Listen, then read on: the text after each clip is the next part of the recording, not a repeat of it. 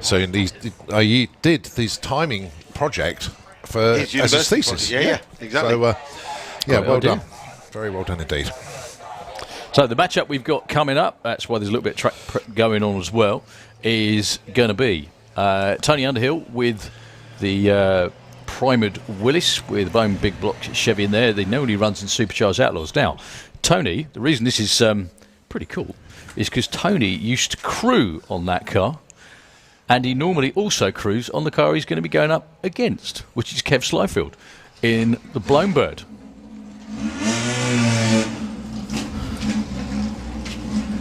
And this is kind of a race that they wanted to do, forever, really, I think, isn't it? Well, put it this way, this is the only time they want to meet this weekend. Yeah, is now. They don't want to meet tomorrow. They can meet each other in the final. Yeah, well, yeah, that'll do.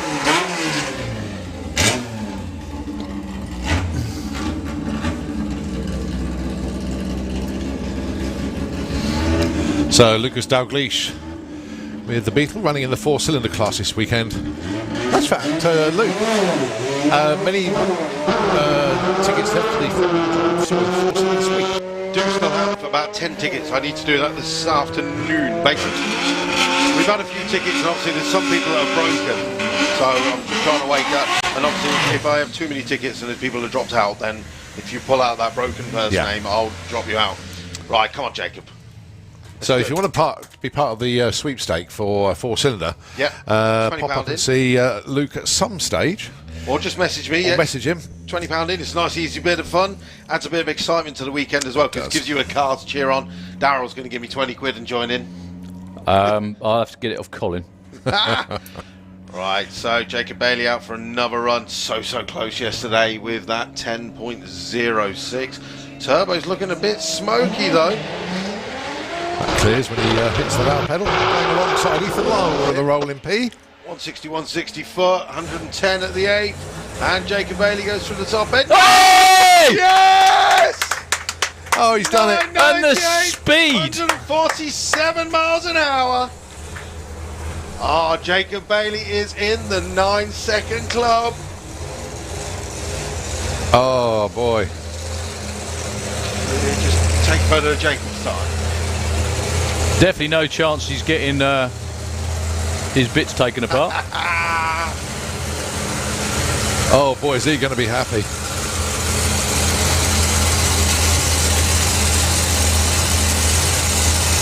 Welcome to everybody on the live feed. We've just started with the day 2 coverage.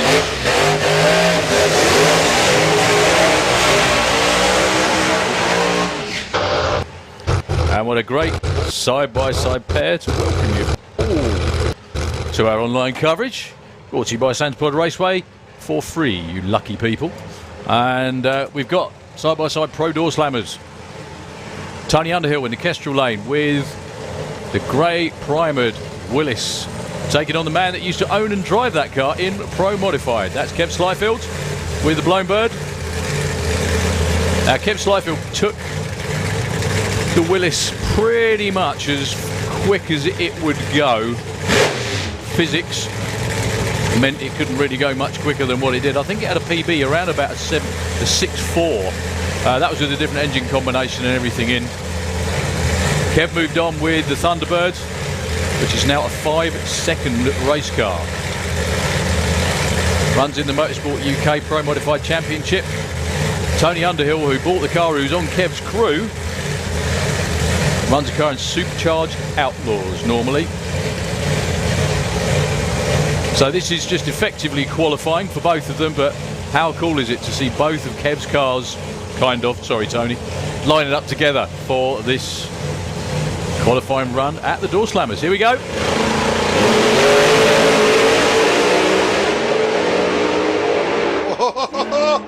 Go on, Tony, go on.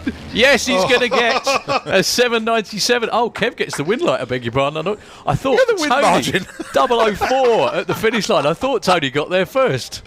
Oh, 004 between them at the stripe. Well done, gang. Kev with the 103 to 62.83.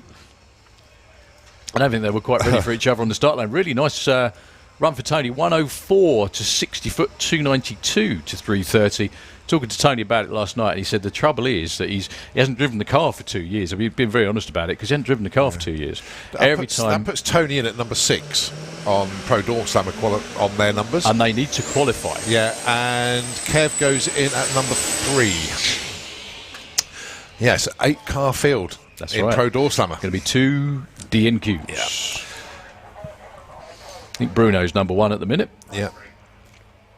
But again, this isn't like qualifying and jockeying for position as it would traditionally be. Well, this is number 5 in Pro Doorslammer at the moment. This is John Sleeth. And that's certainly been updated. Yes. Well, on to 99 Problems team, going up to collect Tony from the top end, and, of course, the Blown Bird team as well. I know what it is. 99 Problems and a Fadster's one. Hey! John Sleeth then with the truck. Wonder if he's turned on the nitrous this time. That thing leaves like a bandit, doesn't it? I would say no because it's so smoky. Oh, even quicker. Chipping away with a 792 at 172. Another personal best for Mr. John Sleeth. Well, we saw Gary Gooding going back to the pits last night, not making his run, but all good this morning. I think I saw a Facebook post asking for either a sensor or something similar last night anyway. I think that, hopefully, easy fix anyway. Now, Gary's actually run this car in Street Eliminator, which is the street legal class. Yeah. However, it's not street legal, hence the wheelie bars and the slicks. And he's in 6-cylinder this weekend.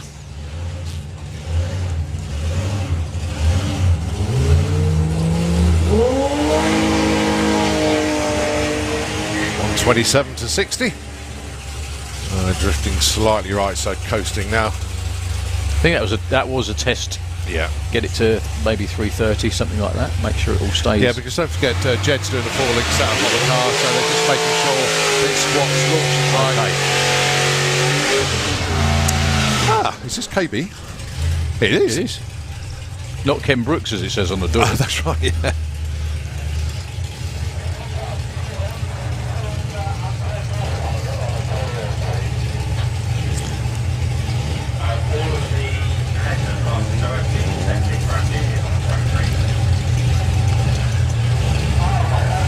So Ben is certainly getting the Uno Turbo to go really, really well this weekend.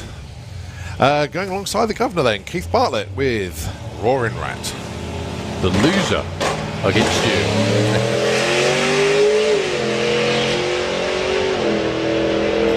Good looking run, nice light as well. Something around a 10.6 would be fantastic. Whoa, 10.49. He's getting it on there. Good job he didn't do that against me. Good job he didn't run that against you.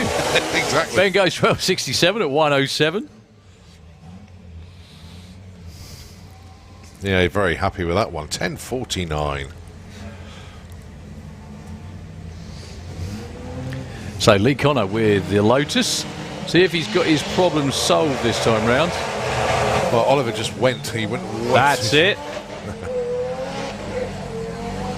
Still got that electrical tick almost with the indicators. 10.28, 1:15, 11:30 on the other side of the track. I keep meaning to ask you though, isn't this event you'd like to run with Bruce though one day? Maybe in the big bracket just one day, just for one of the days. Do you know what? I don't know.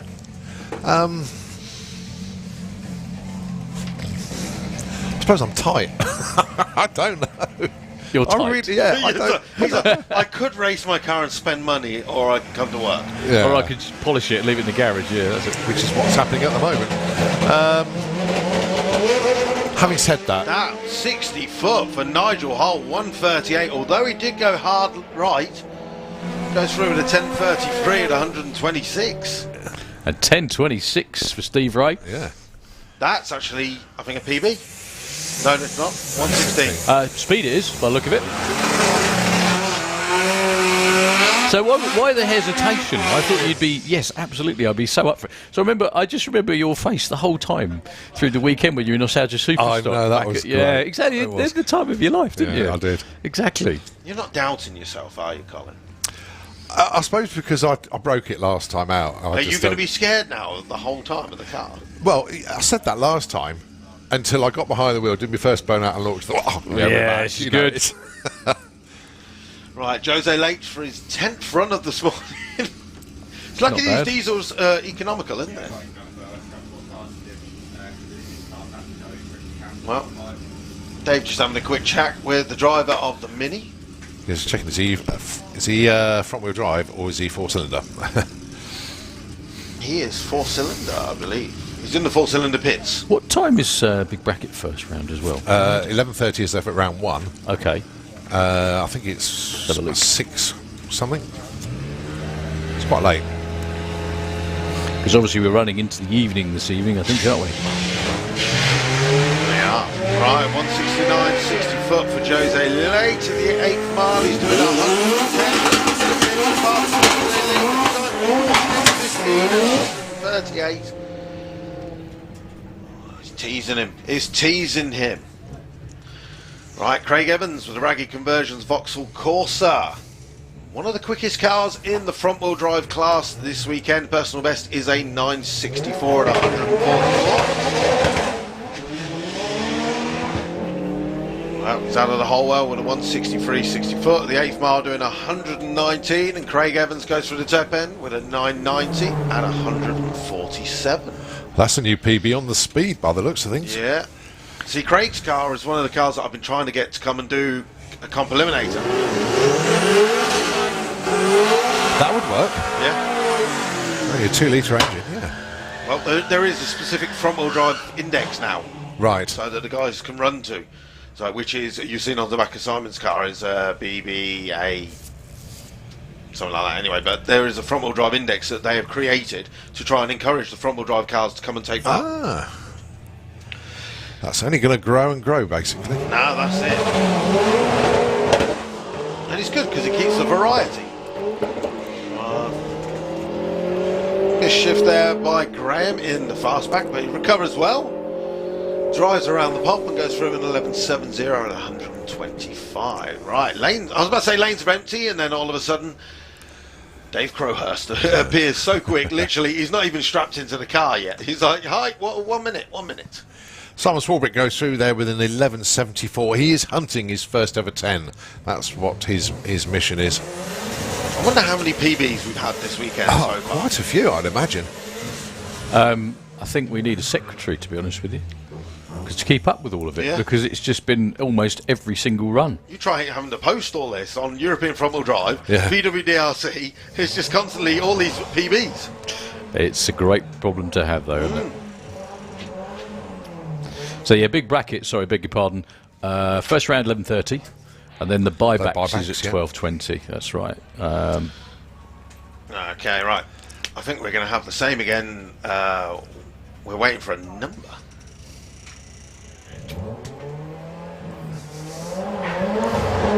Oh, loads of wheel spin. Loads of wheel spin. So again, for the crew, for Nick down there, please make sure you've got front wheel drive on the back of the car at the moment. You've still got your test day number.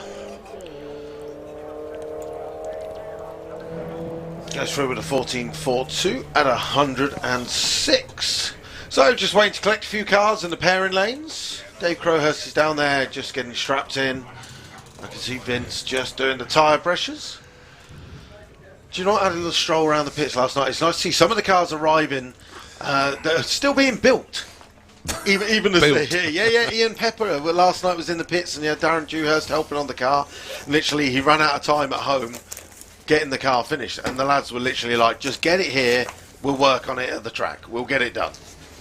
And the good thing about being at the racetrack as well is you've got lots more hands to help. Exactly. If you need stuff that you can't find, there was bound to be someone next door or a couple of doors up that's got it. That's it. Always the same. Either that, or you get here and think, bugger, I've left the bit I needed in the workshop. That's the other favourite. So anyway, yeah, this is we're still in for a while yet. We're in open qualifying for the Doorslammers classes. They just basically come round and run, and whenever they show up, we run them.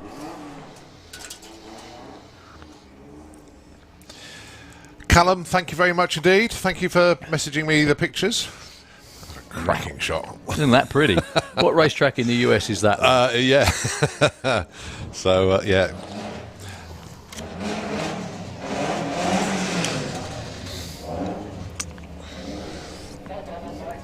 Okay. A lot of people commenting about Carl Cox yesterday. Yeah. How cool it was to have him up here and great interview. He's also now shared some photos and videos of Carl Cox Motorsport as well to say that he's here. So Good stuff. brilliant having him up here.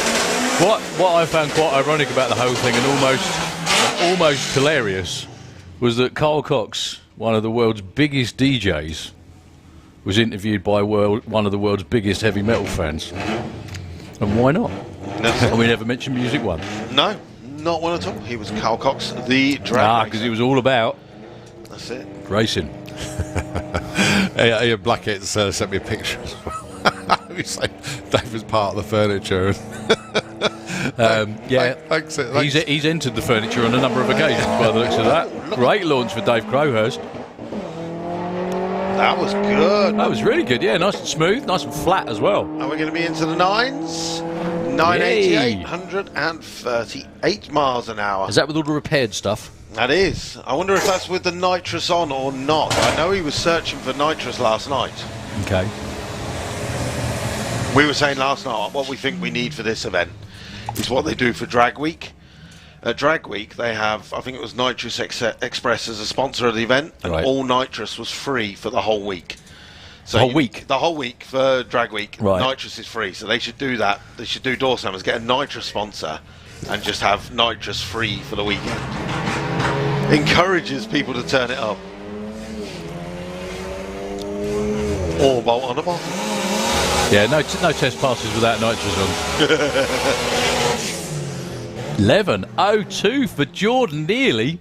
Oh, so nearly in the 10s, actually. 12.85 for Ben at 1:06.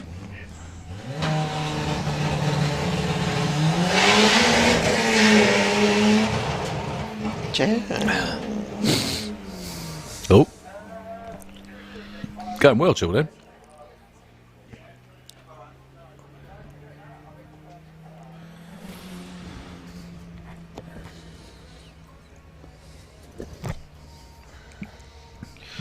Right, well, I wonder if we...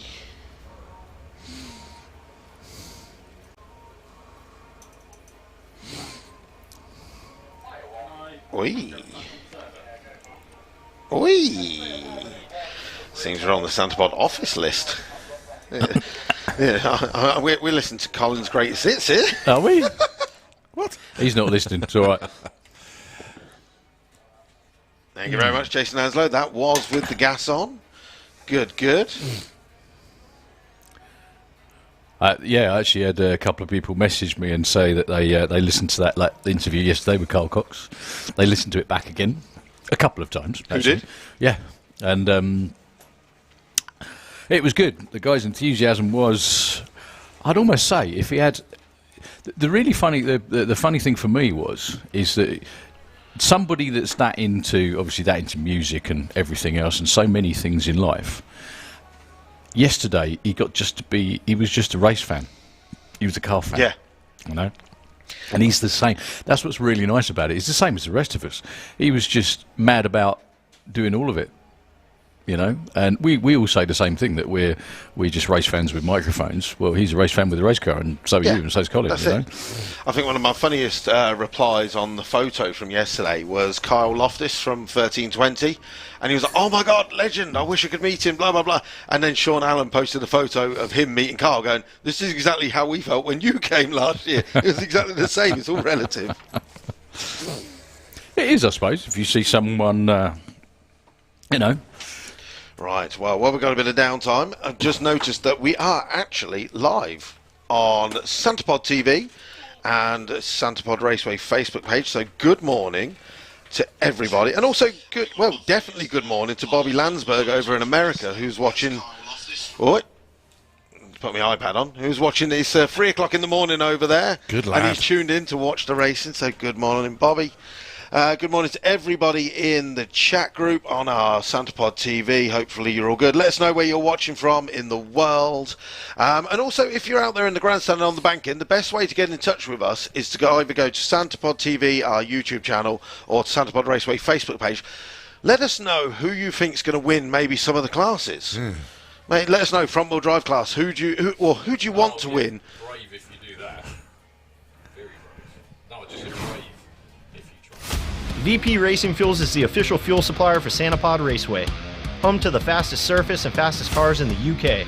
VP makes the perfect fuel for any drag racing application, from full-blown drag cars on C16 and M1 methanol, all the way to your weekend warrior bracket racers running VP 110. VP's wide range of fuels means we make a perfect fuel for your vehicle, and it's available in the UK at SantaPod Raceway. See us at the track or visit us online at vpracingfuels.com.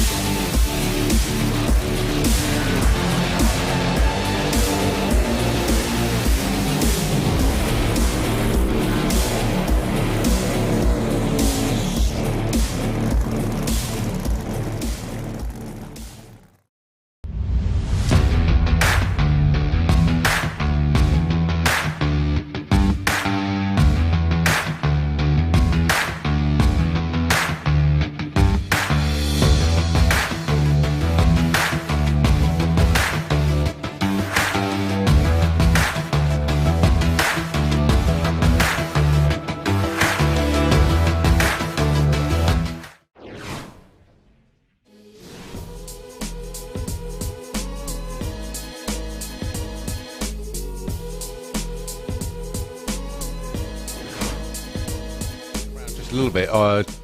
Time for action. Don't forget, it's VW action this weekend. 11 o'clock, not that far away.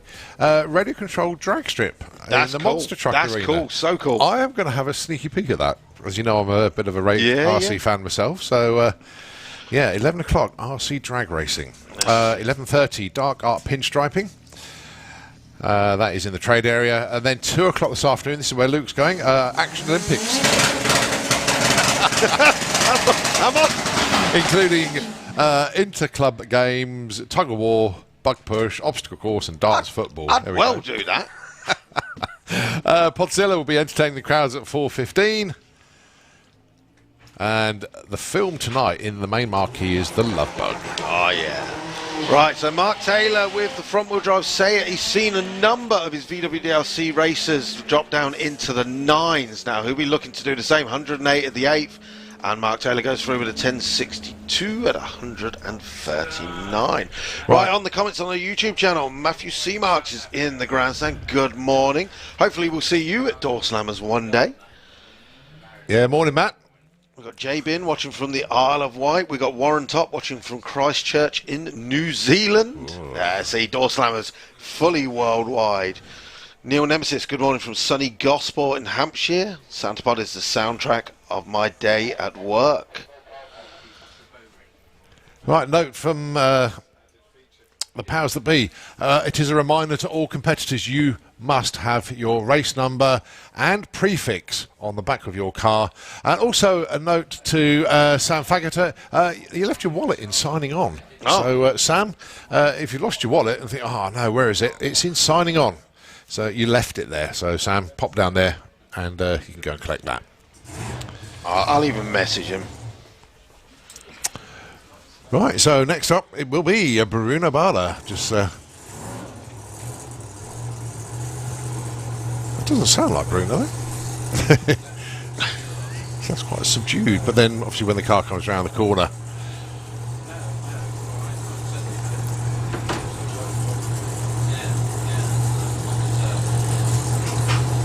they're definitely running. Okay, so Bruno, lovely run yesterday, 6.50. So the Gotham City Corvette.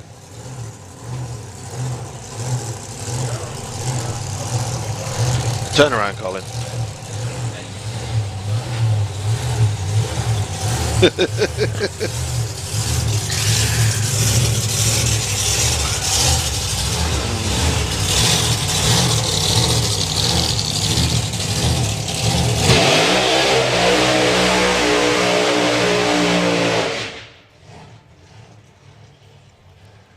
Well, fair to say that Bruno's definitely in the show for tomorrow.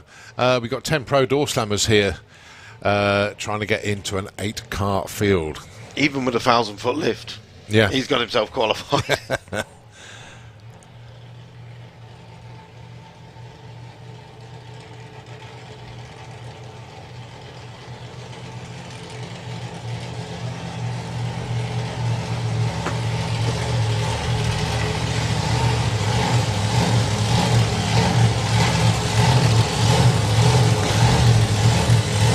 I mean, the bodywork, the paintwork on this car is just drop dead gorgeous. Every angle you look at this car, it's just brilliant. And one of the best things about it, he hasn't changed it in all the years. No. Just so instantly recognisable.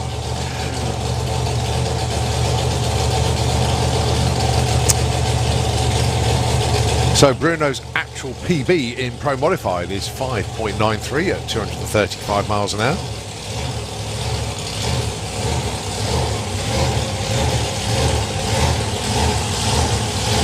Still got that tailwind today, which is good. Not a lot of heat in the track yet, No, but no. it will warm up. But this is exactly the same conditions as yesterday. Around about lunchtime, that sun come out.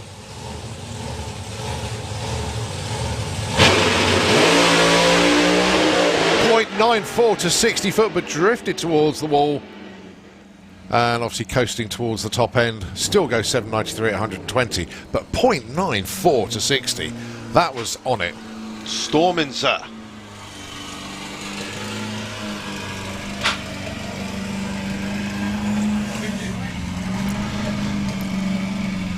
Okay, Alex not. So it. Whoa! That's 60 foot! Yeah. Exactly, yeah, .94. That even raised Daryl's eyebrows, that one did.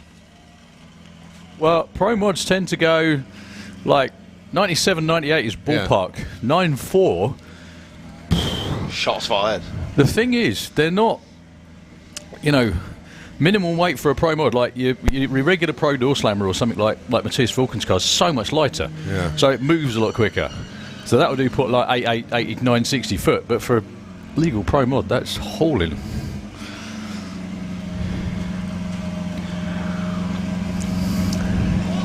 Good thing is he's here for 2 weekends as well. Yeah. Right, Grant Parker, first time I've seen this car for a little while. Mark 1 Golf. So much change on this. It used to be a 5-cylinder 4-wheel drive. Now it's got the original 5-cylinder Quattro engine connected to a power glide and rear-wheel drive. Certainly off as well. 99 at the 8th. And Grant Parker goes 11.03 at 124.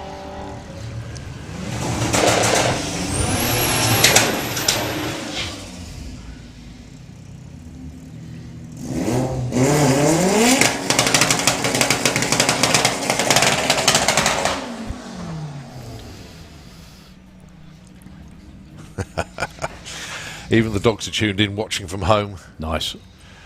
That's John and Jeanette Webster's dog, Mac. I love the picture that John posted. Did you see the picture he posted yesterday of the dog sitting in between all the cars, saying the dog did come in this colour, honestly, because the dog matches all the cars. First run of the weekend for Jonathan Prout with the HSP Civic. Mark's out in front at the moment doing 106. He's going to dip down into the 10s. Maybe not. It's 11.45, but 11.55 as well for the first run for Jonathan. Great to see Keel and the team down here as well, back at Sanapod Raceway. Good to see all of them guys back here involved with another car. Now I saw Calvin down there as well. Oh, he's not in the car, he's not in his race suit. Got Dave Smith down as well with the Jaguar for his Second attempt. Yeah, all Dave was doing this morning was apologising to everybody because they were making a fair bit of noise in the pits last night getting the transmission sorted on the Jag. They didn't finish until 5:30 this morning. Oh, holy. And it was a phenomenal effort. And I've actually got to get the social media post up because he just wanted to thank so many people. Drag racing family. Yeah, Oh, it is, yeah. That's it. Basically, the run that he did yesterday just basically... they knew it was a temporary transmission, but it destroyed it on the first go. It's incredibly temporary, like about 0.2 of a second. Yeah, unfortunately, they do tend to find the weak link, don't they? That's it. As we were saying earlier, with the front-wheel drive class, obviously the front-wheel drive record went over to Russia with the Lada that went 8.1. Looking at the numbers yesterday for Calvin Skerritt with the Civic, the one that back half yesterday, well, they were setting up the two-step last night to make sure it doesn't bog today. So potentially that is a car that could do a European record. So there's always potential. There's always potential. So there's a bit of excitement for today for when that comes out and around. Right, so just got the Dave Smith post up basically. After 18 hours of breaking the transmission, they'd removed it. My crewman Sean had covered over 600 miles collecting up all the parts and getting them over to Zane at Zanatech, and he's built a brand new transmission from scratch. And John Sturman, Harvey and myself have just got all back in the car. 5:30 in the morning they finished. Zane's in Bristol. Yeah, exactly. There's 600 miles Oh my God. to get it all done. Outstanding effort. Well done. Outstanding job.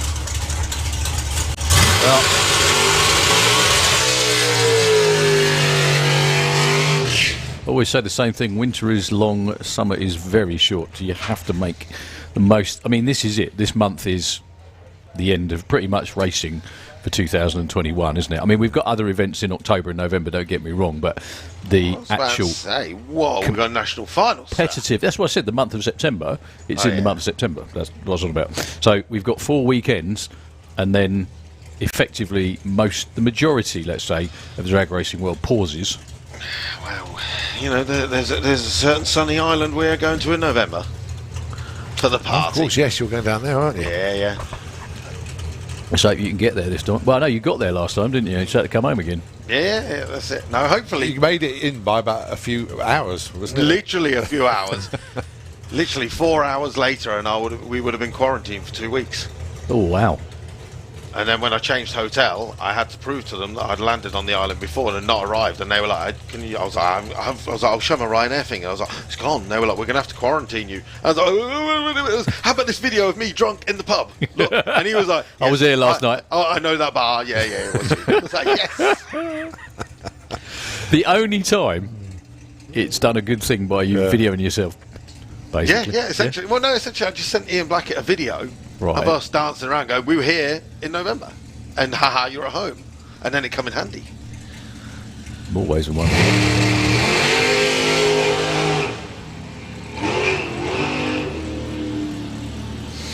Well, 119 to 60 foot for Dave Smith. Not sure that was just a planned launch and then he got back after it again a little bit, but trickles through the 12-second pass. He has actually made a qualifying run, but to be qualified for Pro Doorslammer, got to be in the 8-car field. However,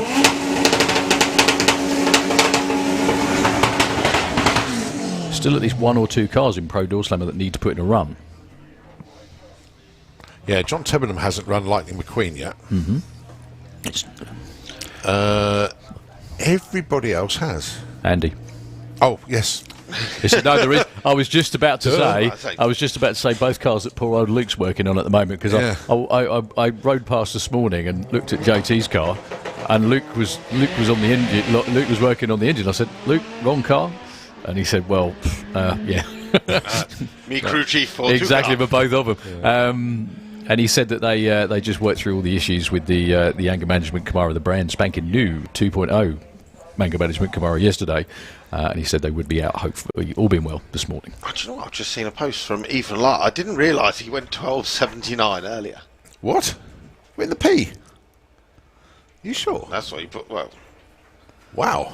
So you sure that's not his race number? Pro Boost 12.79. I don't know if I missed that. Pro Pro Boost 1279. P-Boost. Exactly.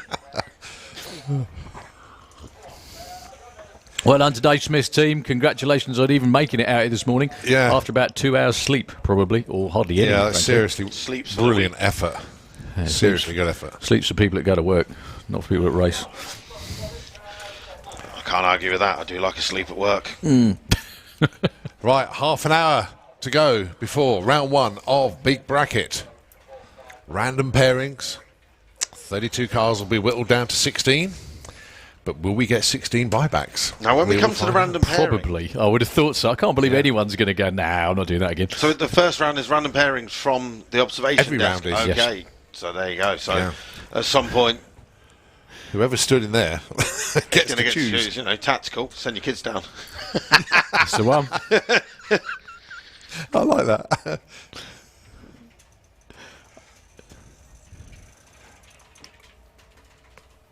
Yeah, if you're wondering why it's a bit quieter today with regards to track action, we haven't got Run What You Brung for VW action, and it is open qualifying for all of our classes. Yeah. So as long as they've got one running and got a number on the board, they're basically in, with the exception of Pro Doorslammer, because there'll be a bump spot in there.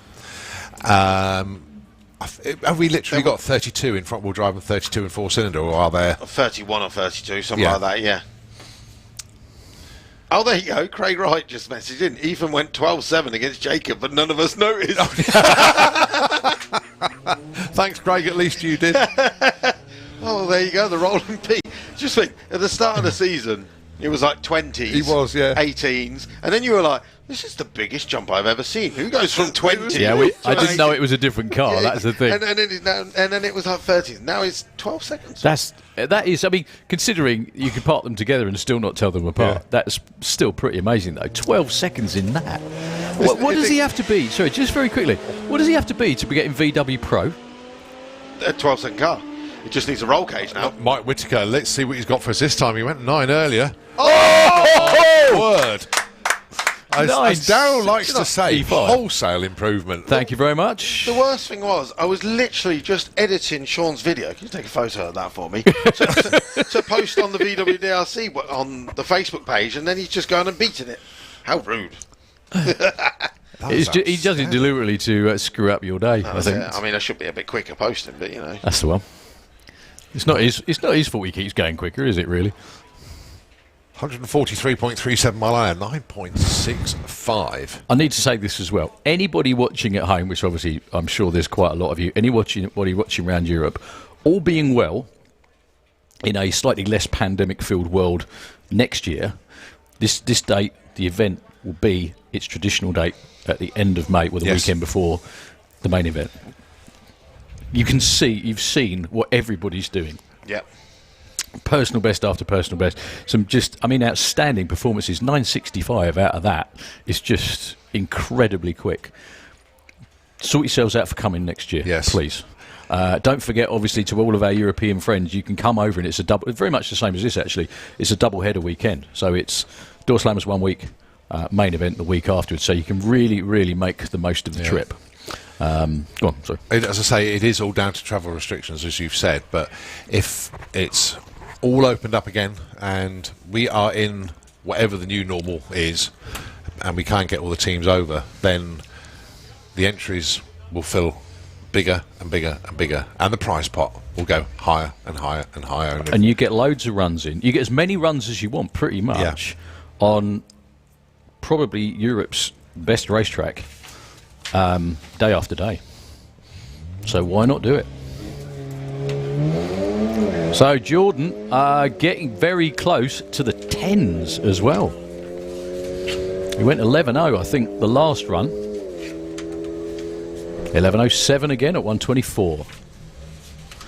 Yeah, you were just saying, so he would actually be legal for VW Pro. Is that right, Ethan Long? He needs a roll cage, but otherwise, yeah. That's outstanding, isn't it? Yeah. The world's most unlikely VW Pro race car I think I've ever seen, frankly. And we got loads of them now. Isn't that great? You think about it. I mean, next year, there should be, obviously, we've got maybe, let's be honest, Ethan will probably cage that, and he'll end up with another pro car. Yeah. You've got Paul Jackson, who is knocking on the door of nines with his Lupo. We've got James Rose knocking on the door of nines with the red Lupo. Then there's a new racer Joachim Schumacher, who'll be travelling from Germany next year, and he's done a full tube chassis Lupo with R32 and DSG. That's a lot quicker for Don Harvey. I did notice the nitrous being purged that time. A bit of a fire pop towards the top end, though. Yeah, slowed quite a bit at the top end, actually. You could see it visibly slow after that exhaust flame. Well, that could have been a 10. Anyway. Yeah, he's almost matched his PB, but as you say, his speed's way down, yeah. isn't it? Yeah, sorry, Luke, but there's loads of cars, basically. It's awesome. We got many cars. Which next year, I mean, every year I say this time next year, Rodney, we're going to have so many, but we do. I mean, the caddies that we've got coming out next year, some of the Mark IIs we've got. I mean, Jake Fronda's out there today. He's built, just for a bit of fun, Mark II Golf panel van that used to be Ninor. Oh, yeah. Is now rear-wheel drive. And it's front engine, I think it's front engine, small block Chevy or small block Ford, tunnel ram, and with a Gasser style suspension at the front. So Mark II up in the Oh, my goodness me. Awesome. full on redneck. That was a good weekend when he worked out he was going to build that, wasn't it? Dearie me. That's it. So hopefully that'll be done soon. He would have been racing this year, but he broke his neck riding a horse. Oh, silly thing to do, That's ride it. a horse. You know, did one of them 2-week things where he's wandering around and went, you know what, my neck hurts. After that, I'm going to go to the hospital. And then they were like, get on that board, you've broken your neck. Oh, my word. So he's out Is he there. wondering why he had to turn all the newspapers around to read them or something like that? That's it. So he's out there somewhere. Yeah, so Dave Swift with his second run. Yeah, he's got to shut it off. I think I don't think he's either got a neck brace or hands device, one or the other. Okay, there's a big bracket, round number 1. Into the pairing lanes now. Ooh, I wonder how many crew chiefs have bought 50 quid with them. No, that's it. Could you be that confident that your car's going to lose that you start waving 50 quid in the air as the car's going down the track? Literally, you'll see them cut a light, or literally, if someone goes red, you straight away just go in and go 50 That's quid, it. hold it in the air. Right, while you do the big bracket, Yeah, I'm it's gonna run. only a buyback for round 1. Not- You can't not buy after back that, yeah, afterwards. while you do big bracket, I'm going to run and give Jacob a big kiss. Oh, I bet he's now going to say that was a mistiming ticket. It wasn't a 9. Yeah, he'll run an 8 trying to get away from you. Yeah, exactly. So once again, big bracket into the lanes, please. Yes, Can we have definitely. big bracket round 1? Sorry, Carl. No, what I was going to say is that looking at the fields, Fast R Street is an 8-car field. Is that right? Yep. There's 10 of them entered. 6-cylinder is an 8-car field, but I've only got I think 8 Andy in. Bond's safe. Yeah, I think so. Second quickest run of the weekend. I've got to ask you this as well. So you may know this, but obviously, normally the street class or street, we're used to street eliminator, so street tyres, everything else as well. There's a number of cars in the street class that are running slicks. Because Dave Macy's car is in the street class, but it's running slick. Anyway, I just need to I don't clarify know. it. Maybe they are street legal, but they don't have to be street legal when they race. They're not doing it. They're not doing a could be. cruise or anything. Yeah, because obviously Brian Pateman. Yeah, exactly. With the Got slicks. Firebird, yeah. So provided, I can only assume, provided it's street legal, Yeah. they can race in the class. Yeah. That's good. That's a very, very good question, actually. I didn't bring a race suit. So I'm going to run and get my race suit and the truck. Just in case all you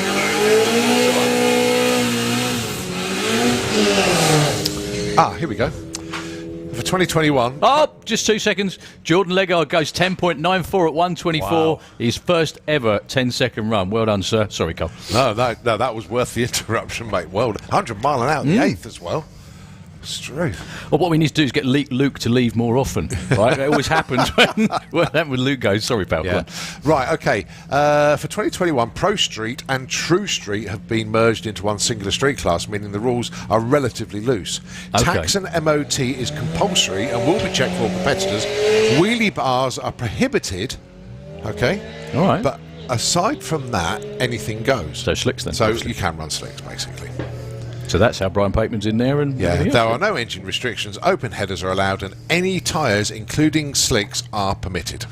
Well, there's not really much point in Andy Bond putting slicks on just for this weekend, is there? Well, no, because the car is set up to run on the tyres that he yeah. uses anyway. Slicks would just throw a massive curveball at him. So, yeah, not worth the effort. Plus some money involved as well. Well, it is. It's not just a case of putting a different set of slicks on it. I'm sorry, tyres on, is it? It's the whole setup and everything else as well. All right, Tom Herbert back round, and I should think Tom is getting rather nervous now with this waxing situation. It's happening by the sounds of it. Yeah, because Jacob's gone. Jacob's got his act together. Yeah.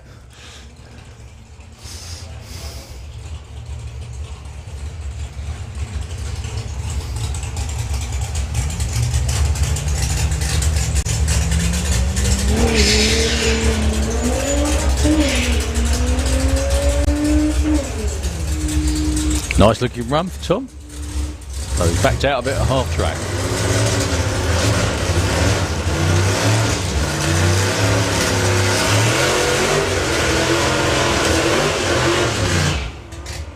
So Dave Swift rolls around for his second, well, actually the third time on the start line, but the second run with the AMX. This car will be in competition eliminator in a regular drag racing weekend next weekend at the European Finals. The kind of European Finals this year. Can we call it that? Yeah. European Finals shootout. I was just going to say, if you actually like what you see this weekend, folks, and you'd like to see more of it, we're back again next week, and the week after, and the week after that.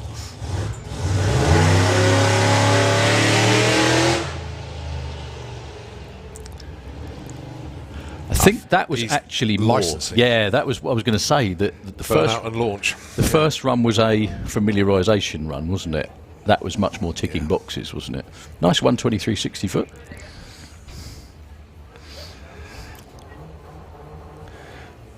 So the licensing procedure, the way it works, is that any driver, male or female, or kid actually, has to prove they can handle the race car that they're in.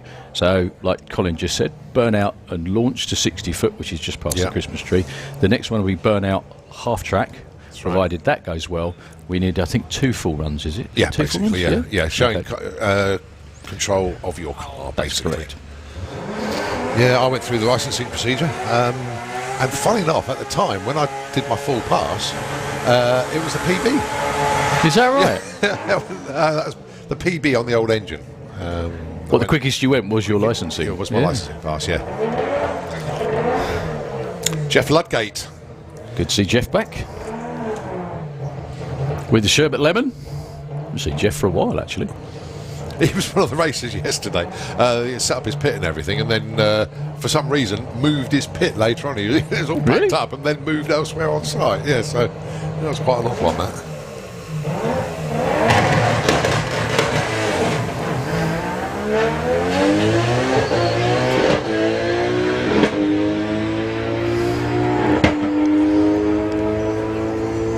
$985, 155 at the stripe. Nearly on his personal best speed. Obviously, the launch was just a little bit off what he wanted. All right, 15 minutes away from Big Bracket, round number 1. Sponsored by the OCS Group and Williams Brothers Racing.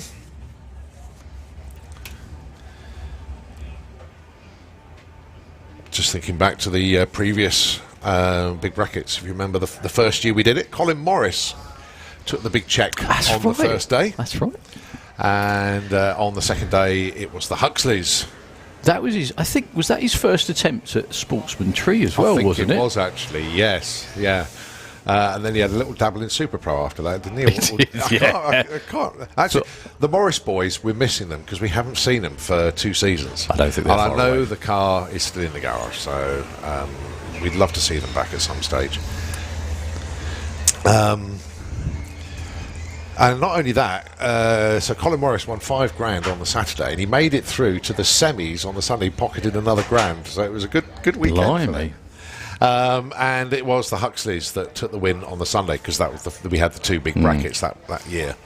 And then year two, obviously, it was a total washout on the Saturday, so it was double bubble on the Sunday, and that's when we were racing for £10,000 in the final. And again, the Huxleys made it all the way through, and up against Nick Williams in the Chevelle. It was a great race because neither of them, fair to say, pulled brilliant lights. They were. What I'd like to know is, how do you know it was a brilliant race? Because you were hiding under the table. It was, because I've looked at the replays. It was, they were hot lapping like mad. I think it was like 15 minutes between the semi-final and the final, because we ran late. It was very late. And that was a phenomenal big bracket, but £10,000 to the winner that year. But that's where Ronnie Mercer, I think, made the semi-finals and pocketed a bundle of change. So he was very happy indeed. And I think the other semi-finalist was I mentioned it earlier, didn't I? Pete Cresswell, because he came in on a buyback. That's why I thought that'd be the kind of thing for you, really, because it's, you know. I think I know my limitations, and I'll just probably get too excited in red light. I'm too keen to get the job done. But no, the car's consistent, but it's the driver that isn't. Yeah, but that's practice, though, isn't it? That's what which I don't have enough of. What it's all about. Yeah, exactly. But I get more excited up here, commentating on racing like that with you up here, and just the sheer thrill of it and watching it all. Great, absolutely great. Well, we've got lots of that to do over the next couple of weeks, haven't we? Yes, we have. We certainly have. Right. A few cars coming down for some test passes, but also the big bracket starting to make its... And actually, no, they, apart from... Katie, I think, is there waiting to go. Yeah, apart from the Supra... Yeah. Gary Gooding, they're all big bracket cars coming down now. Well, we've also got the VW bus. I think it's a separate lane now for everybody that's coming round just for qualifying.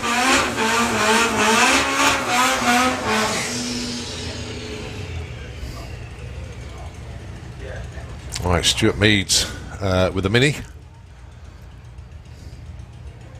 When this thing hooks up and goes, it's really going to move. Fee Sinclair with Out of the Blue, the Beetle. She's running in 4-cylinder, and that's what both of these two are. Well, there's a question mark by the PB for Stu Meads with the Mini, and it's a very quick car.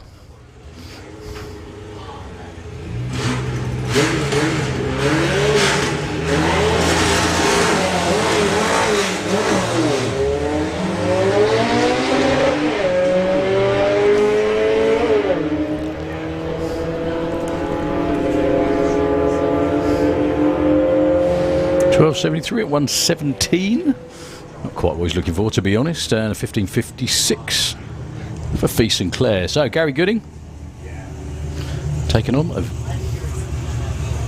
Oh, that's so cool.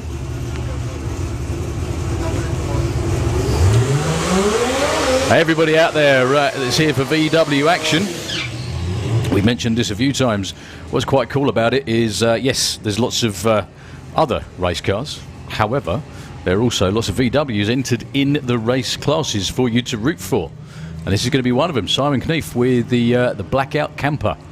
Has been in the 13s, actually 1332 at 106. He's in the four-cylinder class, yeah. Gary Gooding, obviously the Supra, in the 6-cylinder. 119, 60 foot. Not turning left, hopefully. Clicks it way before the finish line. Still goes 857 at 122. They look happy with that. They look happy with the setup on the back of it too. 1460. Well, that's what Jed's here for this weekend. Gentlemen, set up on the floor. Where else you get matchups like this? Look at that. I'm looking forward to this. The Lamborghini Huracan in the Kestrel lane. Buzz Patar. I think well, there is a car down here. And it is Tom Herbert, actually, again. But the Lambo, 8.88 on its previous run. I mean, it's outstanding. Quickest run ever as well. Taking on Tom Herbert. Now, there's a good chance Tom might get gapped by the Lambo. Going to give it a good go anyway. However, there is a slight horsepower difference. Well, maybe he's not. Gives the Lambo something to shoot for. Lambo goes 159 to 60 foot through the 8th, 136 at the 8th mile. Quarter mile, oh, even quicker. 879, 166. I think he did actually dab the brakes before he went through the finish line. Yeah, Tom left before the tree ran, actually. Didn't get any speed.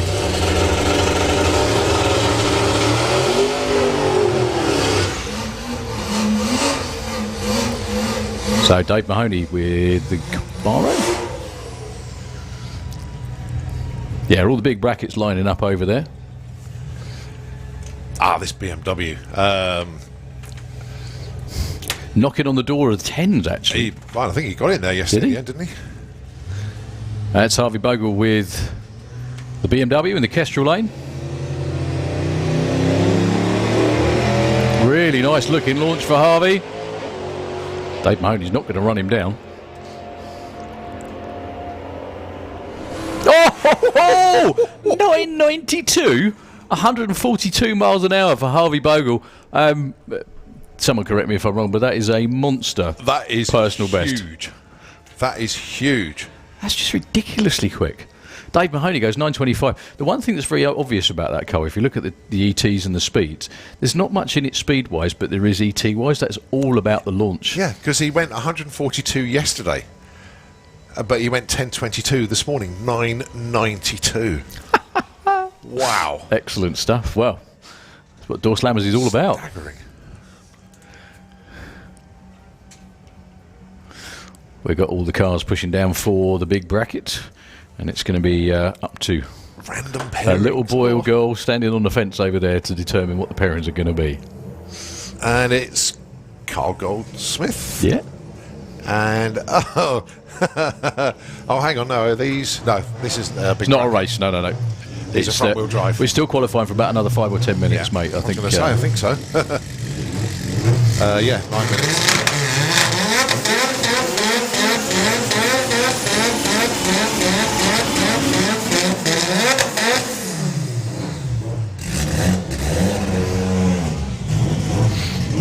It's also one thing I like about, there's lots of things I like about this event, but it brings out an inter-competition, a whole load of cars that would normally just do track days and run what you brungs, wouldn't they?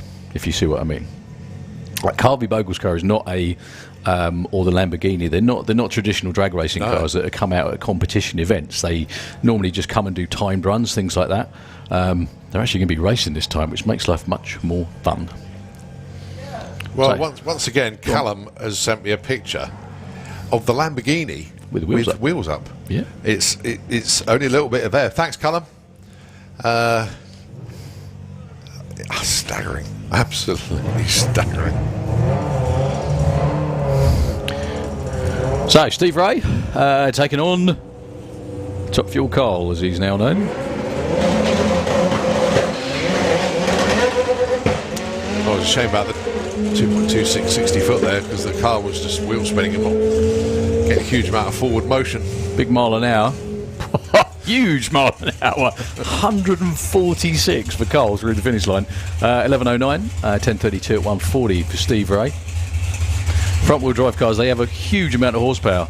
Obviously, like I just said, run big speed, but it's all about getting them off the line. If they can, all about the first 60 foot. If that goes well, everything else tends to follow. Well, I think it's Darren Pett underneath us with the Wildcat.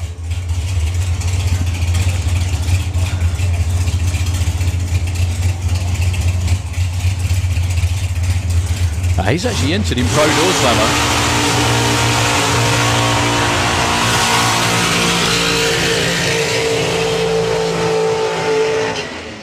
Yeah, 778 yesterday.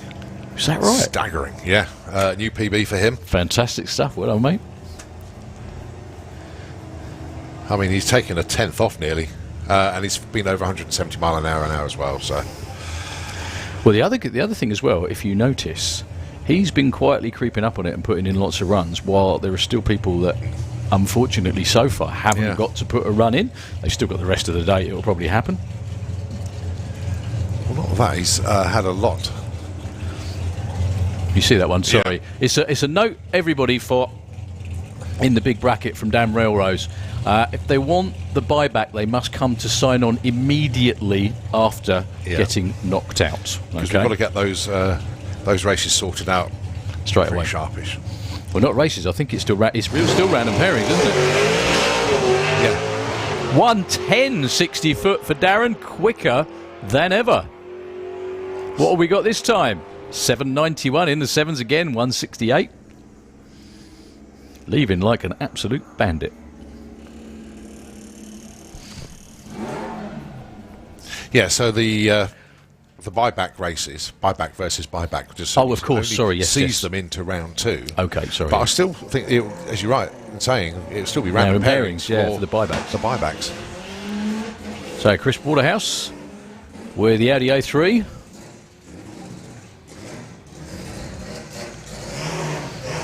Goes through with a 1280. So another terrific piece of engineering from Robinson Race Cars.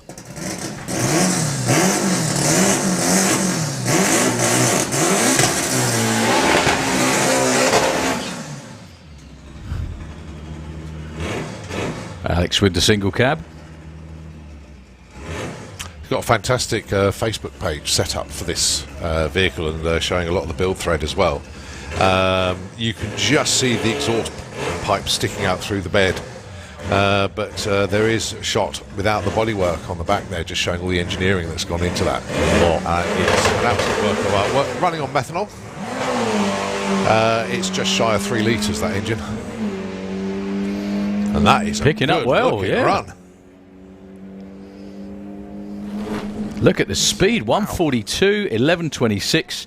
Just get that 60 foot of 2.5 seconds gives away what that's probably going to run when gets that squared away. That's going to be a beast. So, looks like we're down there. There's a couple of kids on the front row that have got some prime position to pick them out, to pick the pairings. Right, that pretty blue Camaro against that very, very pretty Nova for a laugh. Go on. Well, it could happen. They're all there. Good. Yeah, normally, just to explanation what we're on about, is that normally when we come to our regular drag race events, each class they qualify, so very much like a tennis tournament, 1 through to 32 or 16 or 8, depending on the size of the field of cars or bikes. And then what happens is they pair up in round 1 depending on their qualifying position. However, this being the Doorslammers. All right, so Keith Herbert is taking on Brett Featherstone. So we don't know what's going to come round because there's some kids standing there on the front with Darren Prentice, and the kids are actually saying which car they want to race, or which cars they want to race, I should say. So basically the green car against the red car, whatever it might be as well. And they are little kids as well. They're not kids that have any sort of prior knowledge, probably. So Brett Featherstone, the 50 quid is for the buyback, not to bribe the kids. Yeah, that. Although saying that, there's not really any gimmies in round 1, is there? No, there isn't.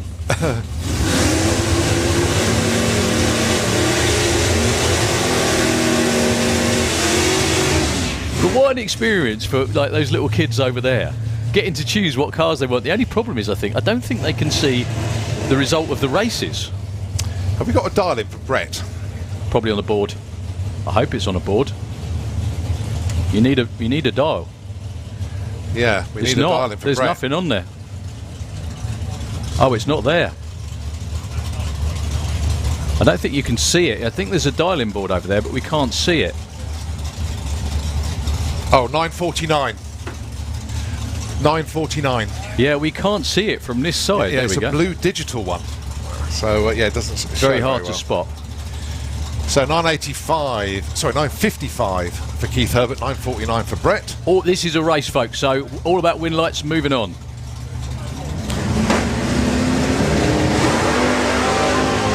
No prizes for guessing who left first. And that wasn't just the stagger. Keith Herbert, much closer to his darling was Brett Featherstone. The win margin of 0.6, but an 0.4 late to a 0.34. Yeah, Simon knows the deal on that one. So is Simon going for his pocket? Is he going round? I was going to say, should be Simon going for it. Oh, I know. Simon's car's coming round next. Katie Booth taking on. We might do. Oh, this is a good one. Chris Skinner again, a car that you wouldn't normally see racing. Yeah, they'd never race each other normally. 10:30, 10:38, pretty close on dial-ins. Not bad at all. So Katie's going to go first. Chris goes red by 0.1, very, very close indeed. Katie will be in round 2. Chris, maybe. 38 on a 38 as well. Well done, Katie. Although, if you look at the numbers, if Chris Skinner had just waited a little bit for the green light, he was over the stripe first. Yeah. By a long way. That's racing. John Giles against John Turner. These two have matched up a few times, I'm sure, over the years in Super Gas and maybe even Pro ET, who knows. John Turner, though, dials a 10.45, 8.56 for John Giles. I'm wondering if you're going to get the cars. Do you know what? It might happen. They probably spaced each other out, didn't they? Yeah. And then because other cars have moved forwards, it's a great laugh. This it is. You'll see what happens if it happens. I'll tell you in a minute. Johnny goes red 03 on the tree. John Turner takes the win. It's going to cost that team. And he runs 8.60, and John Turner breaks out with a 10.37. 03 red for John Giles, unfortunately. However, if they want to hand over some money, then get back in. Yeah, that's. I don't know if side because he's obviously with both teams. I told you what should have happened. They should have raced each other. They've done it. There we go. It's happened. This is a nightmare scenario for this lot. Because it's the brothers racing. Lee Huxley taking on Mark Huxley. It's random pairings, and yet they've got each other. They've got each other. Well, the thing is, though, Mark has been deadly consistent with the Corolla. Poor old Brian, he's stuck in the middle. This is brilliant. That's the way it goes. Now then, Mark's had more runs this weekend because basically Lee hasn't run. He did his test pass, and that's it. So, reaction time advantage goes to one of the brothers. Go to Mr. One of the Mr. Huxleys. Huxley, yeah. And 9.59 on a 9.50 dial. 10 flat though. Look at that for Mark Huxley. That was on the tree. It was indeed 12 hundredths of an advantage to Lee was what made the difference at the finish line there. You can see that. So Mark's going to come back and go, Dad, did you cough up 50 quid for me? Well, at least it's only one of the Huxleys that needs to buy back in, guaranteed, because if they play, he's at 7.41. So the Big Chevelle's going to leave first by about 2.5 seconds, and then the Corvette is going to try and run him down. Jordan does need to move into stage though. There we go.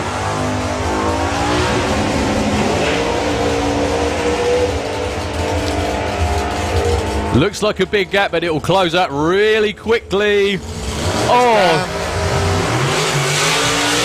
Payne. That was on a whole shot. That was indeed. Jordan Payne, the win margin was 0.1 to Dan Williams. It was 0.3 on the tree to an 0.6 for Jordan. Jordan wasn't exactly asleep. He was closer to his dialing, but Dan Williams got there first. I don't think we've explained this yet, actually, but the times you see on the board at the finish line are their predicted times. What we do is that the timing crew stagger the Christmas tree, the lights in the middle, so that they run in order. So there'll be an 800ths advantage off the line or when the green light comes on for Dave McCallan in the Kestrel lane. But that's only when the green light comes on. Everything that happens after that is all about the cars and the drivers. Something Colin is all too familiar with, aren't you? Yeah, could say that. Oh, but you did well, so it's not like not a bad thing. So Dave McCallan, 8.98 for the Supercharged Outlaws, taking on Tom Atkinson. He should be going first. He did, but too soon. Oh no, Dave! 009 red. Are you ticking who's still in? But Yeah. they've all got to buy back, though, haven't Yeah, they? I know, but I'm putting the BBs in, don't worry about it. Well, Tom Atkinson got there first as well, and with the green light, he will be the winner. Dave McCallan has to pony up 50 quid if he wants to buy back in. Try and get back in the ladder. So, Harrison Brown, and great to see Rick Denny out. Did you see the plea he put out yesterday? Yeah, head gasket. Yeah. Wasn't Well, again, if you're going to break your car, this is the place to do it. it? Frankly, Definitely is. there's lots of people with lots of stuff. So Rick Denny 11 flat, Harrison 1077 2 classic American muscle cars.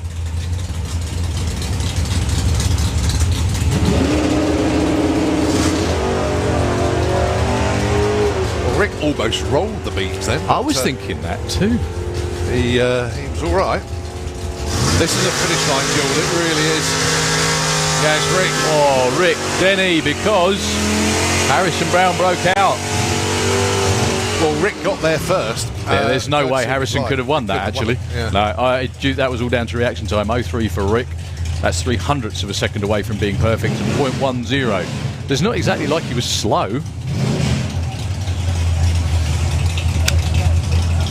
So, Jeff Cowley with 9:43 on the back of the Nova. And Guy King, 10:05 on the Chevelle.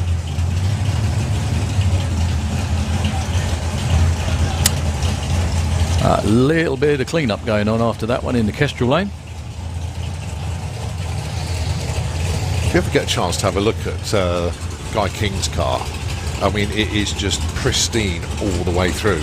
So was it something he bought as a project and the Williams boys turned it into that, or was it kind of No, that? it was a really good. It came in from New York. Okay. It hasn't had that much done to it, to be fair. Obviously, it's had a Webster Race Engineering roll cage put in it. Right.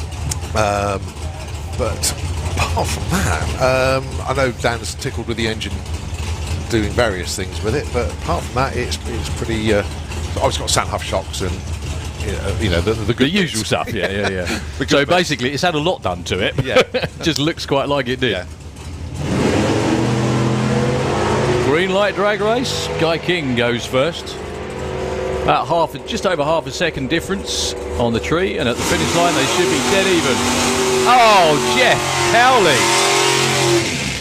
By rights, Jeff probably should have lost that. He was 1/10 of a second slower on the tree, Yeah. but bang on his dialing. That was a big old breakout there for Guy King. He got there first. Look at that. He had a lot of wriggle room as well. 0.16 he was Yeah. over the stripe first. Should have looked in his mirrors. So Dave Cherritt on his own, actually. Oh. Yeah. Well, I think it's a slightly odd lot field. Oh, look at the last. Well, there's only one last pairing, which I think is Billy Gain and Brian Pateman. This is going to be a great pairing as well. Because there's loads more to come down. Is there? Yeah, Oh, okay. loads Forget I more. said anything. Oh, it's only because Paula Atkins turned up over there, and obviously she's Yeah. not part of Big Bracket. We haven't seen Pete Grange yet, Brian Pateman, Billy Gain, Pete Lane, Dave Shelley, Spencer Brown. There's Spencer. So Dave Cherritt is through. Okay. So Andy Park going alongside Spencer Tram. Been looking forward to this. Wow, so this say- should be a good race. Yeah, you got Dave Shelley, who still hasn't run yet. Pete Lane with the Barracuda. Billy Gain. John Tebnan we saw go back to the pits. Simon Innes. Okay, yeah, of course then. Yeah, Lots more. Dave Swift, even though he's done some runs, he hasn't put a run in Big Bracket round one yet. Right, okay. That's it, basically. So anyway, we're getting towards the end of Big Bracket round one. Spencer Darling in 11.17. Andy Park 9.70. Oh, Spence goes red. It will be Andy Park with a triple 04. yeah. That's a perfect line for It Andy is. Park. Wow. Andy Park moving on in eliminations in the Big Bracket. Well done, Spencer. Spencer unfortunately wastes a near perfect run as well, actually. He went 11.18 on 11.17, but at 0.05 red. Andy Park, though, 0004. Outstanding. Well, considering, again, he normally runs on a pro tree, this is a sportsman tree, that's huge. He was talking to me last night, I don't know about this tree malarkey. Well, There you go, got it sussed. Oh dear. Oh, these two have raced each other so many times in Super Pro. But here we go. Big bracket.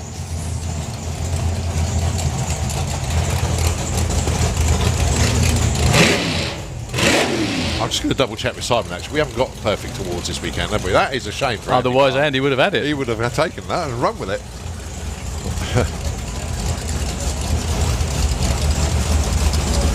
Okay, two of the very heavy hitters in, well, drag racing full stop in the UK.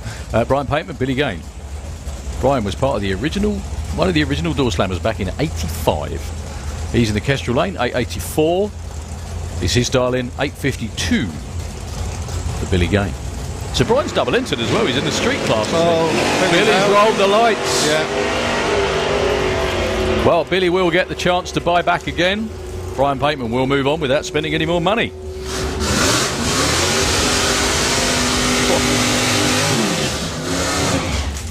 Well, do you know something? Good luck to my good buddy Pete Granger. I've only been on at him for the last however long I've known him, 20 plus years, to come and actually enter a race event, and he's here. Actually, to be completely fair to him, a couple of years ago at the Doorslammers he did, but unfortunately it rained all the time, so he didn't get to run. But well, you've got a tough customer here in the shape of Simon Innes. well, he's got. I mean, this is all new for him as well. He's got to sit there and wait. Which is not going to be easy because Pete's used to racing running just heads up. Go. Sure. He's used to running all the heads up type events. Yeah. So he's got to sit there and look at the tree and be patient. He's got pointing slightly left as well. And he could have picked someone easier in round one, couldn't he, than the winner.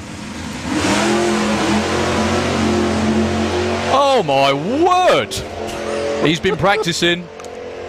Pete Grange and the Cougars, Simon Innes at the top end. It's going to be Pete Grange, 903 and a 900. Well done, Pete. Treed him as well. 0-1 on the tree. Pete Grange knocks out the most recent winner in Pro ET, Simon Innes. That is unreal.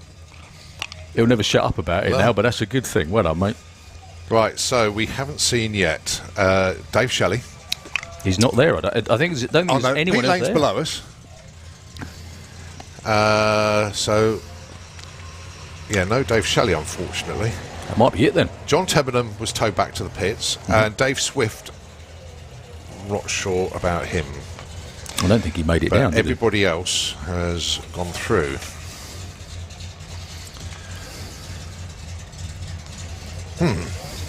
Right, so the buybacks.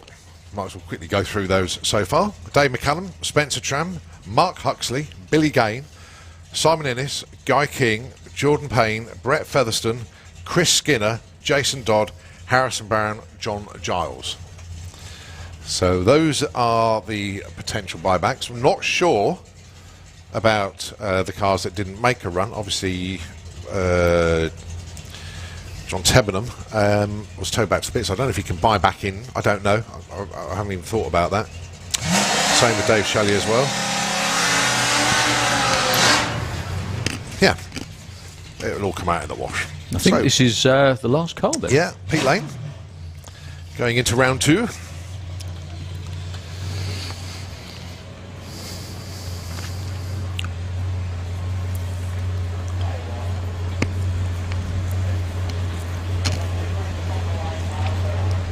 And then after this, we're back into open qualifying.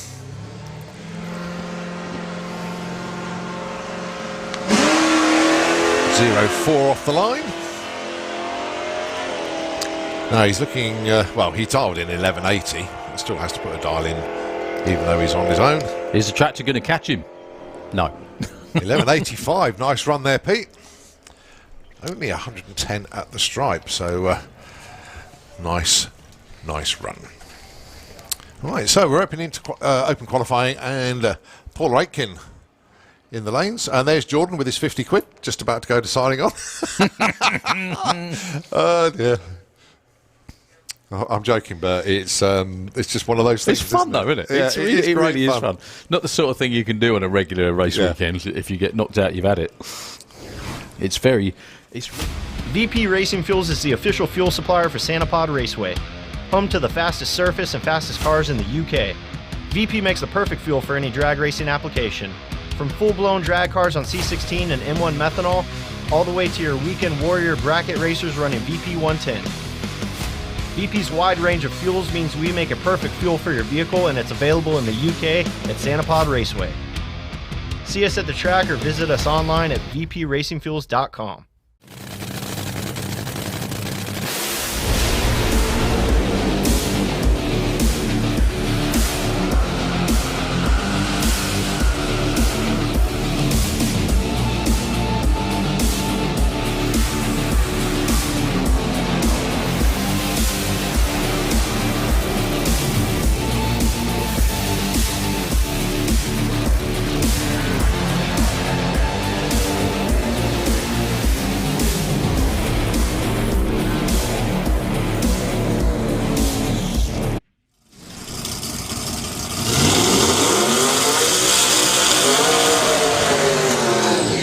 But Paula is one of the...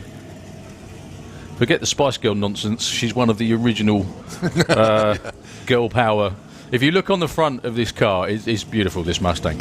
If you look on the front, if anybody remembers Jessica from the Rugrats, I don't know whether you do, Carl, that might be sort of a bit after your time of watching kids' TV. Oh, but no, I remember. You remember, yeah, Jessica from the Rugrats, and she's got two big guns, and it says, "Badass toys ain't just for boys," which is very true.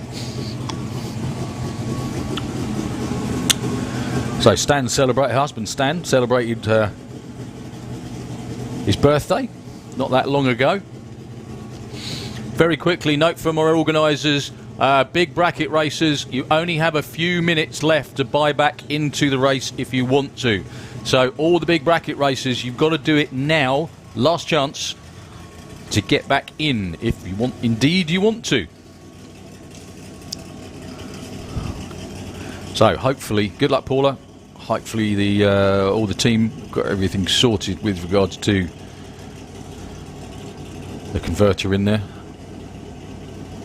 So she's going to bring it up on boost. It will skip. Ah, no, she's not. She's doing it the safe way.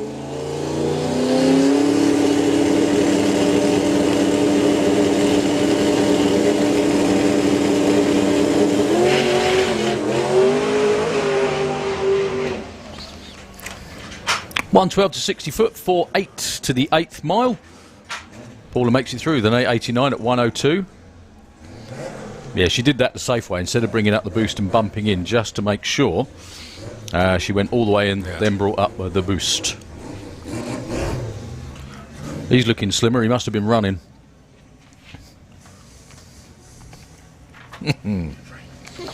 So, back to open qualifying for everybody. How you doing? Very good, very good. Who's the happiest down there? It must be. Well, they all are. Oh, they got to all be. They're all pretty happy down there. Everyone's happy. So, Jacob didn't squeeze the life out of you then when he saw you. He tried. he was excited. Good, and for good reason. That's it. No, that was good. Well, it's a long time to be racing and then finally get what you've worked that hard for. That's it. He's come into the same room as me. I've welcomed him into the 9 Second Club, and then hopefully I'm walking to the other side of the room. But yeah, the pits are alive. Loads of people busy. Andy Robinson's just warmed up the car. Excellent. Hopefully we're going to be seeing Andy Robinson and John Tebbenham come down at the same time, or just after 1 o'clock sort of time. Right. Okay, at lunchtime then. Well, yeah. About that. So I'm only joking. I think literally just after lunchtime okay. we're going to be seeing them.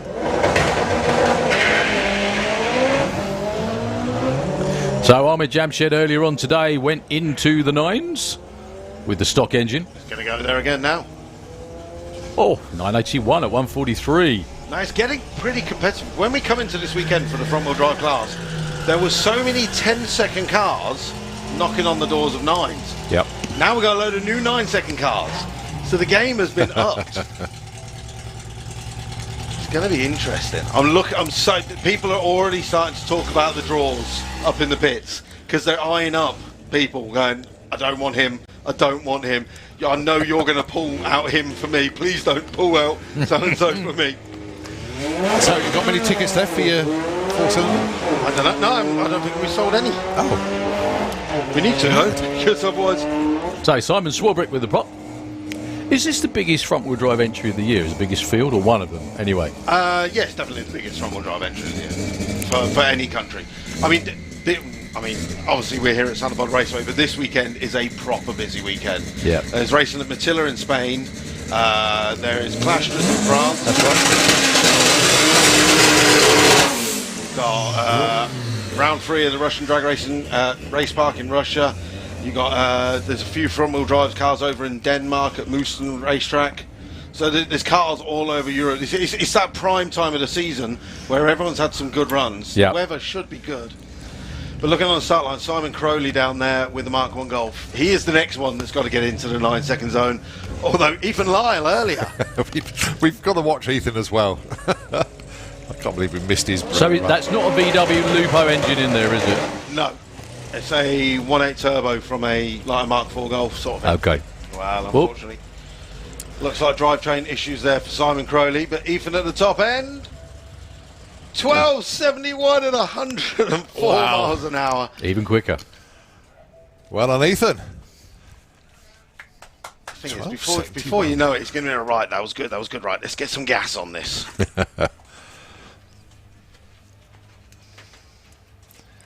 So retrieval there for Simon.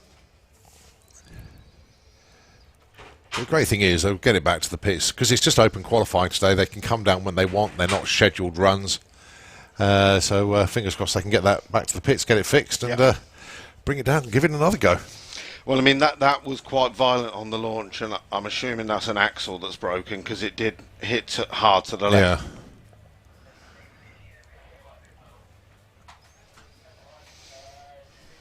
Well, it's been an outstanding day of action so far here at Doorslammers stroke VW Action. Don't forget, it is VW Action as well here on site this weekend. Time now coming up to midday. You got the Dark Art pinstriping demonstration in the trade area for VW Action. At 2 o'clock it is the Action Olympics. Inter-club games including tug-of-war, bug push, obstacle course and darts football. That's in the club games area. And you've got the EDV concourse presentations. Circus Workshop will close at 3 o'clock. Live Action Arena, well, the Monster Truck Arena, in effect. It's the Podzilla Monster Truck Show, 4:15. 6 o'clock this evening, The Love Bug is the film being shown in the main marquee. And this is for everybody on site, actually. Fire Force will be running at 6:05, there or thereabouts. 7:30 tonight for VW Action. The evening entertainment starts. Back to the 80s theme party with various vinyls. I think that is the best way to describe that. The DeLoreans and 80s band. Smoky, though. That clears when he hits the loud pedal. Alongside Ethan Lyle with the rolling P. 160, 160 foot, 110 at the 8th. And Jacob Bailey goes through the top end. Hey! Yes! Oh, he's done it. And this evening, I think, aren't we? They are. Right, 169, 60 foot for Jose late at the 8th mile. He's doing 110. 38. Into the furniture on a number of occasions by the looks of that. Great launch for Dave Crowhurst. That was good. That was really good, yeah. Nice and smooth, nice and flat as well. And we're going to be into the 9s. 988, 138 miles an hour. Is that with all the repaired stuff? Yeah. Right, so Mark Taylor with the front-wheel drive Seat. He's seen a number of his VW DLC racers drop down into the 9s now. He'll be looking to do the same, 108 at the 8th. And Mark Taylor goes through with a 1062 at 139. Right, on the comment, the original 5-cylinder Quattro engine connected to a Power Glide and rear-wheel drive. Certainly off as well. 99 at the 8th. And Grant Parker goes 11.03 at 124. Mark's out in front at the moment doing 106. He's going to dip down into the 10s.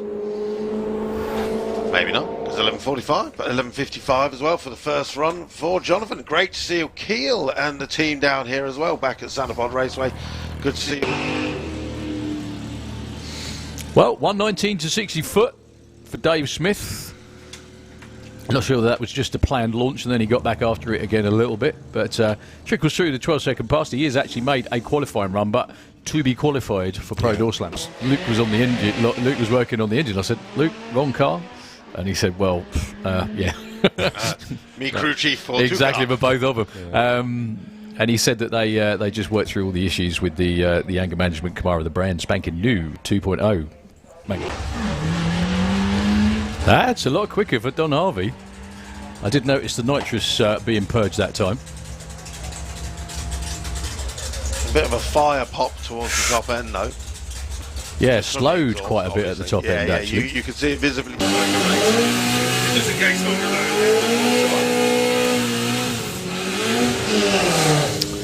Here we go. For 2021. Oh, just 2 seconds. Jordan Legard goes 10.94 at 124. Wow. His first ever 10-second run. Well done, sir. Are prohibited, okay? All right. But aside from that, anything goes. So slicks then. So obviously. you can run slicks, basically. So that's how Brian Pateman's in there. And Yeah, there are no engine restrictions. Open headers are allowed, and any tyres, including slicks, are permitted. Well, there's not really much. Nice looking run for Tom. So he's backed out a bit at half track.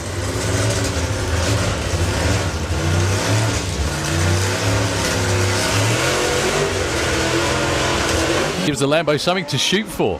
Lambo goes 159 to 60 foot through the 8th, 136 at the 8th mile. Quarter mile, oh, even quicker, 879, 166. I think he did actually dab the brakes before he went through. Really nice looking launch for Harvey. Dave Mahoney's not going to run him down. Oh, 992, 142 miles an hour for Harvey. Well, not races. I think it's still still random pairings, isn't it? Yeah. 110, 60 foot for Darren, quicker than ever.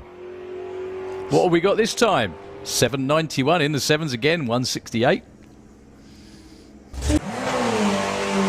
It's just shy of 3 litres, that engine. And that is picking up well, yeah. Run. Look at the speed, 142, 1126. Just get that 60 foot of 2.5.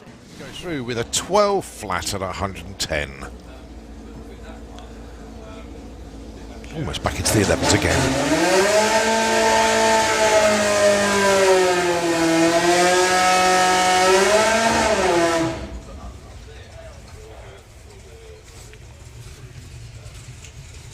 Lucas Dalgleish, he's had quite a few runs in this weekend.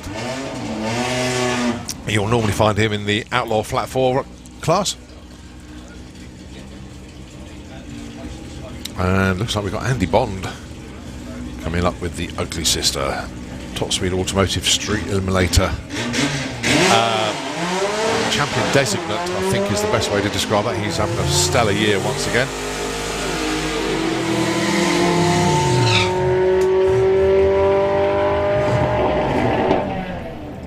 Whoa, Lucas, 11.75 at 116 miles an hour. That is a superb run for him.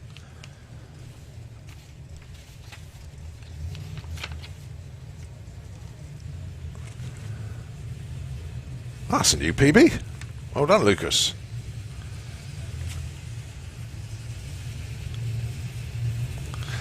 All right, Andy Bond then.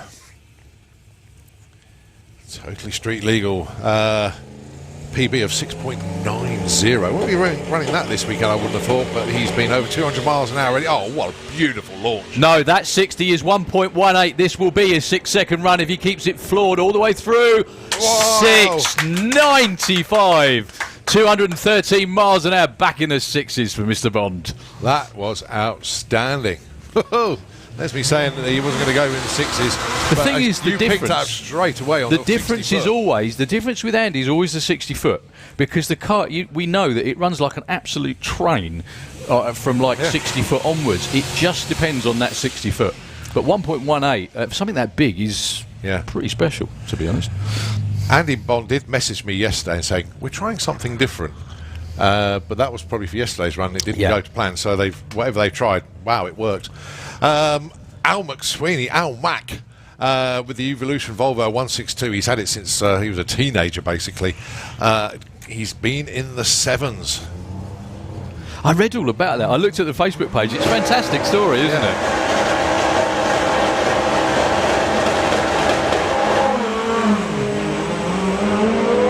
Long gone is Al McSweeney. In the 7s again. Oh, even better. 789 at 176. Outstanding.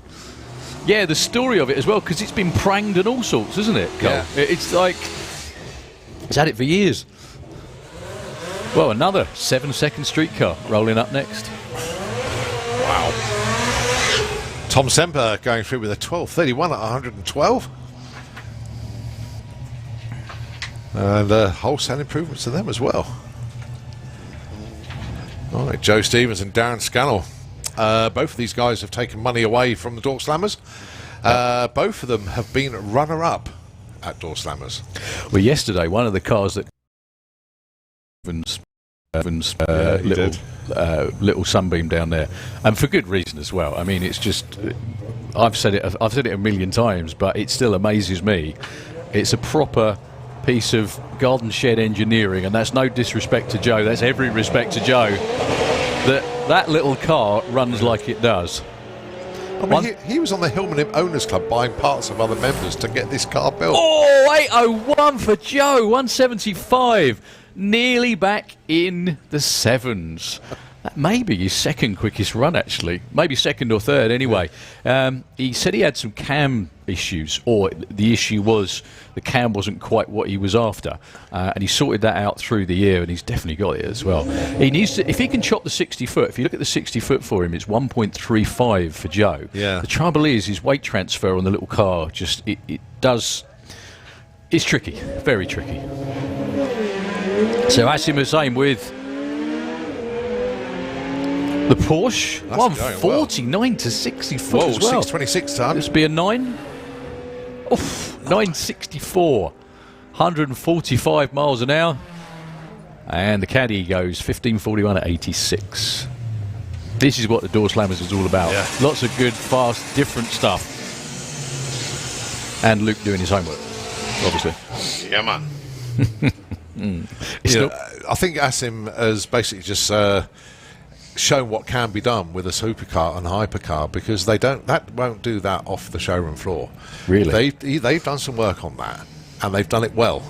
To go 964 on his first pass here at Doorslammers, we didn't even have a PB for it. Okay. So that was very, very impressive indeed. So Carl Monks and Phil Bogg with the caddy.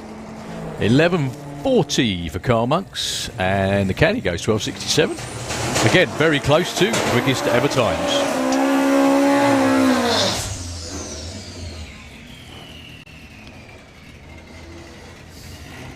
It's all right, I thought you might want to watch, that was all. I know you're busy editing and posting and... No, I'm literally just doing that post for because Colin reminded me about... So Matt Davison with the Civic, with a bit of help from Carl. And Jonathan Prout with, again, the Civic.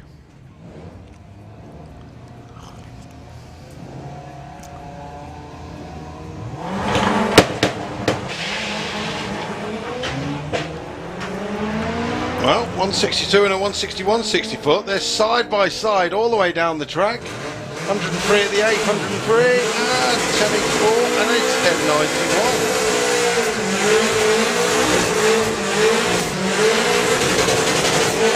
I've just noticed as well, because it's all run qualifying, if you look in the left lane and right lane, it shows people that have improved as well and where they are in the standings, if you see what I mean, overall, obviously. Right then. First run of the weekend for Maria Baksevandu.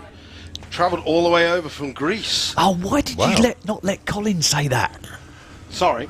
Colin, We're all what's your sacked. Well, let's just hope that it's been a worthwhile journey for Maria. Yeah. Well, basically the car lives in the UK. Chicken. with the sponsors, and she just flies over. Is that right? Yeah. Yeah, and places, and hopefully we're going to get her into the VWDRC in the very. Excellent. Taking on Dave Crowhurst. Chipping away again. So the Audi is capable of going into the 10s regularly. So Dave is way out ahead, and he goes into 973, and Maria goes 1102. Yeah, back to Vanadu. That's quite easy. Yeah. I can say it, back to Vanity. Yeah, there you go. See, it's all right. I had to think about it, but I got Yeah. it. That's it. I think the thing that would more stump us is that there's no first name up there. There's a M. Maria. That's the one. Lots of cars in the lanes now, including John Sleeth again with the turbo diesel pickup.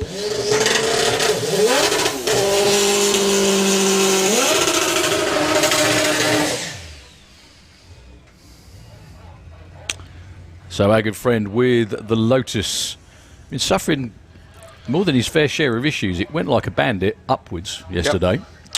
Been sort of trying to calm it down a little bit off the start line, but that I can only think that's led to other issues down the track. It tends to have sort of like an electrical tick, doesn't it, Yeah, with regard to the indicators and everything. I think when he changes gear. Not been anywhere. Maybe he's wired his shift light up wrong, and he's just showing us the shift light. Well, that's nice and straight. 145, 60 foot. 108 missed a gear. That's you better. Can hear that. Much Still better. Goes through with a 966 at 144. Just over 10 minutes to go before we go back to big bracket buyback. So you nearly rolled over your words there, I didn't you? did, yeah. Bracket. Big bracket buybacks.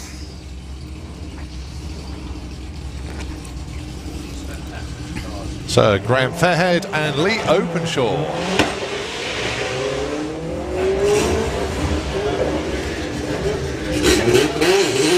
Graham's got a box. He's got a gear now. He's going, 11.53 at 121. That's right. massive Yes, PB. that's huge. That's nearly half a second off. I must say for us as well. Colin's got used to this now. Just give him your phone. It's a, Oh no! boom, You got it. Well done. I must say it really is a great addition for us actually having people's PBs and other information up there. It just makes life easier. So the Toyota with the Honda engine in the Kestrel lane against Craig Evans. Does that thing run 9s? My God, 9.56. It's another personal best. Sort your phone out, quick. Bottom one. I think we need to swap places, mate. Sorry, I'm in the wrong. You need to be over here. We all need to budge along a bit. So Dave Mace with the Cresta. Going to be taking on Chris Todd. No, both being told to shut off. There is obviously an issue at the top. Yeah, you can see. I can see a Looks like our big first bit of sandbox oil, slide. actually.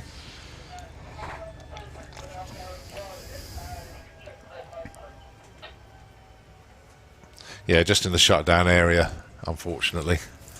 The speed on that 150 miles an hour. Is that, well, it's got to be right. That is right.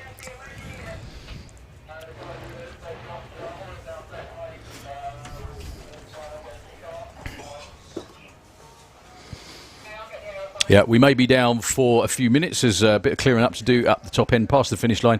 The racing service, as you can see, is very highly prepared. Lots of rubber and glue on there to make it optimum for accelerating and going quick and fast. The shutdown area, or the braking area, if you like, is about another half mile past the finish line.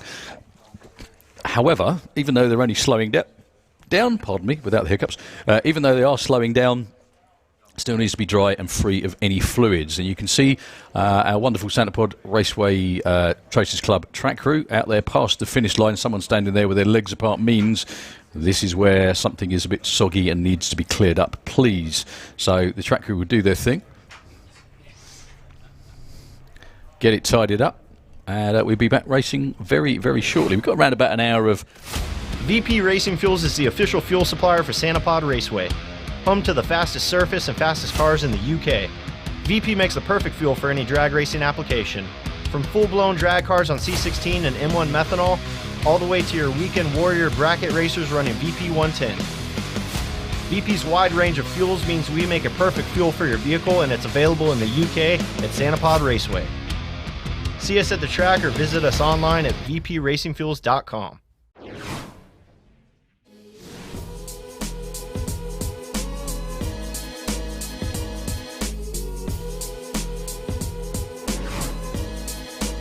Main spectator banking, loads and loads to see and do over there as well. Are you checking out timings? Or? I was. You was, go on. Trying to work out. What have we got? 12 o'clock. 12 o'clock. It is Saturday, of course.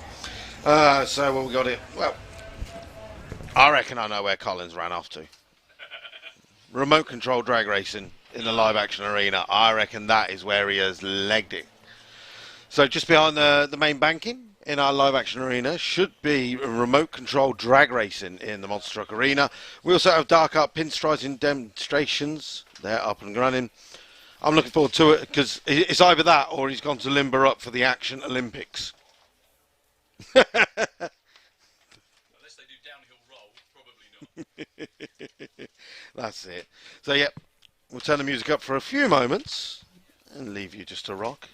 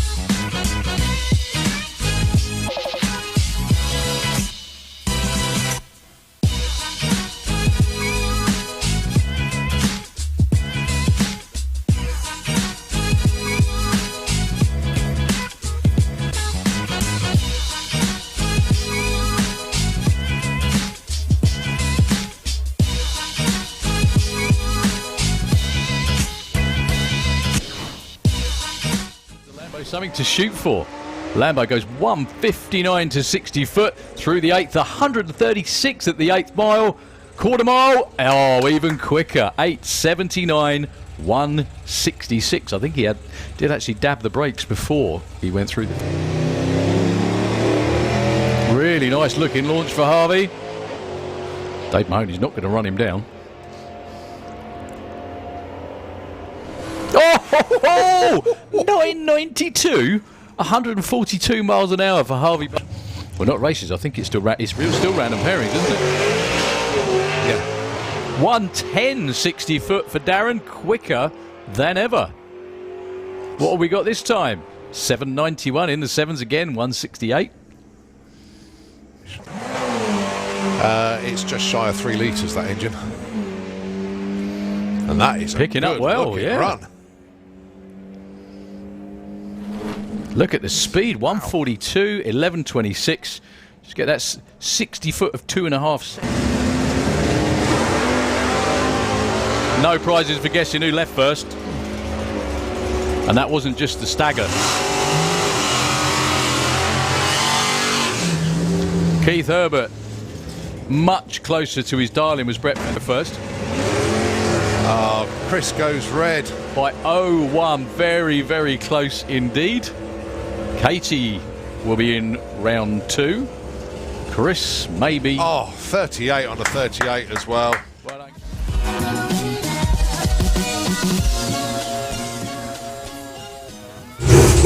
So the top end basically clear, just the last vehicle moving around the corner. I've got a more important one to do, you know. Thank you, Mr. C. Marks. Just sent me a photo of a certain Andy Robinson Racing Pro Mod just by the zebra crossing. Say that again for those of us that weren't prepared. There is a Pro Mod On the way. lane. Rock and roll.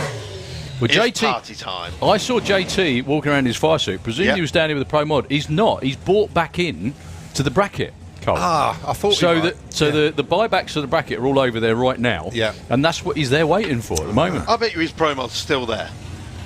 Well, he's. I don't know if he's got a different. Yeah, I think he's got a different team for the Pro Mod, isn't he? Yeah. I think so. And obviously Luke does all Tuning. the tuning and stuff on there, so I think he ideally wanted both cars down at the same time.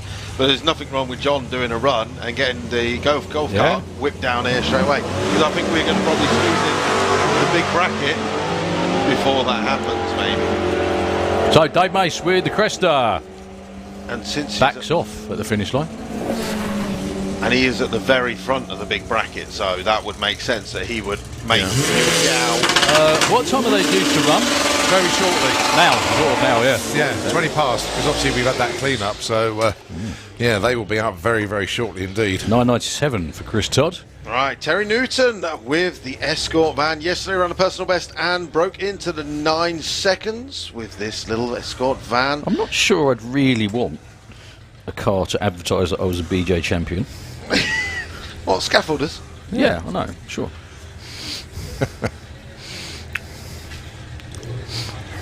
Like the number plate as well. So Dave Mace is going to sit there for a while. Oh no, he's not. Sorry, not Dave Mace.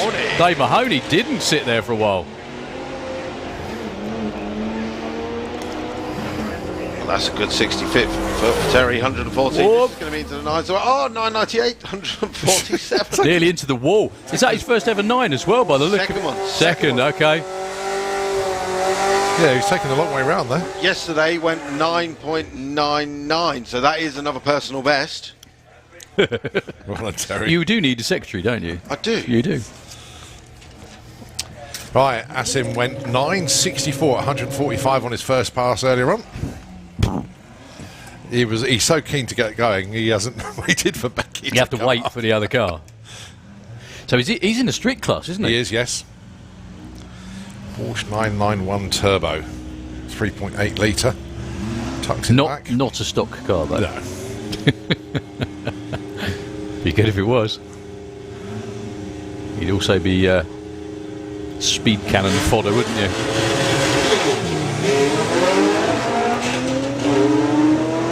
Again, 157 to 60. That's very, very quick for a pretty much street-driven car. 10.10 this time at 140. and a 1390.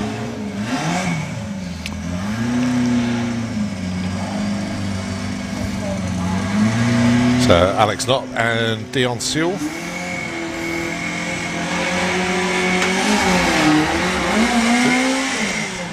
A bit of left and right there, Alex. And now Something- a lot. That was a big cough, Yes. and Alex has stopped instantly. Stopped My dead. goodness me, there's a lot of smoke in the car as well. Alex to the front of the car. I just think it was he stopped so quick the smoke carried on after it. 1597 for Dion.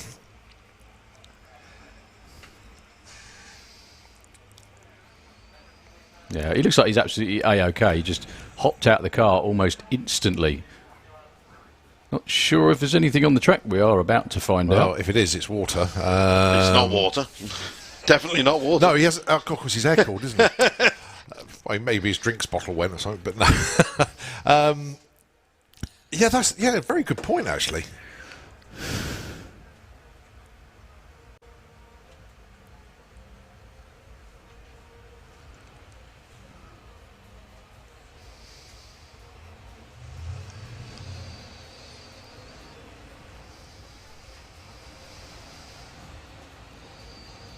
Oh, fingers crossed. He's not wounded badly, but bearing in mind, air cooled, making that much smoke.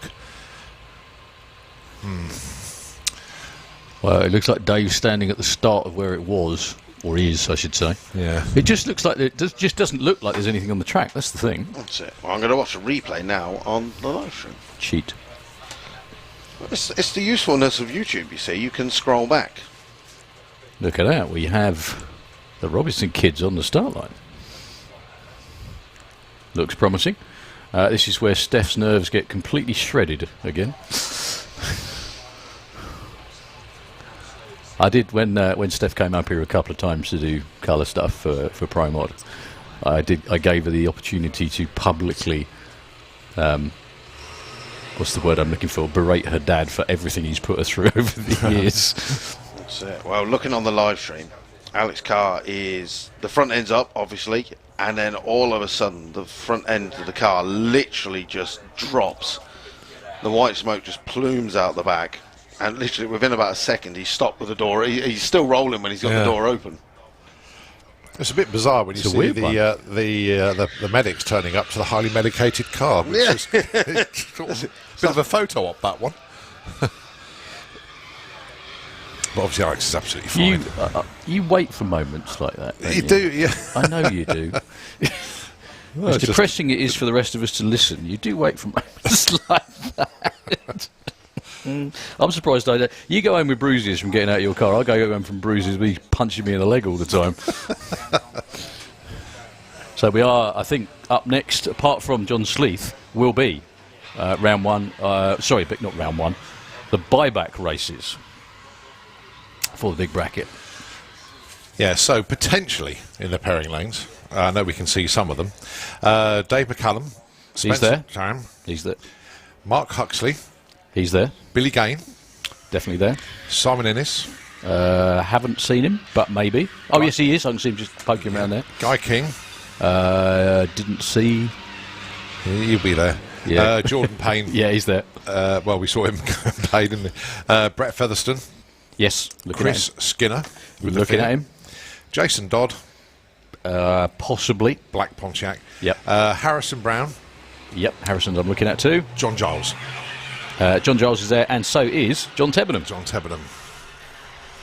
So, if you lose, that's it. Game over for today. And if you win, you're You go back into in. round two. This is what we love about this. It's just it's the theatre, it's the drama, it's absolutely We need everything. to do this about with fuel racing. It's great. Well, Alex Knott just been towed off into the shutdown area and be taking the first exit, so that part of the retrieval will be done just to make sure that the track is okay in the auto glim lane. Well, wherever he stopped is what's receiving the attention. So Yeah. it might not have been water, but whatever it was, it ain't that bad because Ian's just doing a bit more racetrack farming, and it appears to be okay. Well, Luke, you know these cars. What could have happened to an air-cooled engine to produce that much smoke and not deposit that much fluid? I would say oil. I would say something exiting somewhere and oil just burning very quickly on the engine. Because obviously that was a lot of heat for it to plume like that. But we brought in a rule in VW Pro, I think it was last year, that everyone had to run engine containment trays at the back. So hopefully anything like that sits in the tray. Right, so that's probably why there isn't that much on there. That's what Carl does to check his engine after every run. He checks in the tray to see if there's anything in there. So that is probably the main reason why there is not that much on the track. Is that where he tunes it from? Oh, that bit and that bit. I better change it. No, it's been really good. I mean, everyone was super supportive. We just literally said, like, to help the racetrack, this is what we're going to do. And it's also, not just the racetrack, it's your car. It can save your car, Exactly. You literally get any of that fluid underneath your tyres, it can go a completely wrong way, where if it goes in the containment tray... And it doesn't, I mean, let's face it, people that take in engines in and out in an hour can easily fabricate a tray or something similar. Pretty much in no time.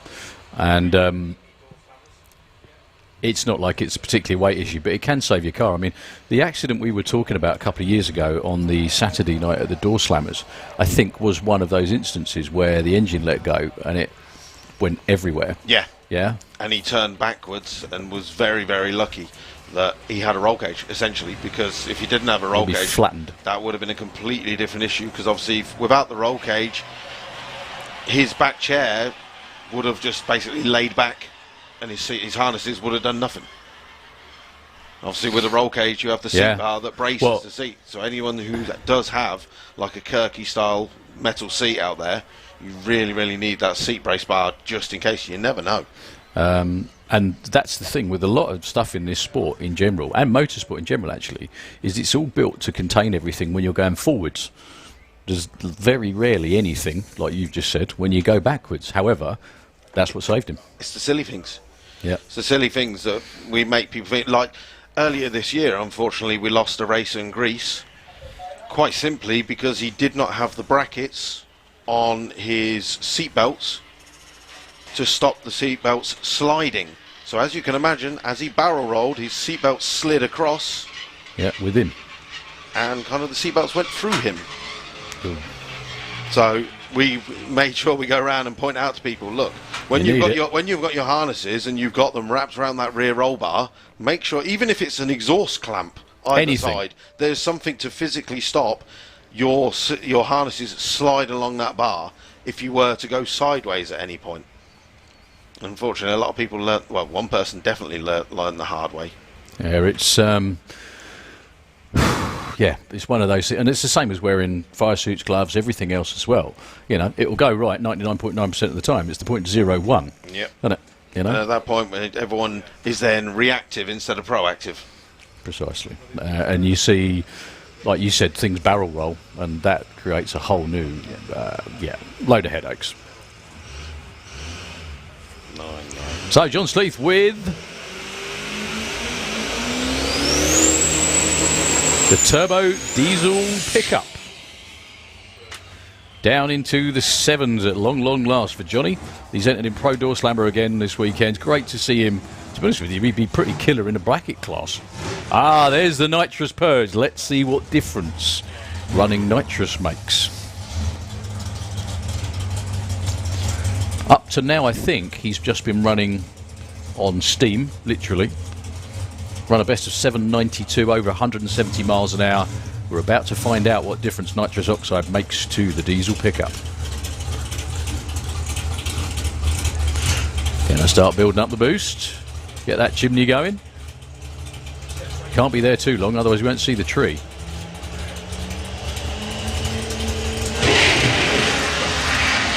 It's amazing, that tyre squeal, isn't it? That you probably get in every car, you just can't hear it. What's he got for us this time? 787, picking up the speed as well at 176. Well done, John Sleeth.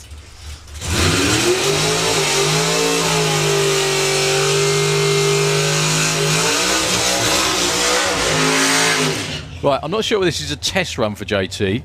It may be. Well, he's got a dial-in on there, so he might have a buy run in the big bracket. Oh, that'd be lucky, wouldn't it? Well, we got the kids back on the fence again, picking pairings, so it is a buy run. He's got a buy run. Wow, this is lucky day, isn't it?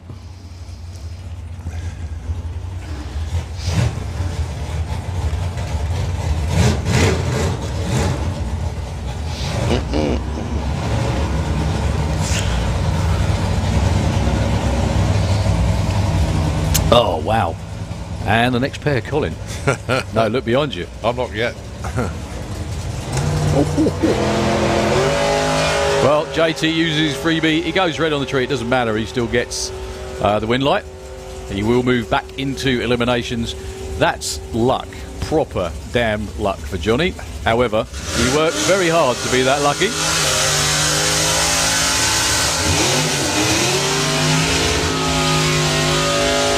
Well, two guys that can go rounds at any given race meeting.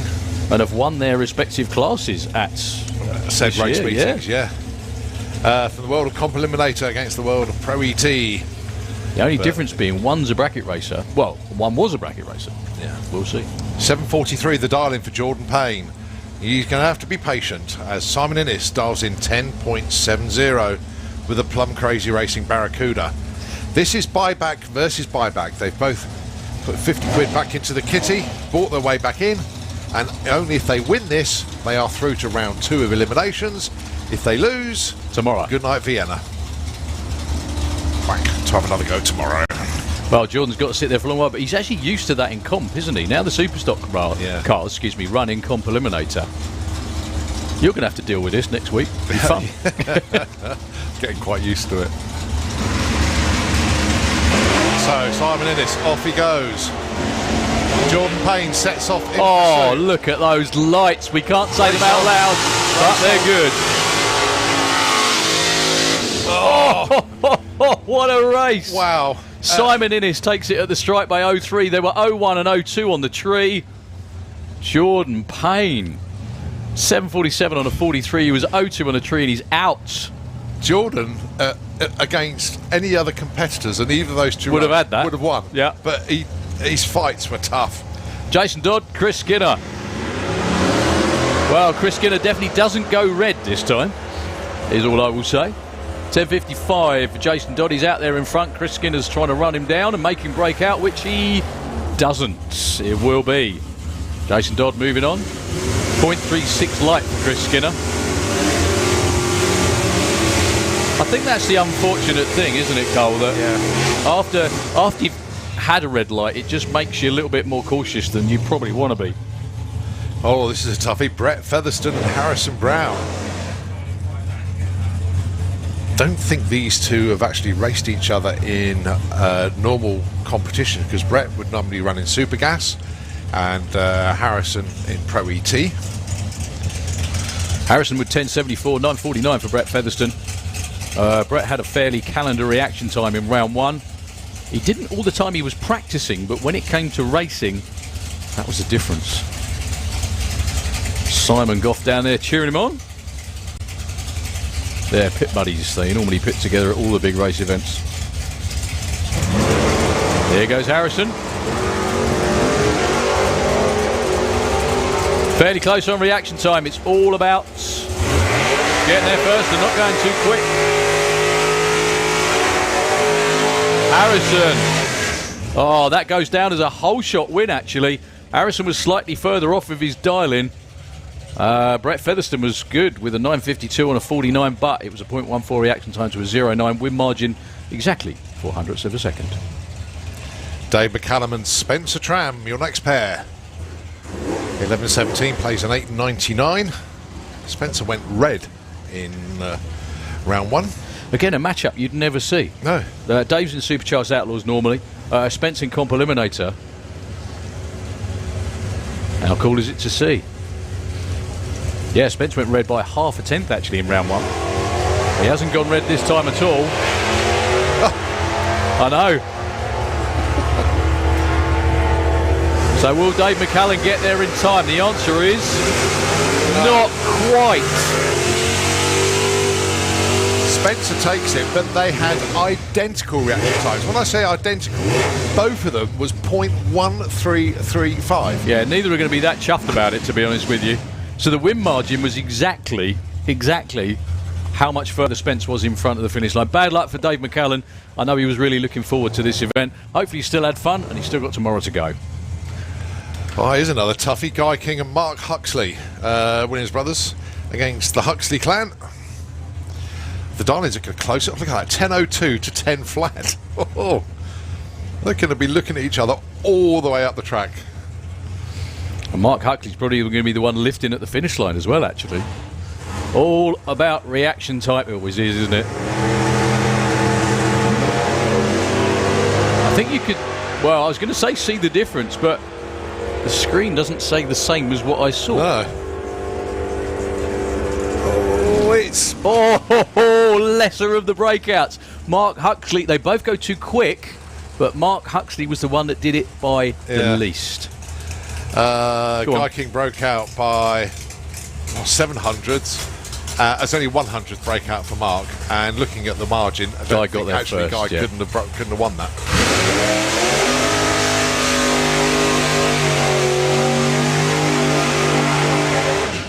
This could be another great race. John Giles going to be taking on Billy Gain. Now again, Billy, Super Pro racer, John Giles, Super Gas, Super Top. Wouldn't normally be. Well, I think the tough thing for John, even though he's been on it every time, Sportsman Tree, he's used to a Pro Tree. The classes that he runs in are heads up Pro Tree classes, not Sportsman or Blinky Blink Racing, as it's supposed to be known. I think, is that right? Yeah. Dave Swift round again. Yeah, but I think this is his buyback. Seriously? Yeah. Well, he's not like... OK, whatever. Well, John doesn't matter. Had the same thing. So yeah, it doesn't matter. Just the way it worked. And he might even be on a buy run for his buyback. I think he is. Definitely been to the Lucky Farm and stepped in something. So 8.58 plays 8.52. Oh, this is going to be fun. Oh, John Giles goes 006 red. What a shame for him. However, Billy Gain will move on with an 8.53. Would have been tough to beat. Oh, so close for John Giles. Right, so Dave Shelley hasn't bought in either, so obviously he will be out for good. Obviously broke something, unfortunately. Yeah, so Dave Swift is the only one left. Oh no, he's actually down as a time trial, so it won't be. So Dave Swift, excuse me, his third run in the car, but his second licensing run, I think. It's his licensing class, confirmed. Car new to him, and a really nice 1.2 seconds 60 foot. This time he's all being well going to be going to half track.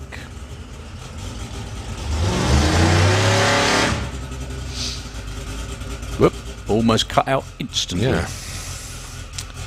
So, left standing, I think is the best way to put it at the moment. So far, right. So this includes the winners from round one and your buybacks that have won. Andy Park, Spencer Tram, Pete Lane, Dave Cherrett, Mark Huxley, Billy Gain, Lee Huxley, Tom Atkinson, John Tebenham, obviously he's back in, Simon Innes, Jeff Cowley, Keith Herbert, John Turner, Nick and Dan Williams, Katie Booth, Pete Grange, Brian Pateman, Jason Dodd, Harrison Brown, Rick Denny. They're the ones that are through. First appearance of the Fraudster this weekend. With Kev Jenkins at the wheel. I was about to say, I'm sure we saw him. So yesterday, one run. 8.17 he put in yesterday. Yeah, yesterday. Yeah. But that was the one. That was the only one run, I think. Yeah. Yeah. Certainly won the first one today. Now, basically, this has got a teeny-weeny engine in it with a turbo that would suck up your average house cat. I think. Yeah, right? that's it. And just to change it up, obviously, you may be looking down the side going, the Fraudster. That is because obviously it's a Ford Escort, but it does have a Vauxhall C20 LET engine. So, if you know, because I don't, what's the thinking behind putting that engine in a... Because he'd probably be lynched for that in Malta, wouldn't he? Not having a Ford No, I think it goes down pretty well. Yeah? It goes down pretty well. There's a lot of different... You've seen when we've had the Doorslammers. Oh, I know, yeah. We've had a few guys with different engines. But is it just because that's his engine of choice? It's just what he thinks will work better, yeah? Yeah. I think he's just made good numbers from it. That's a nice Wow, launch. that's very nice. Apart from the dip changing gears, which was a bit odd, 114 to 60 foot. And 807, 169. Oh, it's Pro Door Slammer time. It is indeed. Simon Barlow firing up. It was nice to meet Simon yesterday. I don't know whether he's still Can't believe talking it's to the me first time afterwards, you've though. met him. Well, that's what I said I've to you. never seen him, seen him when we're doing the call-outs and I stuff think like the that. thing is that it's because he runs without Lauranglia, and he hasn't run without Lauranglia for a little while, actually. He doesn't tend... He runs at a lot of the lifestyle events. True. And I think that's probably why, because I don't tend to do... I tend to do the regular drag race stuff, not the lifestyle events. But Simon Barlow with the... Freshly cleaned. it's immaculate in there. New supercharger, new fuel system, new heads. Same gritty driver.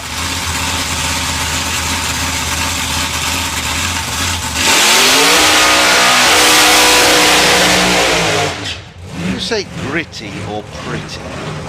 Either or, whatever's going to get me fed tonight. I don't care. Is that you found a good barbecue spot, have you? No, gritty, mate. No, definitely. No, Simon's been around a long while, driven lots of things, and he loves this car. Yeah, it was nice to catch up with him yesterday, and he's so looking forward to running in Pro Door Slammer against everybody else. We really did fear the worst yesterday when he disappeared up the racetrack from half track on or thereabouts. We're in a cloud of smoke. It still went 7.4, 193 miles an hour. It left like a bandit, but I think it... Well, I'm not going to say it surprised him, but it really went. It went up, actually. I think that's the problem. He had to bring it down again. Here we go. The orange pop. Supercharged methanol engine in there.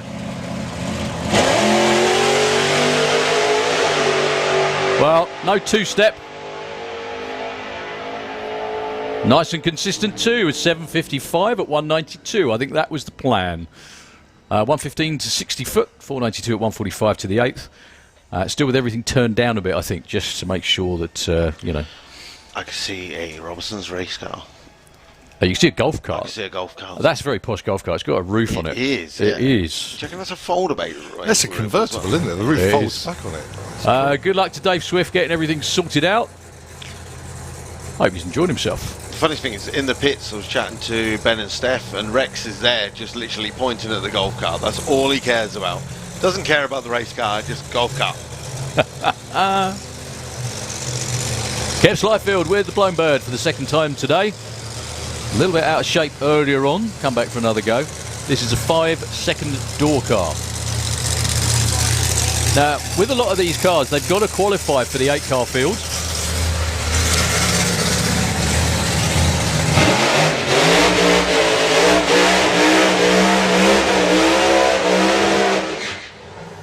Fast Freddy Slyfield. For your viewing pleasure. Oh dear. Frederick Slyfield. Anyway, Kev Slyfield, excuse me, has run a best of 592 at 238 miles an hour in UK Pro Mod competition. Supercharged. Brad Anderson, or similar, Hemi underneath there. He's been suffering the odd engine issue this summer. And I'm sure he'd want to say thanks to Jeff Ball for going over everything and hopefully working out what the issue might be. Now this car goes like an absolute bandit off the start line all the way through the 8th mile. He's been in the 3.8 second zone to the 8th mile before as Kev Slyfield, and as quick as 5.92 on the quarter. So a very bit of a different format to he's used to racing, but he needs to make sure he's solidly in the 8-car show for tomorrow.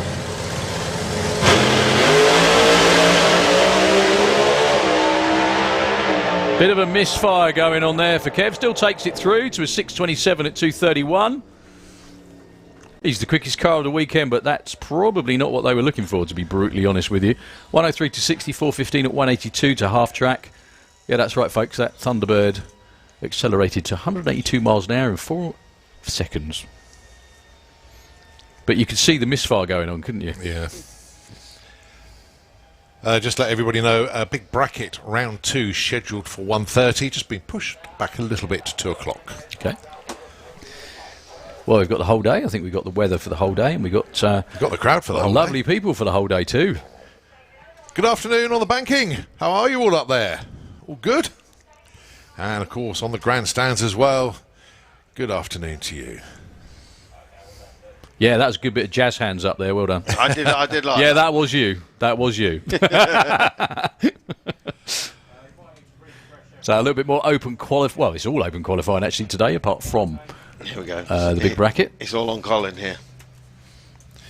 Basically, as you were saying about Andy Robinson in the lanes, their plan is just to do a burnout and launch. That's it. Nothing more than that. Yeah, but has anyone met Andy?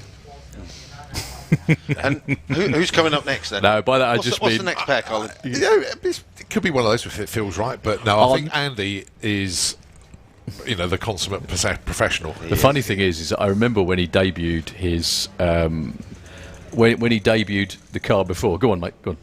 Oh, yeah, Colin, who's that? Oh, Tim Murray. Yeah, check in. Right, let's see what Mike can do. 118 at the 8th. He's going to go down. Wow. To the 9s, 964 Oh, and 144. 144. No, baby. I've never seen so much of Sean's belly than this weekend. Every time. Yay! Now, I was going to say about Andy Robinson when he debuted the previous Camaro in about 2013, I think it was. And it was that freezing cold Easter. It was about 2 degrees, and I'm not lying, out there. It was freezing, and he still took it to half track. Maria Baxavanadu goes through with 11.89. Right, you've gone from chicken to complete show-off now. Oh, sorry. It's all right, no problem. It's like name loading for about 2 minutes, and then he rolls back to it. That's all right. And it's just a silky Practicing. smooth delivery. No, off the no, line. no. It's all right, mate. We can't make fun of you when you do it properly. So pack it in. Right, the Late Goose, Adrian Solly and Stuart Meads with the Mini. Now, Stu Meads, this could well be a 9-second car. Adrian Solly's best is in the mid-10s. Nice to see Adrian get out of bed. You sure? He had a little bit too much cake last night and just chilled in bed this morning.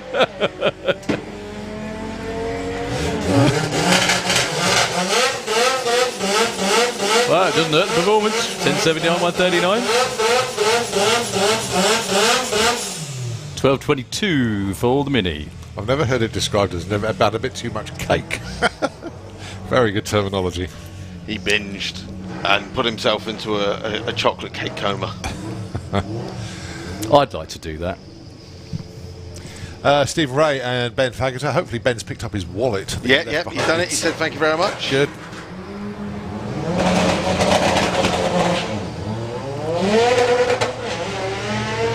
Alright, so 182.60 for Steve Ray. Kind of puts pay of a potential 9-second run. 10.50, 142. He's clocking up on the speed compared to what we know. he is. So, Right, Carl Goldsmith. So in our little group chat, obviously now Carl's been 9.9, but now Jacob's been 9.9 as well. So he's now hot on the tail of Mr. Goldsmith. And then obviously, I'm sure Lee Ross is around somewhere on site who has the UK's fastest Jetta, who is a 9.5, which now Whoa. Jacob has obviously got his eyes on. Jacob breaks into 9. Now I'll go for 9.5. Oh yeah, too right. Well, it'll take him about 3 or 4 years, the rate he's going. Whee! Right, let's see what Carl does. 166.60 foot, that's good for him. lots of shake going on. You can see the mini tractor marks going on out there. 112 at the 8th, and Carl goes through with a 10.18 at 147. That's his best run of the weekend. Best run for a while and all. That's good. Yeah. Alright, Jacob Bailey just below us now.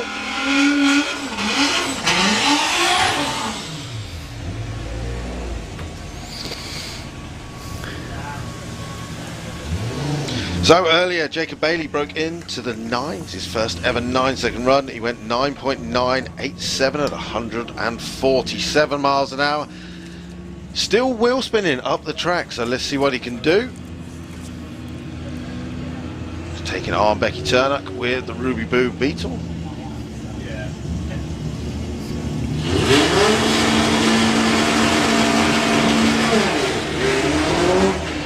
Okay, always at a 160 foot for Jacob. At the 8th mile, we're going to be 111 miles an hour. We should be close to a 9 again. Oh, 10-18, 125 mile an hour. Dropped considerably at the top end of the track there. Should have been trapping closer to 150 miles an hour.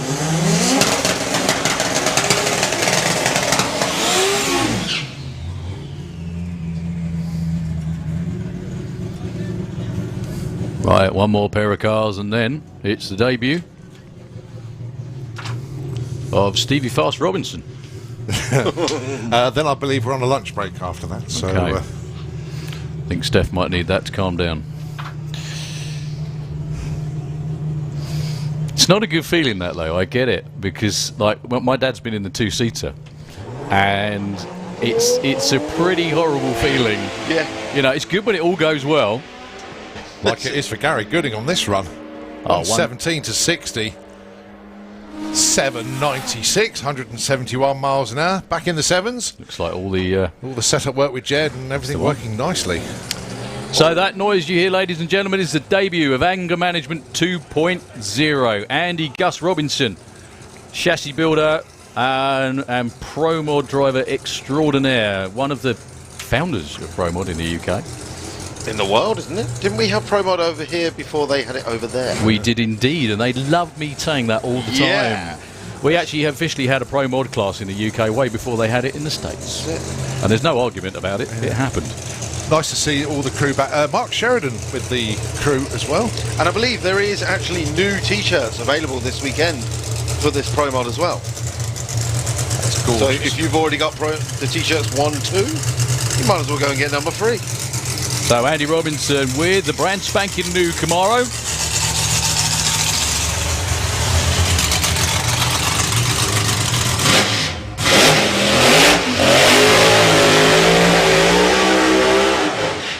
Yeah, I thought that was a bit tame, Andy. That's more like, oh no, the chute's come out. Unfortunately, the chute's popped out. Someone stop him. Quick, someone stop him. Yeah, he's killed it straight away, unfortunately. Good debut burnout, but... And just gives a chance for everyone to get some photos. That's the one. That's it. Takes a nice long look at it. He was at coming it. out for a burnout. He did, and a launch, though. Yeah. Well, hopefully they can be packed. Well, it's both of them as well, actually. It's most unusual. Definitely one of those things, but the car looks absolutely mint. It looks a great credit to Luke and Andy, obviously, and everybody that's been working their backsides on it for the last couple of years. The last time Andy was here was nearly 3 years ago, actually, I think, wasn't it? End of 2000, beginning of October 2018. The car itself from the outside looks very, very similar to the previous version. But that will be us going into a lunch break, ladies and gentlemen. Let's have a quick look at the time. Yep, it's exactly 1 o'clock. So the debut burnout from Andy will be lunch break. And we've got half an hour for everybody to grab themselves something to eat. And we'll be back to open qualifying for the Doorslammers. Obviously, go and check out everything over behind the banking as well with regard to VW action. Yeah, so half an hour break. Big bracket, round 2 was scheduled now for 2 o'clock, not 1:30. So there'll be a half an hour of open qualifying, followed by big bracket round number 2. Easy if you can say it. So yeah, Andy and the whole team gives everyone a good chance to have a look at the car as well. It's absolutely stunning. It looks like it's doing 100 mile an hour standing still. The way the graphics have been designed and obviously increased involvement from NGK as well. The car looks absolutely It looks stunning. mint. I was only joking. It's because it's red, black and white. That's why I just said Stevie Fast Robinson. But, you know, it's... yeah, beautiful work of art. And the only difference with Stevie Fast, though, he'll change power combinations at will. But Andy will always be a Blown guy. He will. But he has changed the injector hat. So, do they use injector hats make any difference? Obviously, going from the 4 to the 3 Couple of things. The thing is, it's the surface area at the front that's the most important thing. So whether it's 2, 3 or 4, it's got to be the same. Well, it's got to be a maximum surface area. Now, the whole idea with having, like what Andy had before on there, this is the newer version of the Mike Janis injector, but what Andy had before was the 4-hole injector with the extra baffles around the edge to get as much air in as possible. Not as easy to see the tree with one of those in front of you when you're sat on the left-hand side and all the way back in the car. So I'm not sure whether that's the thinking behind it, but there's a couple of races in Europe that have exactly that. Mats Eriksson, if you remember, the new Green Goblin, got the same thing as that. And there's another guy from Sweden, I can't remember his name off the top of my head, who's had Mats Bragg build him a 1980 Corvette. Joachim Berg, I think, is his name. It's an immaculate car, same sort of thing. So I think more than anything, it's probably a vision thing, because it does make it easier to see the tree and everything else as well when you've got that injector. Makes sense. Yeah, it does. Well, you sit so far back in those cars too. Seeing anything at all is a bit of a miracle. But there we go. Anyway, we're going to stop yakking, leave you guys to have your lunch, and possibly us as well. Won't have to inhale lunch today, that'll be good. And we'll be back with you in around about half an hour's time, folks.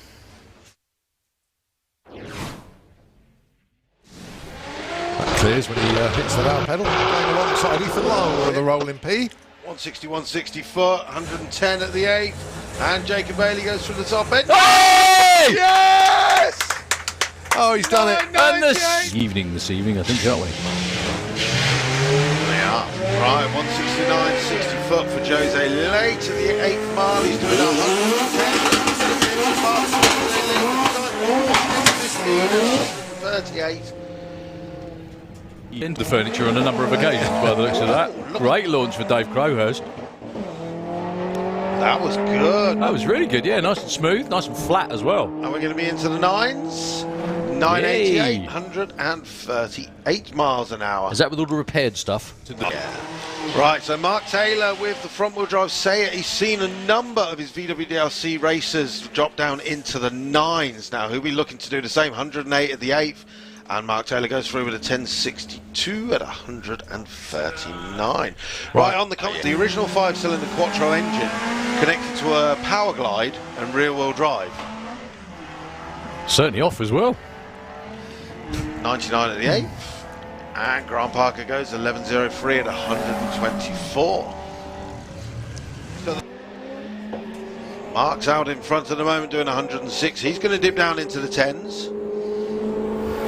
Maybe not, because 11:45, but 11:55 as well for the first run for Jonathan. Great to see Keel and the team down here as well, back at Sanapod Raceway. Good to see you. Well, 119 to 60 foot for Dave Smith.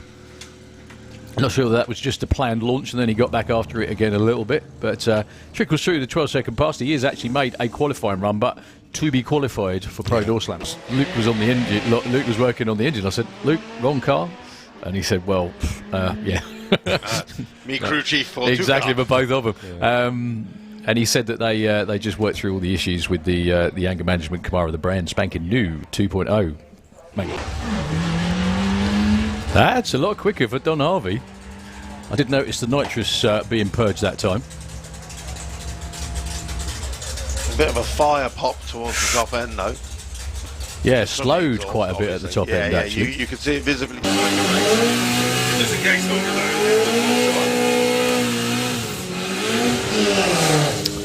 Here we go. For 2021. Oh, just 2 seconds. Jordan Legard goes 10.94 at 124. Wow. His first ever 10-second run. Well done, sir. Are prohibited, okay?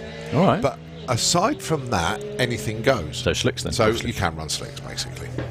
So that's how Brian Pateman's in there. And yeah, there are no engine restrictions. Open headers are allowed, and any tyres, including slicks, are permitted. Well, there's not really much. Nice looking run for Tom. So he's backed out of it at half track.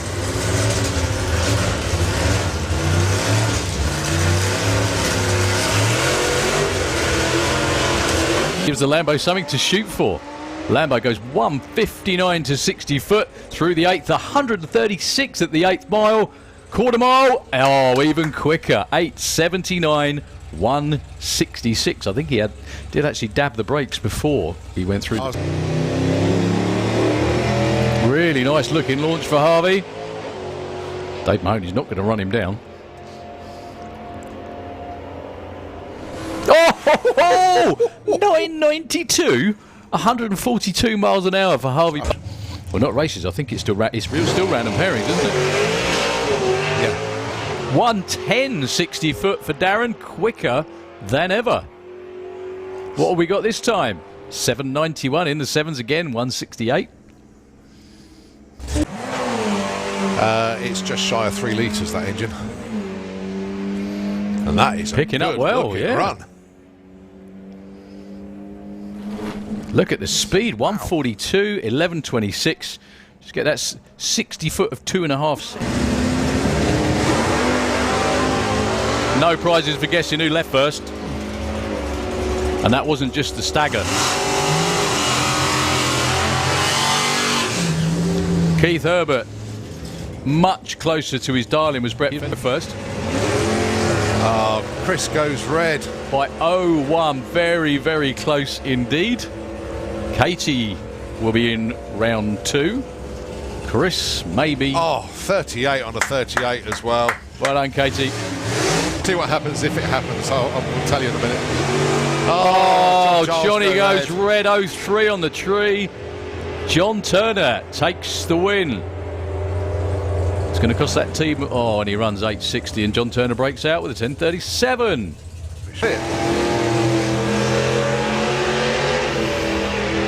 So, reaction time advantage goes to one of the brothers.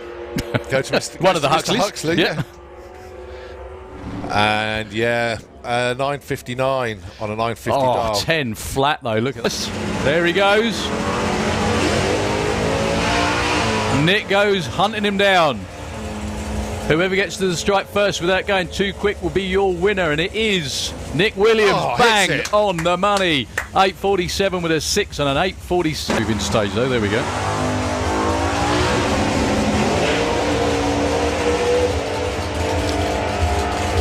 Looks like a big gap, but it will close out really quickly. Oh, Jordan Payne, triple 04. Yeah, that's a perfect light. It Andy is. Park. Well, Andy Park moving on in eliminations in the big bracket. Well done, Spencer. Oh my word! He's been practicing.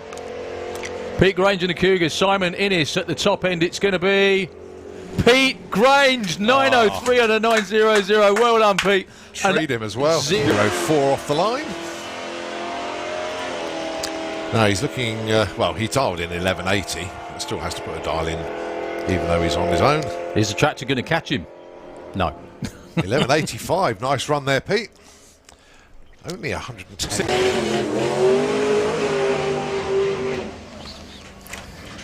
112 to 60 foot, 4.8 to the 8th mile. Paula makes it through, then 889 at 102. Yeah, she did that the safe way instead of bringing up the boost and bumping in just to make sure. Okay. We're going to be seeing them.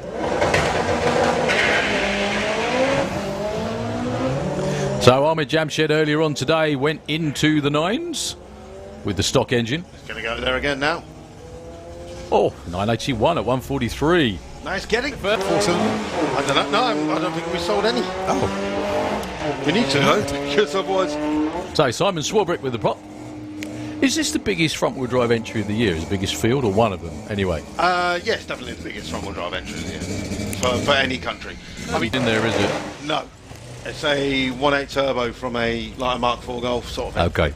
Well, unfortunately, looks like drivetrain issues there for Simon Crowley, but Ethan at the top end. 1271 at 104 miles an hour. Even quick. Champion designate, I think, is the best way to describe that. He's having a stellar year once again.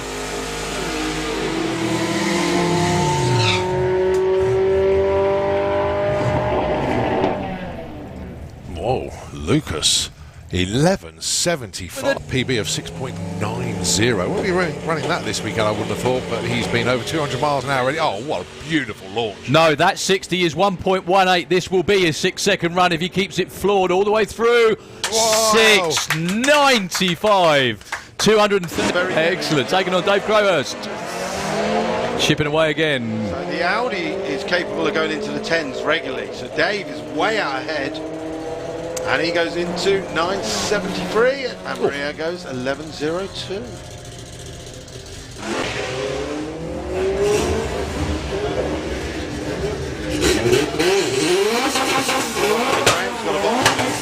He's got a gear now. He's going, 11.53 and 121. That's right. So the Toyota with the Honda engine in the Kestrel lane against Craig Evans. Does that thing run 9s? My God, 9.56. It's another personal best. Sort your phone out. Quick.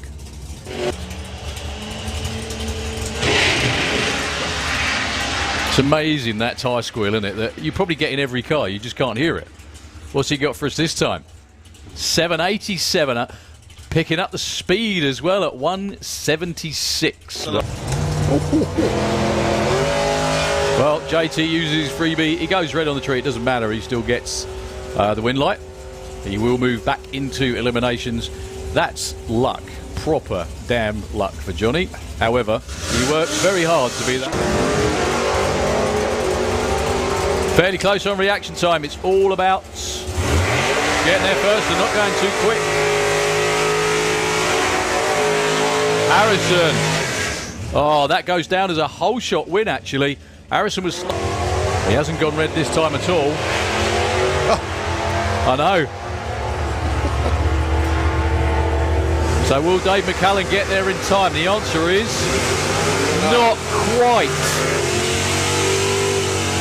Spencer. I think you could... Well, I was going to say see the difference, but the screen doesn't say the same as what I saw. No. Oh, it's... Oh, lesser of the breakouts. Mark Huxley, they both go... Oh, John Giles goes 006 red. What a shame for him. However, Billy Game will move on with an 8.53. Would have been tough to beat. Oh, so close. That's a nice Wow, launch. that's very nice. Apart from the dip changing gears, which was a bit odd. 114 to 60 foot. And 807. 169. Oh, it's Pro Doorslammer time. Methanol engine in there. Well, no two-step. Nice and consistent too, with 7.55 at 192. I think that was the plan. 115 to 6. But he needs to make sure he's solidly in the 8-car show for tomorrow.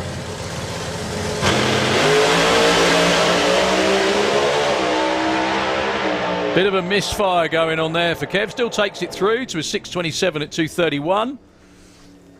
He's the quick. And who's that? Oh, it's Marie. Yeah, check in. Right, let's see what Mike can do. 118 at the 8th. He's going to go down. Wow. To the 9s. 964 Oh, 144. 144. You sure? He had a little bit too much cake last night and just chilled in bed this morning.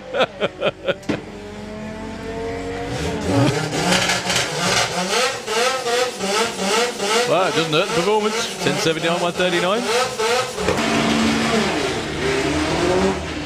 Okay, oh, is that a 160, 60 foot for Jacob? At the 8th mile, are we going to be 111 miles an hour? We should be close to a 9 again. Oh, 10.18, 125 mile an hour, dropped considerably at the top end. And it's a pretty horrible feeling. Yeah. You know, it's good when it all goes well. Like it is for Gary Gooding on this run. Oh, 17 to 60. 7.96, 171 miles an hour. Back in the 7s. Looks like all the... All the setup work with Jed and everything working nice.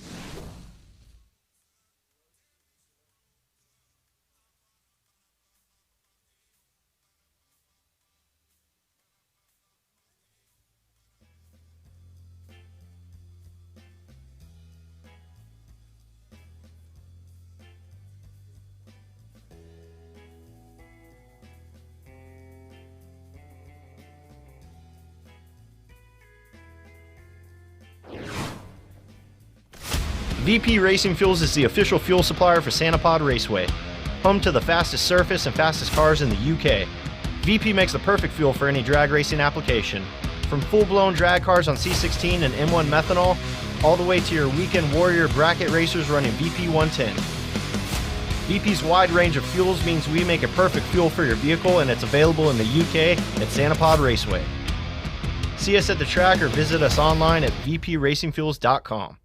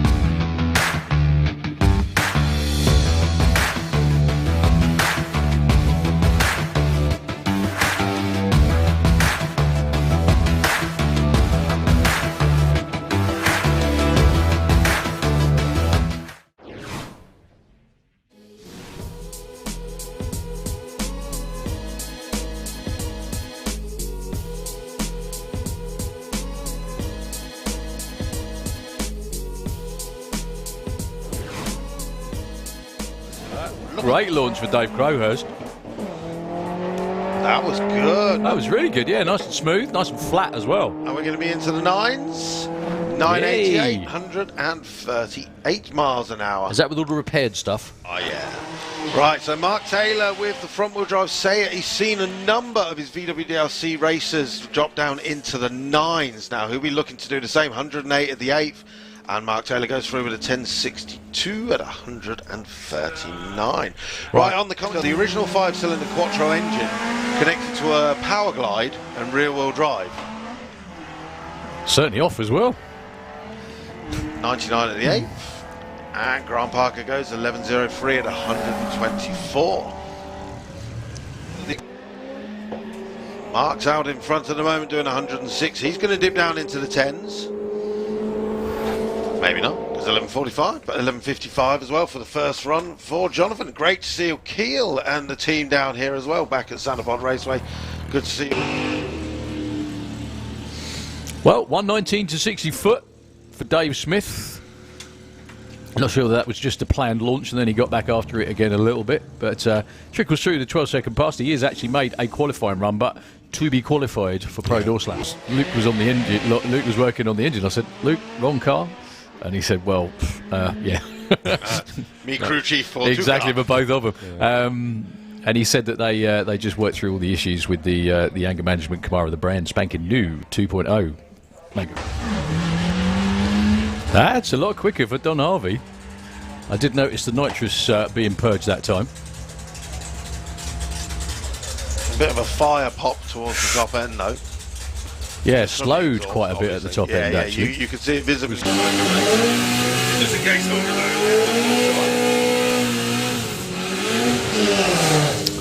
Here we go. For 2021. Oh, just 2 seconds. Jordan Legard goes 10.94 at 124. Wow. His first ever 10-second run. Well done, sir. Are prohibited, okay? All right. But aside from that, anything goes. So slicks then. So you can run slicks, basically. So that's how Brian Pateman's in there. And yeah, there are no engine restrictions. Open headers are allowed, and any tyres, including slicks, are permitted. Well, there's not really much. Nice looking run for Tom. So he's backed out a bit at half track.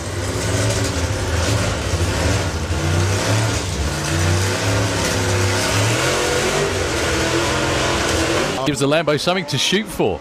Lambo goes 159 to 60 foot through the 8th, 136 at the 8th mile. Quarter mile, oh, even quicker, 879, 166. I think he did actually dab the brakes before he went through the... Really nice looking launch for Harvey. Dave Mahoney's not going to run him down. Oh! 992, 142 miles an hour for Harvey. Well, not races. I think it's still still random pairings, isn't it? Yeah. 110, 60 foot for Darren, quicker than ever. What have we got this time? 791 in the sevens again, 168. It's just shy of 3 litres, that engine. And that is Picking up well, yeah. Run. Look at the speed, 142, 1126. Just get that 60 foot of 2.5. No prizes for guessing who left first. And that wasn't just the stagger. Keith Herbert, much closer to his darling, was Brett first. Chris goes red. By 0-1, very, very close indeed. Katie will be in round 2. Chris, maybe. Oh, 38 on a 38 as well. Well done, Katie. See what happens if it happens. I'll tell you in a minute. Oh, Charles Johnny goes red. red 03 on the tree. John Turner takes the win. It's going to cost that team. Oh, and he runs 860, and John Turner breaks out with a 1037.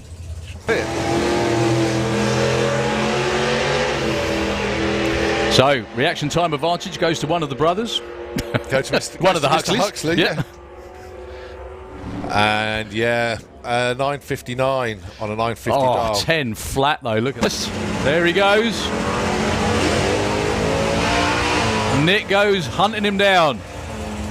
Whoever gets to the stripe first without going too quick will be your winner, and it is Nick Williams. Bang hits it. on the money. 847 with a 6 on an 847. Moving stage though. There we go.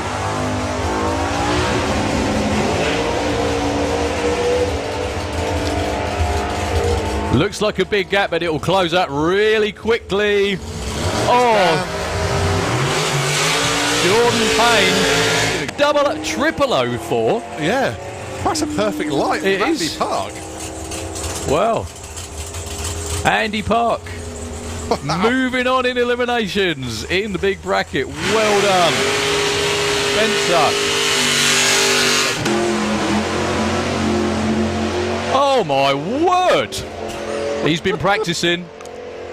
Pete Grange and the Cougars. Simon Innes at the top end. It's going to be Pete Grange. 903 on a 900. Well done, Pete. Treat him as well. 0-4 off the line. No, he's looking. Well, he dialed in 1180. Still has to put a dial in, even though he's on his own. Is the tractor going to catch him? No. 1185. Nice run there, Pete. Only 110. 112 to 60 foot, 4.8 to the 8th mile. Paula makes it through, then 889 at 102. Yeah, she did that the safe way instead of bringing up the boost and bumping in just to make sure. Okay. We're going to be seeing them.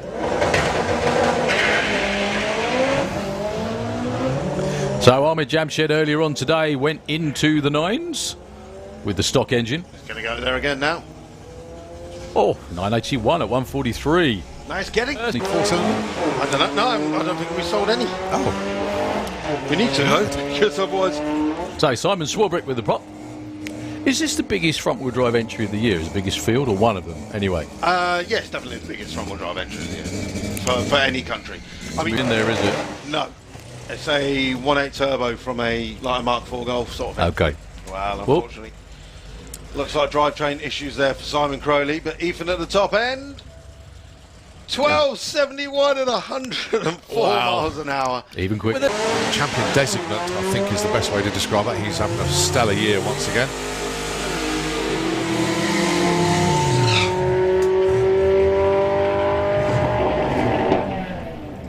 Whoa, Lucas.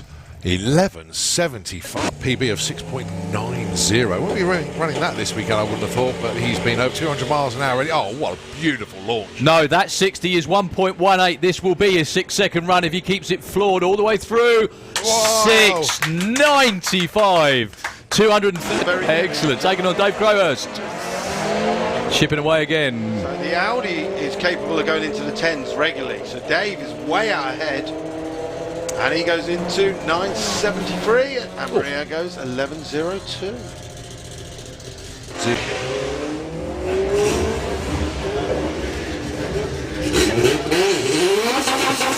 Graham's got a box. He's got a gear now.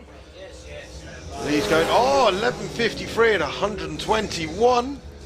That's right. So the Toyota with the Honda engine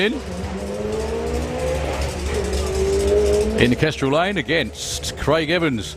Does that thing run 9s? My God, 956. It's another personal best. Sort your phone out, quick.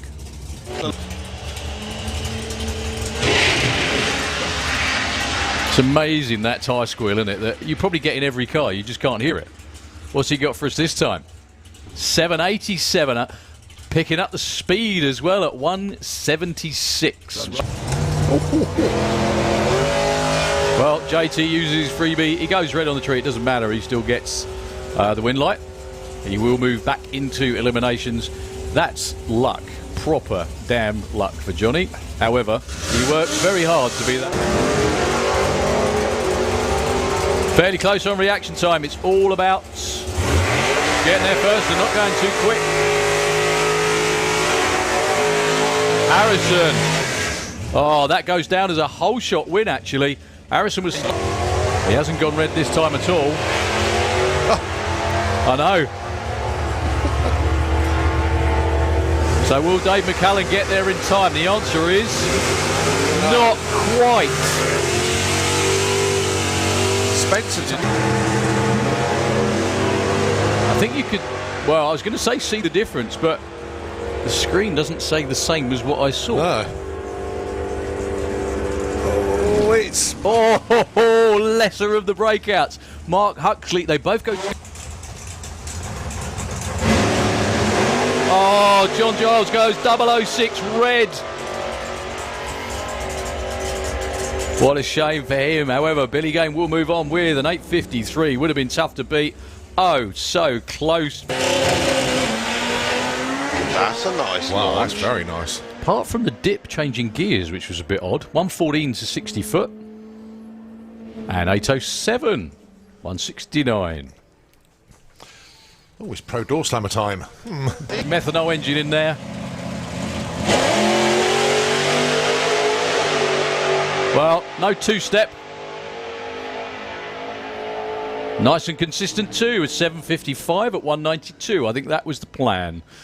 115 to 60. But he needs to make sure he's solidly in the 8-car show for tomorrow.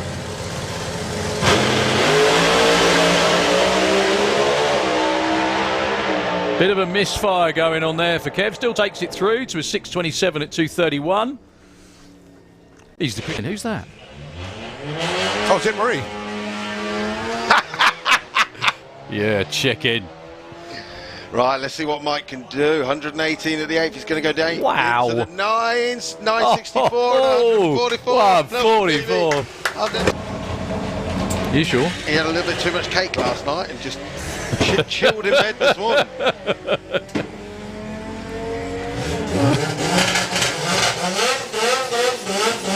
Well, it doesn't hurt the performance. 1079, 139. Okay, is that a 160, 60 foot for Jacob? At the 8th mile, we're going to be 111 miles an hour. We should be close to a 9 again.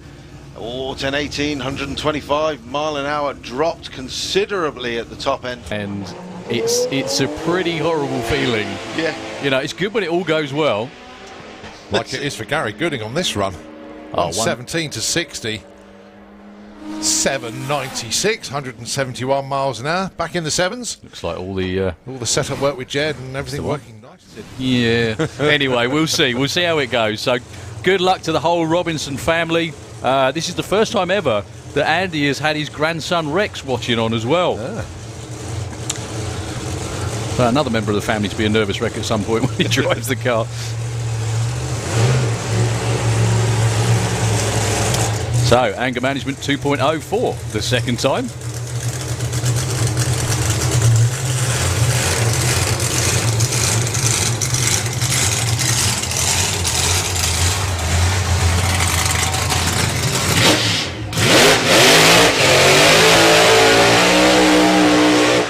proper bit of hooning that with the door open as well.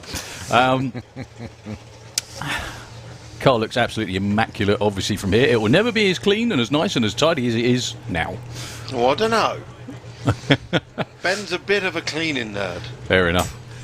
Yeah, but there'll always be that little bit of rubber that's got into a place that he can't get to. Yeah, There'll that's always true. be something, but there isn't at the moment. Well, first time backing up. Andy did say, I did actually ask Andy about the scoop, and he did say it is about an efficiency and an airflow thing. Yeah. It's not, he said the byproduct is, obviously it should be easier to see the tree and see generally easier when you're sat in the car. But this is the best product on the market for airflow. Also, there's another bit of, what's the word I'm looking for? The race for Europe's quickest Robinson-built race car resumes again next weekend. Andy took it a couple of years ago at the Summer Nationals, but I think David was running the same weekend in Finland, and David just pipped him. So currently, the quickest Robinson-built car is David Vector from the Netherlands, I'm sure is looking in. Hi, Dave. Hi, Ellen. Looking forward to seeing you, fingers crossed, next week. Yeah, can't wait to see them. You bet. However, this is your new competition. Andy's built a number of, obviously, very quick door cars. The other one is owned by Kim Christensen out in Denmark. That was Mark Mayhausen's car. I was going to say, look at the injector hat. Is that freezing up all over? It is. 'Cause it's now turning to ice. Yeah, methanol is a very cold burning fuel. Go on, Steph, take a big deep breath like the rest of us are. Good luck to Andy. First run, anger management 2.0.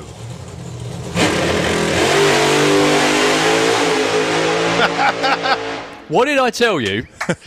112 to 60 foot, 446 at 142. He clicked it by then.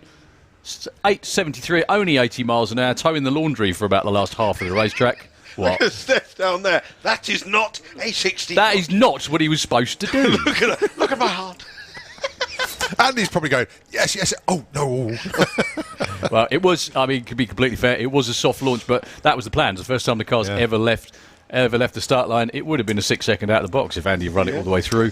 They just need to make sure everything works properly. The reason he pulled the chutes was to make sure they come out right and all that kind of stuff. So, well done. Expect social media to go berserk, especially for NGK spark plugs. Their social media will go with that as well. So, well done, Andy and the team. Don't forget, the T-shirts are available from the team. I believe they're £20 each. Pop up and see the team in the pits. And I've ordered mine. That's it. I've got the orange, I've got the red. I might as well get the next one. You continuing it on. I've had a message from one of my friends that's messaged me to say he's here. Steve Hemming, a very good afternoon to you, mate. Good to see you here this weekend, enjoying the racing at Doorslammers. Hopefully I'll bump into you at some stage, wherever you are. So, Steve Hemming, a very good afternoon to you. I would say the very best place to bump into all of us is the live draw this evening. We're all going to be outside. We are. Well, so, Andy, I wouldn't mind being outside now. I just wonder, does that put Andy in the mix in Pro Door Slammer? I think it does. It just depends on the ET and everything else as well. Yeah. Well, I was just saying, I'd love to be outside now. Well, there's a window there. Just open it. Come on, man. I don't eat grapes for nothing. Don't eat grapes for my own health, do I?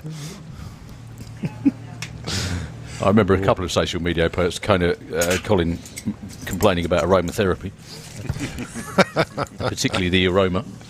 Well, what can you do? Yeah, aroma no therapy. Yeah. Big Bracket is lining up in the lanes for their second round. Don't forget, random pairings once again. That's due off at 2 o'clock, so we've got a little bit of open qualifying. Well, we're currently just waiting for Andy Robinson to be towed around the corner, but at that point, Ian Marshall called David to the burnout box. I think that's because he knows the quad's hooked up and moving with Andy in tow.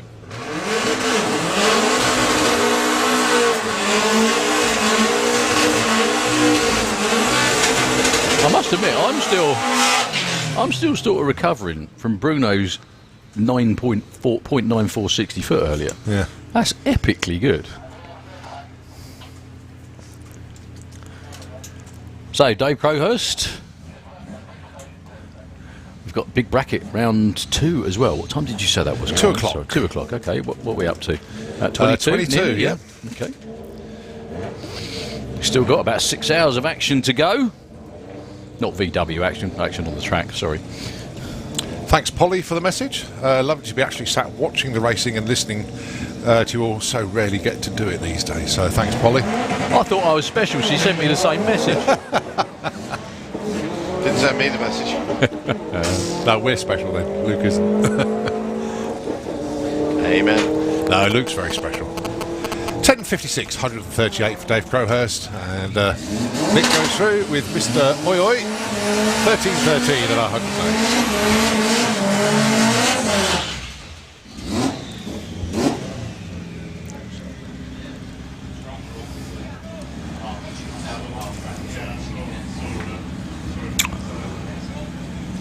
So the Smurf Civic down there in the Kestrel Lane.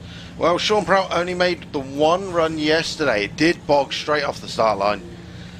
And he got from A to B. That was his first ever pass with the car. Fresh off the dyno the other day. Literally, what day is it today? Saturday, No, Thursday told night. to shut it off, actually. Going to push it back, unfortunately. So Carl Monks is going to be on a solo here.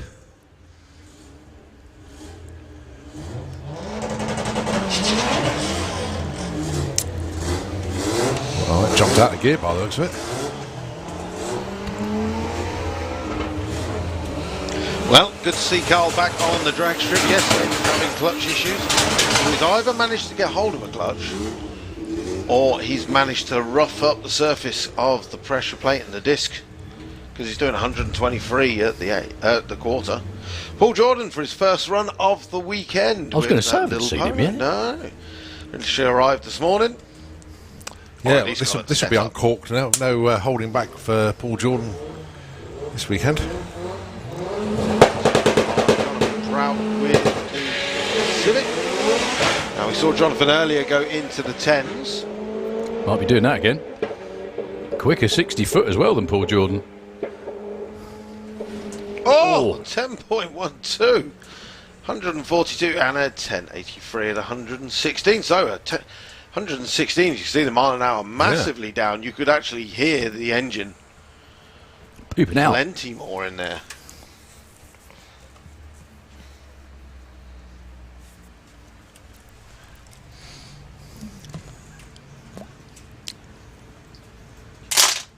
Oh.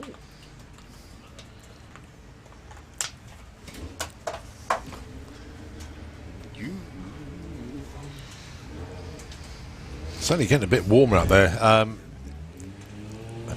Fair bit of cloud cover, so the heat that we're getting is sort of staying with us, but it's sort of blue above us. But this is a bit bizarre conditions at the moment. Bit lovely, Yeah. I think. Great for running quick. That is. Still got a bit of a tailwind. Talking of running quick, there is a certain Honda Civic round the corner. Saw In that. fact, I'm going to run down and video this. No problem. Just in case. So Grant Parker with the Mark 1 Golf, who didn't... Oh, he did wait for the tree, I beg your pardon. It's actually Maria who's sitting there. That's an odd one. Off she goes. So Maria back... Back Sivanadu. There you go. 11:41:21. Thought I'd step in and help you out there. Thanks, pal. You've had more practice than me. I know, I've said it 3 times now.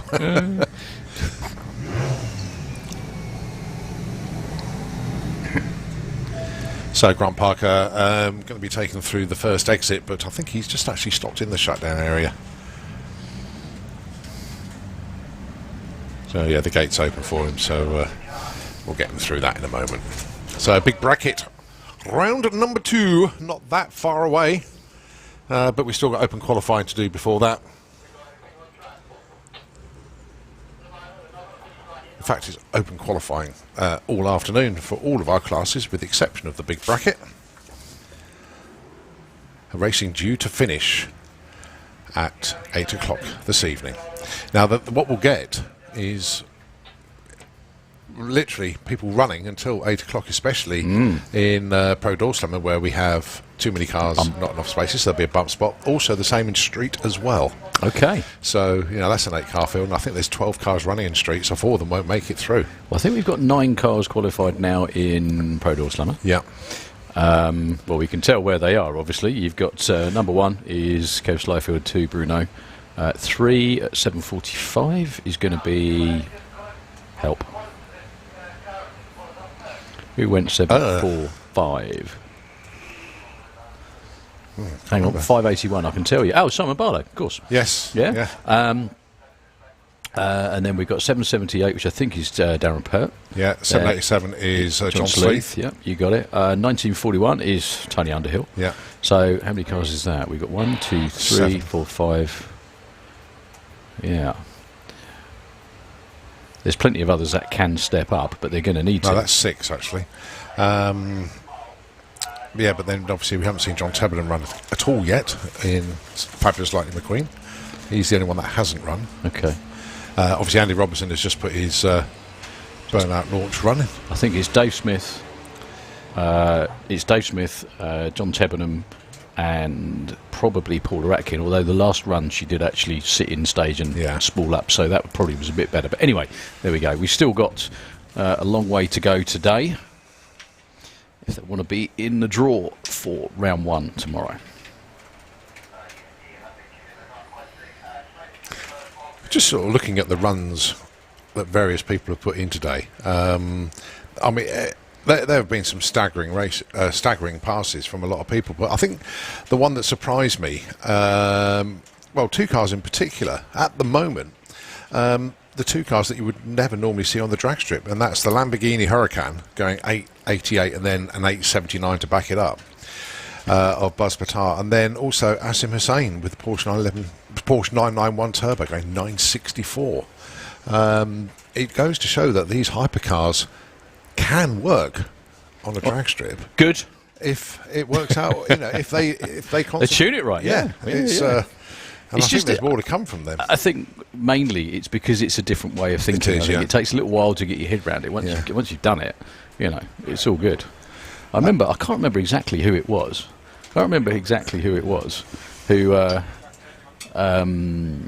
Somebody who got loads and loads of horsepower but just couldn't get it down, and then saw John Webster's car go way quicker because it was set right. All right, sir?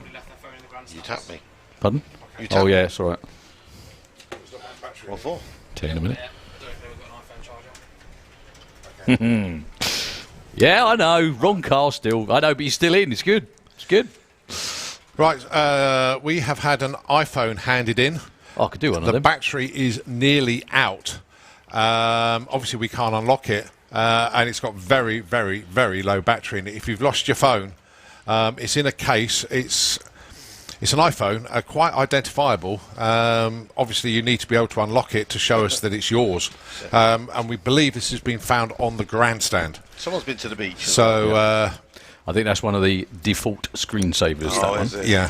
Sorry, we've got a bit of a clean-up going on at the top end as well. That's why we're on hold. But anyway, yeah. Where will it be, Colin? Well, it normally goes to signing on, doesn't it? Should we put it on charge? Should we be nice? Yeah. Have we got a spare charger? Right. Well, we're going to put this phone on charge for you because it's we're very literally kind, aren't we? down to about 4% battery in it. There you go. You get a free charging service. We normally charge a £5 for that. Yeah, that's it. That's it. So yeah, if you've lost your iPhone, we've got it in the tower. Come to the base of the tower, let us know, and obviously you need to describe it and be able to unlock it. Luke's going to see if he can break into it now. Mind you can still use the camera. We could take pictures with it. Yes. Done. No. Actually, no, that way's all right. It's the other way. Yeah, so we'll give a wave to... There we There go. we go. There's a memory of your phone getting lost. Oh, see, I was hoping I'd be able to forward that on. I'll put that as a favourite. There we go. Edit. We'll put this as your screensaver. Nice. Come and get your phone, for God's sake. Get your phone quickly. 1, 2, 3, 4 didn't work. Right. Try 0000. No, that don't work. Oh. Any others? I mean, we Was do it a 6-digit code or a 4-digit? No, it's only a 4-digit code. Right, okay.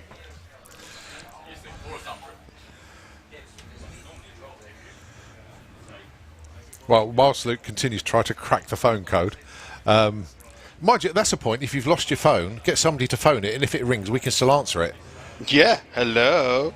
Stevenson's Taxidermy. You snuff 'em, we stuff 'em. Yeah, so that's a good one. If you've lost your phone, They got a now we've got it on charge. Yeah, that's it. So you haven't even set your emergency call up. Oh. Someone calling it? No, it's vibrating, no. Oh. No one's going to answer because it's vibrating. We've got a Facebook message, but that's it. It's probably someone saying, you've lost your phone. We need someone to phone it. That is our entertainment at the moment. Sorry, folks. I mean, we are here at Europe's premier drag strip here at Santa Pod Raceway for Doorslammers and VW Action. Two fantastic events rolled into one, and we're having fun with somebody's phone that's unfortunately been lost, but it's in safe... Well, I was going to say it's in safe hands. It's in Luke's hands. But say, if you have lost your iPhone, valuable piece of kit. What's it's all in? Don't know. So a bit of a clean up at the top end. We've got big bracket in the pairing lanes. We have got continuation of qualifying in the pairing lanes as well. And tell you what, it's been a really, really good day. Nice and warm out there. Weather forecast tomorrow looking even better. Hey up. Got TSB card on here. We haven't got into it, have we? They've been to Halfords. Oh. Weekend intermission tickets to Santa Pod Raceway. So they come to. There's two adults that come along. Right. Tesco's club card. What have we got? Aha! You got a name? Miss Rachel Job. Rachel Job. There's a call out for Rachel Job then. It looks like we've got your phone in the tower. If you come round to the catering area at the foot of the stairs, we have got your phone.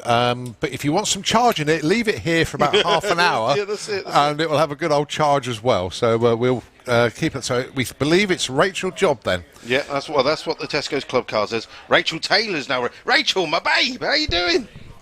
2 seconds. Hello. That's not Rachel Taylor. Is Paul there?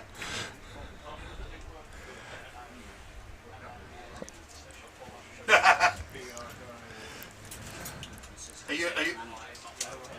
So it looks like we might be reuniting the phone I know Paul. with the owner. So it's somebody that Luke knows as well. Typical. What was her name? You lost your phone. So let's have a look in the lane. Jason Dodd has made it through into round 2 of Big Bracket. He's having a wander around on the start line. Have you got... Is it Rachel?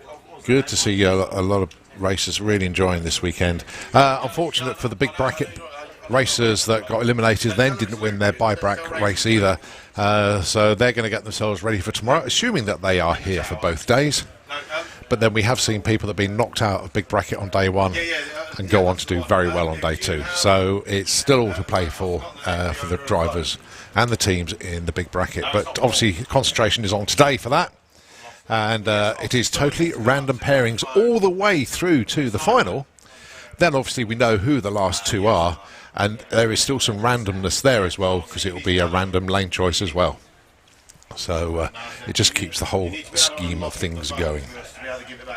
Open qualifying for all of our other classes.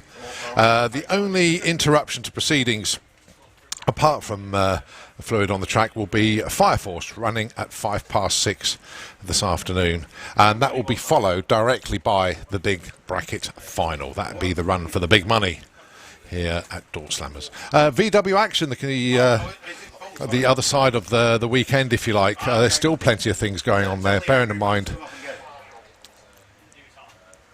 is 10 to 2 now the afternoon here. On the timetable for them, it's the Action Olympics starting in around about 10 minutes time. The interclub games, including tug of war, bug push, obstacle course, and of course darts football.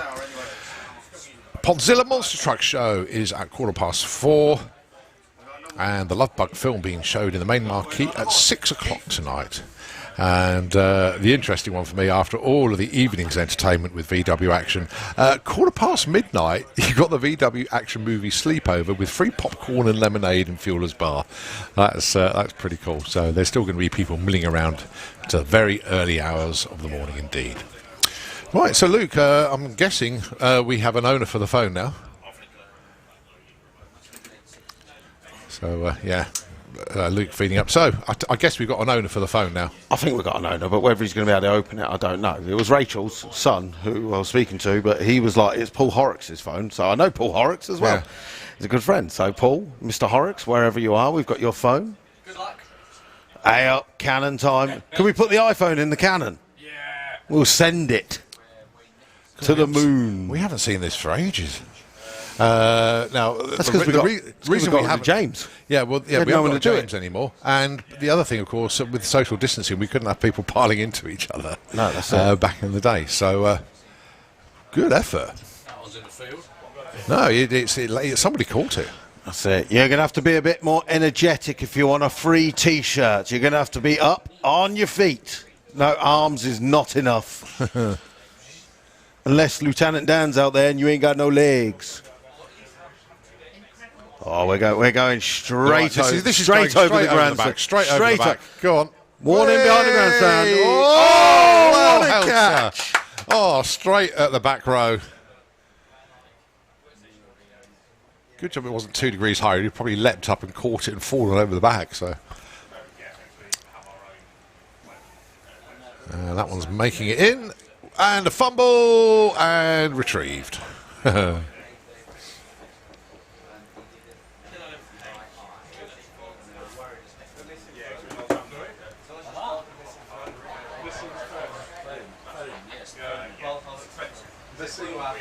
Who's got the missing phone? Missing phone. That's the missing one. Yeah. I was just ringing it now. Did you ring it up? It's on charge. That's. Yeah. I mean, I ain't got the password. I ain't got the. It's all right. Well done.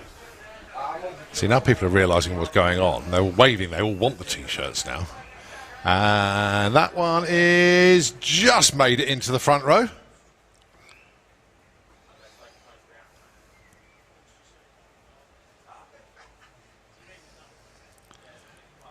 Right, so guessing where he is and the angle. This will probably go around about middle row. No, that's... Phone's gone. Well, very well caught. Very well caught. What's left on the seat? Oh, is this the phone? Can he open it? You want to check your screensaver now.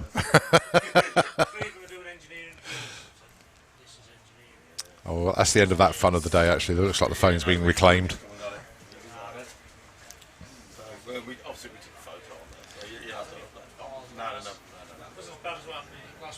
Oh, that one got stuck. Well, I'll tell you what, whilst they're having fun with the T-shirt cannon and the clean-up continues at the top end, just going to fade the voices down and bring the tunes back up. We'll be back with you shortly with the continuation of Doorslammers here at Sanapod Raceway.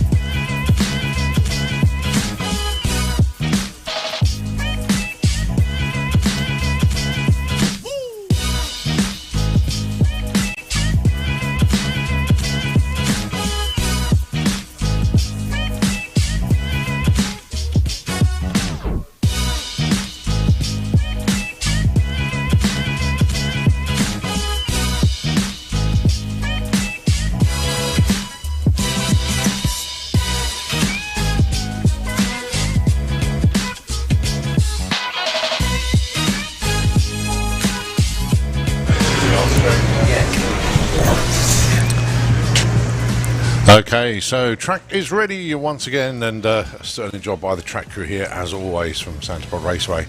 So it is a continuation of open qualifying, and got some seriously quick vehicles here in the lanes at the moment.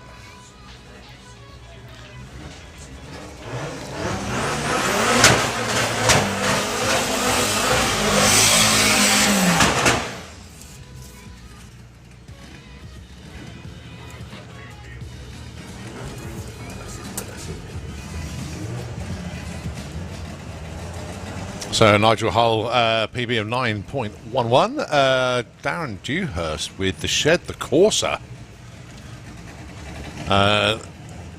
He's not that far away from the nines, to be honest.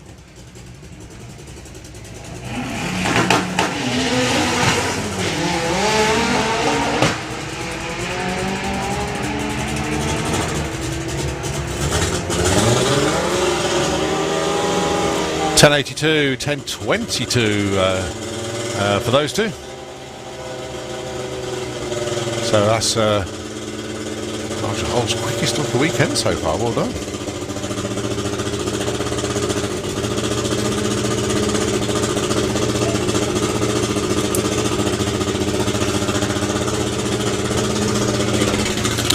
Colin, you got hung up, mate. Just a sec. Right, we're looking forward to this. When Luke goes downstairs to film a particular run, you know something pretty special is coming up. And it's this particular car in question here, the Honda Civic.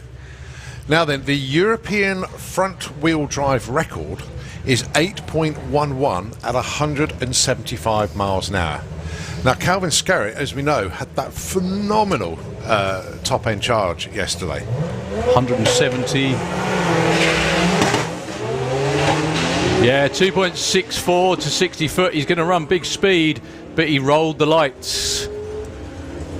180 miles an hour for Calvin Skerritt. Shame you rolled the beams. Yeah, a 2.5 second 60 foot time was what did that. 180 miles an hour though. We're going to have to check as well. Is that the first front wheel drive car in Europe over? No, it's 185. Oh wow. I think is the actual outright. According to the information I think Luke gave me yesterday. haven't got a note of it, but I'm sure he said 185. But nevertheless, that So- was staggeringly fast. So, Alan Duthie with the Scottish Corsa against Jack Bowley. Alan Duthie's one of those guys that really gets into it, especially at the pairing draw.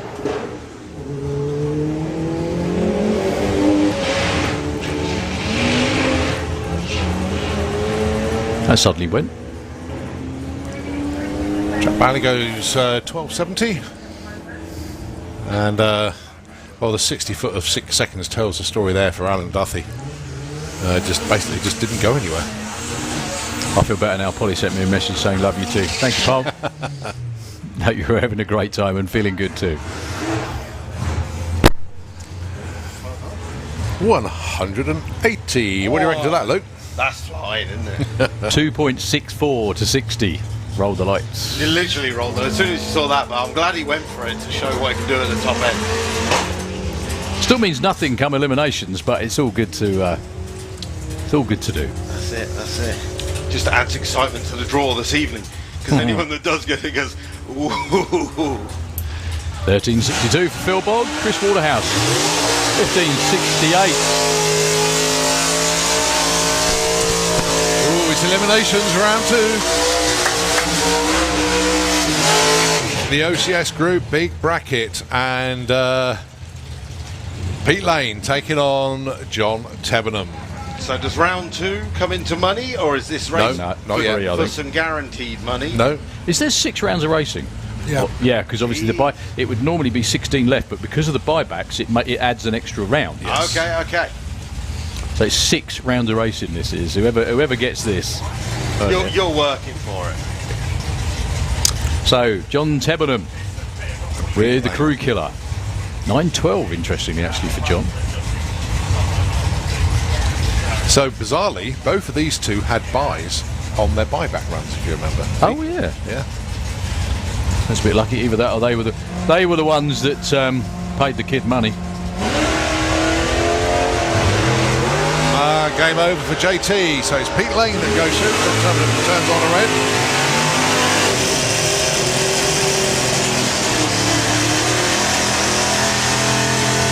And he goes 11. It would have been tough to beat as well. 11.82 on an 80. Pete Lane moves to round 3 of 6. John Turner with the Greenfish, Stars 10.35, which is actually the number he ran earlier on. Good to see Pete's got some help in the form of Georgina. Well, she's wearing a hat anyway. In Kestrel Lane, taking on Jason Dodd. 0.2 of a second difference on the tree. Jason Dodd's green will come on first. It's just whether he leaves at that point. Well, That's he wants the a green, put it that way.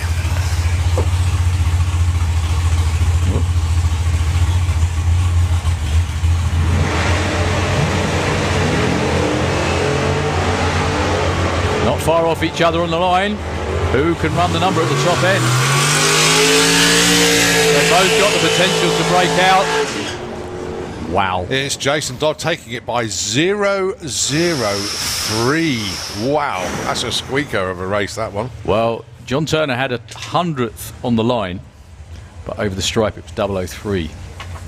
So Tom Atkinson on a bye. It must be just the way it works out. Must be an odd lot ladder. Yeah.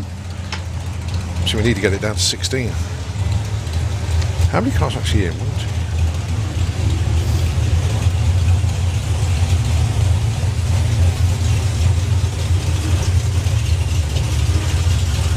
2. 8.91 for Tom Atkinson. To be honest with you, Tom's doing pretty much what he would be doing on any given weekend. Bracket racing. Just going to be doing it twice. Yeah, so this will set a field of 16 with buys and that going through, yeah. That's why you'll get a few buys.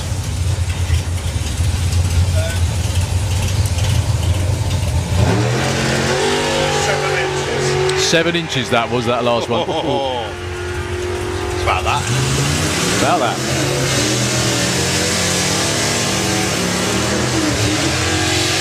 $8.95 for Tom. Doesn't matter necessarily about the ET. Great matchup, this one. Katie Booth with the Mighty Mouse. Taking on the freshly imported Williams Boys Copo Camaro. Sponsored by VP Racing Fuels. And olive green paint. Or what colour is it, Colin? Forest green. Forest green, my apologies. That's okay. Katie's going to go first, 10:38. 8:47 for Nick.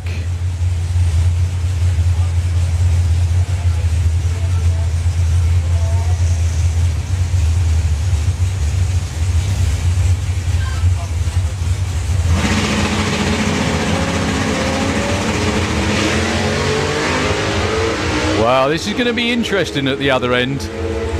Yeah, I think so too. Katie's way out in front, and she doesn't break out. Not sure what happened to Nick. I think he may have realised off the line. Katie with an 05 reaction time. That was pretty much it. Nick with a .16. Yeah. Well, Nick couldn't win that one actually with what Katie did.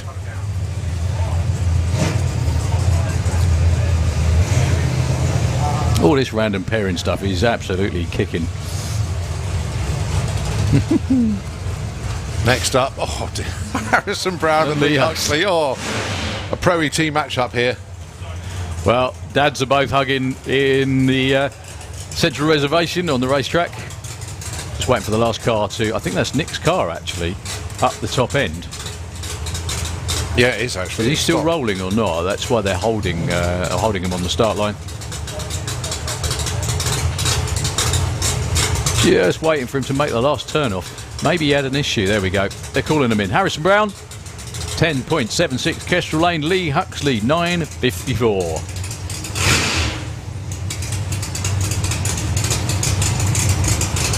This is where the fun starts.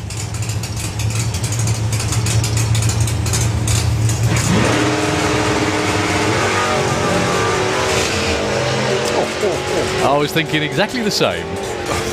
You watch it long enough, you know who's got a good light. Can't say it though, that's the only thing. I know. Oh, on the money. Look at the win margin. 001.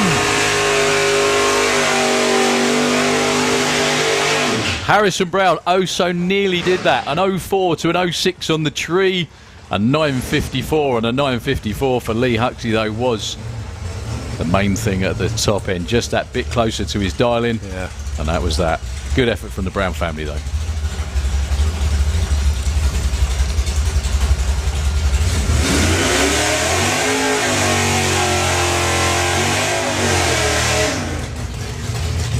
Oh, Billy Gain, another great matchup.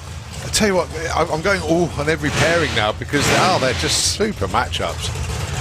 Spencer Tram and Billy Gain. I mean, Spencer has been out of racing for a number of years and has imported this Camaro from the States. And it's like he's never been away. Of course, he's a very experienced racer indeed. He's helped a lot of people out. Billy, if there's a race on, he's there. Doesn't matter where it is, he'll find a way of doing it. Oh, and another great matchup. Well, there's loads of them. Anyway, all great matchups. 11.17, place 8.52.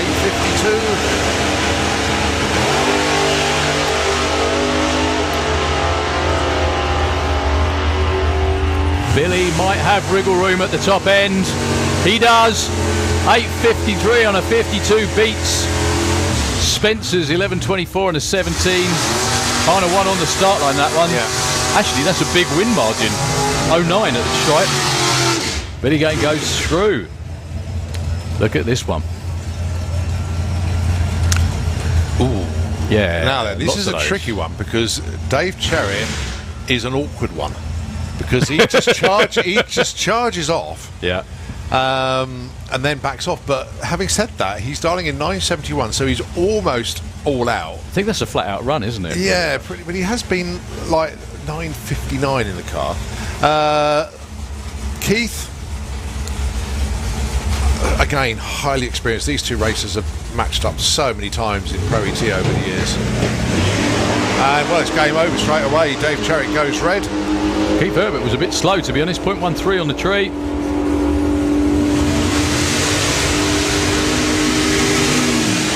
He was closer to his dial anyway. The Herbs moving on through. Another great matchup you would never normally see. Dan Williams, the car that won 2 years ago at the Doorslammers, sponsored by VP Racing Fuels, dials 10.08, Kestrel Beer Lane, up against the Fort Sale Mercury Cougar. of Mr. Pete Grange. I don't want it back. In the Auto Glim Lane. I don't want it either. Dials a 9 point. Oh, I tell you what, this is what you need on a hot day. Friends like this, isn't it? You know what I mean? Pete Grange with the Cougar took out Simon Innes in round 1. How far can Pete go in eliminations? First time he's actually raced this Cougar. Here we go. Oh, Pete goes, 007 red. Oh, keep him away from sharp objects.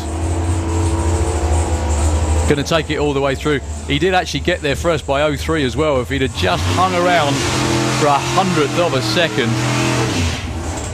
Very well deserved win though for Dan Williams.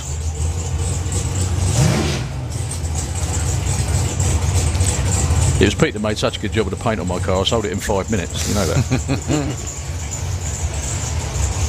Rick Denny and Brian Pateman don't normally race each other, even though they've got Firebirds a pair.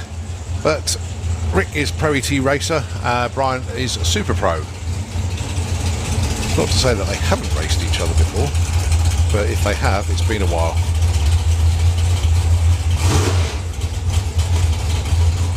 Oh no, Rick Denny being advised to shut off. Remember, he did have a head gasket go yesterday, and whatever it is has just come back to haunt him a little bit. So yeah, a bit of a shame there for Rick. So Brian Pateman gets the solo.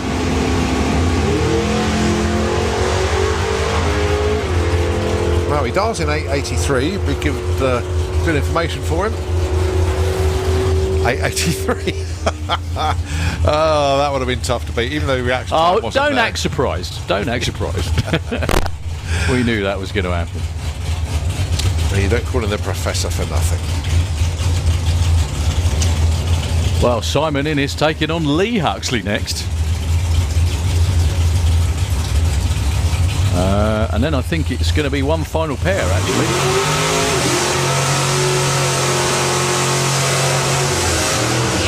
Mark Huxley is going to be going against Andy Park by the looks of it. So, sorry, Simon Innes against... I said Lee, I beg your pardon, sorry Lee. It's Jeff Cowley with the Nova, who rang bang on that 9.43 dial-in. So Simon's going to be going first by around about second and nearly a half. Close to a half.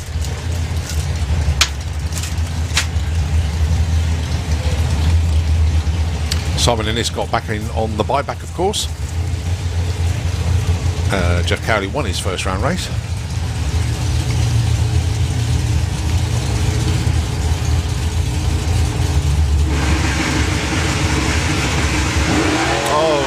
Simon Innes goes red, so that's his day done. It's not his weekend done, but that's his day done. Yeah, 0-4 red. Very polite reaction time for Jeff at 0.31, but it doesn't matter. 9.47. Jeff Cowley moves on. Yeah. So just got Mark Huxley and Andy Park. Is that right? Yep. So that is actually the last pairing.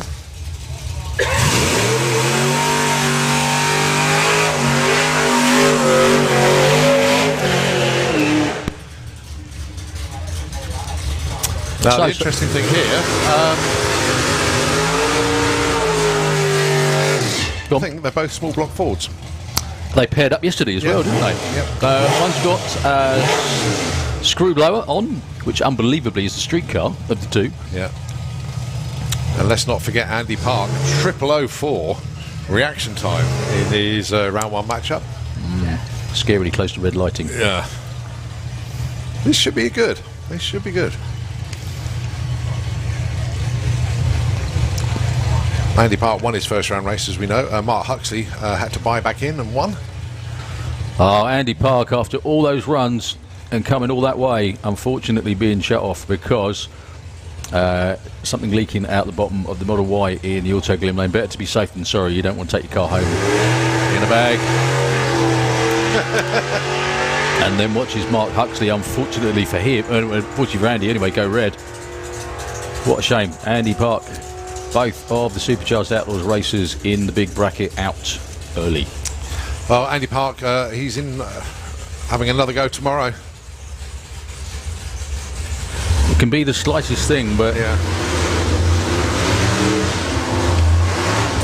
So should be Dave Swift doing a licensing pass then, if I'm right. It is indeed.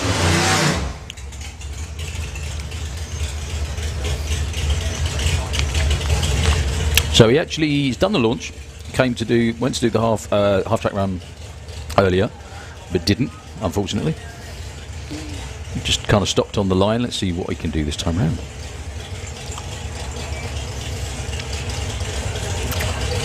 So is the reason he bought this car, Luke, just because he really liked the look of it? Yeah. Pretty much, yeah? And loves the way the bodywork is.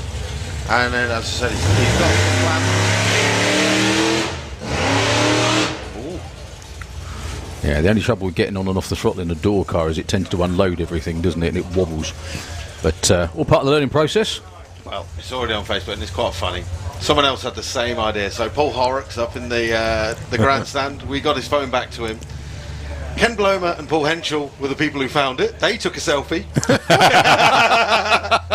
And then he come up to us in the tower and we took a selfie. So he's put it on Facebook as a thank you. Yeah. Oh dear. See. Right, big bracket. Bearing in mind that the next round will set the field of 8. Okay. We've got 11 races left. So there's going to be a bunch of there's going to be a bunch buys. of buy runs to get themselves into the money. See, how do you choose that with the kids? Yeah. Which one do you want to have a free run? They're like, me. And just start waving at the kids. Yeah, and we will have 8 cars into the quarterfinals. So we've got a few Pro Doorslammers down there as well. Yeah. Including also Andy Bond with the 6-second 213 mile an hour street car. Paul Ratkin, Bruno Barda and Darren Pear as well. Good on people like Darren and John Sleeth, who never normally stand a cat in hell's chance against a pro mod car, coming and giving it a go. They do stand a chance this weekend. That's They just do, it. always. Mainly because, I mean, one of the big reasons is it's not on qualifying, as in, because they normally wouldn't get anywhere near what the bump spot would be, would they, frankly? However, there's no bump spots. It's out of hat, as long as but you do have to qualify. But based on how the day's gone so far, I think they might be okay.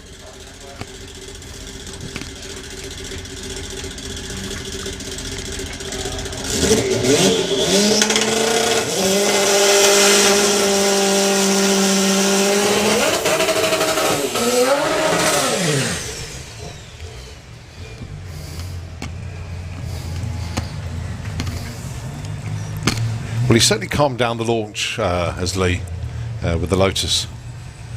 Not wanting to reach for the stars like he was yesterday. Mind you, he's got a picture that he can dine out on forever, I think.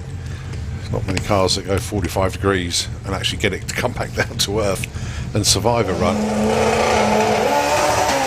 Whoa! Nearly going up again and taking the scenic route, kisses the centre line, tries to get back on the power, and that had absolutely everything on that run. Yeah, I'm sure Callum's about to update us with... yeah, there we go. He got it. Of course he got it. Whoa! Nearly going up again and taking the scenic route, kisses the centre line, tries to get back on the power, and that had absolutely everything on that run. Yeah, I'm sure Callum's about to update us with... yeah, there we go. He got it. Of course he got it. The four-wheel drive GTR, do you remember? Yeah. Now, see, I can't wait to see that now, because that is now a full Pro Mod chassis. Oh, my goodness me.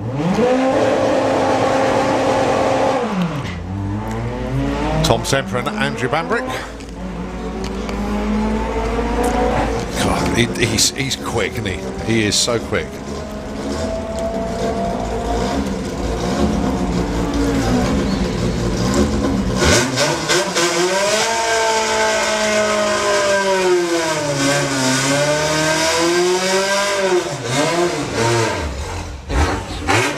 We have a feast of the Pro Doorslammers around the corner. Yep, we do.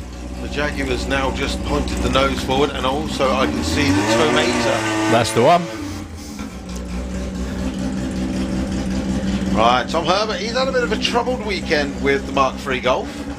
We've seen some 11s, but we've seen some slower times as well. Taking on Lucas Dalglish. So both of these cars capable of running down into the 11th.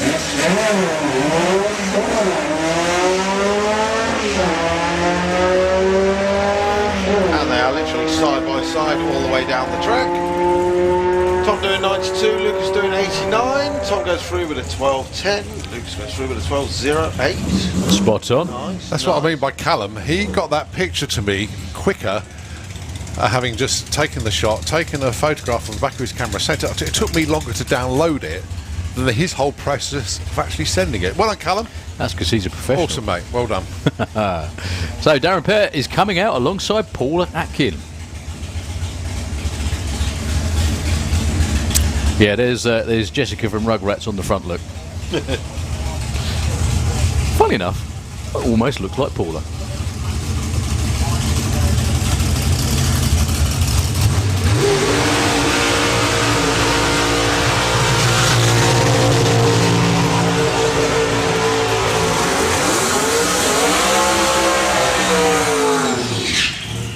Now, Paula and Stan have been having, I think it's converter issues, which is the thing that's been the reason the car was jumping through stage just about every time she ran yesterday. What she did earlier on was she just walked the car into full stage, then when the green came on, built out the boost and went from there. Darren Peart, no such problems with the Wildcat Cortina. Run a personal best. I think that was yesterday, wasn't it? 7.78, 171 miles an hour. Just a shame all Cortinas weren't built like this.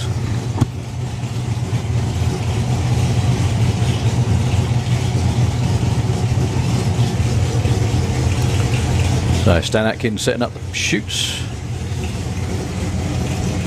Now if you wonder why Darren's car's got one parachute and Paula's got two, it's all about finish line speed. I think, is it over 180? It is. Yep. You have to have dual chutes. Yeah, single shoot 150, dual shoots 180. Well, Darren's gone all the way in. Well, that's a particular problem. We are already qualifying. Wonder if Paula's actually going to build the boost and bump it in, or just roll it in and do what she did before. Let's see. No, she's going to roll it in again. Here we go.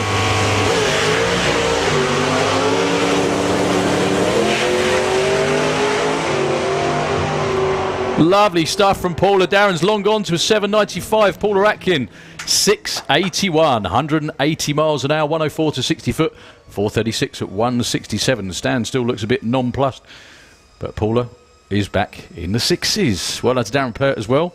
Quite a bit of tyre shake off the line for the Wildcat. That puts Paula number 3 in Pro Doorslammer. I was about to say, it's getting to that point of the day where they need to put that pass in to make sure they're in the 8.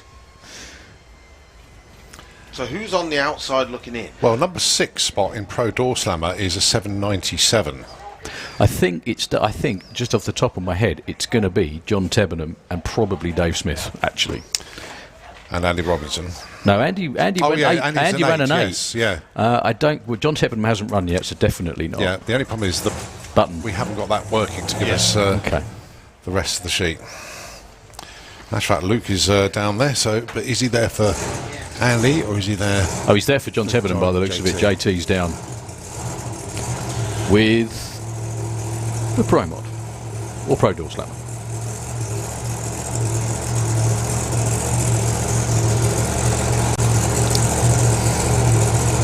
So Bruno Barda, in years gone by, affectionately known as the Swede Killer.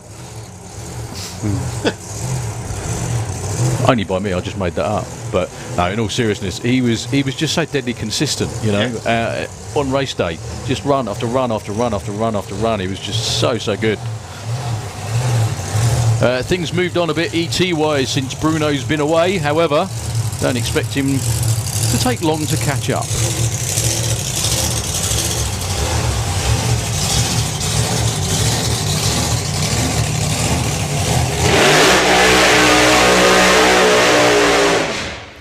The one thing I remember about Bruno, well, there's a lot actually, because he's been around racing a long time, is first run of the year in testing before the main event, which is the first round of the European Championship for these cars. All new stuff, and he blew it to bits on the first run. So he had to get all of his spare stuff out of the trailer, and that became his new number 1 stuff. It's just got to hurt a bit to do it on the very, very first run. Yeah, that really did. I remember that. And Bruno, the thing with Bruno, one of the reasons Bruno was so consistent as well was because Bruno ran a converter a long time before converters were cool in Pro Mod. So the car was just deadly consistent. Everyone else was running clutches, and yeah, they could run quicker, but Bruno, 9 times out of 10, will get to the finish line first.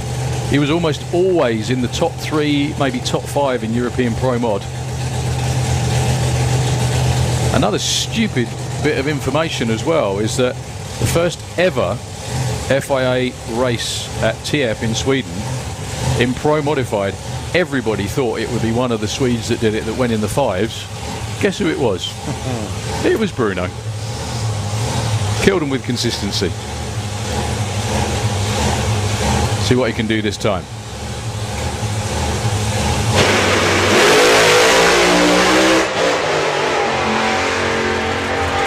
.98 to 60 foot on this particular pass. Yeah, on and off the throttle a bit, 743, 145. Still getting a little bit out of shape around about 60 foot. You notice that what the crew are doing as well, they're actually filming the tyre tracks, which is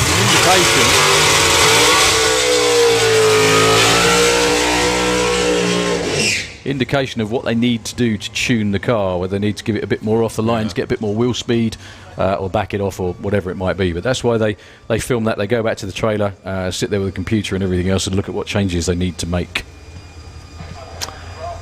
So Dave Smith, not sure. If you actually have a look as well, you know what you said about qualifying numbers, although we can't get the page. Yep. If you look where it says right lane on the board, it says currently where they are in the order of everybody. So of all the cars that have run, he's 121st. Ah. That's what that number is, you see. Now, But considering we would normally only have the top 80. That's right, but if you anyway. look, obviously it's open qualifying, so if you look at the qualifying numbers, everybody's got a qualifying position. Yeah. So Dave Smith is currently 121st. but technically you would be hoping he's going to be in the top 10. That's right. Although it's a completely new car to him.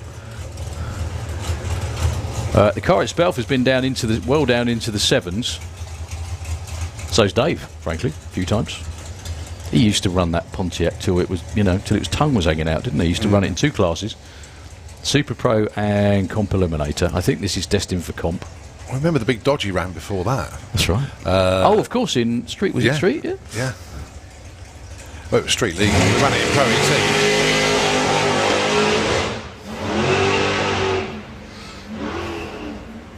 Well, Dave Smith still getting to grips with the Jag. Goes 962 at 131. There you go. Look, he goes from position 122 to 42. Yeah. Moving on up the right direction. Still getting used to the car. Well, JT's round the back with the fabulous Lightning McQueen. His first run in a couple of months with the car after suffering engine damage. When was that? Was that... just trying to think the order of things, Was that Festival of Power? It must have been, yeah. He said that the... I hope he doesn't mind me saying it out loud anyway, but he suffered engine damage. He said the cam moved, which screwed up everything, and sort of like valves and stuff jiggling where they shouldn't be. So there's a bit of repair work going on. But he's very much looking forward to getting back in the car. Due to be here this weekend and next. See, for a lot of races, there's not a lot of point in going home, is there? It makes you wonder how many actually are, because most people are leaving their equipment here. Well, some have already. Yeah. From the other week, yeah. So, you haven't seen this car so far. It's another one of those supercharged V8 Hemi creations that we run in a class called Pro Modified. But it just looks cool as hell. Literally.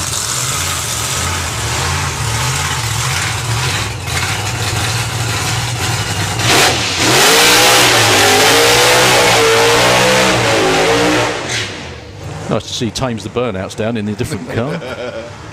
John Tebben had been around drag racing a long while. Have you been watching those? Because those little the Motormouth snippets they do on Santa Pod TV, they're fantastic, aren't they?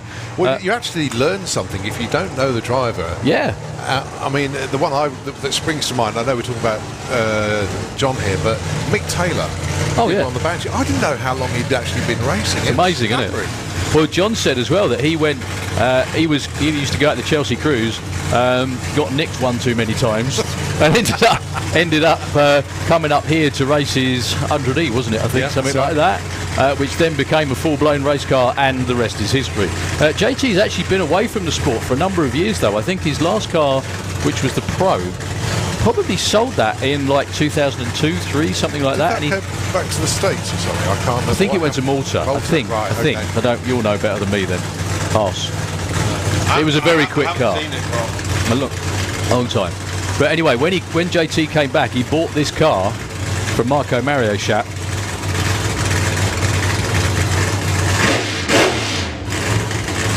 Now, this could well be a checkout run, or knowing Johnny, it could well be out the back door at 230 miles an hour. I think you're going for the second option, you know that. I don't think John can do a checkout pass. Of course he can. Like Andy Robinson just did with a new car.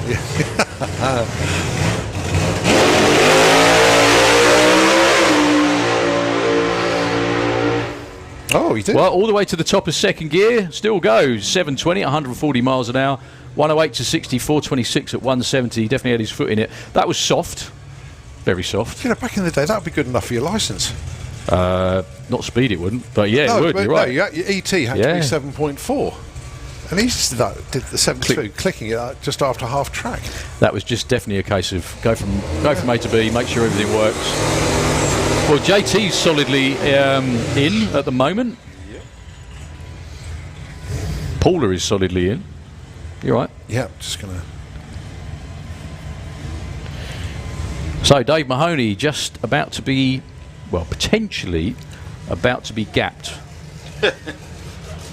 And both of these are actually street cars. Counted, you mean? Yeah, a couple of postcodes. Well, it is actually Northamptonshire to Bedfordshire, isn't it? There you go. Oh, going to be a solo then. Dave Mahoney not going to make this run, unfortunately. You scared him with all that talk. No, don't get scared if you drive a Camaro, do you, Killing? Nah. So Andy Bond earlier went 6.95 at 213 miles an hour. Let's see if they decide to turn it up for this run, would you believe? On street tyres, this car is road legal, and yes, he drives it to McDonald's. Not this quickly, though. 120, slightly down on the 60. What has he got in the back half? A lot. Oh, 694, even quicker. 212.89. Mr. Todd, I hope you're watching, because we're looking forward to seeing this next week. This is looking effortless, Andy. Just so undramatic. It's so smooth. Do you know what? Steve Nymanthis, when he had the Bentley. That's the one. Thank you. He described it best. He said it's just like a magic carpet. Yeah. He said it just flies effortlessly all the way down and just keeps picking up speed all the way through. Right, bit of four-cylinder qualifying here for you. Gino and Paul. Now, Gino, if he wanted to, could have run in a big bracket, but four-cylinder probably better for him this weekend.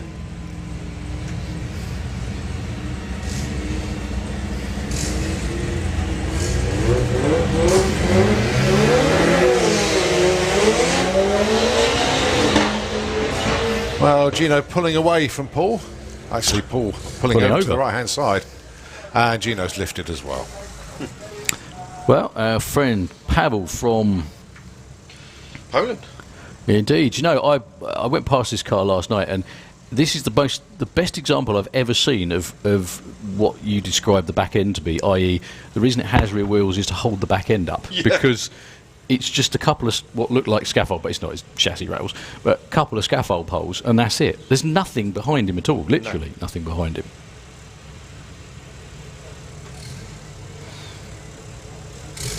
But knocking on the door of the nines yesterday.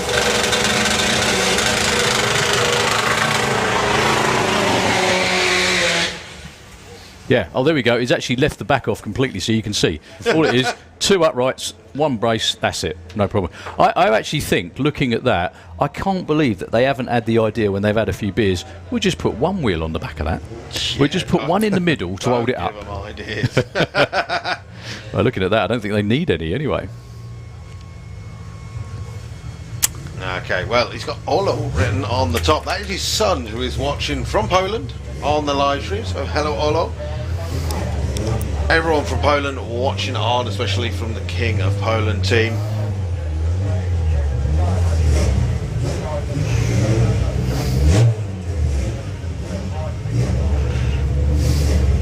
That's actually quite incredible. Have a look at the back end of that car. I did last night when I went past Oh, it. you did? Yeah. Yeah. It's just unbelievable. Well, there's nothing of it, is there? That's what I said. Two scaffold poles and one across, and that's it. There's nothing there, is there? Nothing at all. Yeah, it's amazing, isn't it? Right, let's That's see. what I said. If you're going to go for weight save, just put one on it. Oh, there's the 60 foot. He needed 163. Top speed of 110. Pavel goes for the top end. Ooh, 1045, 143 to a 1089 at 127.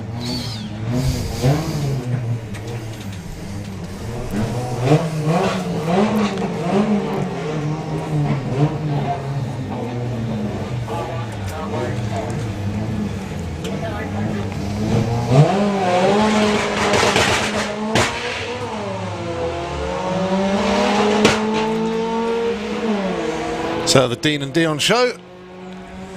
Fiesta going alongside the Caddy, and the Fiesta overtakes. Goes through 1160 against a 1468. Right, Maria back round for another run with the Audi TT, and Ethan out with the Lupo. Now, he said earlier, he was like, he goes, new remap, good. Clutch, not good. So anyone got an uprated clutch for a Lupo? But he's still sending it. Personal best now is a 1271. We've seen Maria go in. Both being backed up, actually. I think we may have fluid in the Kestrel beer lane after that one.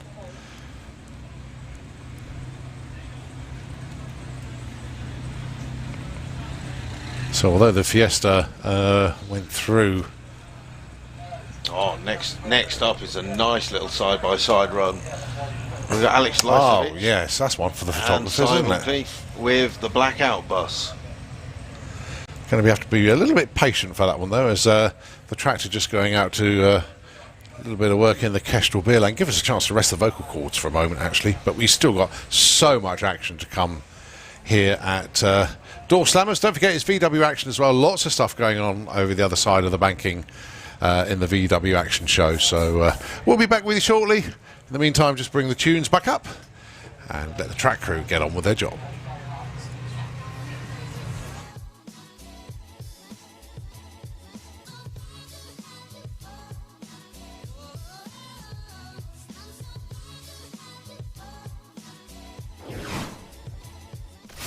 VP Racing Fuels is the official fuel supplier for Sanapod Raceway, home to the fastest surface and fastest cars in the UK. VP makes the perfect fuel for any drag racing application, from full-blown drag cars on C16 and M1 methanol, all the way to your weekend warrior bracket racers running VP 110. VP's wide range of fuels means we make a perfect fuel for your vehicle, and it's available in the UK at Sanapod Raceway. See us at the track or visit us online at vpracingfuels.com.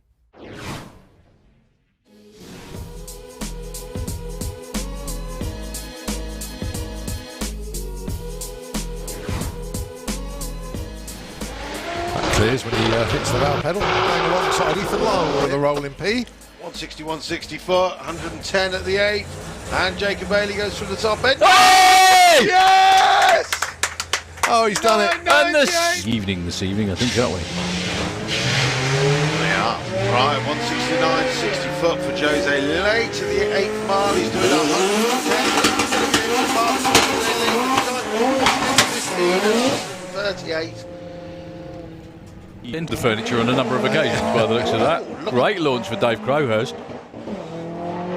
That was good. That was really good, yeah. Nice and smooth, nice and flat as well. And we're going to be into the 9s. 988, 138 miles an hour. Is that with all the repaired stuff? Yeah.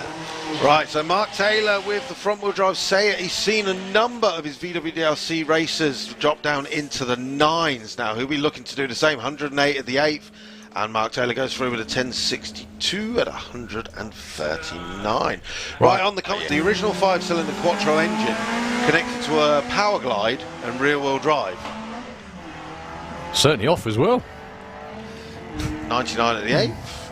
And Grant Parker goes 1103 at 124. Mark's out in front at the moment doing 106. He's going to dip down into the 10s.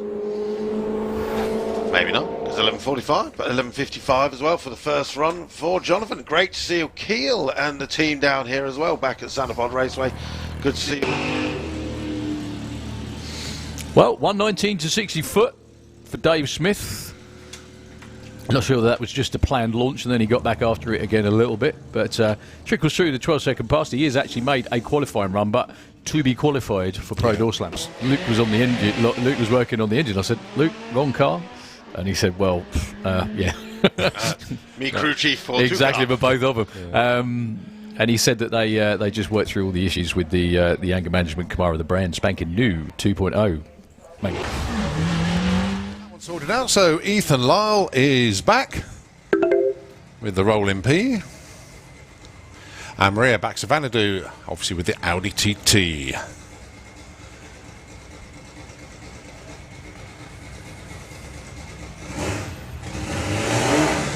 So this is open qualifying.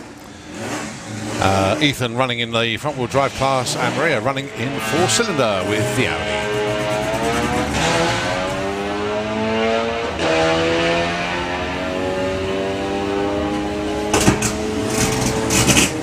Ethan 12.96, Maria 12.11. Right, this is the pairing that we've been actually looking forward to with bated breath, actually.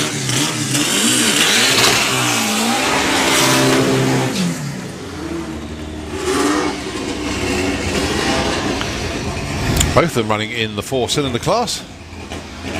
Simon and Alex there. It's Blackout taking on Second Coming. Now, that view out there makes me feel VW action. Yeah. Two buses on the line. That's not Dave and Ian, is it? Oh, buses, not bosses. Sorry, beg your pardon. I hear it again. So the potential for Alex's single cab down there. Bit of a better launch. Has he been in the 10s yet? I think he might be about to. 10:37, 136. Yeah, if you get a chance to look around the pits on that, obviously Andy Robertson built it. Yep. Full tube chassis, big Powter motor in the back there. It's got all the toys. Proper job. Built to go quick. I think he went 143 on the previous run, didn't he? That's was that stonking in a bus, isn't it? Well, tell that to Wayne Allman. Yeah. Wayne is back at the Hot Rod Direct, actually. Yeah. So, Abby Tether with the incredibly completely standard Golf in the Kestrel lane. Taking on down. I don't want to be in trouble with anyone else, So it's basically. all about the driver. It is. That's a nice launch there for Darren Scully, not weaving around either. I love watching in the car when he changed gears and you see him lean over. Into the nines. 988, 142. Is that distinct sound of Jacob Bailey? Is that right?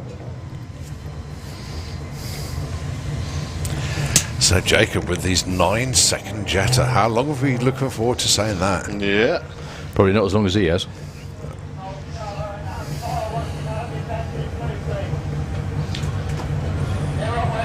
Have you got my sheet I lent you, Doc Colin? I have. Just in case. Much obliged.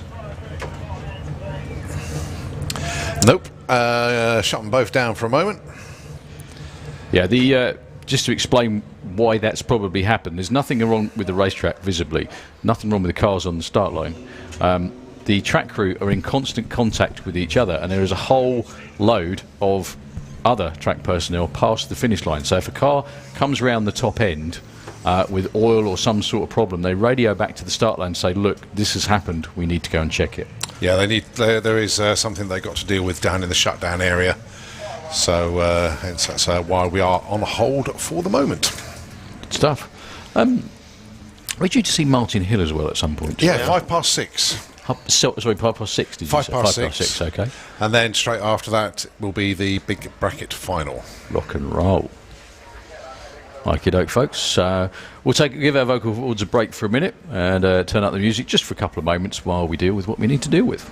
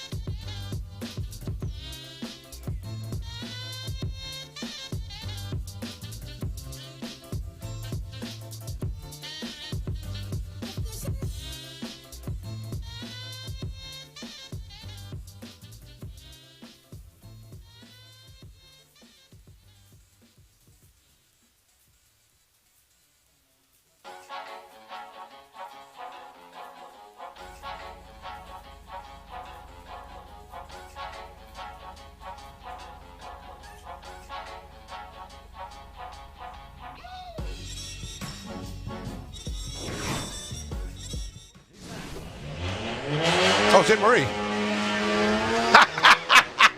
Yeah, check in. Right, let's see what Mike can do. 118 at the 8th. He's going to go down. Wow. To the 9s. 964 Oh, and 144. 144. You sure? He had a little bit too much cake last night and just chilled in bed this morning.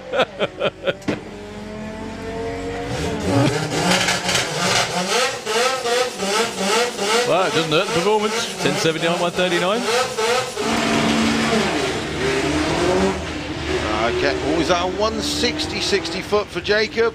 At the 8th mile, we're going to be 111 miles an hour. We should be close to a 9 again. Oh, 1018, 125 mile an hour. Dropped considerably at the top end. And it's a pretty horrible feeling. Yeah. You know, it's good when it all goes well. Like it is for Gary Gooding on this run. 117 to 60. 796, 171 miles an hour. Back in the 7s. Looks like all the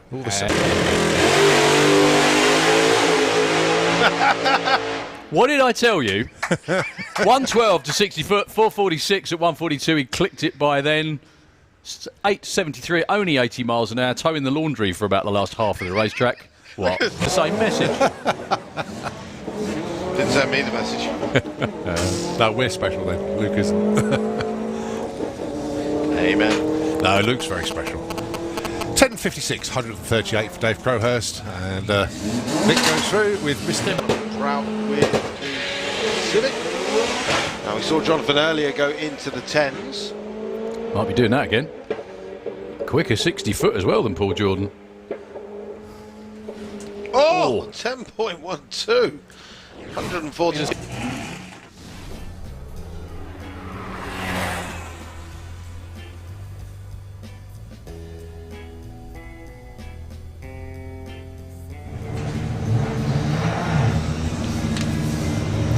Fire in the pipes.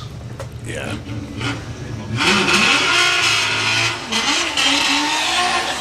So Jacob and Jeff then. Jacob Bailey with his, as I say, 9-second Jetta. Going alongside Jeff Ludgate with the Sherbet Lemon. So Jacob running in front wheel drive. Jeff in the 6-cylinder class. Wow. It's good to see the Team Extreme guys there helping out Jeff. He arrived this weekend with no crew. He was going to do it all on his own, but thankfully they've gone out and helped him. Yeah. Sorry, he was moving his pit spot yesterday because are these probably going to go near Team Extreme, and that's probably why he moved. That's probably why, yeah. Right, so Jacob earlier today went 9.987.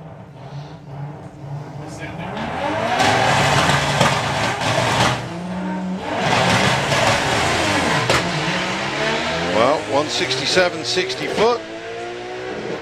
At the 8th mile doing 113. Jeff catching him at the top end, but Jacob goes through with a 10.32. Looks like that boost cut in again. And 9.72 at 150. Simon Barlow with this very, very fast machine indeed. He's been over 190 miles an hour this weekend. The Orange Pop. Running in Pro Doorslammer, of course. Best this weekend so far, 7:45.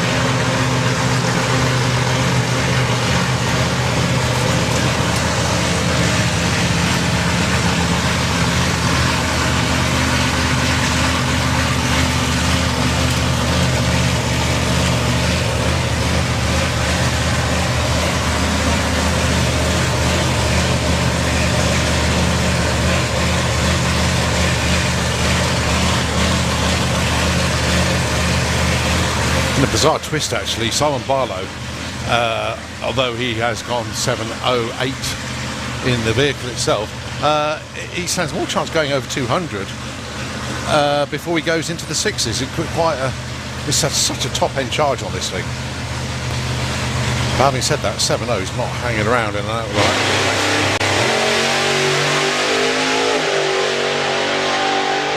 Well, unfortunately, we're not going to get any data for that run. Yeah, just jumped forwards because that was arrow straight as well. What a shame. Right.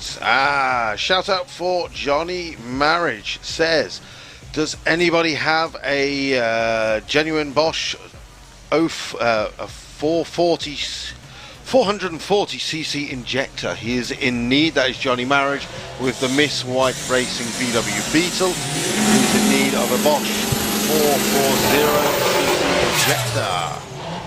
So if anyone happens to have one.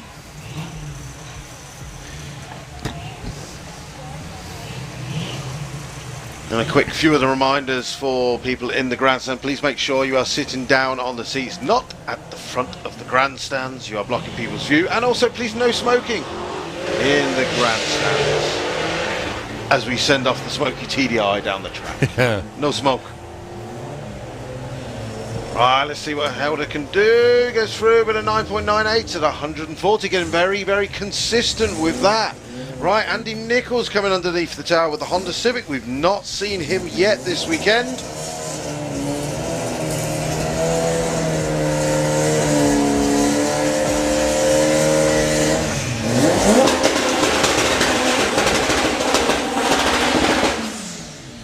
So I'm quickly flicking through my records. Right, so Andy Nichols, who was supposed to be here in the Integra, he's turned up in his Civic.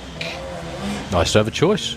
He has got 5 race cars, all capable of going very, very fast. He just picks and chooses. Anyway, right, I haven't got time to find his record, but Andy taking on Tom Herbert. Let's see what Andy can do for his first run of the day. This car has been down into the 9s before, but all he's got to do is go from A to B, get qualified, ready for tonight. Well, 150, 60 foot, that's pretty good. 8 mile speed of 117, it's going to be into the 9s, but how quick? 958 at 149. So the Celica down there on the start line. Tom Herbert goes through the 12.03, 114. The quickest GT4, was that right? That's right, yeah. Thanks to Ian Blackett for the information yesterday on this one.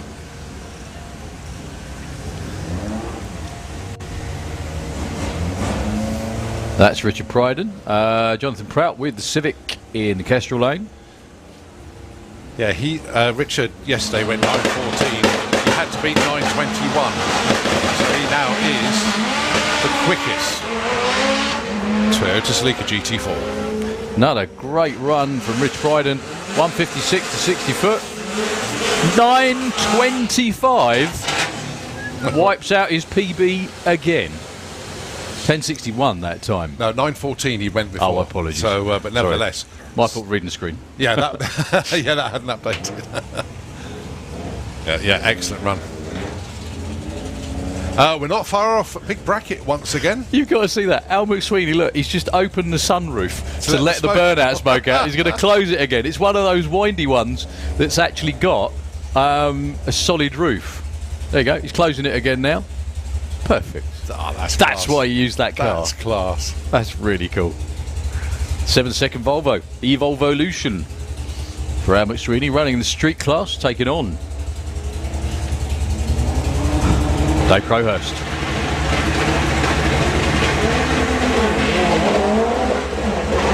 Wow, Al's just gone. That's got to be in the 7s again, surely. Easily. 789, 176 miles an hour.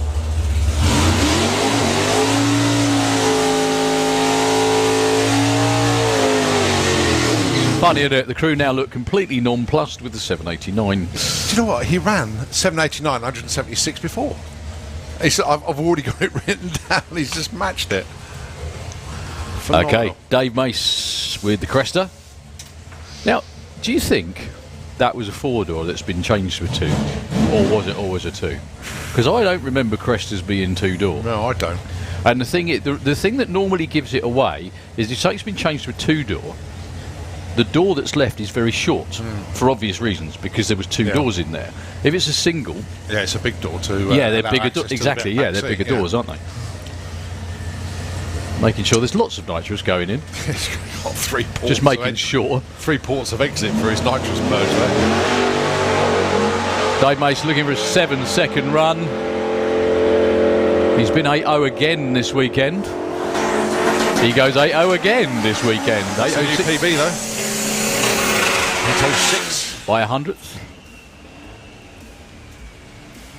Two of our front-wheel drive competitors up next. Matt Davison with Civic, immaculately turned out. Oh, we got the big bracket gathering in the lanes once again. And this is what we call the run for the money. So if you win this round, You're in. you're in for some money.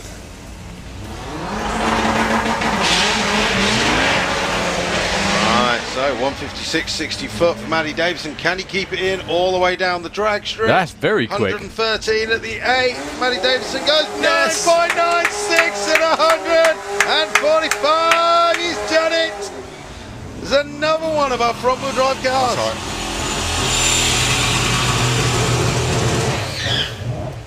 Superb. Oh, Right, that he's list gonna you've be been trying to happy keep on tonight. top of. It's crazy, isn't it? It's going all over the place. So Joe Stevens earlier on today with the twin turbo big block Sunbeam. Yes, you heard that right. Now the question is, can I get this posted before the next one comes round that could potentially same run thing. to number 9? Well, you've got at least one pair. Joe Stevens with the Sunbeam. Back down nearly, so nearly in the 7s again. Went 8-0 earlier on. Right, I've just sent that one to you, Luke. Thank you very much.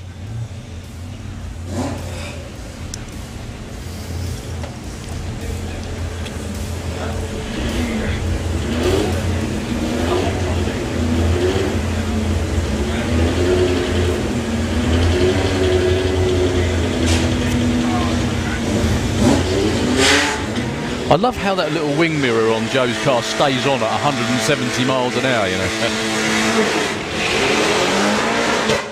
Slightly slower to 60 with a bit of tyre chatter for Joe that time.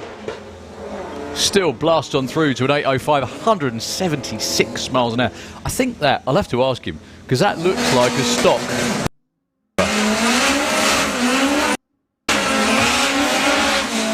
Let's just say his mirror stayed on better than my towing mirror that fell off the van coming up Airfield Road. Right.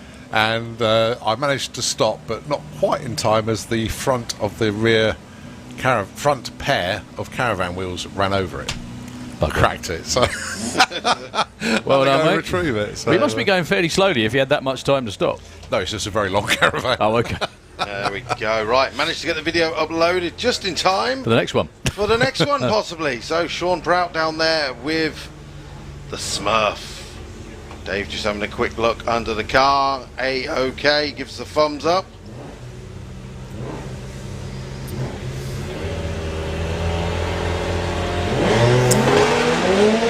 The Mini on a much better run this time. Now, the Mini has actually been in the 9s. Ian Blackett basically confirmed that information to me.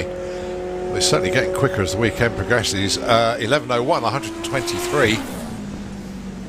So next run should be in the 10s. That's it. Sean goes through with a 1270 at 130. So need to get that start sorted. And more Yeah, not will much come. off the line. 231. That's it. Right, next up, Pavel back around again. He's been, I don't know what he's been doing all morning, but he's now getting some runs in, and he is going to be taking on Chris Todd.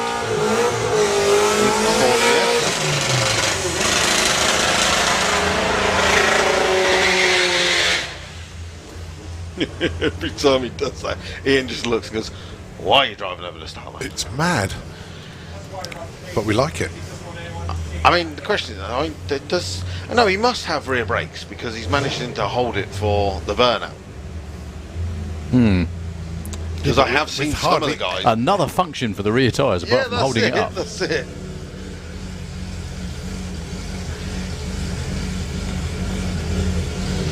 I would say function over form, would you? Fully. Used to have a bumper on the back, but unfortunately... Yesterday, he did a run at in Poland where it got a little bit wayward and kind of... It lifted the front back end so much in the air, when it come down, it broke the bumper. And I think they took it off yesterday. That must have been a hard whack. Right, let's see what Pavel can do with the Santa Rosa taking on Chris Todd. Issues with Chris.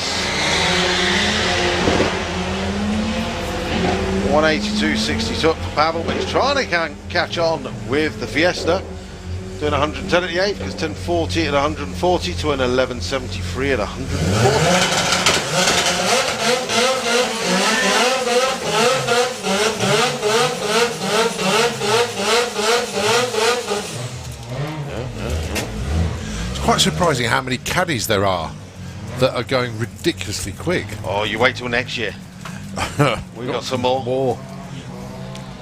That's it. Actually, I think I've just sussed out part of the reason for it. You can put a lot of weight nearer the front in a caddy, get rid of the tailgate, and that doesn't slow you down. Obviously, the tailgate would act as an air brake. Some of them have a net, some of them have nothing. But yeah, weight transfer, weight distribution, very good on a caddy. Steve Free, beg your pardon, bang on his PB ET-wise, mile an hour wise. It's like he's over it. Well, next year, coming into the VWDRC, you have got, Daniel Hughes has got a rear-wheel drive V8 front-engine caddy. He's then also built a R32 Turbo four-wheel drive caddy. Hopefully we'll have Mike Whitaker with the R32 four-wheel drive caddy. Paul Walkley, who used to have the T5 van, I remember he that. now has a caddy with an R32. How's he got rid of the van then? He's got rid of the van, yeah. Wow, because he ran that for ages. Yeah. That's it. He's decided he wants to go quicker. I mean, Paul Walkley, he was kicking nearly 300 brake out of that. It was nearly 500. 500 Nearly in the end. 500 horsepower towards the end.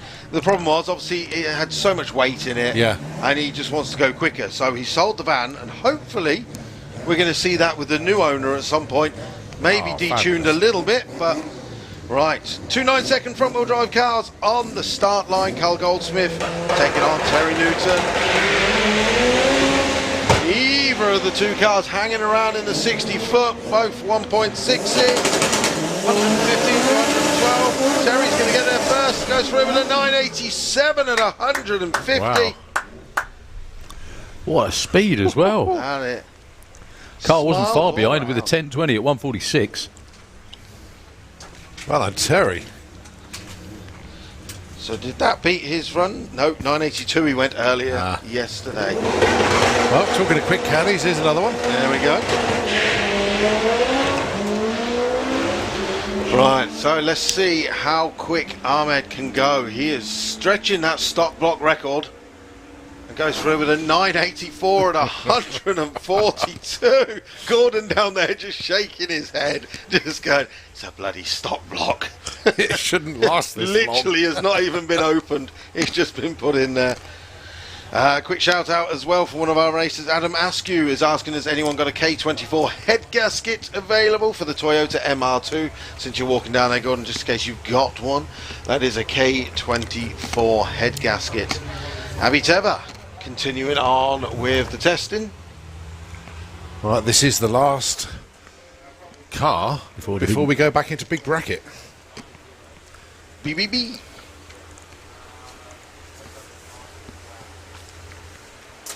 So, random pairings once again for the big bracket. Right, we've got somebody picking them out. Now, as I say, my maths isn't always the best, but I reckon we've got 11 cars left. We need to whittle it down to 8. So how this is going to work, I'm not entirely sure, but the only way to do it is a few buys. Some of them are going to be praying to the people there in the observation area going, please give me a buy, please. Well, those that haven't spent 50 quid so far might be spending it now. They might just be over there just going, I'll give you 10 and say, give him a buy.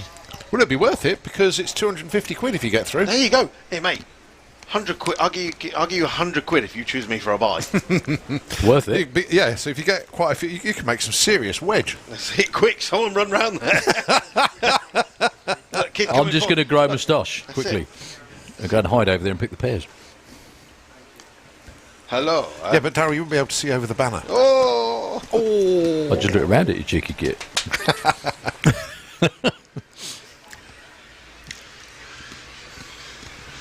So a little bit of track prep before this round of racing.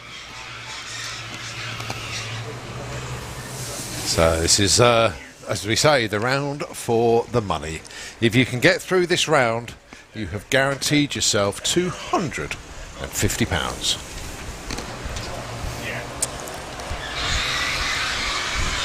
I think that's your race entry back, and anything after that is all good. Yeah.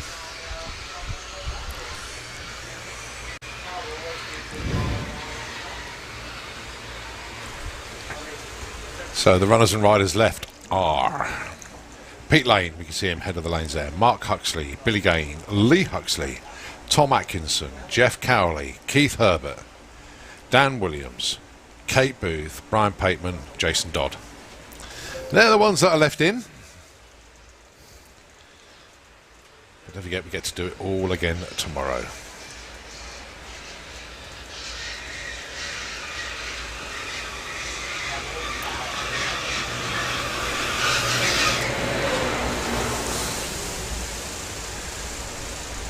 Now there are some races that are Saturday only on the big bracket. Chris Skinner, Kate Booth actually, she's Saturday only, as is Pete Grange. Brian Pateman, Jason Dodd, not here tomorrow. Harrison Brown, he's down for Saturday only, but if Ian Brown's transmission doesn't materialise, I would imagine Harrison will race on Sunday. Rick Denny, it's a shame actually because he was pulled back, if you remember. Yes, the league, so he was down for Saturday only, and John Giles was Saturday only. I think he's side back in the car tomorrow. Yes, but yeah, because John Giles has done a sign off saying, kept seeing red. But we do have some other cars coming in tomorrow that haven't been racing today, as you say, right. John Giles. Ollie is here tomorrow. Okay. With the Williams Brothers Firebird. He's working today. He's got a lot of work to do. He's got a very, very busy month indeed. Not going to go into full details, but I'm amazed he's even making it up tomorrow. Very, very busy month for him. There's no point in going to work if you don't do the fun stuff. Nah. Yeah, but going to work pays for the fun stuff sometimes. So I don't know whether Ollie will be up tonight, but he'll be certainly here tomorrow. But then, of course, tomorrow everybody is racing for money. Trying to win some, but then don't forget, if you do get eliminated in your classes, why don't you have some grudge racing, because we'll be doing that as well. I've got to show you that. Over there, where they do the picking from, can you see you standing at the front? No. Harrison and Amy. Oh, is it? Oh, right, yeah. Clever. Exactly. Well, maybe not. Are they technical advisors or something? I don't know. I think it's a chap in the white T-shirt who's picking. I don't know who it is, but I don't know. It's not that. Harrison Brown and Amy Watkins, who are very, very good bracket racers in their own right, standing at the front. I've never seen these cars No, before. I've never seen... No. Wearing their team that-a-do hoodies. No, I'm not a racer. I don't know anything. There we go, updated again. You make that sound like a chore. It is. Great one, though, isn't it? VP Racing Fuels is the official fuel supplier for Sanapod Raceway, home to the fastest surface and fastest cars in the UK. VP makes the perfect fuel for any drag racing application, from full-blown drag cars on C16 and M1 methanol, all the way to your weekend warrior bracket racers running VP 110. VP's wide range of fuels means we make a perfect fuel for your vehicle, and it's available in the UK at Sanapod Raceway. See us at the track or visit us online at vpracingfuels.com.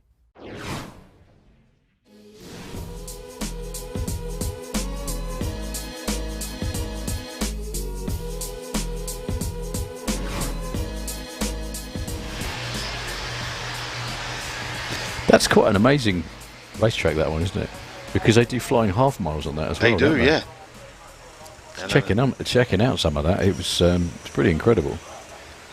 Well, like the VIP area as well. It's like a posh club. Oh, it probably is. It's called actually the Champagne Racers Club. Right. Mm-hmm. But yeah, no, obviously Elshan's there. Forston wanted to be here, who was recently number 1, and he usually takes that European record at this event. It's usually VW Action is the event that people take the record. So Forston is on 8:25.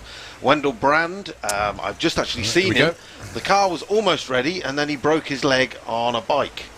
So the car is sitting in the workshop, ready to go. It's had all the updates. It's had the 750 cage put in, so we can go and do it all. And then he went and broke his leg. Okay, so we are going to see some buy runs, and it looks possibly like Keith's got a buy, unless Billy Gaines coming round. There we go. Look, there's a lady over there being asked to sort the pairings out, who had no idea what she was in for when she went and stood there and watched. There you go. Look, see? Yeah. She said, "Do you want that car and that car, or what?" The Herb's got a buy.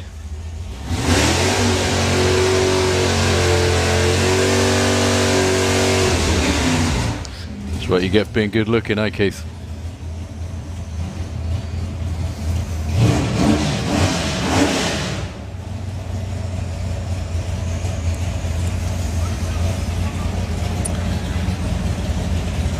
Well, it's just the way it works out, basically. If you have like an odd-numbered field or not enough cars to make a full ladder, even though it is random pairings. So, Keith gets a buy. 0-4 is his reaction time.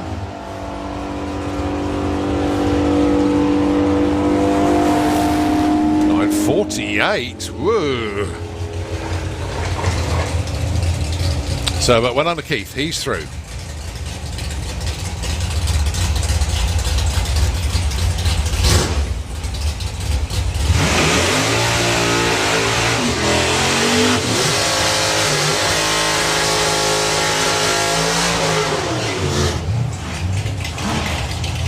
Right, now we've got to race Jeff Cowley and Jason Dodd. Do you know what? Oh, big racket. Now, according to my listing here, Jason Dodd is only here today. Jeff's here for both of them. So the dial-ins then, 1060 for Jason. Jeff dialing in 943. Jason just a little bit keen to get in, so he's going to have to back out of it. You've got a courtesy stage. That's better.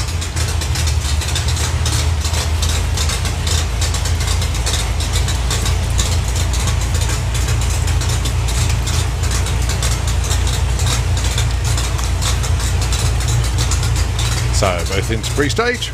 Jason goes in. Jeff goes in. The tree counts it down. Off Jason goes.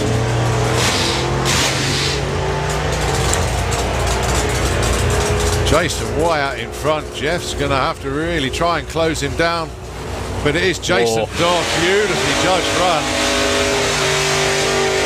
61 on a 60. And an 06 light, he could have backed out of that a long way earlier. Yeah, 2/10 on the tree was the big difference. Yeah. With that one. But well done, Jason Dodd. Surprised, like you said, he didn't back out more because he had a win margin of over a quarter of a second, actually. Yeah. So Billy Gaines going to be going against Dan Williams. It's a tough matchup, this one. Very tough indeed. Dan dialing in 1013, Billy dialing in 852. It's the Williams boys that support the big bracket as well. It is that indeed, right? Yeah. Yep.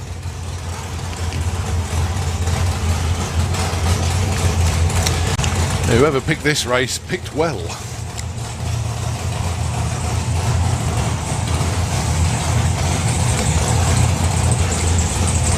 Well, we've got another race coming up after this.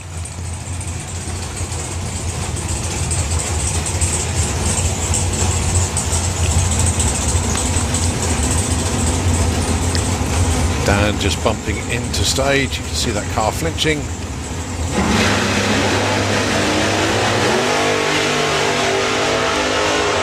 I've noticed we're doing that left-hand look again as soon as they leave the line. Dan's way out in front. Dan's backing off. Oh, but it's Dan Billy. breaks out. Oh my goodness me. He had loads to play with. Oh. Yeah, 10-12 with a 9 on a 10-13 dial. He took the stride by 07, but it is Billy Gain. Oh. He had 500s in the bag off the start line as well, which is, you know, kind of the difference. I thought he was going to back off enough, but not quite enough. It was Billy Gain going through. Yeah, Dan's MPH was down, so he did back out of it, but not enough. All right, it's another one. Pete Lane and Brian Pateman.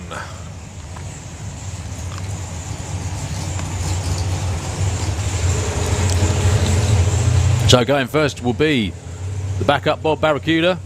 Say that when you've had a few. Oh, Brian went way early. Yeah, that was a big red light. That was almost a bulb early. Yeah. Yeah, nearly, actually, I think it is, isn't it? Nearly a bulb early, Cole. You're right. Pete Lane takes the win. And Brian Pateman breaks out as well, just for good measure.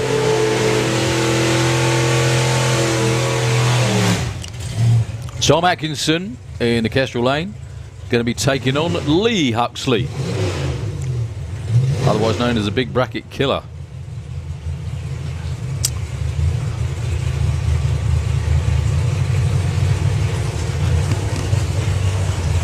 $9.54 for Lee, $8.93 for Tom. Got a fair old brain trust as well down there as Tom. And Kirsty Tran. Just kidding, Kirst. Andy Dibley, Spencer Tran. Obviously his dad isn't that bad a bracket racer either himself, frankly. Well, what's been interesting about this, Colin, is that we've got another race again. So it's looking like there was only one buy run, I think, was it? Well, we've still got more to come round. There's only 2 left. They're here. They're under us. Well, they must be 2 solos then. I can't. Oh, wow.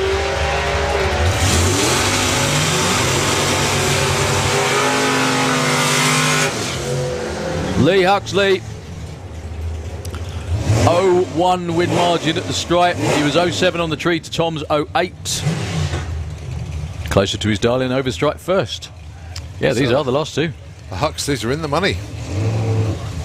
Now, will it be Katie Booth or Mark Huxley, who incidentally got beat by his brother in round 1? Yeah.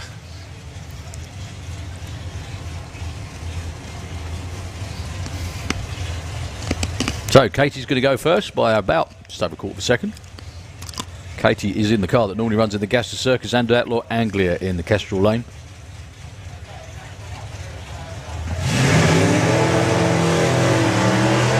Whoa, dear. And I say that in the nicest way. Katie's out there in front. I think Katie's still out there in front. Someone's pedalling.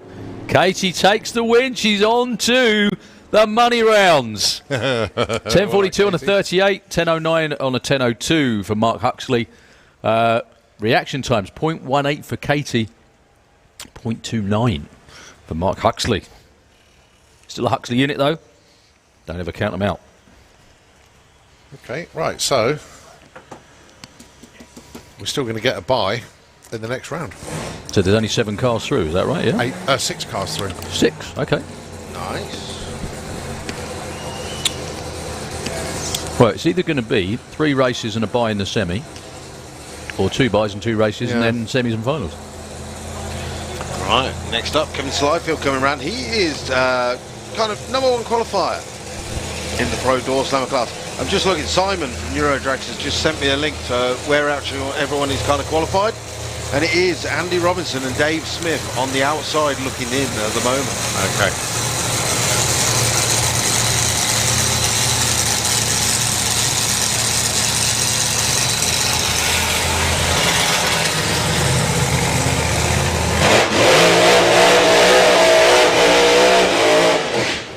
Yeah, looking at the order. Tony Underhill is on the bump spot with a 797. Then it's John Sleeth with a 787. Then Darren Pitt with a 778. The thing is, the cars behind them can go quicker. Yes, that's However, they can go quicker. They've got to, though. That's the big difference. That's it, that's it. So Kev Slyfield not happy with the 627, I'm sure. He's been about 3/10 quicker than that before. Bit of a misfire going on that run. No, it was a strong run. And the quickest of the weekend so far.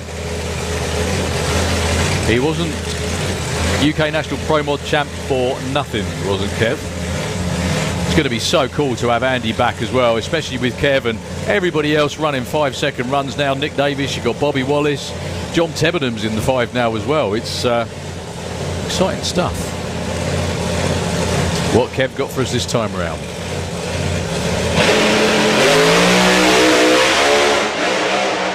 Well, the shake he went through there. Well, it was a 1 flat to 60 foot, which is kind of about where they want to be, maybe a little bit quicker.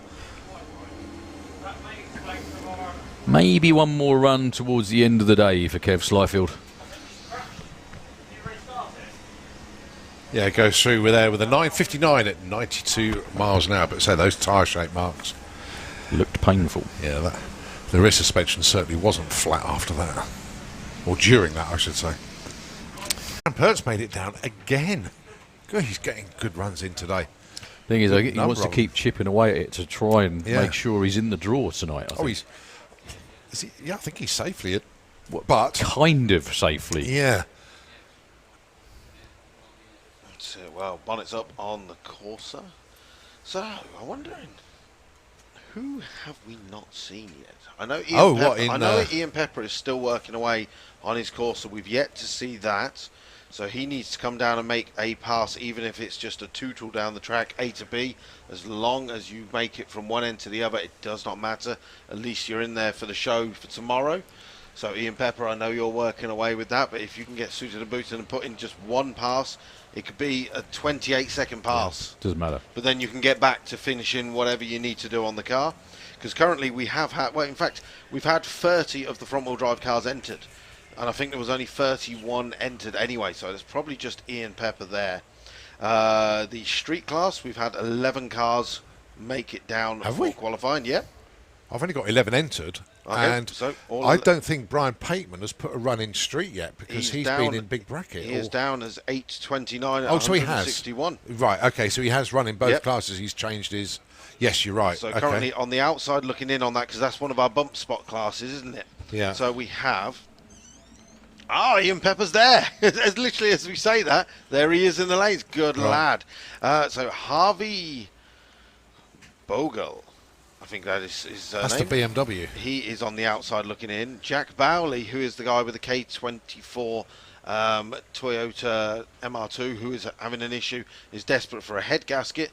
He's number 10, so he needs to put in... Harvey's not qualified. No. He's down as 921, and the bump spot is a 964, which is Amin Hussein. And 992 for Harvey, sorry. Yeah. Simon Swarbrick is at the bottom on number 11. Yeah. So that's it. But, I mean, looking at it, you've got to jump to... You've got to beat 964 now to get in the show.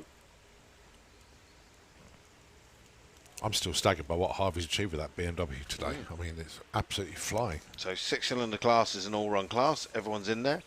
4-cylinder qualifying, we have had 28 of our vehicles qualify so far. Now, I know we had 31 at least. Yeah, so who hasn't run yet? Oh, that's interesting. No, sorry. Now, Graham Freeman, I know he dropped out. He dropped out in the week. We've seen Adam Skinner. And Stuart Hodgson, I know, dropped out. So... Right. So Simon Neath was the other one, yeah? Simon... No. He was out. He's been out in the camper van. Okay. Let me see. Andy Hughes. We haven't seen Andy Hughes, the Subaru. I've seen the car on site, but it's never come off the trailer. Okay. And he's had it on the trailer, and they've been working on one of... Well, I know one of the wheels was off. But we haven't actually seen that come out yet. So Stuart, at present, Andy Hughes. Well, it's actually quite interesting going through this to see who is and who isn't at the moment. That's it. Right, who else have we got? So that's our 4-cylinder. Yep, that's all our classes.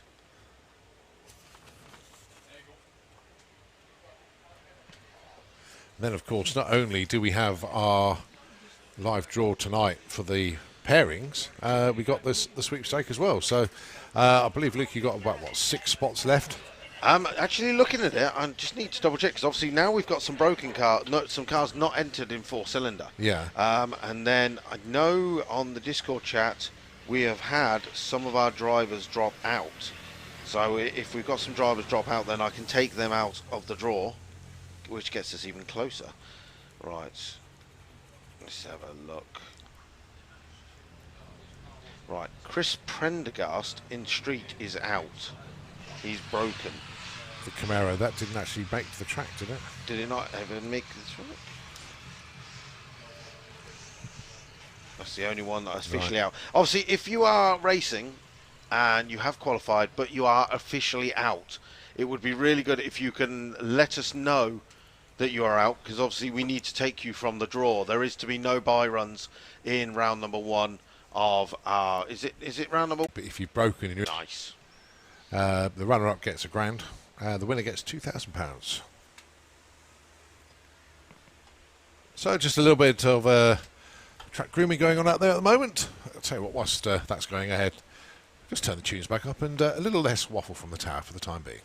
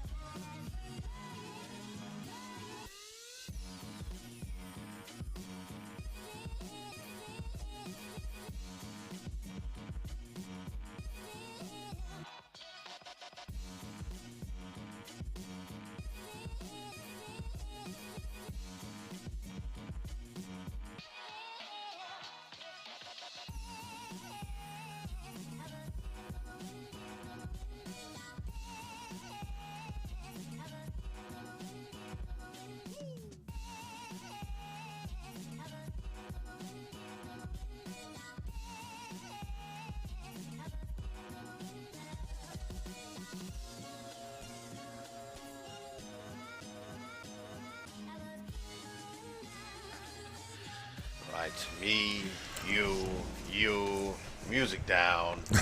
Bada boom, bada bing.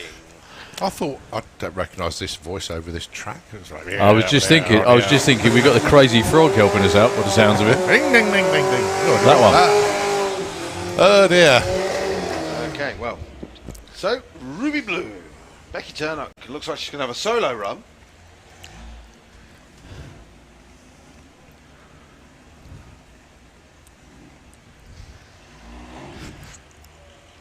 Oh, Simon Barlow's team are back out again. They are indeed. Another couple of Pro Door Slammers round there, ready to go.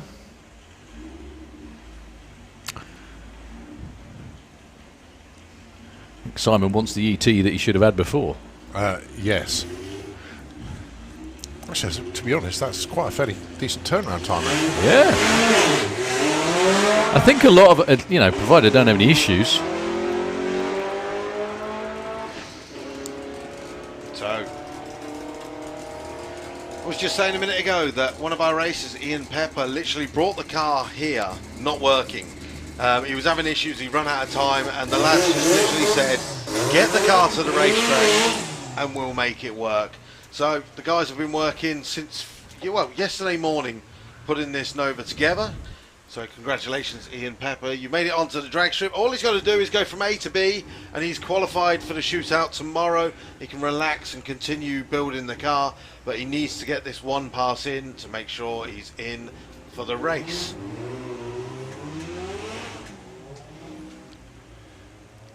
Well, A to B in less than 30 seconds. Yeah. It's the, Keep going. go on, Ian. This is where you get the Jamaican bobsleigh scene. I got to finish the race. If it breaks down at any point, I think he's going to get there. He will. Right. There we go. Well done, lad. So he's in the show with a 1955 at 77. That's all that matters. So the guys can go back to continuing on working on that car. As Darren Pett rolls around one more time. Yeah, a couple of Pro Door Slammers coming at you now. Simon Barlow's getting soloed suited up, mate. So it's just going to be Darren on this one.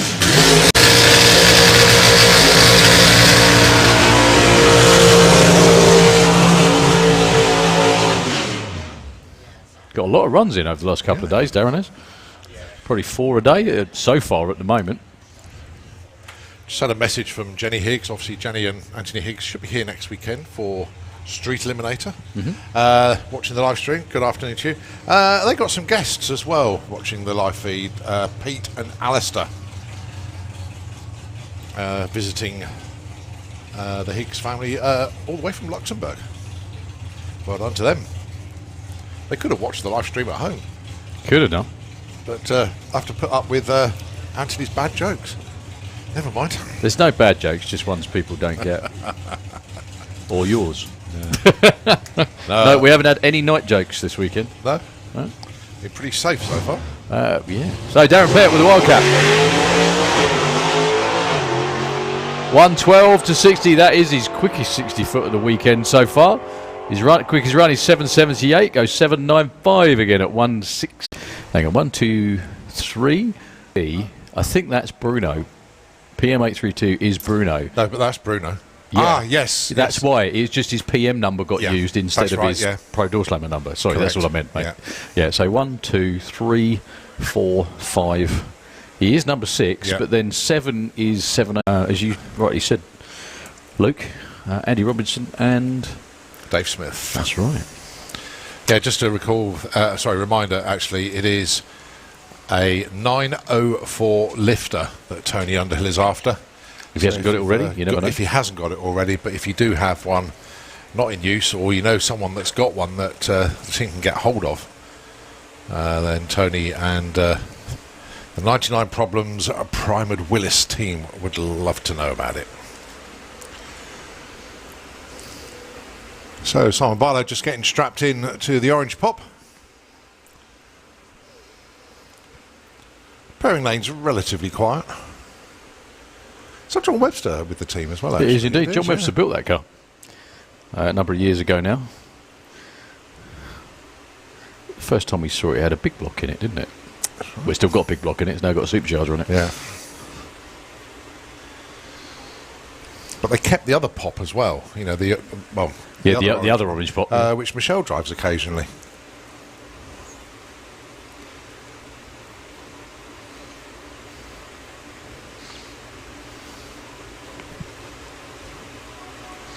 Right. Okay, looks like they're getting ready to fire it up. And I think from what Carl was saying, it's fire lane, please. There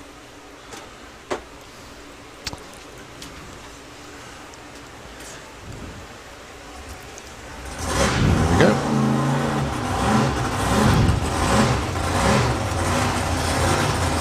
So, for I think the 4th time this weekend, Simon Barlow.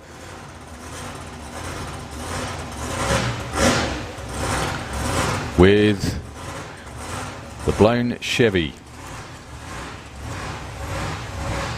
John Webster looking on. Managed to get out of the workshop all the way over to the racetrack.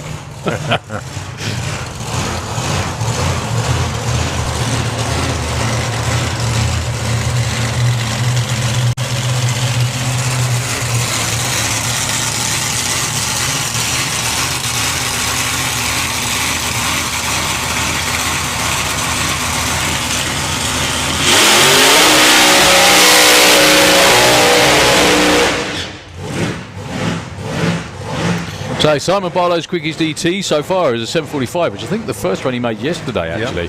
Also went 193 miles an hour, which you think is PB for speed. Lots of new stuff on there. Fuel system, supercharger and heads as well, I think he said. Just making sure that everything is okay before they start stepping it up. Looking for that magic 6-second run from a Ford Pop on this side of the world.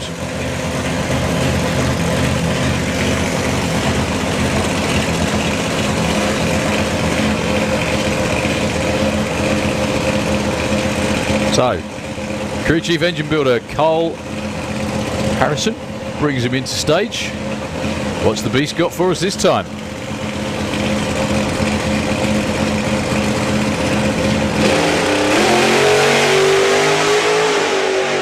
Another miscue on the 2-step, unfortunately, is the answer to that one. The speed will be good. The ET might not. 826, 180. 1.72 to 60 because he jumped through stage again when he went on the 2-step.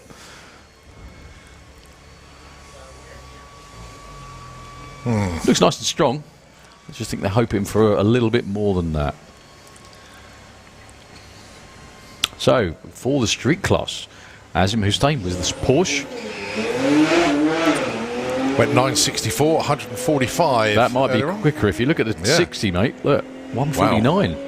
So is he going to move the bump spot? Oh, nearly 970, 146. Is he on the bump then? He is the man on the bump.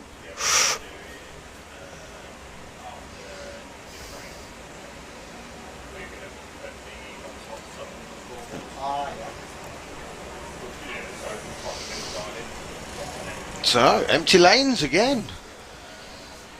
Well done to the Orange Pop team. Nice consistent runs. Just need to give the driver a crick. Yeah, that's the one. Johnson Music taking that shirt off, Mark. Wow, chicken, wow, wow. Not that sort of music. Thanks, Colin. Cheers. Pack it in. Yeah, so whilst we wait for some more machinery to make its way down into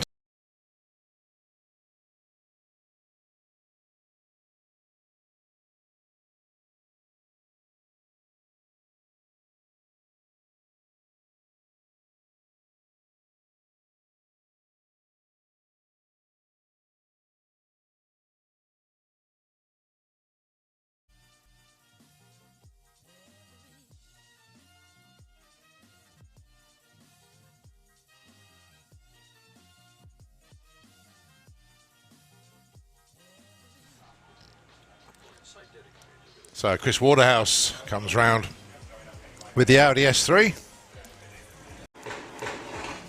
One running in the 4-cylinder class.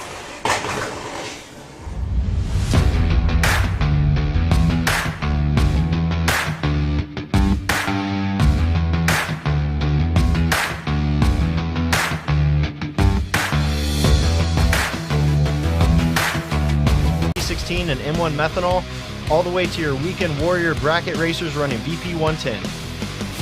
VP's wide range of fuels means we make a perfect fuel for your vehicle, and it's available in the UK at Sanapod Raceway. See us at the track or visit us online at vpracingfuels.com.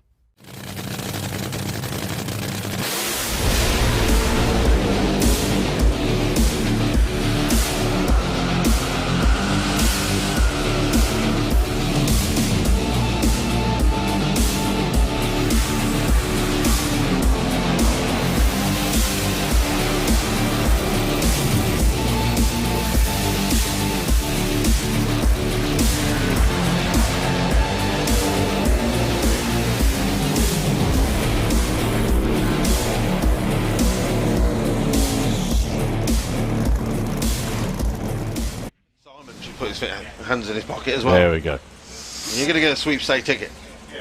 Yeah. There we go. There Five we go. left See, now. look. This I have no cash. That's the problem I've got.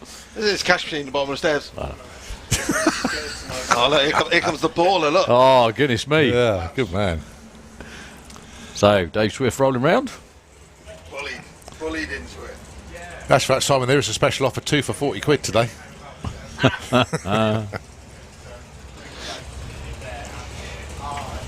Or the absolute peak is 3 for 60.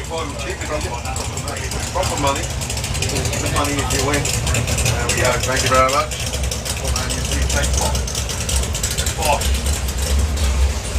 Bullied into it. So I do believe it's Dave Swift around for a licensing pass. I don't think he got as far as half track last time, did he? I think he's still got that to do.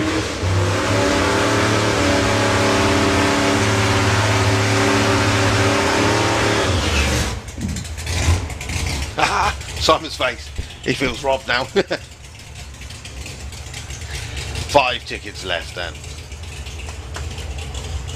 I reckon Paul Horrocks should buy one because we found his phone.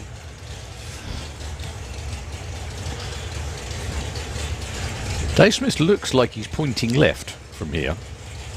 Yeah, I think, possibly. Yeah, it's not really going to help on the launch, although that's what the steering wheel's for. But you can't do much steering as front wheels are in the air. So, good luck, Dave. Trying to go to half track this time.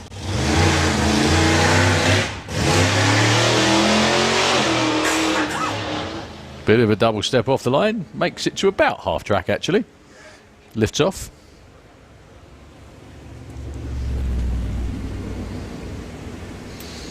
Trickles through the 1240 at 66 miles an hour. All part of the licensing procedure. We've got Dave Smith round again with a Jag.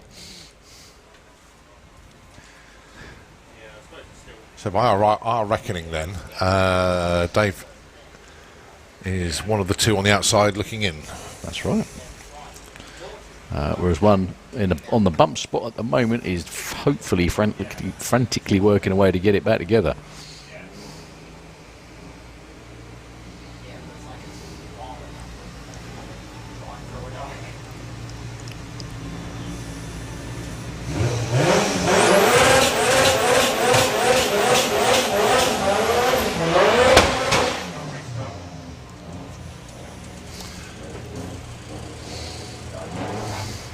So the shed comes up to the line, but a little bit keen as we're just doing a timing system reboot. So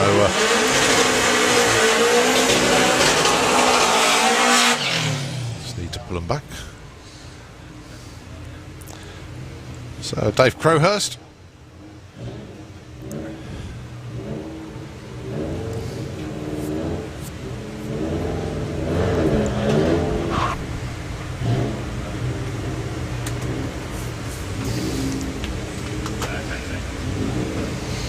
Just resetting the timing equipment. That's what the hold-up's for at the moment. It won't be long.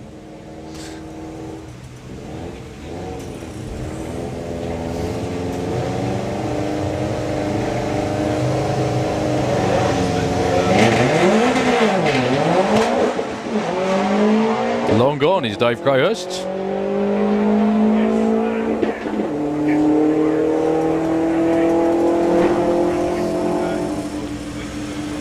964, 142 miles an hour. But unfortunately, Darren Dewhurst just being pushed back there. The car moved about 2 feet forward and basically lost forward drive.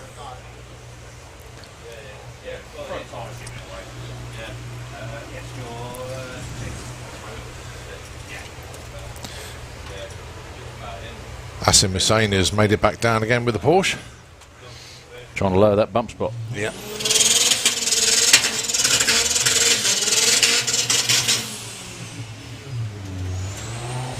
That's the thing with the Porsche, you can just go round and round and round if he wants to.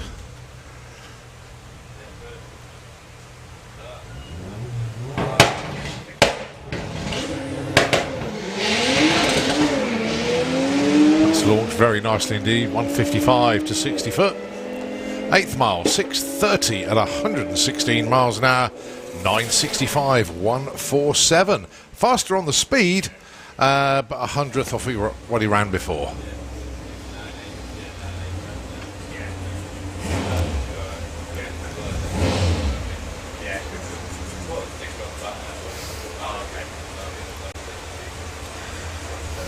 Well, Thomas goes through there with 11:16, 124 with the Fiesta.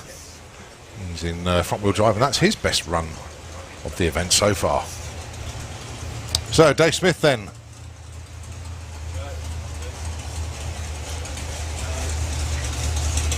His crew deserved a well-earned rest after this weekend, but a late night thrash to get the transmission all back in the car.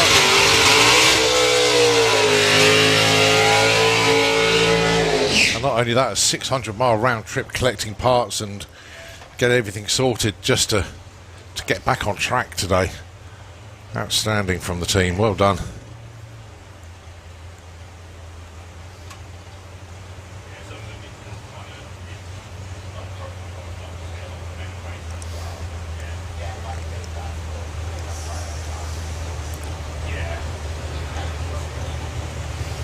Very sleek aerodynamic car, got to be said.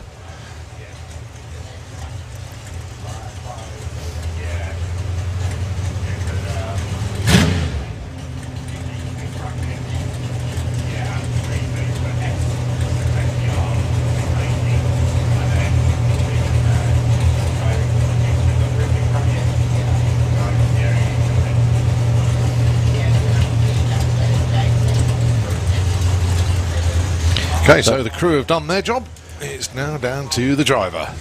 So Dave Smith himself, well capable of running sevens. The car, capable of running sevens. They just got both to do it at the same time now. And anything quicker than a 797 will get him in the show. And if he does that, it'll up the urgency for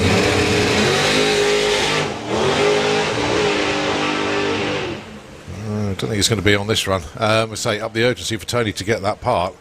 Instead of for tomorrow's eliminations, it'll be for another qualifier tonight. But Dave goes through there with a 10:47 at 97 miles an hour. So the bump remains at 7:97.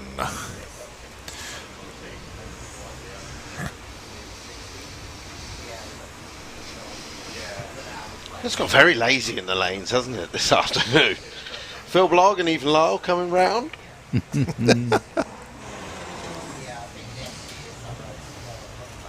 Goose Life. I'm loving the t-shirt. Adrian will want that. He would, wouldn't he? Goose Life. Literally, Adrian has got the biggest collection of Goose branded clothing, and that's all he wears when he comes to the racetrack. It's like every Christmas now, it's just anything Goose. It's awesome, isn't it? Well, I get that. Obviously, anything Bruce I get these days.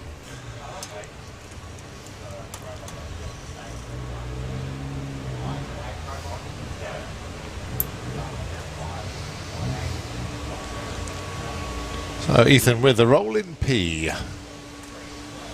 Literally be rolling these days.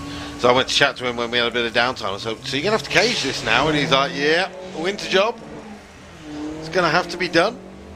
And he's actually now going to start chasing Paul Jackson's record for a KO3 S turboed Lupo, which is like low 12. This time he goes 12.75 at 103. So I'm sure Paul Jackson will be watching, sitting at home. It's his last week of being a layabout. He's got to move to Portsmouth. So we decided to have a weekend home with the missus. and basically she just went to sleep for most of the weekend and wishes he was here now. All right, Phil Thomas with a Fiesta. Goes 11.20, 124. He's been in the 9s before.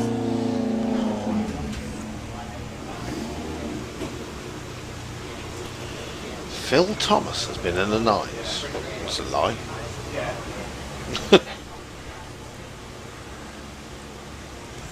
Jackie Chan.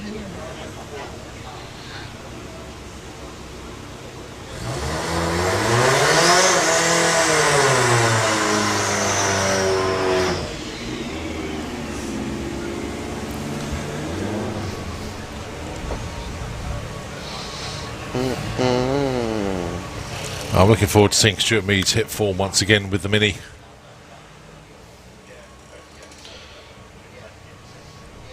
No, just looking at the time, it's 4 o'clock. Technically, we have 4 more hours of qualifying to go.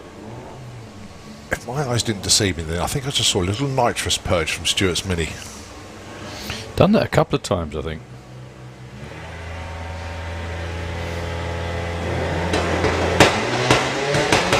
That's a lot more like it.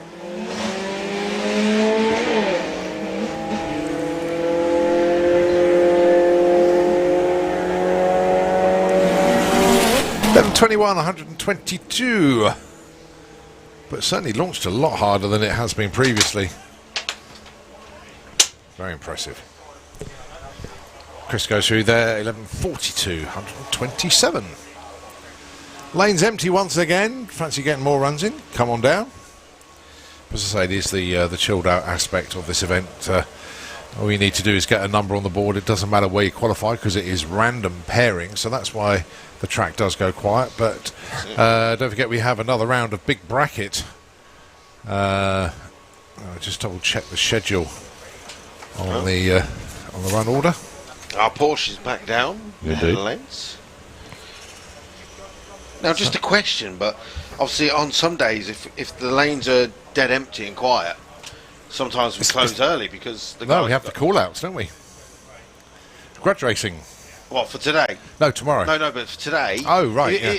Because if it gets to a point where the lanes are empty for a long time, will they pull it forward and we stop I would have early? thought not, no, because you do have Fire Force running At 6 o'clock. You've got the big bracket final.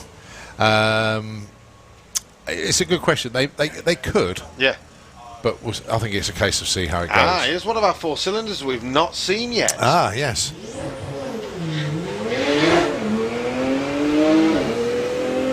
Asim Hussain going through once again. Now then, can he go quicker than his 964? 969, 147. Consistent, if anything. So, Andy Hughes, what can he do? Well, it says on the computer this is a new car to him, so no personal best as of yet.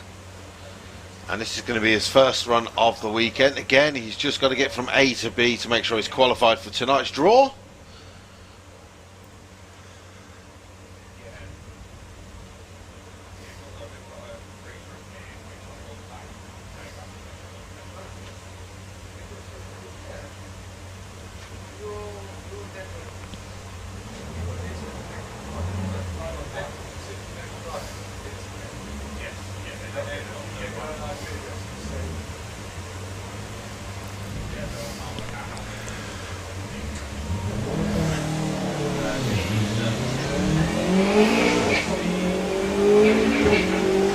Gently off the line, but building up on the run as it progresses.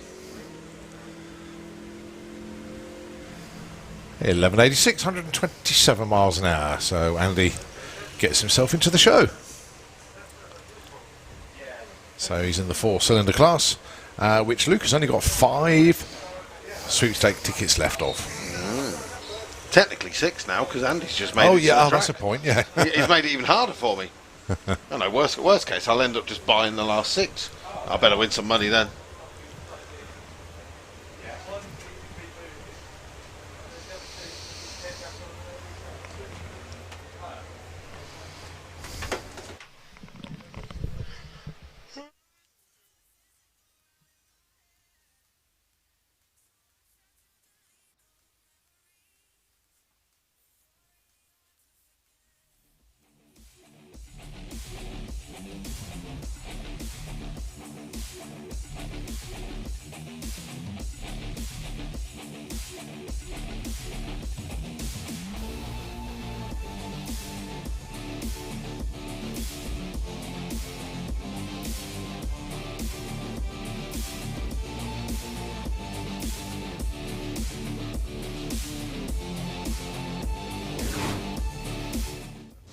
Calm.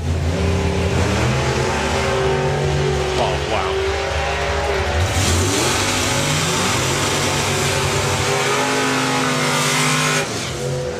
Lee Huxley.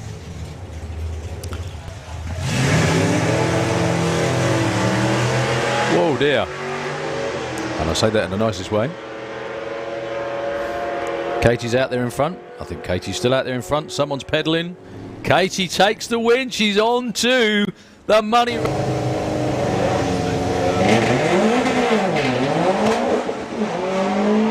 Long gone is Dave Crowhurst.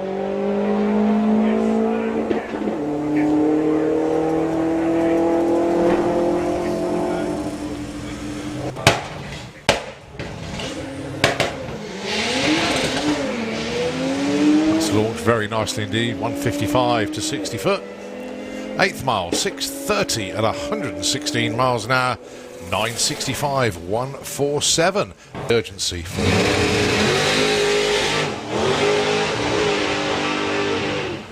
I don't think it's going to be on this run. We say up the urgency for Tony to get that part. Instead of for tomorrow's eliminations, it'll be for another qualifier tonight. But Tony got those knocking about. So it's Katie and Ted Booth. And they need 3 number bolts, 3 8 inches long. Sorry, 2 inches long. These are 3/8 UNC. Thank you.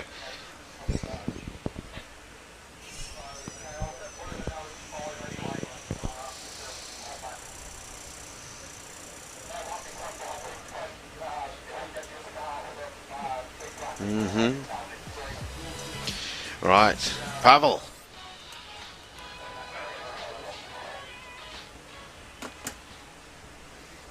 Still chasing that 9-second pass. Hasn't found the performance that he had yesterday. I was going to say he got closer yesterday than yesterday.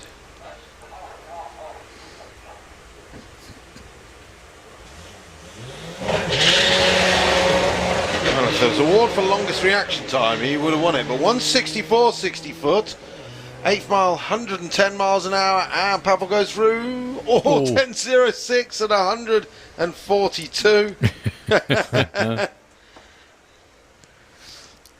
He just needs 111 at the 8th. You notice he didn't build up as much boost as well off the line that time, so the tyres didn't chatter as much.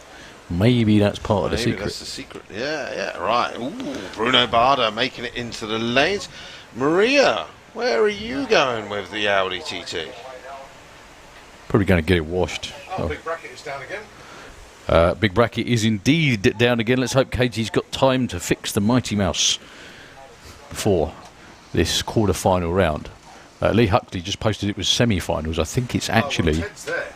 Yeah, I was going to say. I think it's actually the quarter-finals.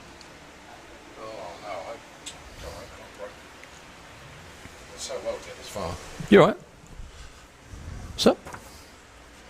I say no. Ted and Katie done so well to get this. Yeah, that's what I mean. You'd the last thing you want is hate to for them to go out at this stage because of busting something. I mean, normally the car runs like clockwork in 2 classes, both in Outlaw Anglia with Ted driving and Gasser Circus with Katie driving. Still random pairings, of course, in Big Bracket, and we'll let you know when they come round who's racing who, basically.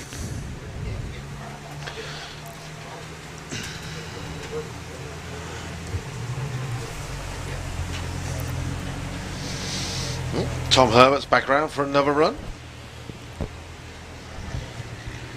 Is he looking forward to meeting the wax? Literally last night he was like, I'm going to go home and take the supercharger kit off the Corrado and put it onto this. Tom, I'd be taking the tailgate, the bumper and everything off that's not required. That's it. But even doing that won't get him closer to a 10-second pass. That's the problem. Although, he has been close with this.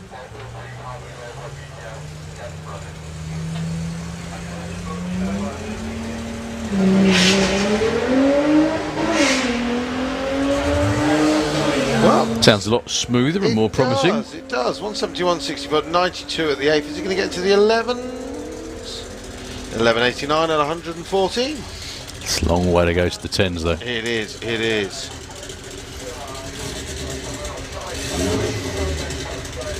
Well, I can see a crowd starting to gather in our little playpen where the big bracket choosers will be.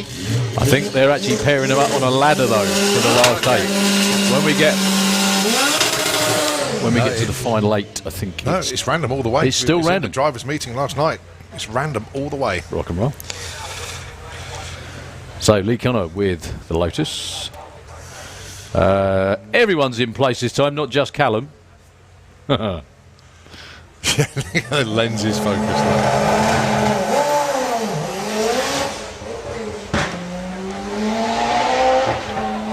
That's making some power. 116 at the 8th and goes through this time. 950, 152. Getting there. They're going the long way as well. Half-mile pass.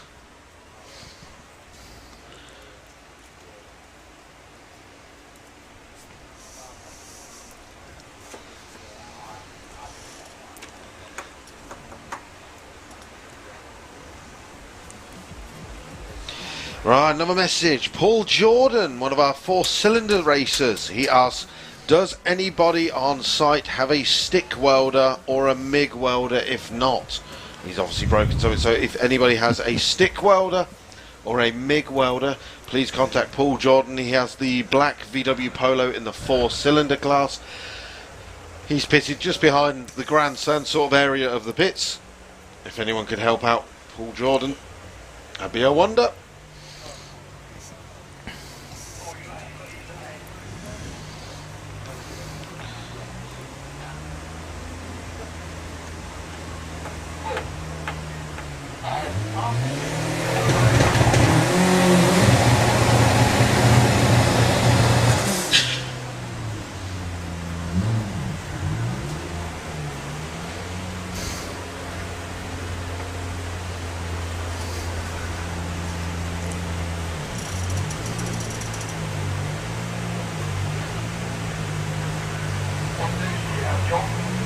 So Ben Faggoter with the Uno Turbo.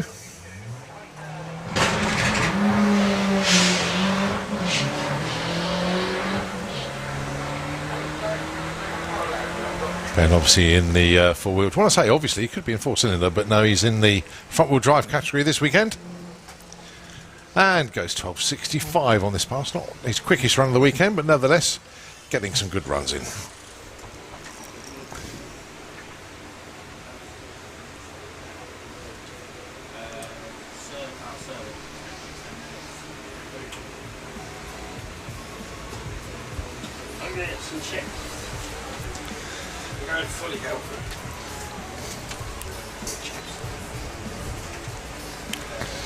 So big bracket, the ones left: Pete Lane, Billy Gain, Lee Huxley, Keith Herbert, Kate Booth, Jason Dodd.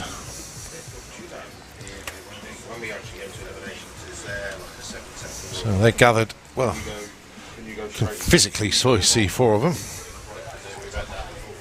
them. Meanwhile, Live Action Arena, Podzilla doing the Monster Truck Show. Loads of people taking a look over there. And looks like he's got a fresh set of cars to work with as well.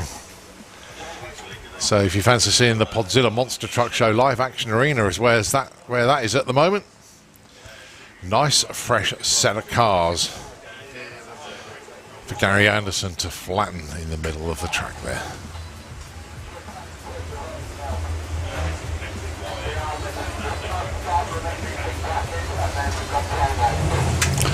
So big bracket, first pair coming round. They've been chosen. Pete Lane and Lee Huxley.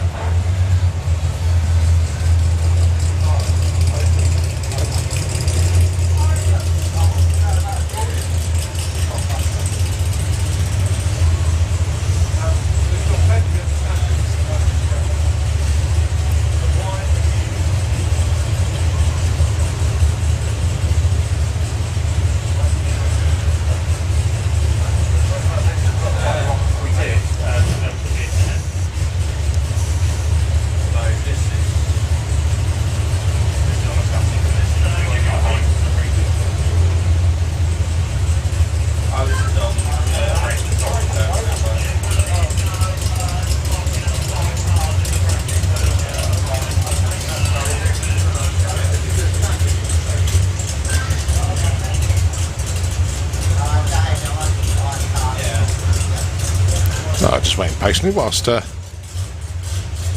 ourselves set. That's a proper crowd for that as well, isn't it? Yeah, very, Looking at very it. impressive Yeah. indeed, actually. I think that's where everyone is at the moment, actually, Live Action Arena. Well, it's his only show today, actually, Podzilla.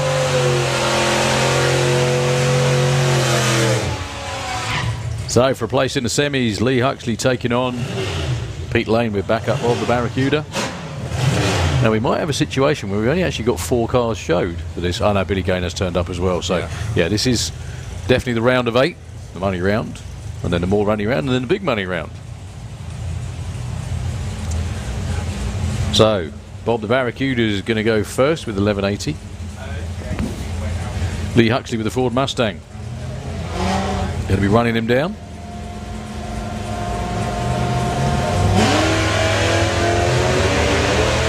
Oh, game over. Lee Huxley goes red. So it is going to be Pete Lane into the semis. That's an 05 red for Lee. Pete Lane, though, on the money. And on time on the tree. Jason Dodd, Keith Herbert.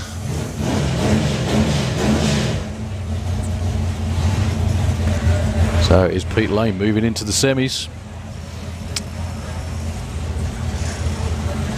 Jason Dodd with the 1060. He's going to be out first, just over a second, in front of the Herbmeister.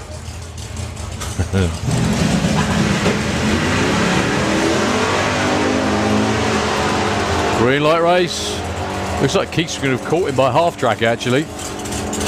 No breaking out either of you. Keith's there first. Keith takes the win. 9:51. That was reaction time. Look at that.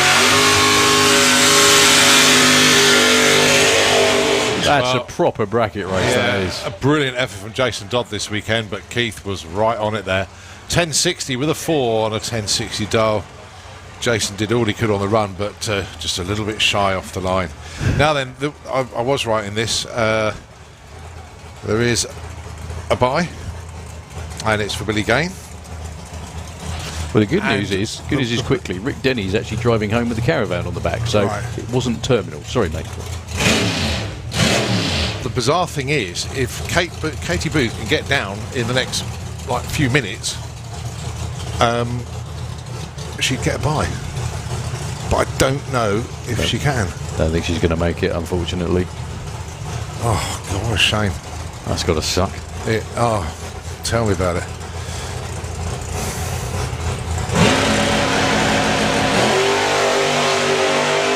Unsurprisingly, Billy Gain goes red because he deep staged.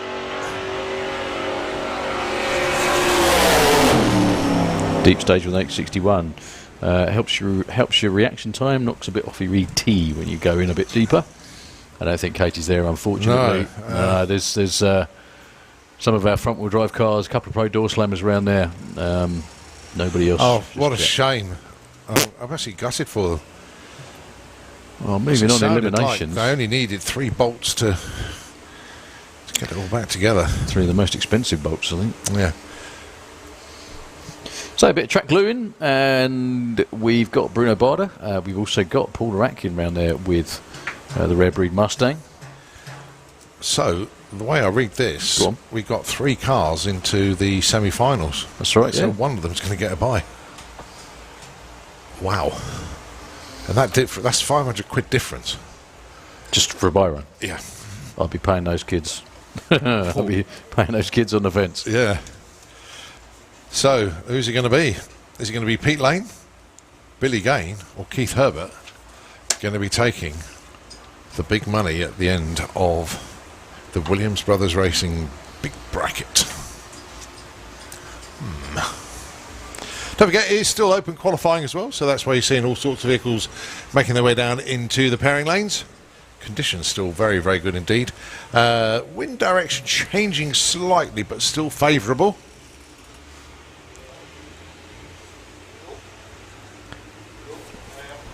Well, excellent racing conditions, that's got to be said. Time now, nearly 4:30.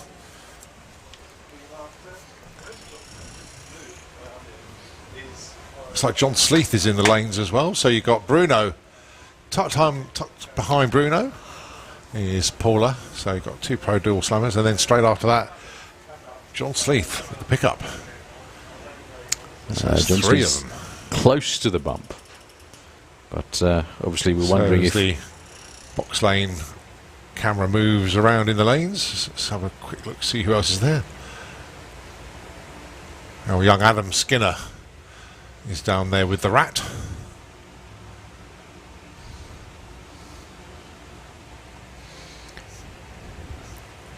That red Reed Mustang, absolutely stunning artwork on that car. It's beautiful. The fact that it used to be an IHRA Pro Stocker with a very similar paint job, but the fact that it doesn't look any different now because it used to have a scoop on it, and now it's all been tucked in with the bodywork for the twin turbo combination. It looks absolutely no different. It looks mint.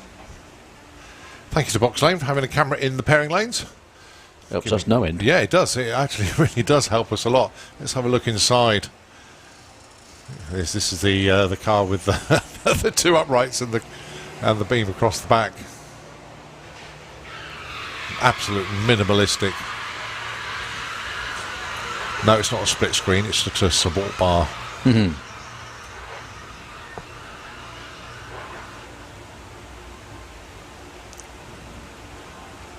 But make it as light as you possibly can. But you still need weight over the front wheels to obviously get the traction, and all the back end is there for is to hold the back end of the car. That's it.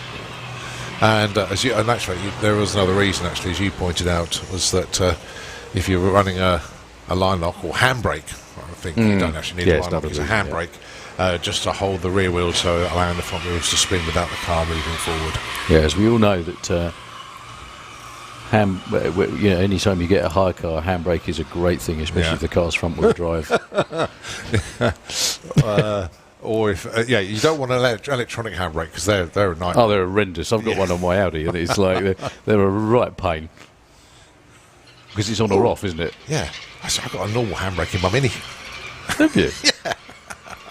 There no, you go. I can't break it. Yeah, but No, I mate, can't believe I've said that. They're your own tyres. It's a different thing in a hire car. I do pity the people that used to drive up the lane near me when I had a hire car because they just go into a cloud of smoke on the odd occasion. It was fun. Did you ever tell Andy Wheeler that?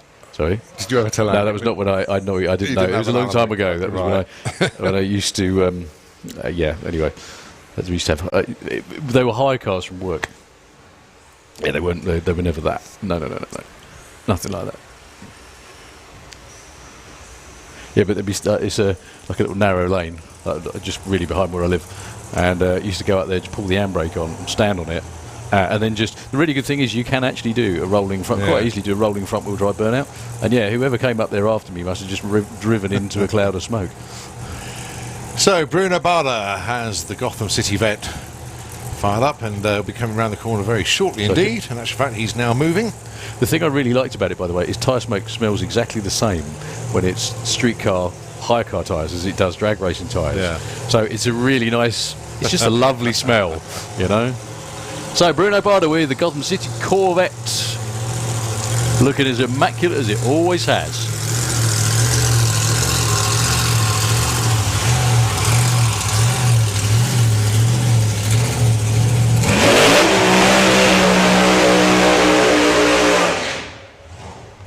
I think Bruno's been in Pro Mod now for around about 15 years.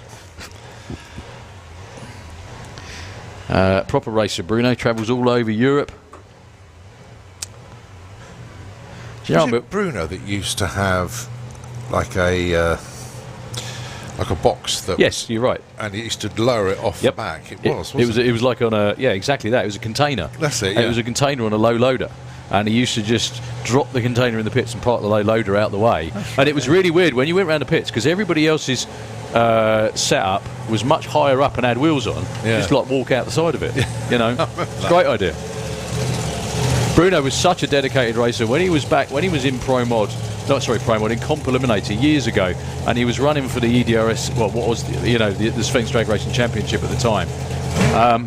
The final round of the series was in Finland, right? He was at a race in Norway, and if he won the final, He won the championship, so he didn't have to go to Finland. Guess what? He lost the final and then had to trek all the way over on the boat to Finland just to put in a qualifying run to take the championship. That's dedication, especially when you come all the way from Switzerland to do it too. So Bruno, 5-second Pro Mod racer. 5-second Pro Mod run would be quite nice about now if they've got the setup right.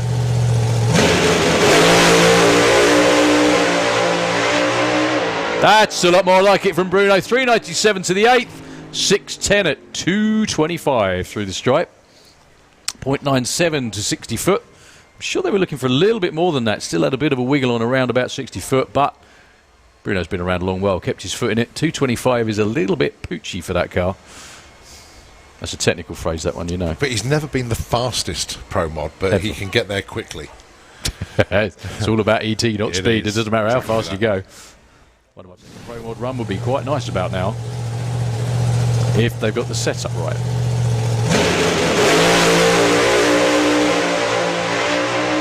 That's a lot more like it from Bruno. 397 to the 8th. 6.10 at 2.25 through the stripe. 0.9 will be very safely in the draw this evening. And this is these are the first runs as well. He did go to Tieppe a few weeks ago, but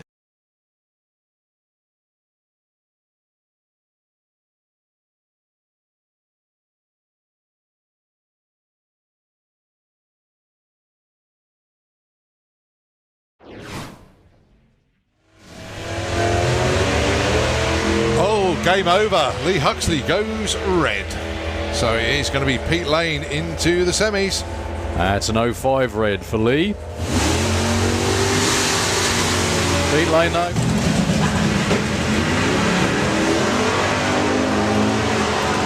Green light race.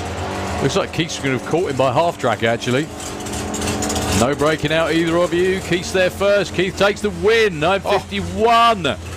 That was spirit of the whole Doorslammers event, isn't it? That doesn't matter what car you've got, what engine you've got in it, just turn up, run it, do your best, see how far you can get. So at the moment, John Sleeth is in the draw for round 1. Building up the boost, making some steam.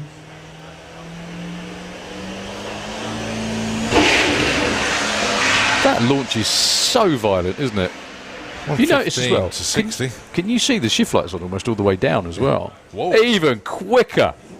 780, 177. Remind me of that conversation you had about how much money you was going to have to spend to make it go 780.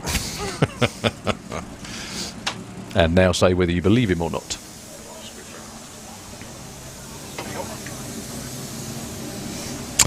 So, Paul Aratkin with the Rare Breed Mustang coming round now. Twin turbo Ford Hemi under the hood. You alright, Lucky? I'm very good. What'd you know? I think Pavel was looking for you. Did he find you? No. Oh. Never mind. Missed that then. Well, yep, he's over there getting suited up. He probably popped up to see you to say, don't film me so I run a 9. Yeah, that's it.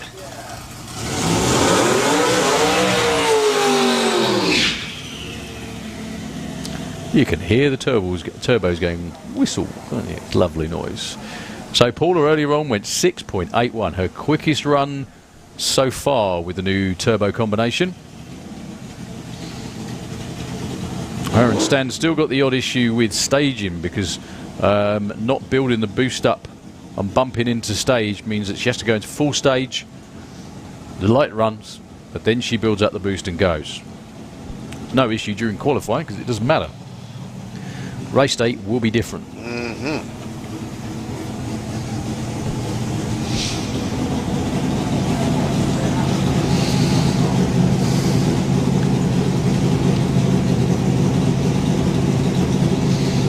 So, husband and crew chief Stan.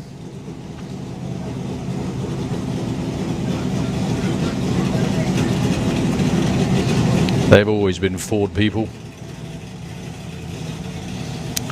The car with a different combination has been in the 660s before. However, the turbo combination does actually and potentially have the steam to go quite a bit quicker. So Paula again, just going to roll into full stage, build the boost up.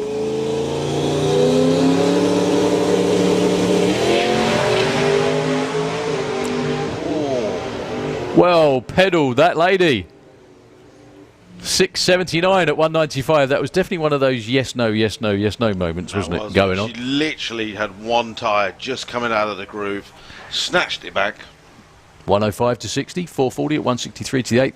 She'd been off it a couple of times by then, but at the moment I think it's just a case of getting the car down the track from A to B and then start turning it up as and when needed. That's it. Right, next up, Tom Herbert, just below the tower, and Pavel's making the... No, he doesn't want to... I wonder if he's just not got the turning circle. It certainly doesn't look like it, does it? He'll always get to here and then reverse it up, so I really don't think he's got the turning circle to be able to get into the left-hand lane. I don't He'll be stuffed depending on where he comes out the draw. Exactly. But not really, they just pick the back end up and move it around, I think. Yeah. Yeah, it was definitely meant to go in the other lane. See, he's going, why are you over there? It's one of those where it's almost like one of the old jokes with a weightlifter where they pretend to lift like massive dumbbells and things like that when they're filled with air. Like you could be the weightlifter of the century, go and lift the back of the car, go look at me, I've got hold of all of this car. There's nothing of it. So, go on. Tom pretty consistent with his 0.3 lights on a Pro Tree.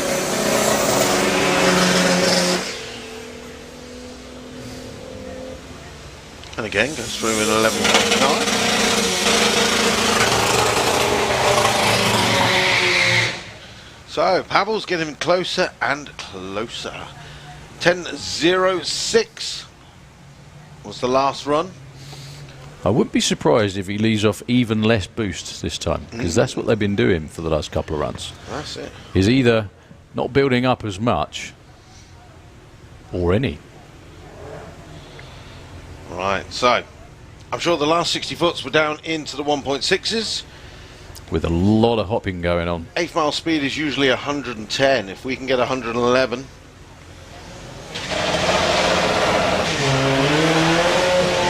Well, there's that 163 60 foot. A lot calmer off the line as well. I'm basically videoing smoke.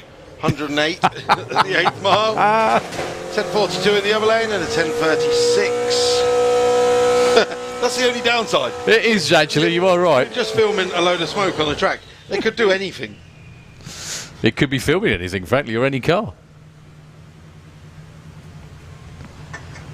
So Chris Todd with Phoebe the Fiesta. With the engine in the back, you can see the gearbox poking out underneath what should be a bumper.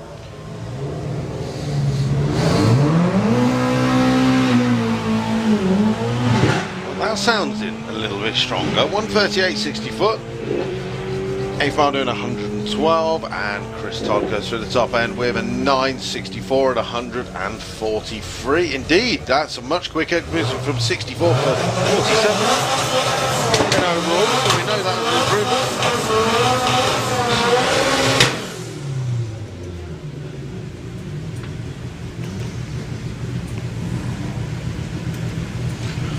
Now don't forget, ladies and gentlemen, 8:30 this evening on the live stage just behind the CAF is where we'll be doing the draw this evening. We would love everybody on the grandstand and the banquet to come and join us just for that little bit of a ceremony. It'll all be live streamed, of course, if you're watching. Whoa! Adam Skinner going right then left. Still going in it though. 107 at the 8th. Goes through at a 10.58 and 137.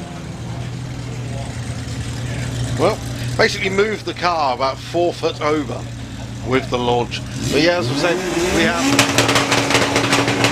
the live draw of all of our Doorslammer cars this evening from 8:30. And of course, it will be live streamed. So if you are watching on Santapod TV, our YouTube channel, or Santapod Raceway, our Facebook page, the draw will be live as well. Obviously, when we finish racing at 8 o'clock, I'm sure Barney and the team will put on a few little replays to keep you busy. And then you'll come and join us at 8:30 on the live stage.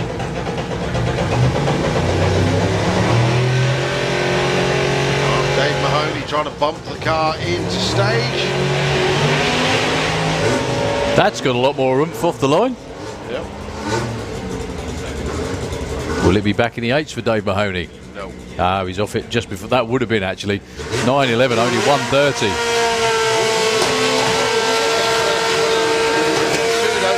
Massive personal best for Mark Taylor. Sweeps round. Sorry. Sorry, pal. There you go. You might want to stay there. Oh, hello. Okay then, what's going on? We can't see. So Calvin Skerritt on the start line with his Honda Civic. Earlier trapping 180 miles an hour in a front wheel drive car. His personal best is 9.11. He's done a lot of changes on this car and it is certainly getting quicker and quicker. Can we see our first 8-second pass from a front wheel drive car this weekend? As long as he doesn't roll through stage, I think you could be right. Well, 150, 160 foot, that's a lot better. Unfortunately, it's off the throttle. You can see it bouncing around. Drives around Lucas at the top end and goes through at 11.33 at 138. 60 foot, a little bit better though, 151. The thing is, though, that's what can. Car versus a 9-second car.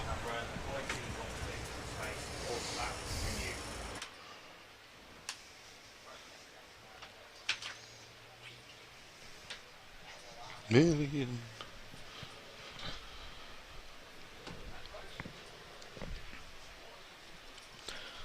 Well, as you see, a few bodies milling around at the bottom end of the track. That's just what we're waiting for.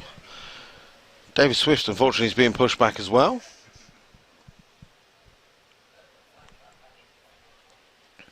Looking around the corner, I can see Carl Monks with the Gary Speed Performance Honda Civic and Jeff Ludgate with the Skyline.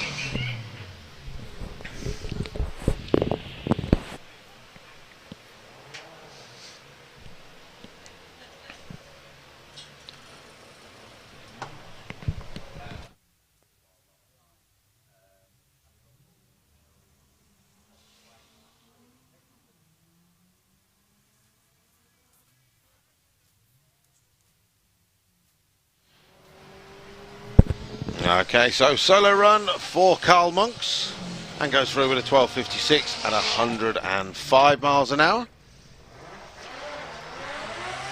Phil Blogg next up with the VW Caddy. He's going to be going up against Jeff Ludgate with the Skyline.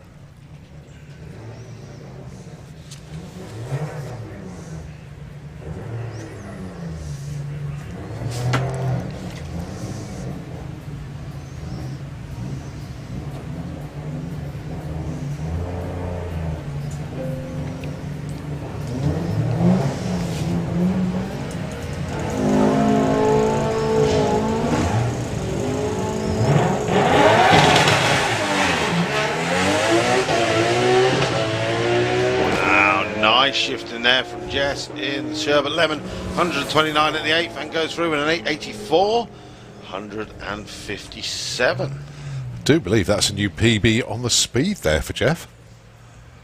And car got off the line very well indeed.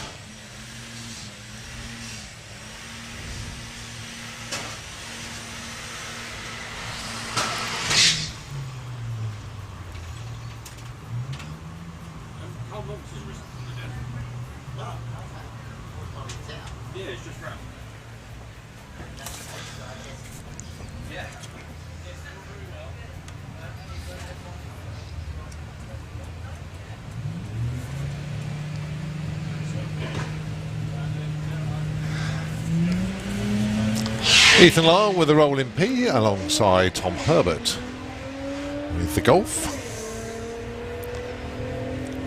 Unfortunately, Ethan has left before the cree's actually run. That's a shame. No time or speed recorded. Tom going through with 11.91, 114.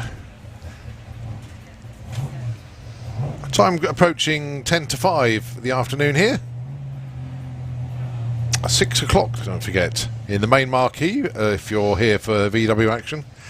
It's the Love Bug film being shown. 6:05, Fire Force will be on the track. And we're getting towards the time where we do semi-final and final for the OCS Group Williams Brothers Racing Big Bracket. Evening entertainment starts on the main stage and the marquee for Back to the 80s theme party. That's at 7:30. Joe Stevens and Jonathan Prout, the Civic alongside the Sunbeam Stiletto. Well, Joe disappearing into the distance. That is a good looking run. 8:01, but look at the speed. 178.42 miles an hour. Getting oh so close to that 180.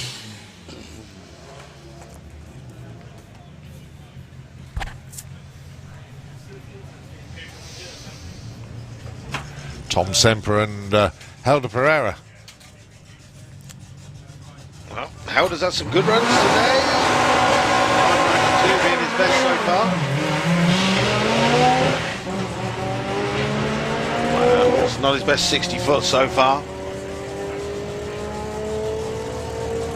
But still goes, oh, wow. 980, 147. Not his best run so far. Liar. Liar. Outstanding pass.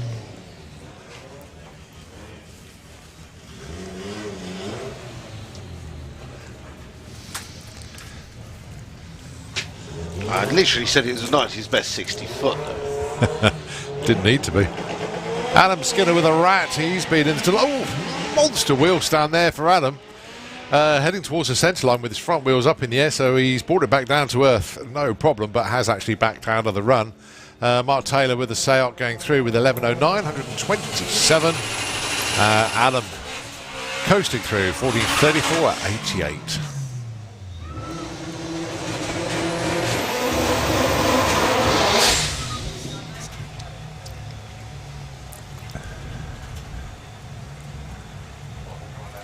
Anthony Mincher with the Golf going alongside Carl Monks with the Civic, both in front-wheel drive.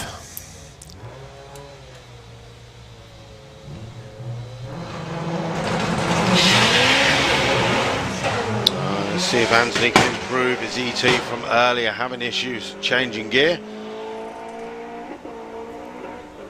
Again there, you can hear it.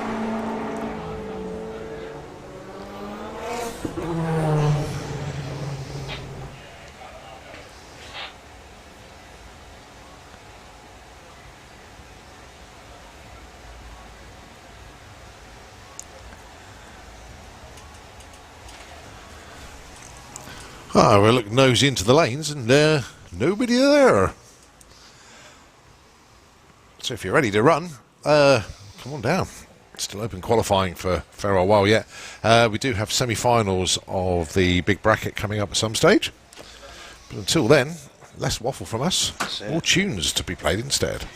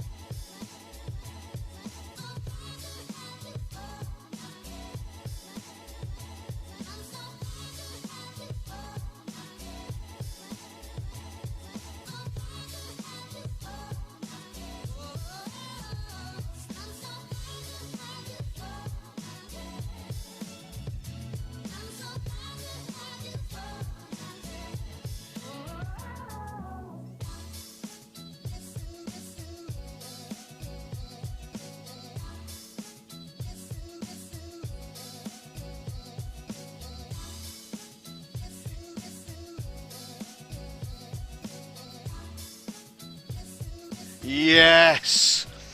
Chris Waterhouse does an Ed Keach. Get in. Boot open. And still goes 11.58 at 124.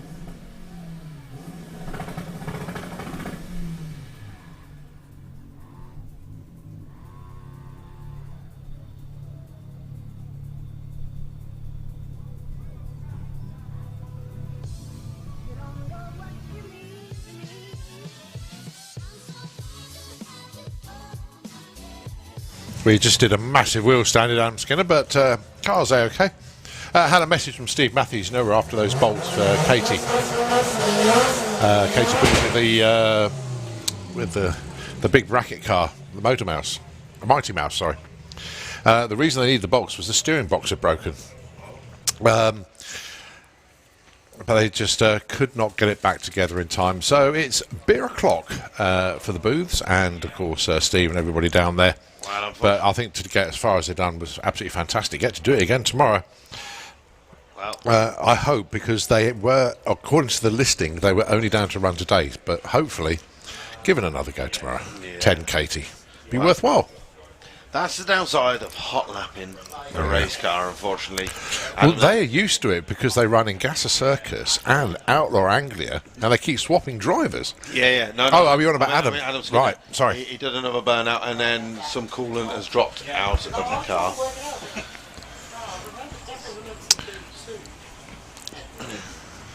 Oh, two awesome street eliminator cars just come down. Andy Bond, Al Mack.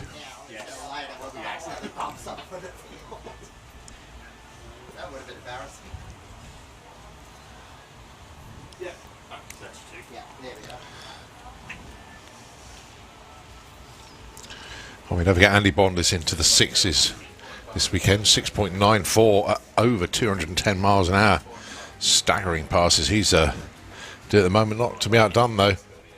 7.89 for Al Mack. Really getting a handle on the Volvo now.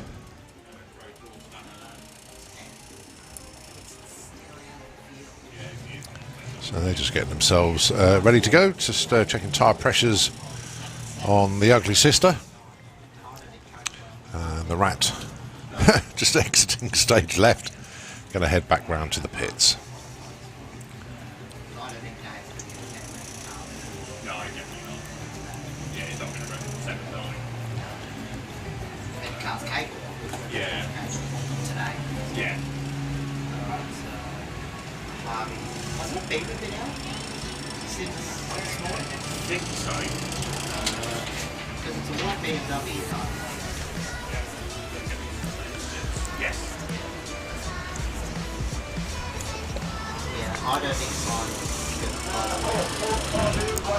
Well, it's one thing running a PB and doing an awesome run, but there's also a thing called call points.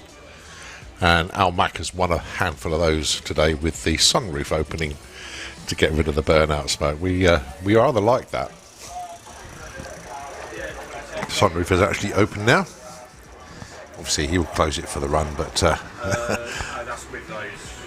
nice option that's on the Volvo.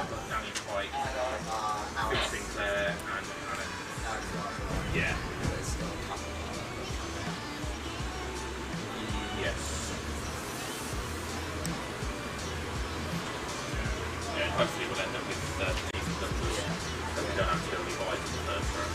Yeah. Because obviously we're going to get rid of the prize in the first round. Yeah.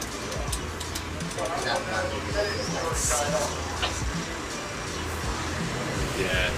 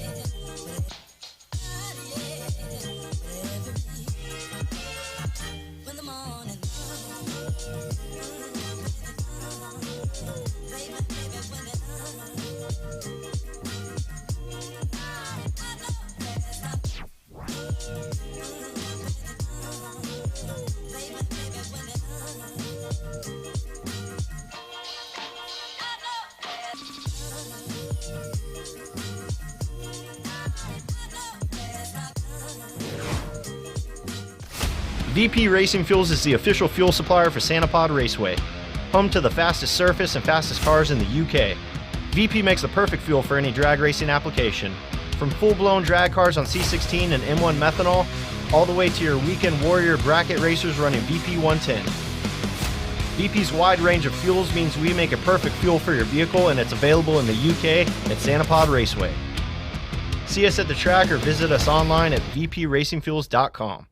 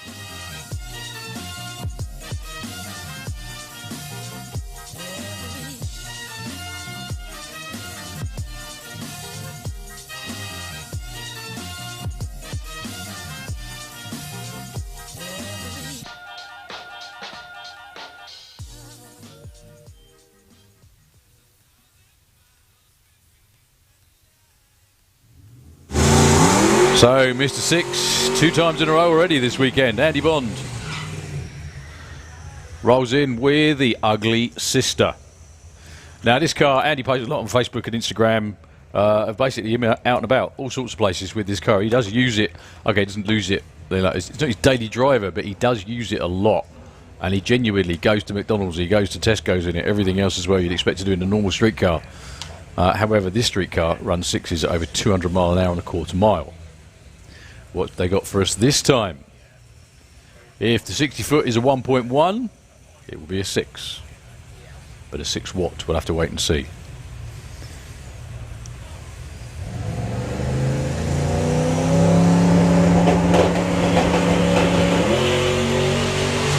$120, that's what he ran last time, and he went 6.9. 695 at 213. It's a 6-second bracket street car. Well done, team. They look justifiably chuffed with that. So, Al McSweeney up next with the most unique, or the most unique burnout smoke extraction device I've ever seen. He leaves the sunroof open, then just winds it in. Perfectly okay. Perfect. I know. I'm sure Volvo designed it like that to go 180 miles an hour.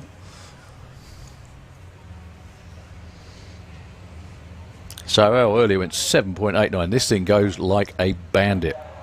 They are chipping away at it.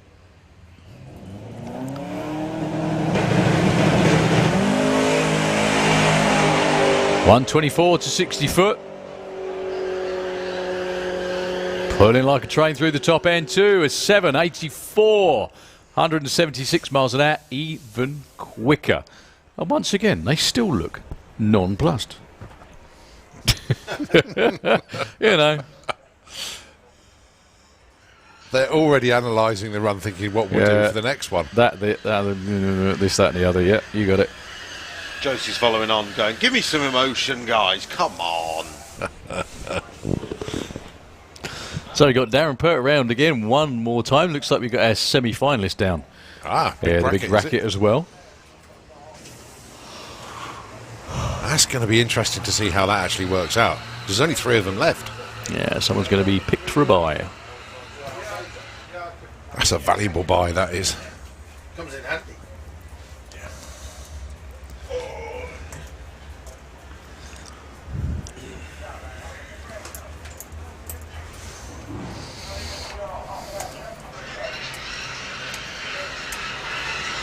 So, just gone 5 o'clock, roughly 3 hours of Doorslammers qualifying action to go.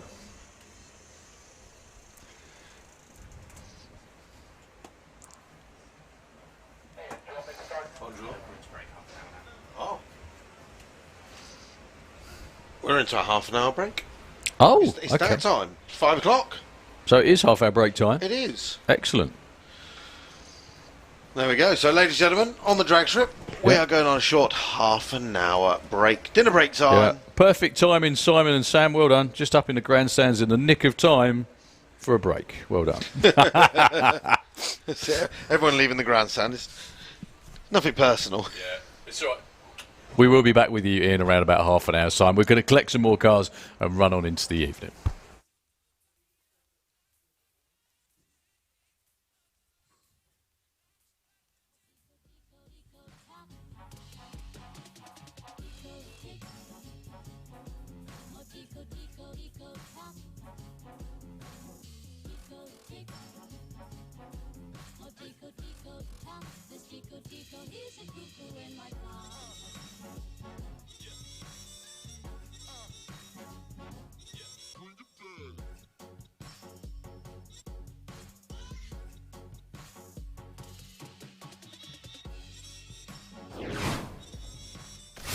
VP Racing Fuels is the official fuel supplier for Sanapod Raceway, home to the fastest surface and fastest cars in the UK. VP makes the perfect fuel for any drag racing application, from full-blown drag cars on C16 and M1 methanol, all the way to your weekend warrior bracket racers running VP 110. VP's wide range of fuels means we make a perfect fuel for your vehicle, and it's available in the UK at Sanapod Raceway. See us at the track or visit us online at vpracingfuels.com.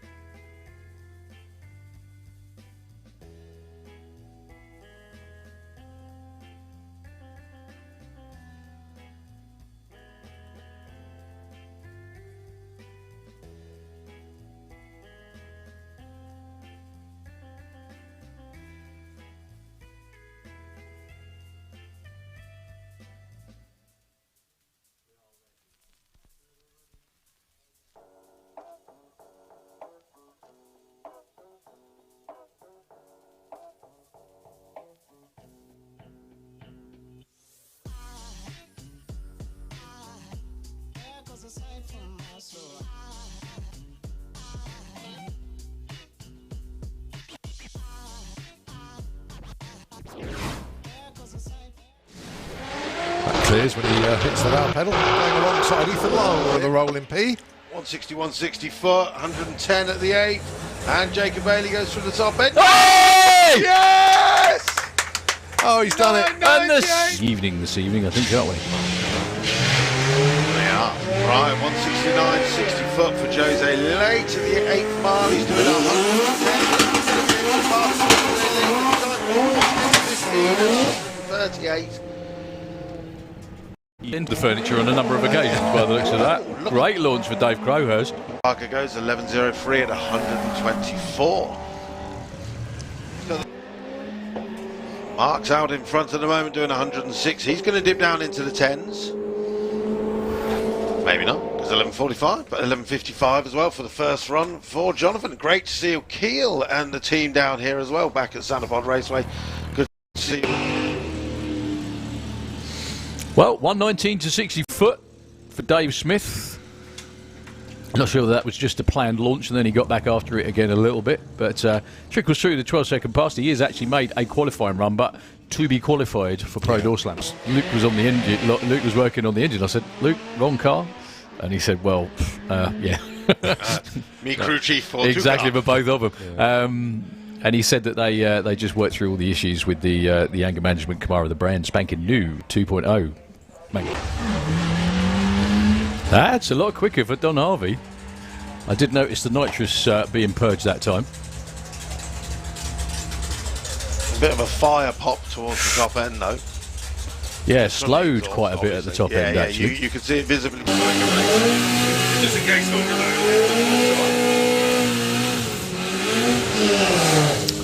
Here we go. For 2021. Oh, just 2 seconds. Jordan Legard goes 10.94 at 124. Wow. His first ever 10-second run. Well done, sir. Are prohibited. Okay. All right. But aside from that, anything goes. So slicks then. So obviously. you can run slicks, basically. So that's how Brian Pateman's in there. And yeah, there are no engine restrictions. Open headers are allowed, and any tyres, including slicks, are permitted. Well, there's not really much. Nice looking run for Tom. So he's backed out a bit at half track.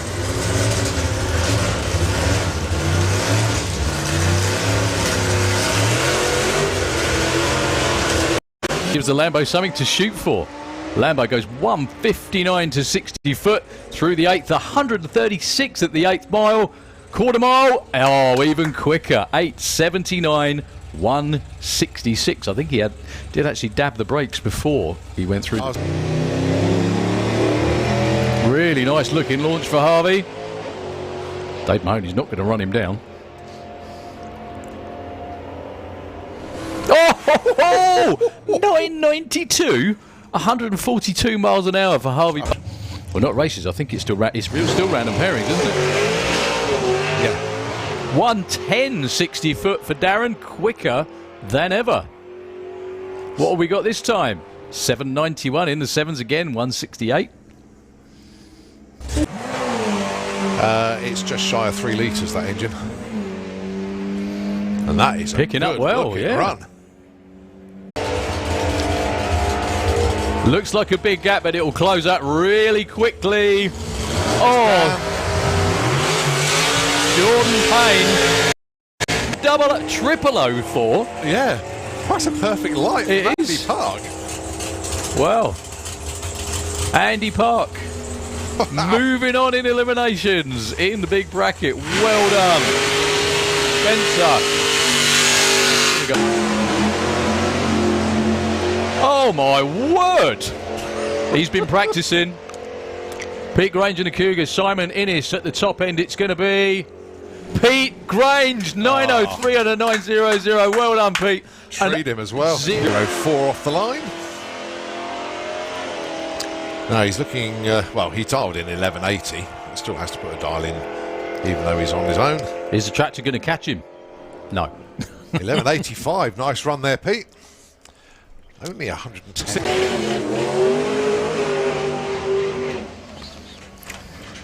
$112 to 60 foot, 4.8 to the 8th mile. Paula makes it through, then 889 at 102. Yeah, she did that the safe way instead of bringing up the boost and bumping in just to make sure. Okay. We're going to be seeing them. So Ahmed Jamshed earlier on today went into the 9s with the stock engine. He's going to go there again now. Oh, 981 at 143. Nice getting. Four cylinder? I don't know. No, I don't think we sold any. Oh. We need to, though, because otherwise... So Simon Swarbrick with the prop. Is this the biggest front-wheel drive entry of the year? Is the biggest field, or one of them, anyway? Yes, definitely the biggest front-wheel drive entry of the year for any country. I mean, in there, is it? No. It's a 1.8 turbo from a Mark IV Golf sort of thing. Okay. Well, unfortunately. Looks like drivetrain issues there for Simon Crowley, but Ethan at the top end. 1271 at 104 miles an hour. Even quick. Champion designate, I think, is the best way to describe that. He's having a stellar year once again.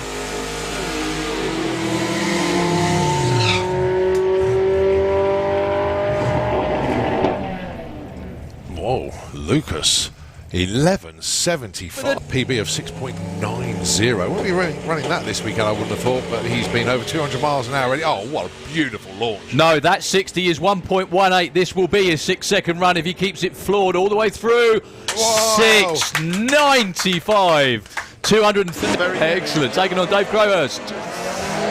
Chipping away again. So the Audi is capable of going into the 10s regularly, so Dave is way out ahead.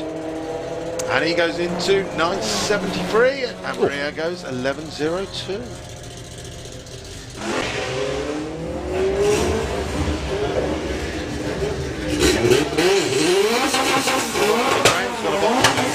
He's got a gear now. He's going, 1153 at 121. That's right. So the Toyota with the Honda engine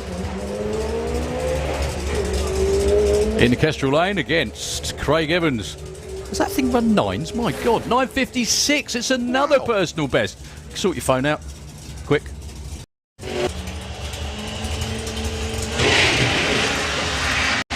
It's amazing, that tyre squeal, isn't it? That you probably get in every car, you just can't hear it. What's he got for us this time? 787, picking up the speed as well at 176. Well, JT uses his freebie. He goes red on the tree. It doesn't matter. He still gets the win light. He will move back into eliminations. That's luck. Proper damn luck for Johnny. However, he worked very hard to be that.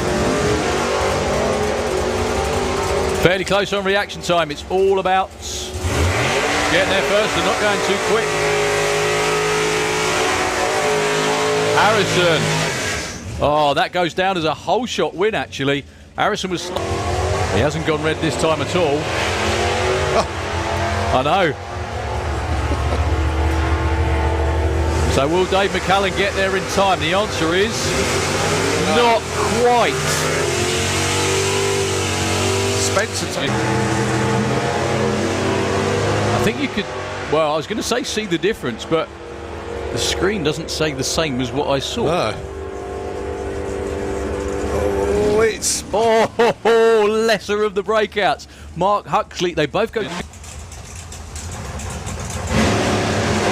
Oh, John Giles goes 006 red.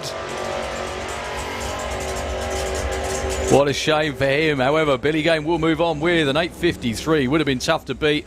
Oh, so close. That's a nice wow, launch. that's very nice. Apart from the dip changing gears, which was a bit odd. 114 to 60 foot. And 807. 169. Oh, it's Pro Doorslammer time. Methanol engine in there. Well, no two-step. Nice and consistent too at 755 at 192. I think that was the plan. 115 to 6. But he needs to make sure he's solidly in the 8-car show for tomorrow.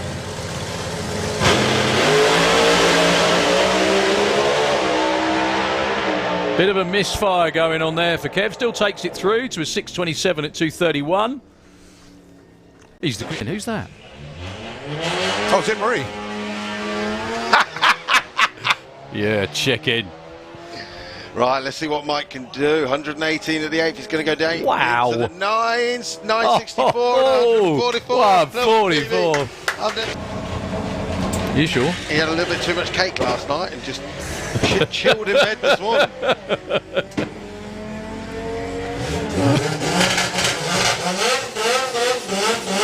Well, it doesn't hurt the performance. 10.79, 139. Okay, always at a 160, 60 foot for Jacob. At the 8th mile, we're going to be 111 miles an hour. We should be close to a 9 again. Oh, 10.18, 125 mile an hour. Dropped considerably at the top end. And it's a pretty horrible feeling. Yeah. You know, it's good when it all goes well. Like it is for Gary Gooding on this run. 17 to 60. 7.96, 171 miles an hour. Back in the sevens. Looks like all the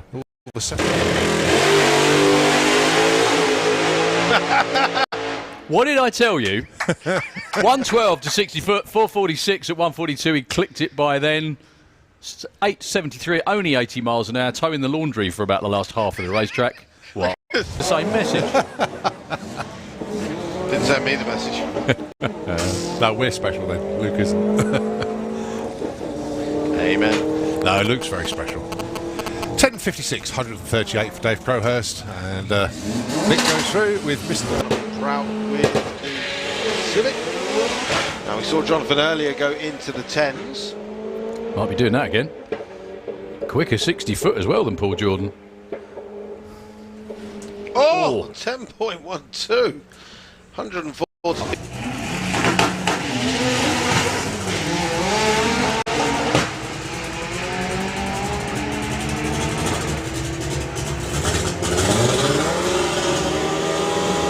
$10.82, $10.22 charge yesterday. 170. Yeah, 2.64 to 60 foot. He's going to run big speed, but he rolled the lights. 180 miles an hour for Calvin Skerritt at the pairing draw.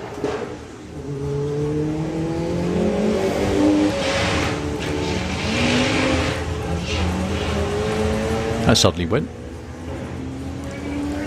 Track Valley goes 12.70. To show what he can do at the top end. Still means nothing come eliminations, but it's all good to do. That's it, that's it. Just adds excitement to the draw this evening. Because anyone that does get it goes, ooh. 13.62 for Phil Bogg. Game over for JT. So it's Pete Lane that goes through. Comes over and turns on a red.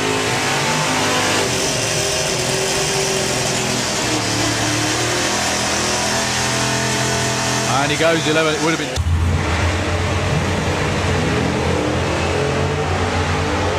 Not far off each other on the line. Who can run the number at the top end? They both got the potential to break out. Wow. It's Jason Dodd taking it by 7 inches. 7 inches that was that last one. Oh. It's about that. About that.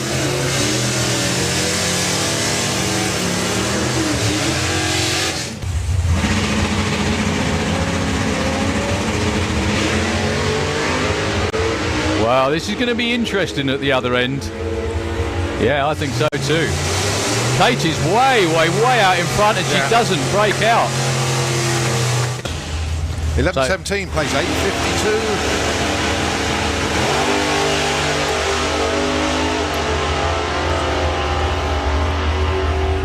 Billy might have wriggle room at the top end. He does. 8.53 on a fifth. Matched up so many times in Pro ET over the years. And well, it's game over straight away. Dave Cherrick goes red.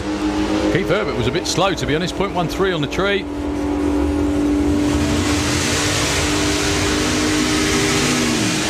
He was closer. This Cougar. Here we go. Oh, Pete goes. Oh, 007 red. Oh, keep him away from sharp objects. Going to take it all the way through. He did actually get there first by oath. So Brian Payman gets the solo.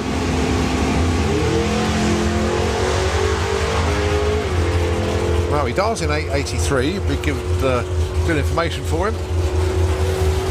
8.83. Oh,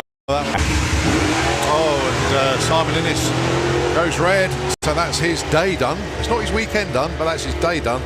Yeah, 0-4 red. Very polite reaction time for Jeff at 0.31, but it doesn't matter. 9:47. Jeff Cowley moves on. Yeah. And take your car home in a bag. And then watches Mark Huxley, unfortunately for him, unfortunately for Andy anyway, go red. What a shame. Andy Park, both of the Supercharged Outlaws racers in the big bracket, out early. Bit of a run. Whoa, nearly going up again and taking the scenic route, kisses the centre line, tries to get back on the power, and that had absolutely everything on that run. Yeah, I'm sure Callum's about to update us. Tom Semper and Andrew Bambrick. God, he's quick, isn't he? He is so quick.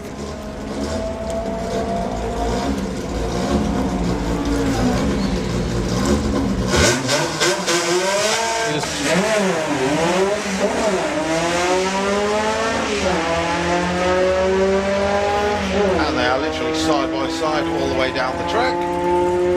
Tom doing 92, Lucas doing 89. Tom goes through with a 12.10. Lucas goes through with a 12.6. In and do what she did before. Let's see. No, she's going to roll it in again. Here we go.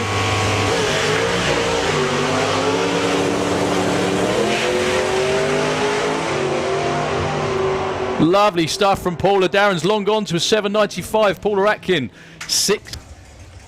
Oh, Street League, they ran it in Pro ET.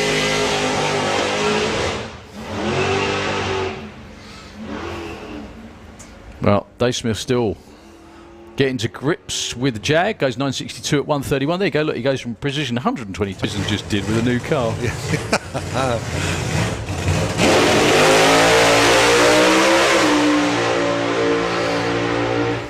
Oh, he did. Well, all the way to the top of second gear. Still goes 720 at 140 miles an hour.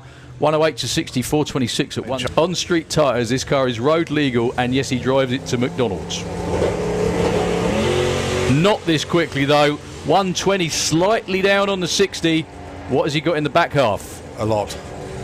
Oh, 694, even quicker. Yeah.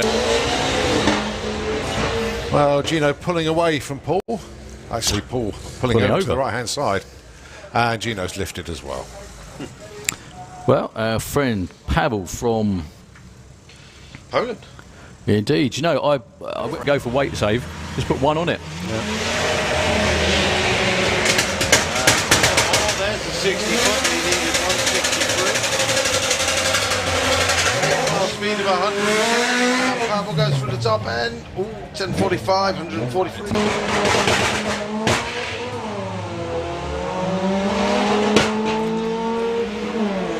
So the Dean and Dion show.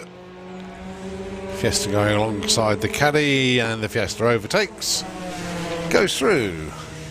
11 class, and Maria running in 4-cylinder with the Audi.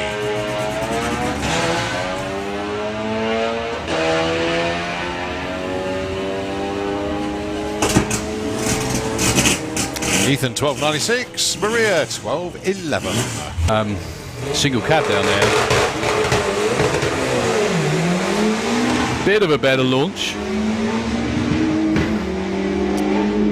Has he been in the 10s yet? I think he might be about to. 10:37.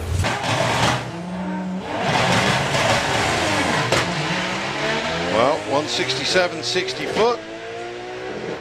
And the 8 doing 113. Jeff catching him at the top end, but Jacob goes through with a 10:32. Looks like that boost cut. Having said that, 7.0's not hanging around in that right.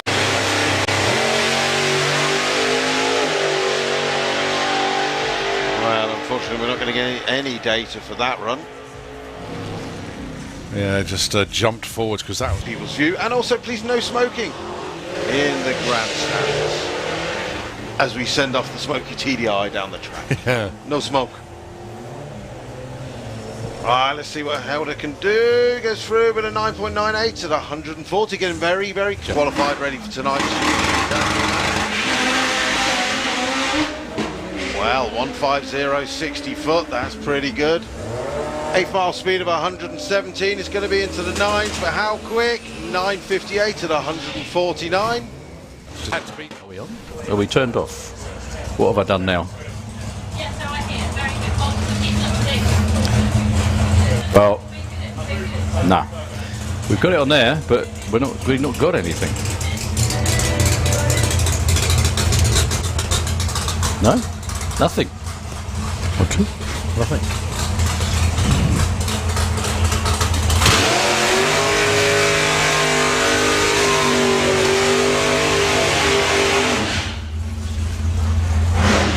Okay.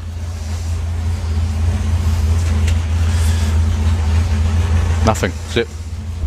So, we've lost PA. What has he?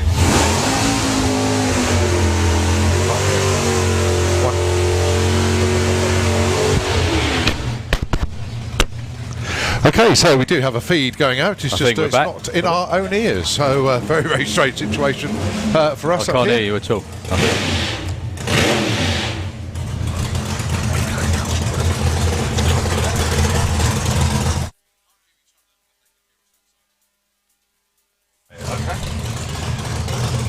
So this is the big bracket semi-final. Number 1, Billy Gane and Keith Herbert. So 9:51 for Keith, 8:55 for Billy. It's going to be a Plymouth Sport Fury going first. Billy Gane! It's Keith Herbert into the final. Absolute brain fade on the start line for Billy. Went into stage but just kept rolling, never stopped. 0.7 light at 9:52 on a 51.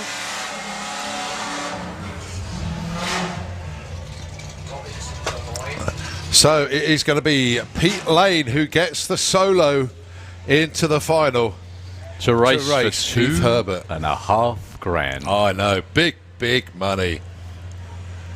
That's how much you told your wife you bought your car for, wasn't it?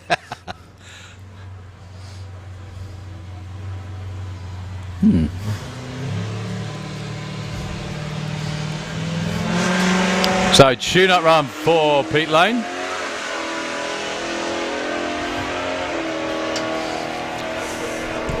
We have got more Pro Doorslammers in the pairing lanes.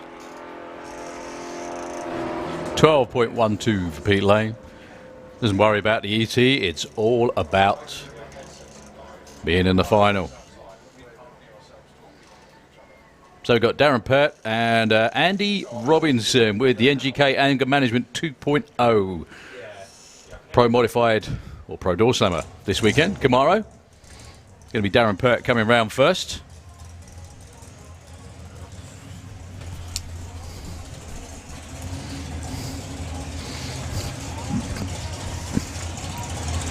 Yeah, so the pairing lanes looking chock-a-block cars again.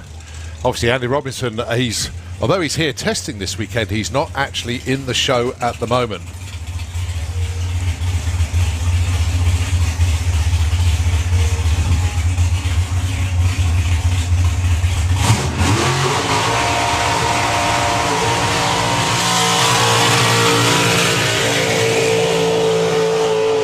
Darren Pert currently in the number 6 spot with 778. He's been 171 miles an hour. Absolutely outstanding performance from him this weekend. But not only that, he's been very, very consistent indeed.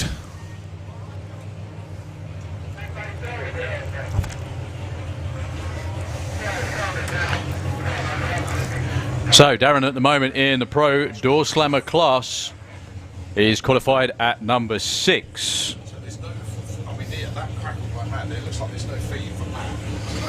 However, he's only just number 6. There's a couple right behind it that really aren't far off at all. Vents the nitrous on the Cortina.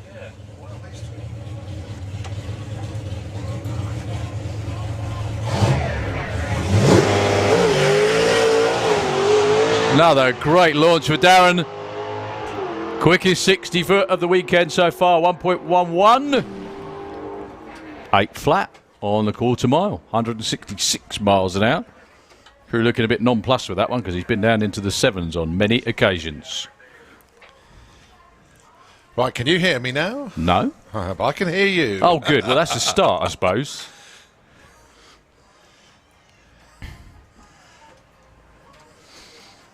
So, I think up next,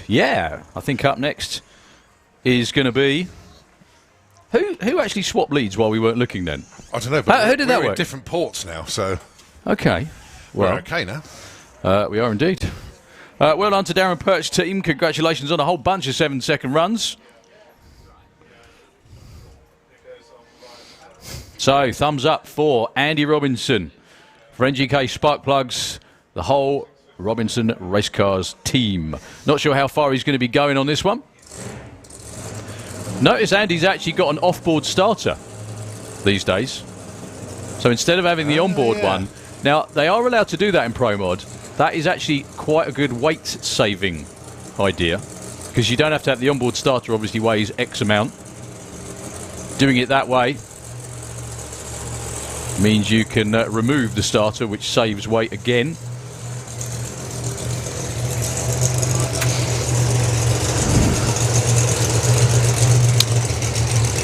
So, Son and crew chief Luke strolls round into the auto glim lane. Bowser out front directing Andy.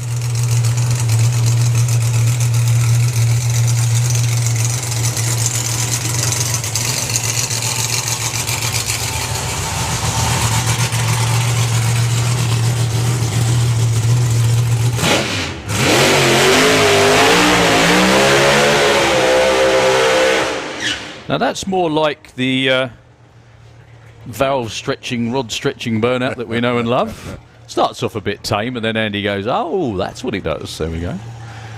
Andy hasn't actually driven a Pro Mod, unbelievably, for 3 years. However, the rest of his driving experience, of which there is a lot, equates to probably more than everyone else put together, frankly. Now, he's currently, the bump spot for Pro Doorslammer is on the board at the top end, 7.97.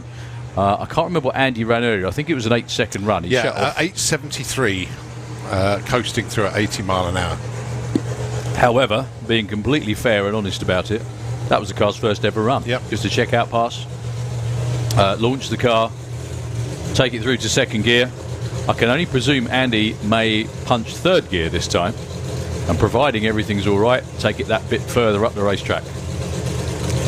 It's always funny how, when we notice what Luke did then, he actually bashed the chutes. You know, I'd be standing back if that was me doing that. So Luke just doing the final adjustments on those absolutely beautiful carbon fibre wheelie bars.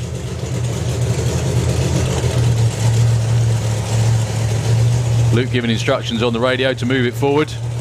And his dad Andy rolls that rolling work of art into stage. So anything quicker than the 797 will get Andy in the show for tomorrow.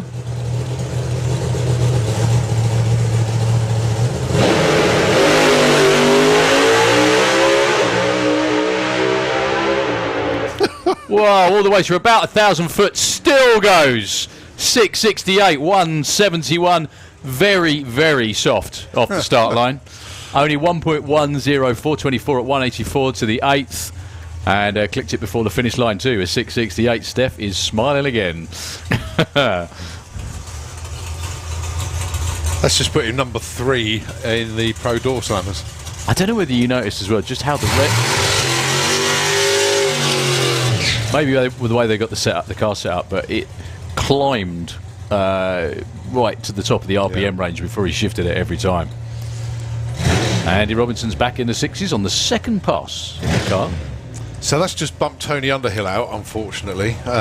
Who's on the bump now? John Sleeth. John Sleeth on the bump, yeah. Which is 780. That's the number on the board there. Got John Tebbins. Now we know why Darren Pertz keep coming round, just trying to go quicker and quicker. Just to make sure his number doesn't get bumped out.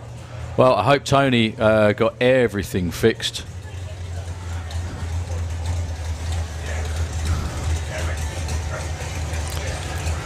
Looks like Simon Barlow is in the lanes as well. He's number 5, so he's okay. Now, PB in this car is needed for Dave Smith. It likes to go for a wander round, doesn't it? Well, that's still not going to get him in the show, unfortunately. 9:45. Well done, Steph. Well done, the whole Robinson team. Congratulations. You can breathe again now. John Tebenham is up next with Fabulous Lightning McQueen. He's currently number 5 on a 720. I think he'll probably be safe in the draw with that.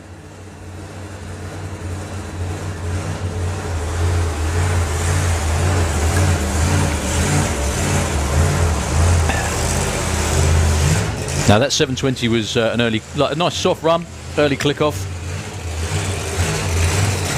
Luke's overseeing both his dad's car and this machine. Not like he's got enough to do already.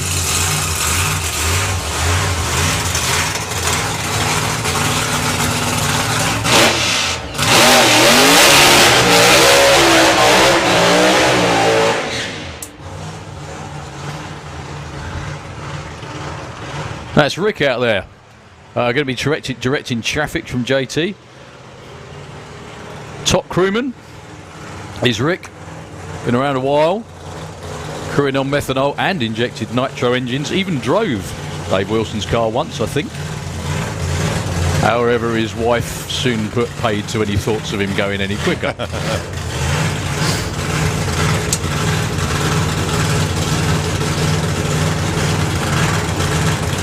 Yeah, any class costs cubic money. Yeah, we've just had that problem.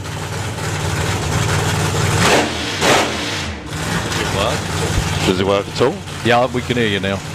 I got it. Oh. Did your knee break?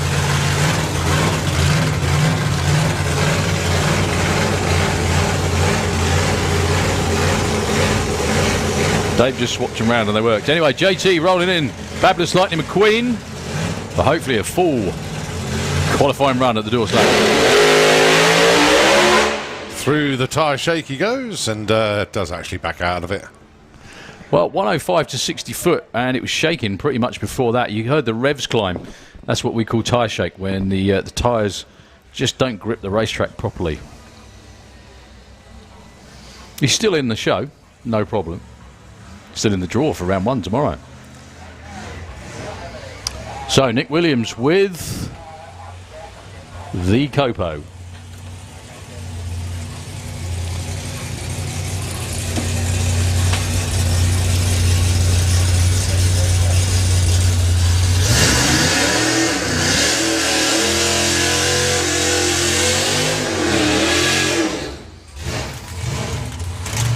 Coming around for a test run. Must be weird for Nick putting the chute every run. Yeah. I don't think he needs to, but he likes to get in the practice of actually doing it. Right. Obviously, the brakes do work very well on that car. But it's the way it carries the front wheels now. It's just set up so nicely. And team want to thank VP Racing Fuels for the additional support they give the brothers now.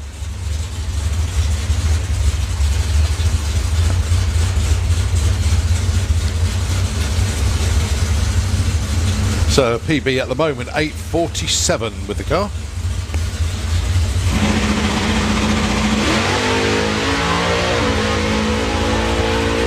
.05 off the line. 8:57, 158.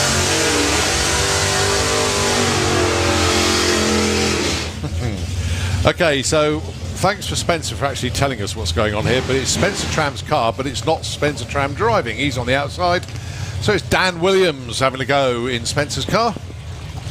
And the reason for that is Spencer would never normally have a chance to see his own car go up the track. So good opportunity now to see his own car, see what it does. Going alongside Guy King. So, in effect, a Williams Brothers matchup. Spencer's going to have the car repainted over winter, but he still hasn't decided what colour to paint it. There's a few different schools of thought. So, it'll be interesting to see what his final decision is.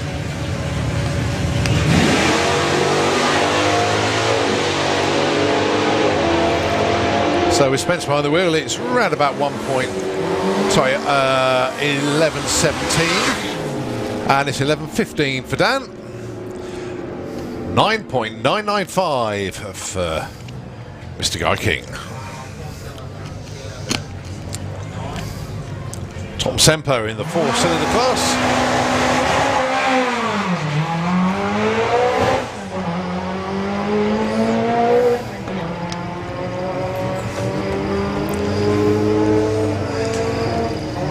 Well, we're about a quarter of an hour or so away from Martin Hill with Fire Force, the jet car. It is still open qualifying, by the way, but we do have the big bracket final still to come today. And then they get to do it all again tomorrow. But it is the final. The winner taking home $2.5 grand. It's still going to be a grand for the runner-up. Right, Carl Goldsmith, Adrian Solly lining up, two good friends. Carl's looking to get his first 9-second pass this weekend. He has been down as fast as 10.1. He ran, I think he's only ever run, I mean, he's run a 9, which is great, but only once, I think, isn't it? Is that right? Twice to the 9s on the same weekend, but has never been to repeat. Oh! That's why he's called Top Fuel Carl, spinning the tyres off the line. That's not why he's called it, but, you know.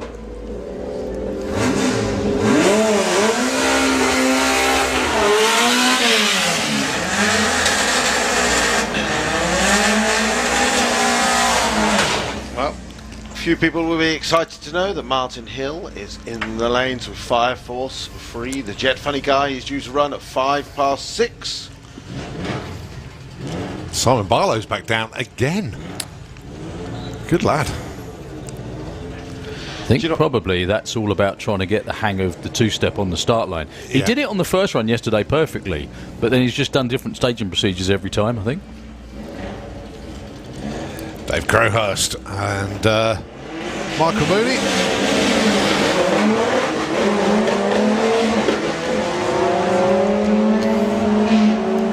$6.12, 113 at the 8th for Dave Crowhurst. And that's turned into a 9.64 and 142.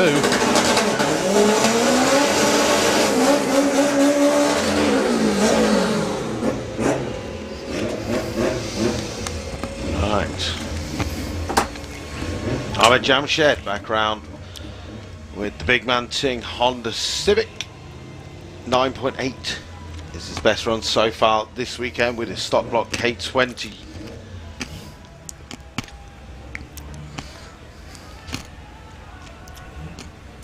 I know, looking into the lanes, I can see Darren Scannell, Andy Nichols, Jacob Bailey, Tom Herbert.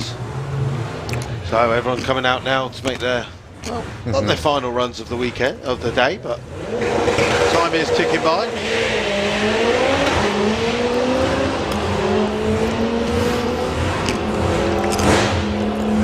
$114 at the 8th. That's going to be a good pass. 981 at 143 for Ahmed.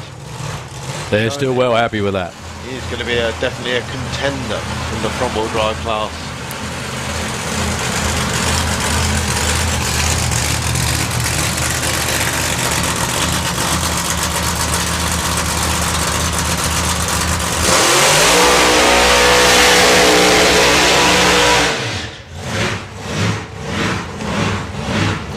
So let's see how much Carl Harrison has turned up the beast for this run. Now, the quickest run he's made all weekend was the first one yesterday, when the hose came off, went 7:45, 193. He's made a number of runs since, but for whatever reason, a couple of start line miscues.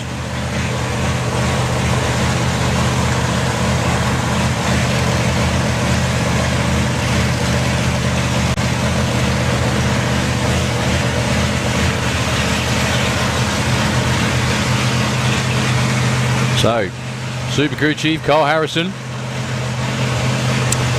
brings Simon in. A low 7 would be great. Don't think they're probably hunting for 6s just yet.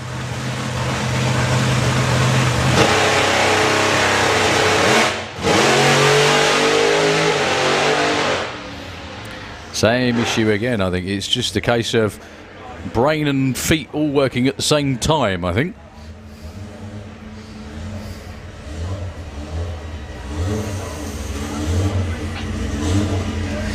Trickles through with a 17-second run.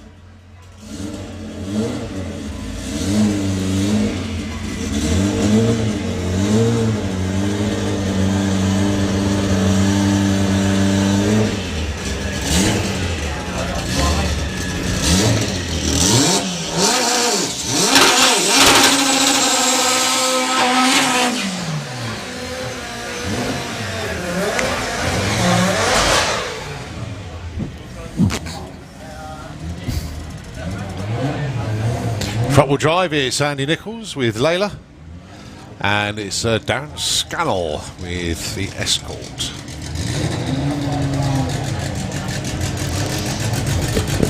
Andy earlier nearly beat his personal best with this car.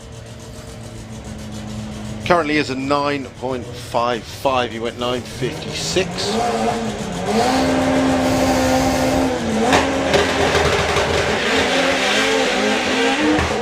Darren Scannell currently number 7 in 4-cylinder. Andy Nichols long gone though. Real nice 151, 60 foot, and that is the result. 9.25 at 154, chops a quarter of a second off his PB. That actually might even beat his personal best in one of his other race cars. In anything, yeah. In anything, it might be a complete personal best. So Adam Skinner and Tom Herbert.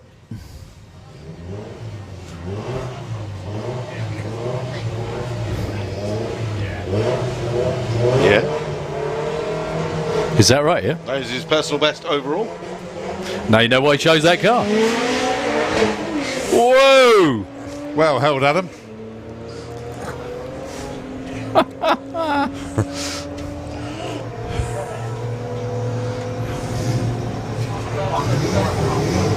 So it's a good job he's got wheelie bars on the back of that, otherwise that would have done a backflip. It's a good job he's got a Really nappy on and all. Yeah.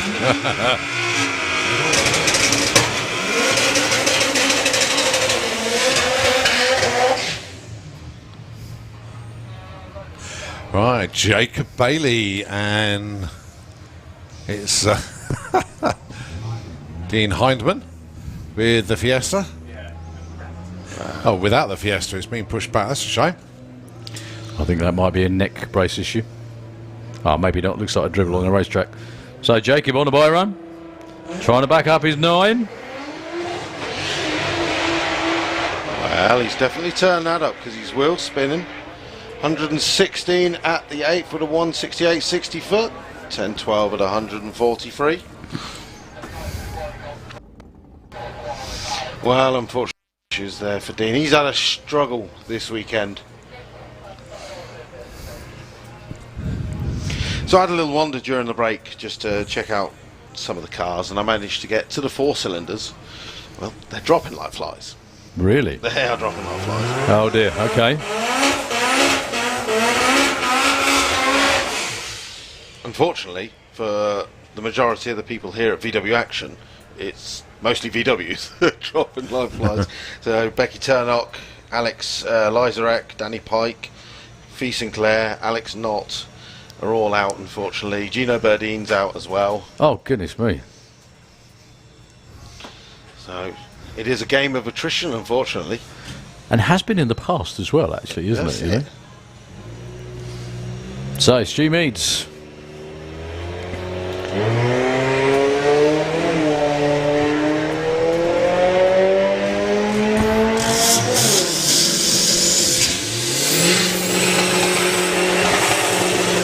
But again, just a big reminder to all of our racers, if you do damage your car and you are out of the race, can you please come down to Sign On and let Sign On know that your car is broken and that you will not be taking part in competition.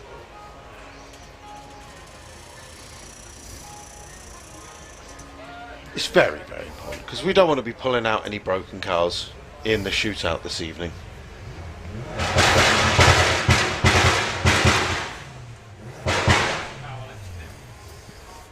Well, Helder Pereira taking a nice leisurely cruise up the track.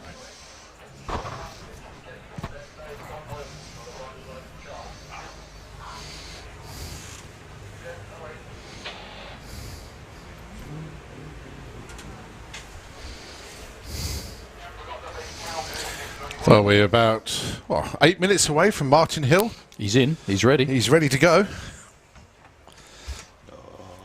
So a lot of people from VW Action, Martin Hill's Jack Car Run is on their timetable as well. So that's why you've got a lot of people on the banking going to be watching Martin Hill go through. And then not far after that, it will be the final of the big bracket. The winner taking home £2,500. The runner-up, Much better. £1,000. Keith Herbert, They've just Pete stopped Lane. working. Yeah, we had the same thing. We had just silence all the time. You killed them. By what? Your knees. Sorry? Your knees. My knees? Yeah. What, because I showed them my knees? Yeah. Cool, okay. Has an effect on a lot of people and equipment, it would seem. Jeez, Adam Skinner's back again. That's a good question. Go on. It's all right.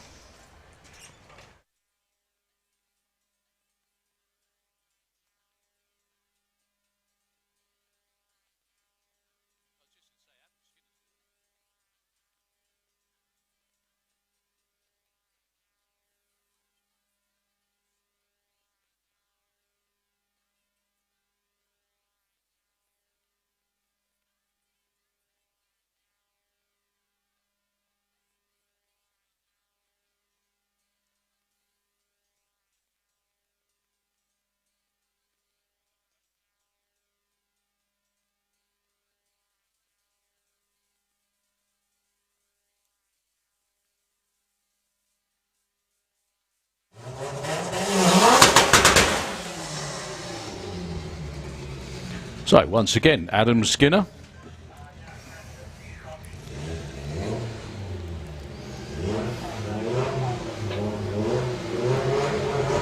Let's see which way it goes this time.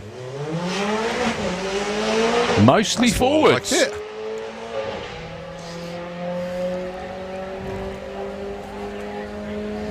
$9.91 for Adam, back into the nines. And that's his, that's his 142 mile best an hour. run today. He went 9.99 so far, 142. So, yeah, just shaved it. But doesn't move him in position at all. So basically take it easier on the launch, I think, Yeah. is the preferred option. Well, Helder's back round again. And that's a much better launch.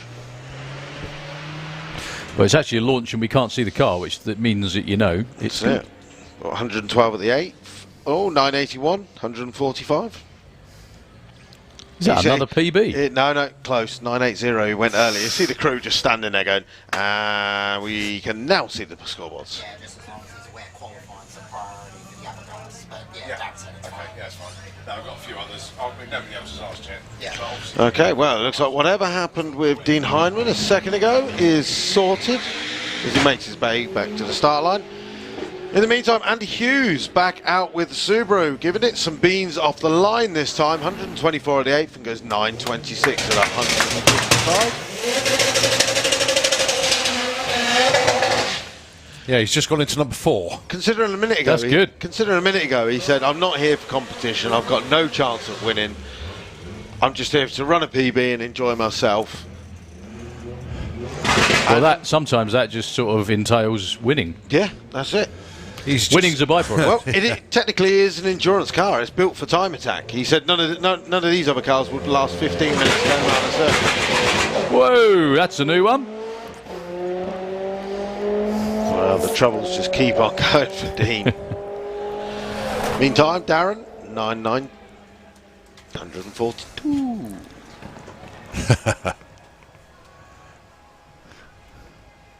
Hey up, how comes all the start line crew down there have got ice cream time? Maybe not the start line crew, but our backdoor crew, look.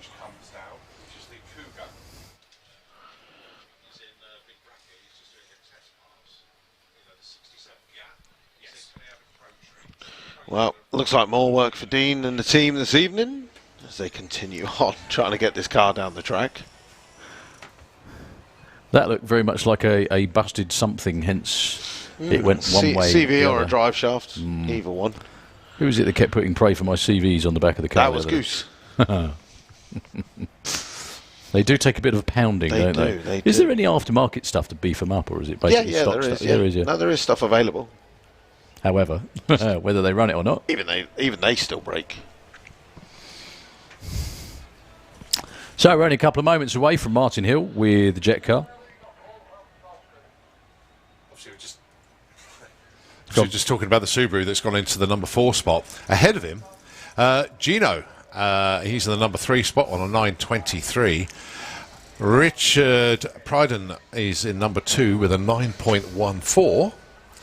But way ahead, 8.07, Kev Jenkins.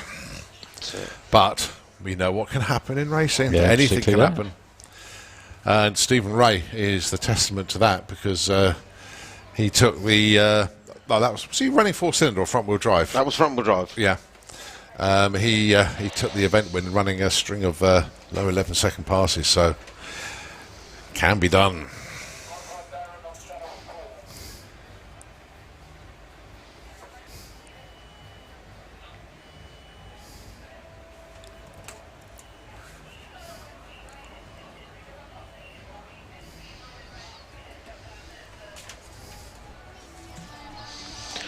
Okay, right, so Martin Hill's making her way round. I'll tell you Did you what, tell him? we'll do the usual game. If you're watching on the live stream, maybe Santapod TV or Santapod Raceway on our Facebook page, as Martin comes underneath the tower, 543. Let's start predictions. What ET do you think Martin Hill will hit on his first run today?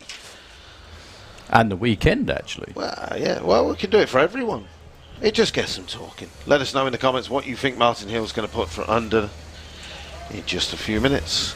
5.97. There we go. I was going to say 96, actually, just to be annoying. He's coming round right now, actually. Bang on time.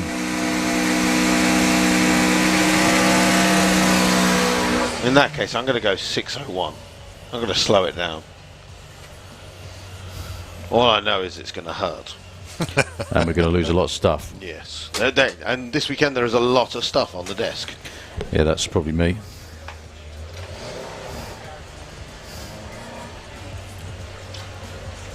So Don Harvey with Drop the Hammer, the Beetle. Running in 4-cylinder. Best so far, 10.16, 127 this weekend. After the slightly sticky shift from 1 to 2, I don't think that'll be quite as quick. Currently number 11. And stays number 11. So it is Martin Hill with Fire Force. Number 3, the Jet Funny car. I know a lot of people here for VW Action been looking forward to seeing Martin run. His only run of the day. He's back out tomorrow as well. Well, a few of the predictions coming in on our YouTube channel, Morphman. It says 675. John Morton says 586. Paul Mason says 675. I know. He's thinking a bit slower. And 592. We're about to find out. Yeah. Callum Pudge texts in 623. Yeah, but the thing is, though, Callum could take a photograph of the scoreboards and then edit it and look like he's run a 623. It's a very good point, actually. I lost the sound of this. Oh, yeah. I think we all have. Yeah, we're all breaking.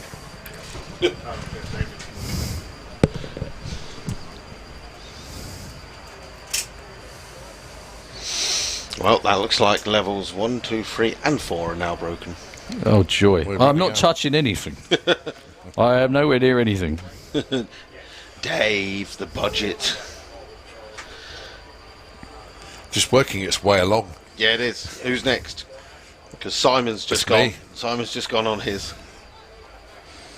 So it's these 3 that are left, and that's Yeah, it. Yeah. That's it. Searching for the weakest link. There's obviously something in there. It's eating its way along. Yeah, little mouse. We'll try and scare it with a jet car. Oh, yeah, that'll make things work. That's got a great history of making things come back to life again, a jet car, isn't it? It has indeed. No. Right. Well, in fact, loads of people on Facebook. Carl Withers says 5'7". John Spore, who's not here. What are you doing not here? He moves so far away. Bad choice. He goes 607. James Ingram just says numbers. Oh, well, fair enough. Tasha Carmen says 580. Aaron Fish says... Oh, it's disappeared. Now, if we guess the speed, that'll be a lot more all over the place, because it depends where he clicks it. There we go. So loads of people making predictions on Santapod TV or Santapod Racing Facebook feed. Thank you very much. Don't forget, click share on there. Make sure you've hit the like button so more people see it. And with that, Martin Hill. Enjoy.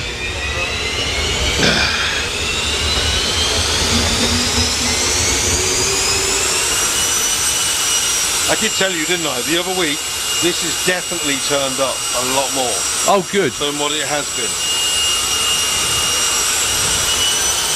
Cooper's actually got a bit of fear in his eyes. Look at that. That never happened. I usually, you got the good spot, I like cowering behind this metal pole. Well, so it's just straight between the eyes if anything happens. It's like an earthquake, stand in the doorway.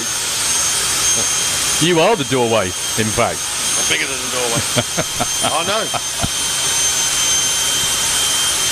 Right, what's going to go first, everybody? You gone again? Hanging in there.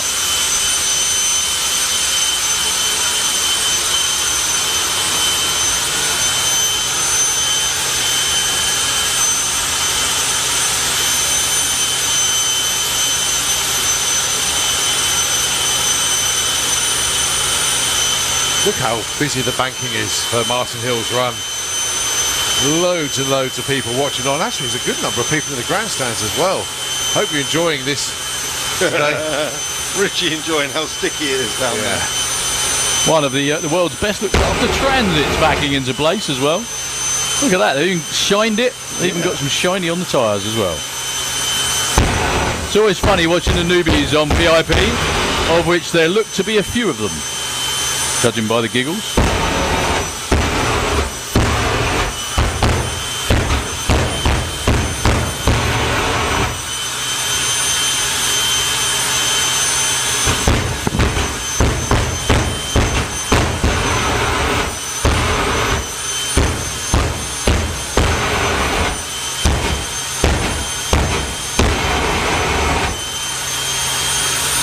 All those people up there with phones filming it are about to get a bit of a shock when he turns it up in just a second.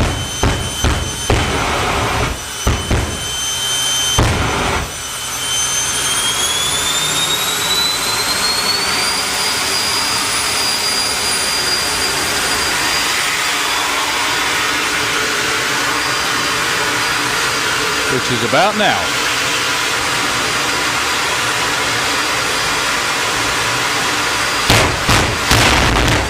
Oh, I see what you mean. That is sounding very violent. Well, if the PA comes back to life, we know what's wrong with it. Lack of jet cars for the day.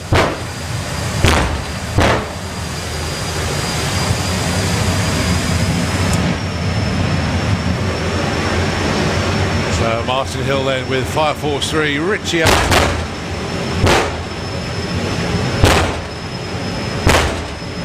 straight into stage, no issues whatsoever. So give Martin and Richie a big wave. You want him to go fast. He likes the show, he likes the appreciation. Someone loses their act, literally. 596. 84! Whoa! Look at that. 274 miles an hour. Now just put a door on it and enter it in Pro Doorslammer. Yeah, he had a crowd to entertain, and 584 is one heck of a way to do it. So who's closest then, Luke? God knows. We've lost. I'm sure someone will tell you pretty instantly. Well, Richie. I'll be honest, I know. Well, Martin. I know Bobby was well off with his ET prediction, but he was half a mile an hour off with the speed prediction. You said 673. I know, that was Bobby. Oh, okay. Well, I'll show you appreciation for the Fire Force team as they go to collect Martin from the top end. That was a heck of a run. Now, if you haven't seen that car before and you like that kind of thing and you enjoyed that, come back next weekend. Yes. We have 3 jet cars next weekend for your viewing pleasure. Not to mention Top Fuel, funny cars, pro modifieds, and loads of bikes as well. Which, and Luke Racing. Yeah, you got to come back just to see that. Yeah, got to be done. Go fast. He likes the show. He likes the appreciation.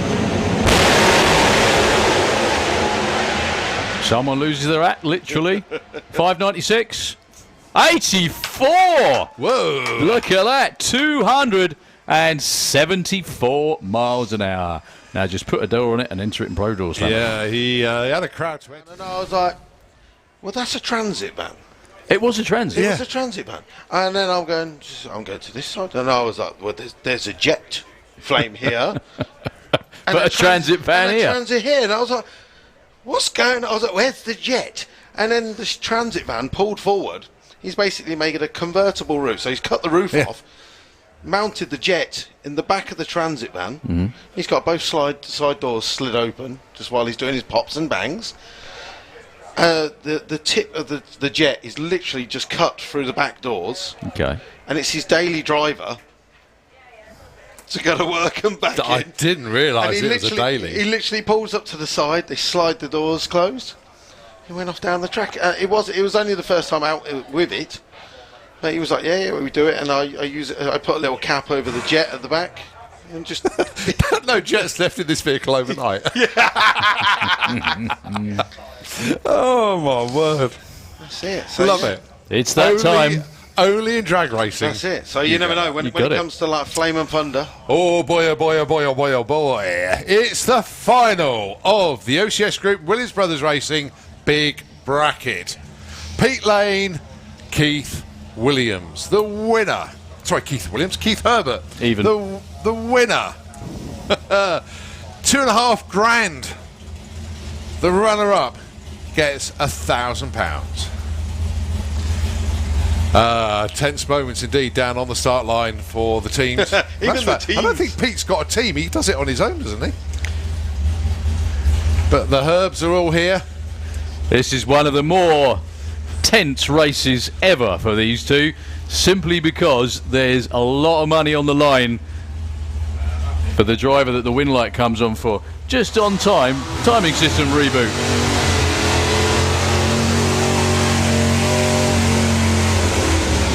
So the Darlings then 11.80 for Pete Lane, 9.51 for Keith Herbert.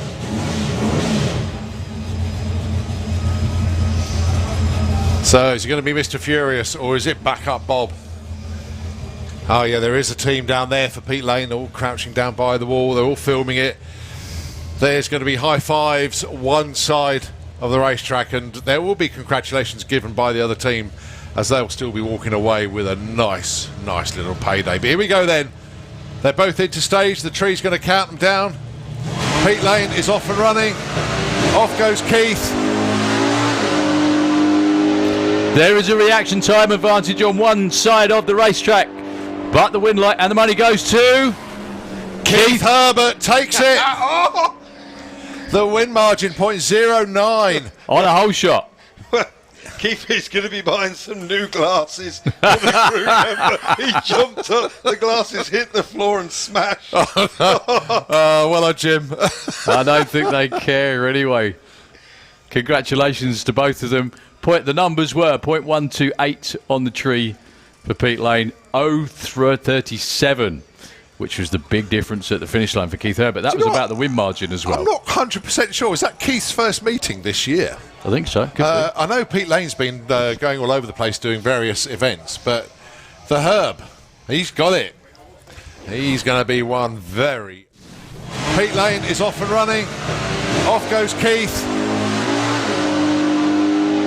There is a reaction time advantage on one side of the racetrack, but the win light and the money goes to Keith Herbert takes it.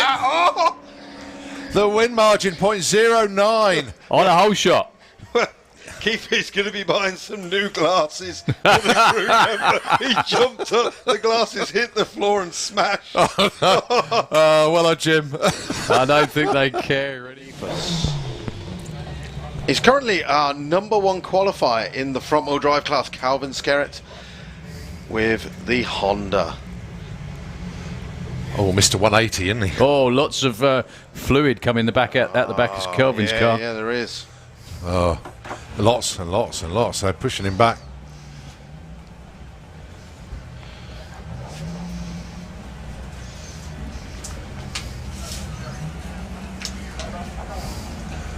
Just checking to see what it is. Yeah, there's a puddle under there as well. Yeah, there is a bit. It's actually evaporating, looking like. To be honest with you, that looks like fuel. Still, it's Yeah, it is evaporating. It is, isn't yeah. It's off, So, yeah. Word.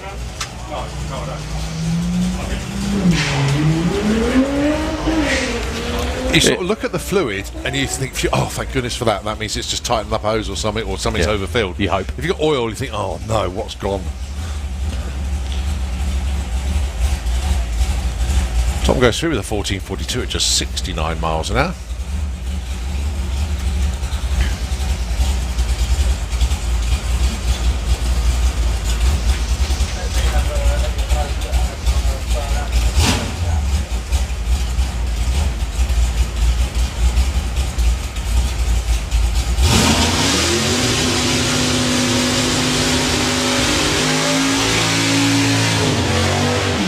Now, if you fancy having a go at drag racing, a real nice car to go and do it in. Pete Grange's 67 Cougar. Pretty much built by Pete, painted by Pete. He runs a spray shop down on the south coast, just around the corner from me, which is very handy. Runs 9 flats, 8 9s with a big block Ford in there. Up for sale for a very reasonable amount of money compared to what he's got in it, let's put it that way. So if you like the look of this car and want to go quick and fast and try your hand at sportsman racing,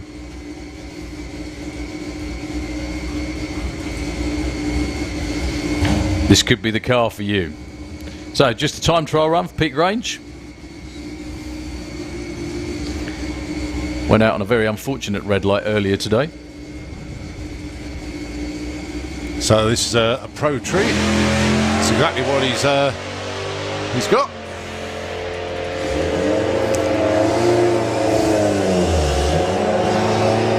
$9.10 at 148. One very consistent car. One seriously quick car. This Toyota GT4.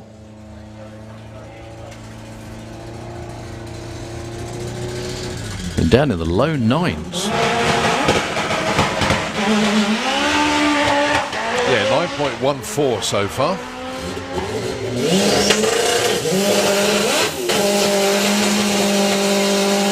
Quick on this one, 9.70.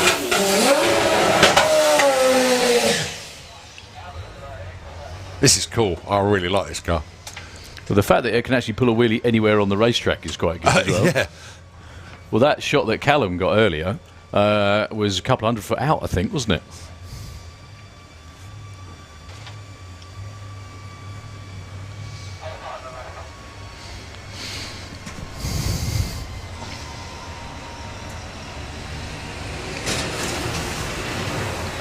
Oh, baby. Tom's back again. I swear Tom's just trying to get through the nitrous today. Oh, is that what it's all about? Yeah, clearly. Well, got a little bit of track prep going on for a little while, so enjoy the evening sunshine. It will be barbecue time soon. Yeah, very, very I mean, shortly. it won't be barbecue time for us. No. Because... we don't do barbecues. And it'll be about 10 o'clock. But yeah, don't forget, a little shout out again to all of our racers that are competing this weekend. Please, if you have damaged your car or broken it and you are out of the event, please make sure you come to the Run What You Run signing office and let them know that you are out of competition. We really don't want to be pulling out any broken cars in tonight's draw at 8:30. And again, that's open to everybody that's here. Hopefully we can get as many of you guys and girls round to the stage, which is just behind the CAF this evening, for the draw ready for tomorrow for all of our classes. Obviously we're going to have all the races there, but it's really good if we can get a load of the spectators and fans there to see who gets drawn who. And don't forget, it's probably your biggest chance to get on the live stream. We'll still have the live stream on this evening, and you can literally stand in front of the camera waving, "Hey Mum!"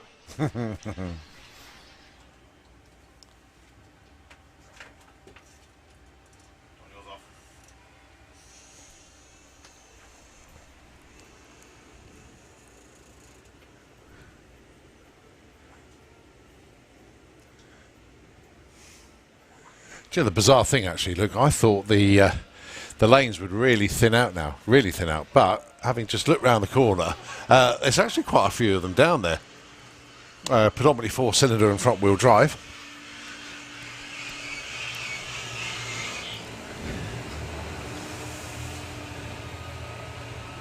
But no, it's been a very, very good day indeed. I mean, the time now, just gone past 20 past 6. We still got our live draws to do later on That's going to be very entertaining indeed. Who's got who? And then, of course, tomorrow we've got the big bracket starting all over again. That's it. Again, another shout out. Johnny Marriage with the Miss White Racing Beetle in the 4-cylinder class pits is still desperately after a Bosch 440cc. Basically the Green Giants, the Bosch Green Giants 440cc injectors. Just needs one if anyone has got one. Well, I tell you what, whilst they're doing some track cleaning and track prep, we'll wind the vocals down and bring the music back up.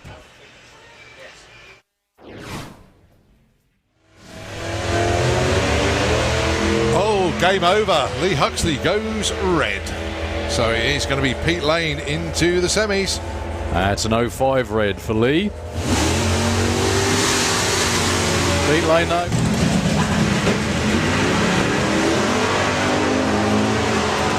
Green light race. Looks like Keith's going to have caught him by half track actually. No breaking out either of you. Keith's there first. Keith takes the win. 9:51. That was...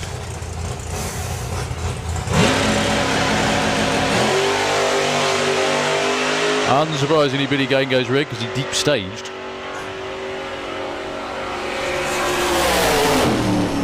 Deep stage with 8:61. Helps your 5-second Pro Mod run would be quite nice about now. If they've got the setup right.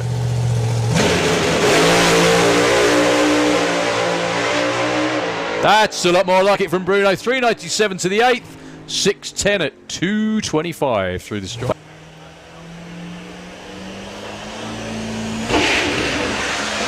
That launch is so violent, isn't it? You notice as well. To 60. Can you see the shift lights on almost all the way down as well? Whoa. Even quicker. 780, 177. Roll into full stage, build the boost up.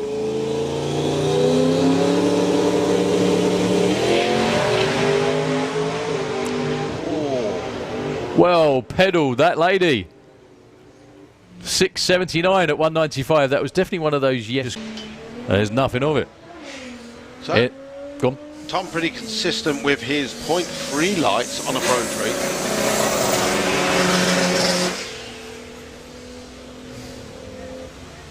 And again, goes through in 11.9. 11.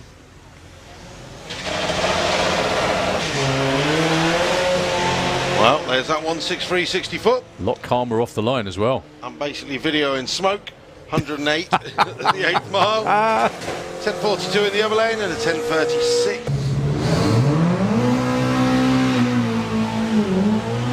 Well, that sounds in a little bit stronger. 138 60 foot. 8th mile doing 112, and Chris Todd goes through the top end with a 964 at 140. It'll all be live streamed, of course, if you're watching. Whoa! Adam Skinner going right then left. Still going in it though. 107 at the 8th. Goes through with a 10.58 and 137. Big Mahoney trying to bump the car into stage. That's got a lot more oomph off the line. Yep. Will it be back in the 8s for Dave Mahoney? No. He's off it just before. That would have been actually 9.11, only 1/3. Well, 150, 160 foot, that's a lot better. Unfortunately, he's off the throttle. You can see him bouncing around. Drives around Lucas at the top end and goes through in 11.33 at 138.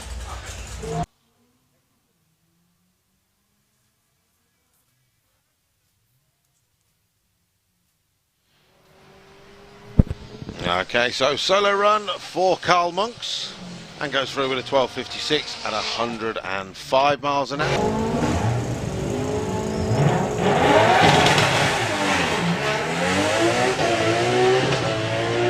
Wow, nice shift in there from Jess in the Sherbet Lemon. 129 at the 8th and goes through in an 8.84. 150. Ethan Law with a roll in P alongside Tom Herbert with the Golf.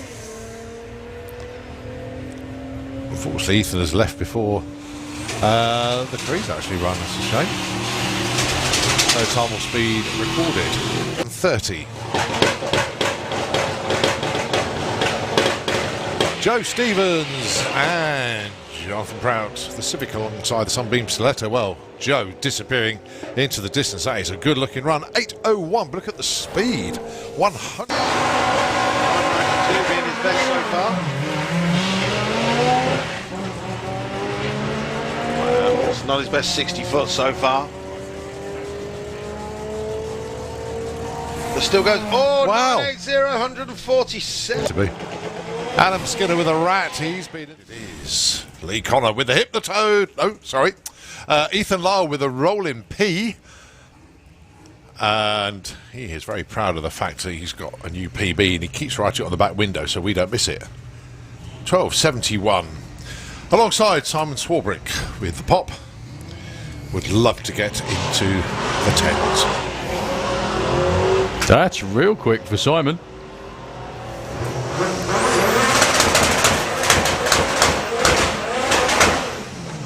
$11.23. If the screen is to be believed, his quickest run ever. 13.26 for Ethan. Slows up a smidge.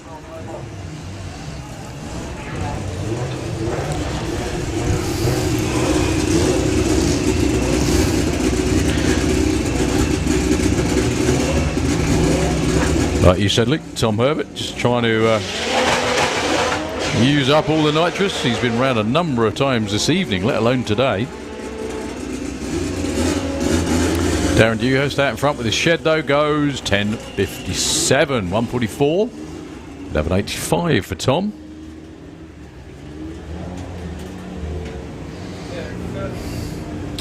Wow, good news, Cole. Tony Underhill's back. Oh, wow. So now They've the man in got peril is John Sleeth. They're being bumped anyway. That's what makes life very, very interesting towards the end of the day of Doorslammers qualifying. So Paul Jordan, Ian Pepper. Ian Pepper's second run of the day. Paul Jordan's fifth or sixth or so. Paul Jordan goes 10.78. Ian Pepper gets to the stripe with a 12.87, 117.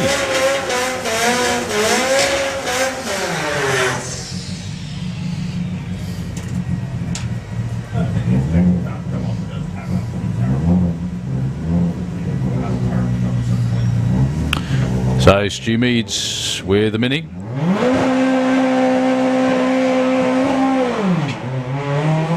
Well, Ian was going to consider get him to wait, but he thought you're so keen to go, you might as well get on with it. So Stu Meads has been down into the nines with this car. He's got nowhere near that recently. 12.23 on that run in the Autoglim lane.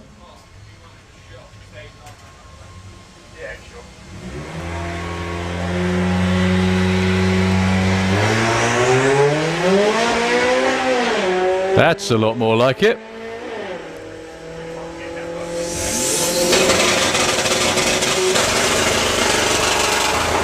Level 01, 122.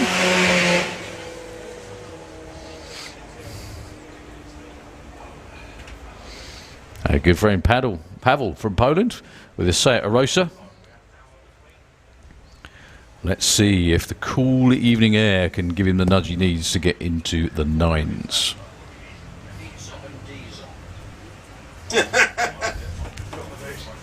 What was that? What was that? It was pizza and diesel. What a combination! However, you got to say it in Robin's accent just to make it proper, I'm not you that know. posh. Oh, little cloud of smoke drifts off up in the air. I think Pavel's trying to get it started again. Yeah, it's the wrong colour because you normally see black smoke, but not white. Yeah, he wants to. He's going to give him another go. Yeah, rerun the clock. Doing the decent thing. Well, any which way but straight now. Well, I was going to say he's completely askew. Maybe that's the nudge he needs.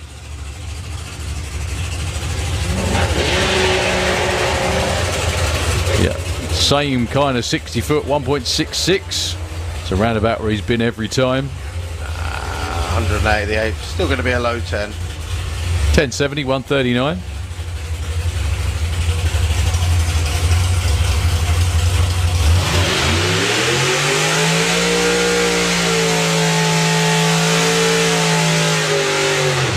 So the governor here at Xanapod Raceway, Keith Bartlett with Roaring Rat, the car that he did actually own way back in the 70s, I think, when he was 2. However, he probably wished he'd only owned it then, because Colin beat him with this version of it. Do you know what? Safe to say, I don't think I beat him now. Well, of course you wouldn't. You haven't got a car. What? Oh, thanks for that. It's all right, no problem. I mean, Keith is cutting good lights now, and the car is going very quickly indeed. Quite a bit quicker than when you raced him, Yeah. actually, just a couple of months back.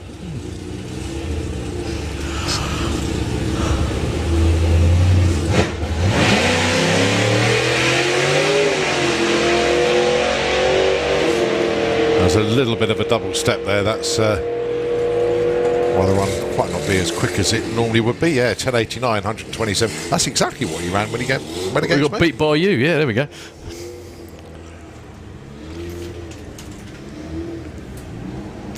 So Paul Jordan again.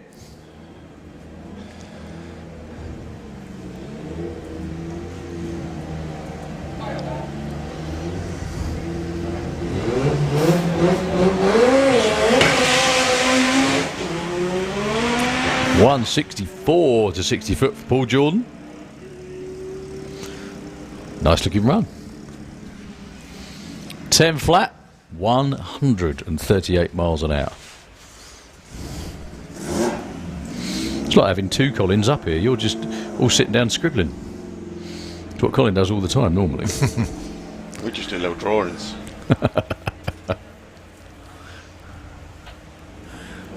So Chris Waterhouse with the Audi A3 up next in the Kestrel lane.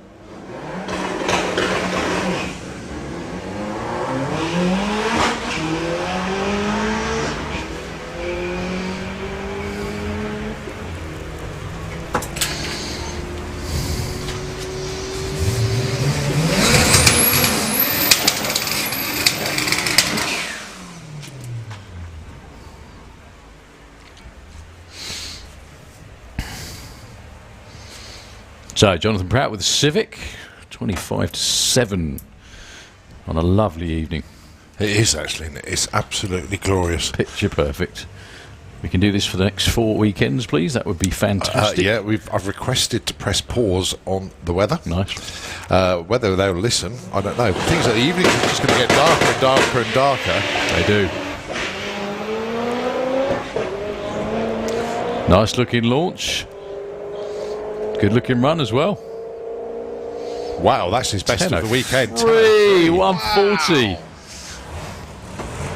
Oh, so close to the nines. Do you mind doing the honours for that one? Okay, fired up round the back of the tower now. I think with the time approaching 20 to 7, this will be the last chance for Tony Underhill to get in the show, unless we have any breakages in Pro Doorslammer. He needs to go quicker than 7.80. The car, Tony, everything about it, absolutely can do that. Makes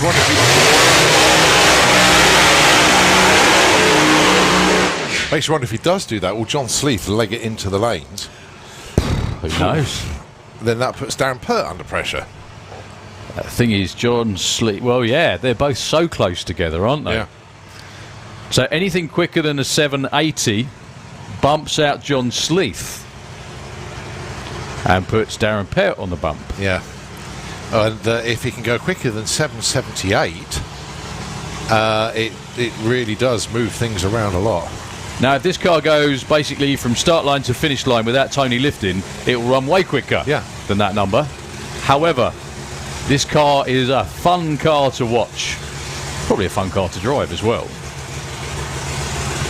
But Tony Underhill really, pardon the pun to go with his name, but kind of under pressure here to get it done. We've got faith in him though. He's a good guy, knows what he's doing with supercharged engines and absolutely knows how to drive. The man that he's been helping for the last few months guides him into stage. That's Andy Hadfield. After all the grief, all the repairs, very best of luck, Tony. See how it goes.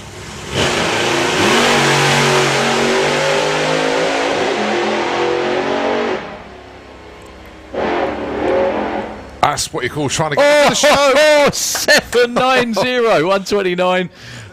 Tony was on it there, suddenly realised he had to keep going. Oh, nearly did it. Nearly did it. Does he have time for one more shot? That is the question. The short answer is yes. Is he going to try and do it? He's got an hour and 20, basically. To get back round and try again. Right, this is another one on the outside looking in. Really? Yep.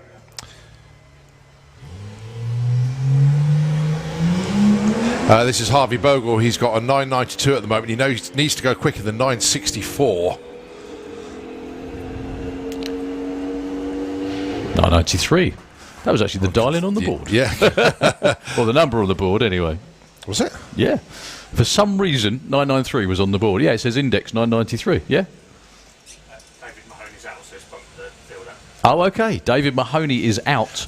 So that's bumped the field up to that number. Okay. So he is on the bump then. Yeah. Thank you very much, Dave. Yeah, thanks for the update, buddy. That's well, that makes a lot of sense then. So he's in the show.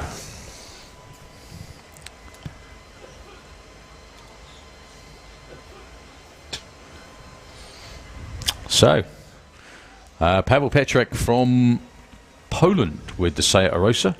Definitely getting value for money for his ferry tickets this weekend. Number of runs yesterday. Hasn't been as quick today. Knocking on the door of the 9s yesterday in the 10-0s. It's just a case of getting the car off the line and getting it up to speed quick enough. You get a nice clean run, then a 9 is possible. But everything has to be perfect.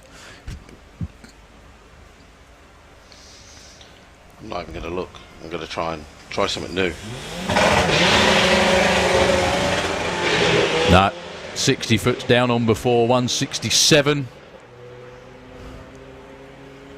Still going to be a good 10-second run. 10:27 at 140. Definitely got the horsepower to do it as well. The speed gives that away. It's a case of getting it off the line. What was the quickest he ran before he came to the UK? Any idea? With Pavel? It was 10.5. Okay, so he's still been way quicker than he's been anywhere before. By around about half a second. Just not that little nudge over the edge that he needs. We've still got around about an hour and a bit of potential track time left. The lanes are still open, so if anyone wants to come and put in any more qualifying runs, they're very welcome to. They're empty at the moment, unbelievably, but don't worry, as soon as anyone comes down, we will run them, and I'm sure there's going to be some people coming down to put in some last gasp passes. You'll probably get some of those that are looking at their weather stations, seeing that the track has still got heat in it, the wind is still favourable, and if the DA is dropping, it basically gives the cars a bit more power. They go, whoa, PB time. You never know. You got it. Okay, so yeah, we're going to bring the... Oh, we haven't got any tunes? Yes, we have. Right, we'll bring those back up. VP Racing Fuels is the official fuel supplier for Sanapod Raceway, home to the fastest surface and fastest cars in the UK. VP makes the perfect fuel for any drag racing application, from full-blown drag cars on C16 and M1 methanol, all the way to your weekend warrior bracket racers running VP 110. VP's wide range of fuels means we make a perfect fuel for your vehicle, and it's available in the UK at Sanapod Raceway. See us at the track or visit us online at vpracingfuels.com.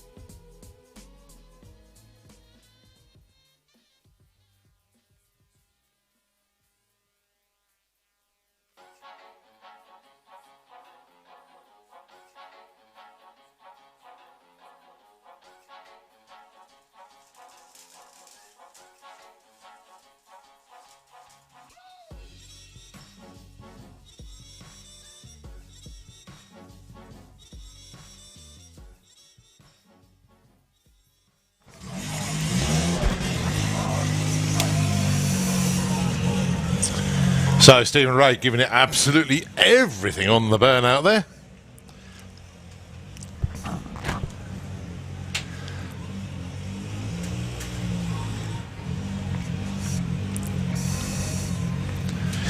Currently around about number 12 spot in the qualified order for front wheel drive. The best so far this weekend, 10.16.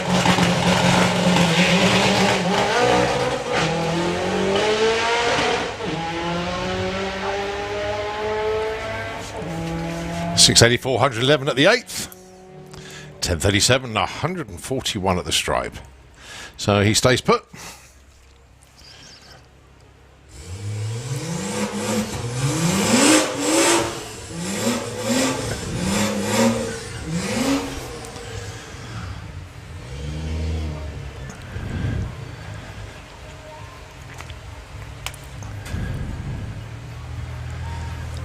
So Harvey Bogle back round once again with the BMW.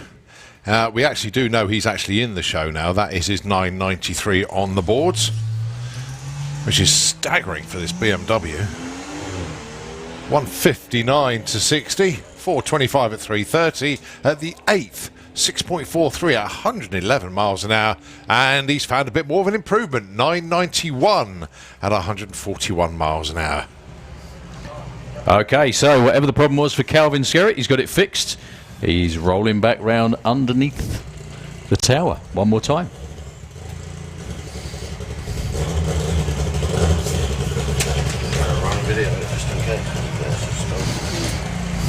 Thank you very much indeed. Luke's actually going downstairs to do a bit of filming. Now, Calvin is currently, I think, number 1 qualifier in front-wheel drive. Not that that actually matters much. Yeah, he's 9.12. But at I mean, the speed he ran earlier. Yeah, 180 odd, wasn't it? 180 miles an hour, bogged off the line. If you can actually get the car to launch off the start line, we could be in for our first 8-second front-wheel drive run of the weekend. And when I say launch, I meant like that. 154 to 60 foot. If he takes it all the way through, that will be your 8-second run. 881, 177 miles an hour. New personal best for Calvin Skerritt and the number 1 qualifier in front-wheel drive. That's the one they were waiting for. We're saying that only 177 because we know he'd been 180, but it's the ET that counts. 881 wholesale. I like that word you've introduced. What's that? Wholesale improvement. Well, that's because it is. You know, it's not a cheap shop improvement. No, it's a wholesale improvement. Yeah. If there is such a thing.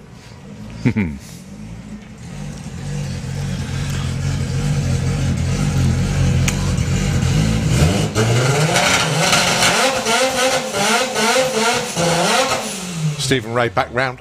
He literally ran about 4 minutes ago. Yeah. He's back down again. I walked from the other end of the tower up here, put my headset on, watch one car, and he's back again. Because he can. That was an improvement, was it not? And you were actually filming it as well. Sometimes it works. So I think Stephen Ray just went a 10-2. This time round goes 10-22, 141. That was a good guess, that was. How did you know? It was coming. Just luck or paying attention or listening to you. Just how long we've been up here, we just know roughly what the car is going to run.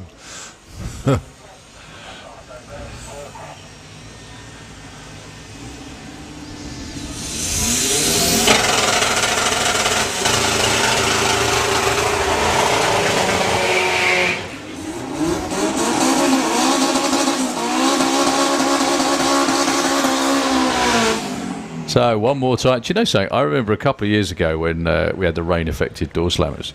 It was a bit of a toss-up for everybody because hardly anybody got a run in. Yeah. Yeah. If you remember, the queue in the staging lanes was massive. Everything else as well. It's precisely the opposite today. Everybody that wants to has got loads of runs. Yeah. They're like, too many runs. Possibly that. So Lee opened Shaw with the Punto in the Kestrel lane, taking on Pavel with the Santa Rosa.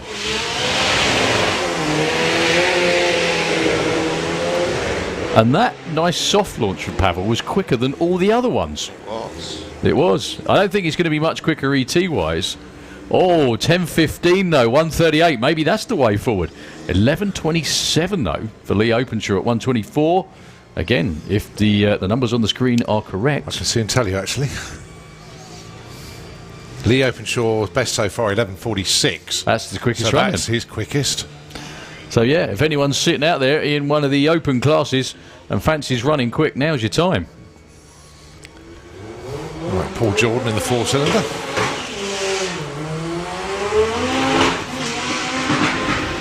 Quickest so far him today is 10.12. That's not going to beat that. He's slowing up at the top end. Very slow.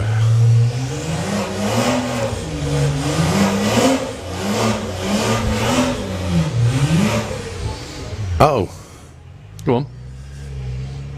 This is a good one. Well, not a good one, but not an obvious one that we normally get a message for. But has anybody got a tyre repair kit? The Huxleys, unfortunately, the Mustang has picked up a puncture. Oh. And they haven't got a spare slick with them. So if anybody's got a puncture repair kit, well, I'm guessing it's one of the slicks, could be the front tyre, I don't know. But if anybody has got a tyre repair kit, the Huxleys could really do with one so that they're back in the show for tomorrow. Harvey Bogle goes through with another 9.9, this time a 9.97. We're going to find out if it's a front or rear tyre in a second. Oh, he just says thanks. Well, Mark.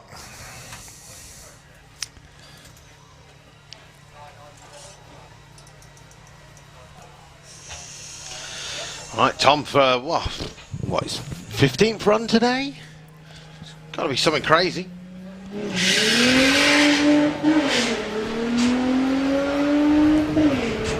I think he is literally just trying to practice that tree. It's going to be down to the 11s again. 1190, 113. So once again, if anybody does have a puncture repair kit, pop over and see the Huxleys.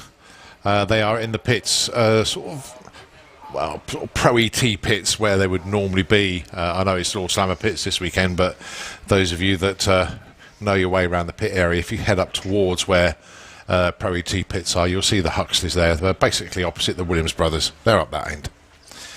And they would greatly appreciate it. I don't think Bubblegum will do it, so yeah, need a proper puncture repair kit. Could we? What about an inner tube? Could they run an inner tube? Not sure. Really not sure.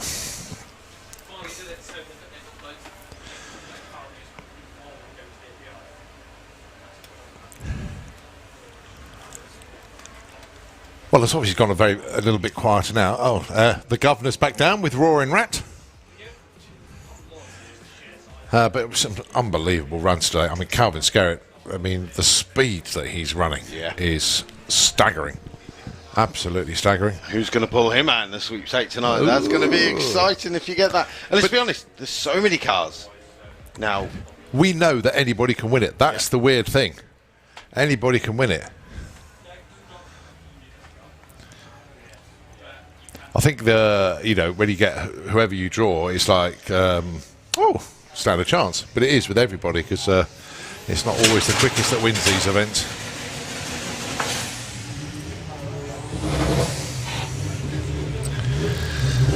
Coming up to 5 to 7 in the evening, got about an hour of track time left, and then obviously we need everybody to the announcement area just behind the pod shop. We'll be doing the draws for all of our racing for tomorrow, and I'm assuming we're doing the check presentation for the big bracket for today's winner, unless we're doing it all tomorrow, but we'll double check on that. 11.36 for Phil Thomas, and Dean puts his quickest run of the day in, 10.79 with the Fiesta, and that is he's only 112 miles an hour.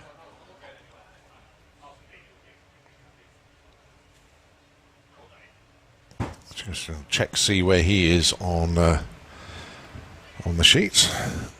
There we go. Thank you very much. Matt Davison just messaged in saying Lee Openshaw's 11.2 is a new 1.4 litre Fiat record. Wow. There we go. So it's a personal best and a record. Dean going 10.79. Before that, it was his best this weekend was 11.60, so it was a massive leap up for Dean, and it has beaten his PB of 10.86. So well done to Dean with the Gold Member Fiesta. Well done. So Keith Bartlett then with Roaring Rat.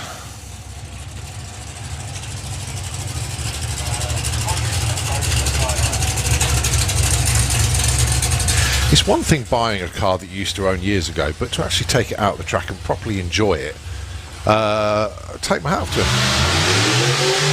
Surely that's the only way to enjoy a car. Yeah. It's about taking it out on the track.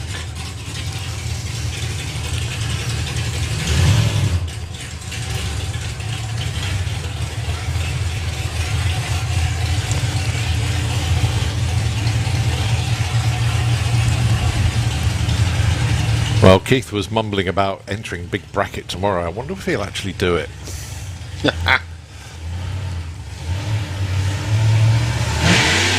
Tries to cut a light and only goes 0-2 red. That was a good effort. Pedal all the way down to the firewall. That's a 10.59 at 125. Very nicely done, Keith. I think he was enjoyed that one.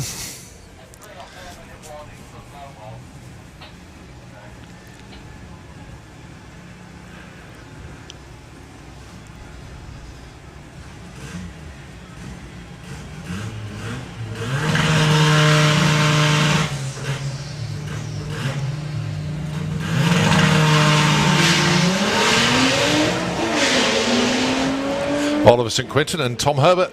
Tom hot lapping the car now. Condition's really good now. 11.76 plays 11.28. Oliver, the quicker of the two. But on reaction times, Tom got there first. Looking in the lanes, got a car without a front on it.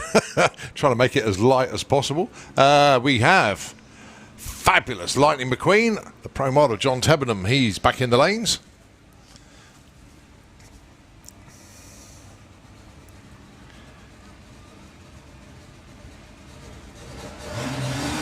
Actually, gorgeous evening to go racing.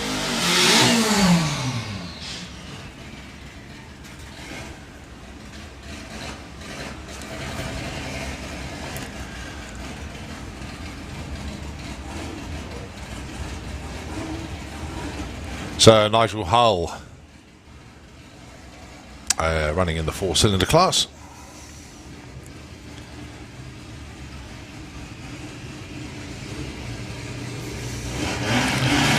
Best so far 10.22, which is actually a PB for him.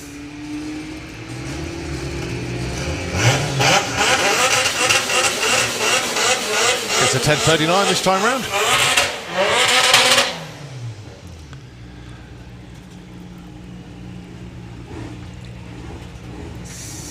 So it's Ian Pepper with the Sultan, missing his front end. I'm not actually sure if he actually has made the front end yet. Oh right, is it? Oh, it's not a case of he haven't. No. We go through with 11.97. That's his best of the day so far. Dan Dewhurst goes through with a 10.46. No change for him.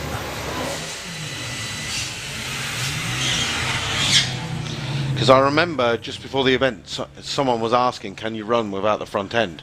And we said, as far as we know, because, what's his name? I've forgotten his name now. But one of the VWRC racers ran his Mark II Golf without a front end at Doorslammers number 1. Right. So, I think it was just a case of getting it here and getting it running.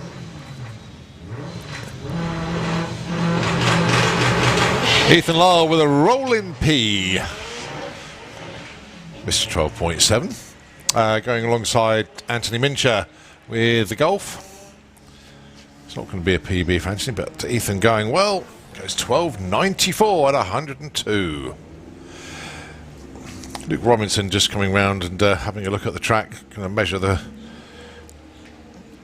well, basically measure the grip, see how much there is out there. Chris Waterhouse with the Audi S3.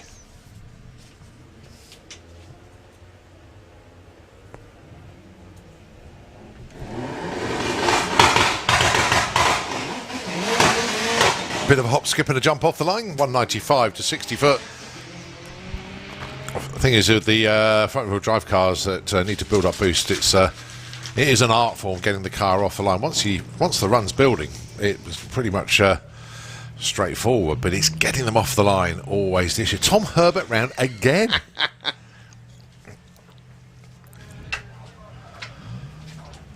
Somebody's going to have to go out with a jerry can soon and get some more fuel for him.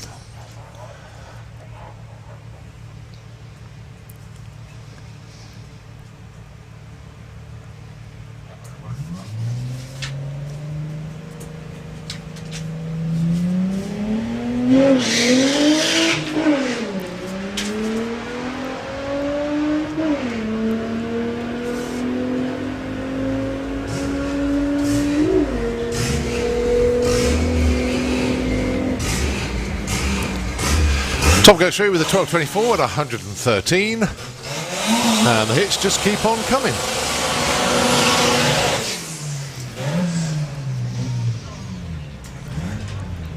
Next up, Oliver St. Quintin again with the Fat Boy Fiesta.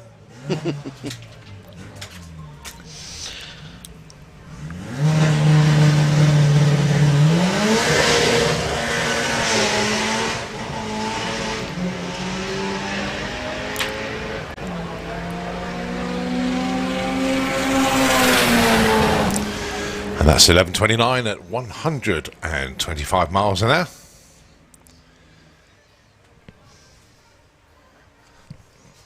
£7 in the evening, 1 hour of track time remaining. But obviously, if we find out there is absolutely nobody left to come down, might finish a few minutes early. But we can see Lightning McQueen down there. John Tebenham not too far away from getting a run in. But even when that happens, it does not mean we finish. No, not at all. 8:30, live stage, just behind the main cafe in the pits. Please do come and join us. Doesn't matter if you're part of a race team or whether you've just come along to spectate a VW Action / Doorslammers. Please do come and join us for the live draw. It's a bit of excitement this evening.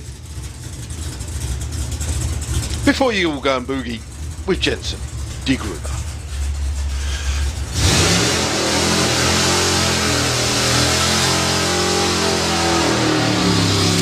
So for Williams Brothers Racing, Guy King. Now,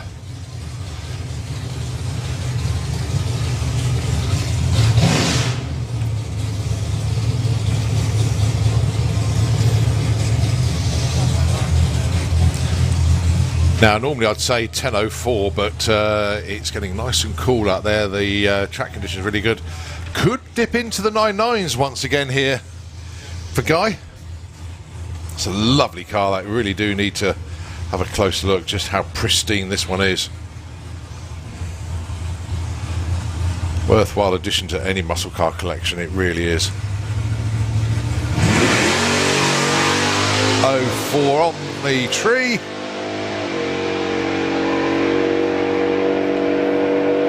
It's got to be a 9.9. Oh, it's a 10.06. I should have stuck with a 10.04 I thought earlier on.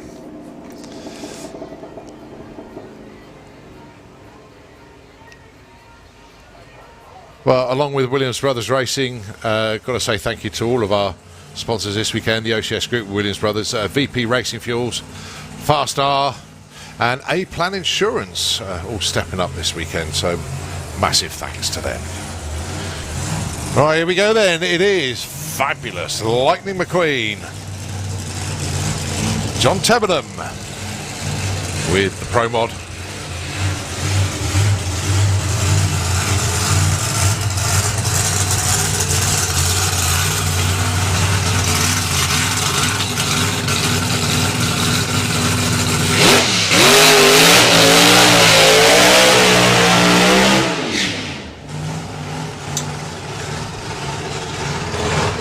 Just had a quick chat with JT down there, and he's very happy to be back in the Pro Mod. He said, all we got to do now is stop it shaking. And I said, you know the answer, don't you? He said, yeah, more power. Well, no, that's what you genuinely have to do. Just give it more. Because the shake, you can get high power tie shake, but generally, when you don't give it enough, especially with this racetrack, it's got a lot of teeth. You need to get after it.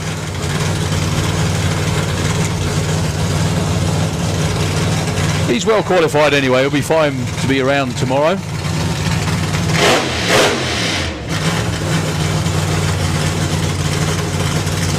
So Luke doing crew chief duties on his dad's new car.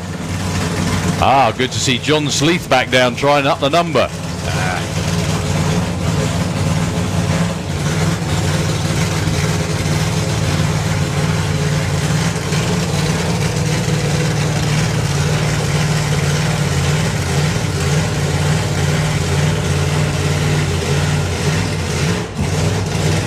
John Tebbenden, Fabulous Lightning McQueen.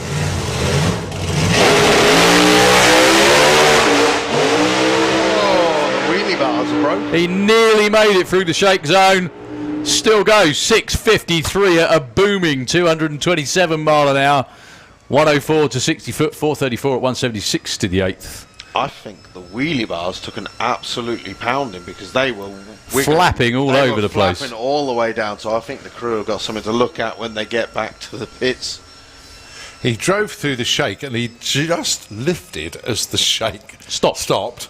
And then he got back on it again. So I think the trouble is that the problem with shaking a Pro Mod car is if you can stay with it, but if it doesn't calm down, the car starts going, it starts drifting to the side. And if you bang second gear or third gear and you're shaking, you'll end up shooting yourself in a wall. And they come round very, very quickly. So that's the last thing he wants to do.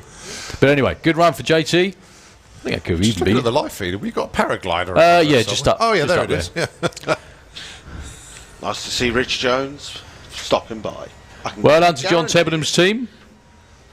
He's in the draw for round 1 Pro Doorslammer tomorrow.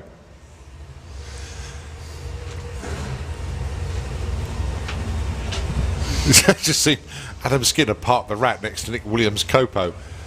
Oh, this is a match race. Nick Williams going alongside. Oh, this is brilliant. Keith Bartlett going alongside Nick Williams. And why not? Yeah.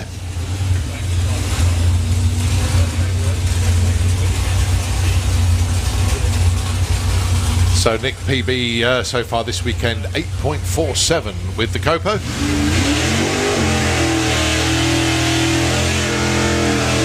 The thing is though, this sort of racetrack and this kind of air, most importantly, i.e. cool, really nice, go fast air, is something they would murder for in the States, isn't it? That's interesting. Got Gary Carr doing the shoots for Nixon. I don't know where Lorne's gone, unless he's still up in the Well, pits. Keith's actually backing up. So he thought it might be a side-by-side run, but it's not. Oh no, he's been pushed back, I beg your pardon. Oh no. Oh, what a shame. So let's see what Nick's got for us then.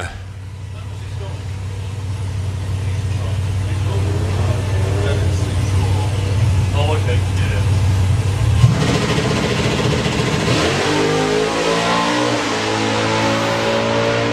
0-2 light, 124, 546, 128. Goes 855 at 159. Shoots out once again. He obviously likes the shoot because I honestly don't believe he needs to pull it. Oh, and there goes the broom. That's the squeegee though, that is. No wonder that gets the end pulled off it.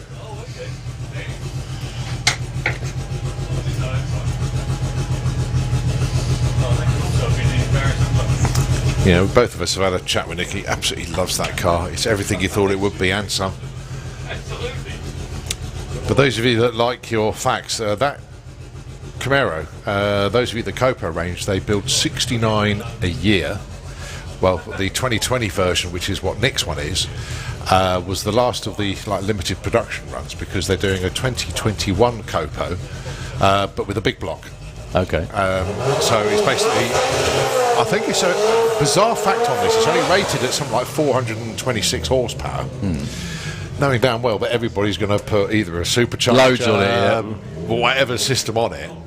So it's up to them how they do it. But Nick's car was number 68 of 69 produced. It was the only one supplied new outside of the USA, and it's the only one in forest green. From see, Gary Carr is on tow duty as well, actually, with the BMW.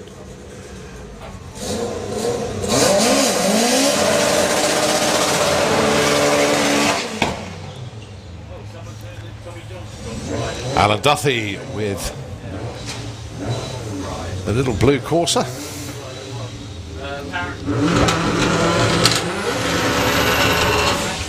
Oh, my head was caught. So, we haven't seen the performance yet from Alan Duffy, but he is certainly getting quicker and quicker this weekend. Personal best is 9:42.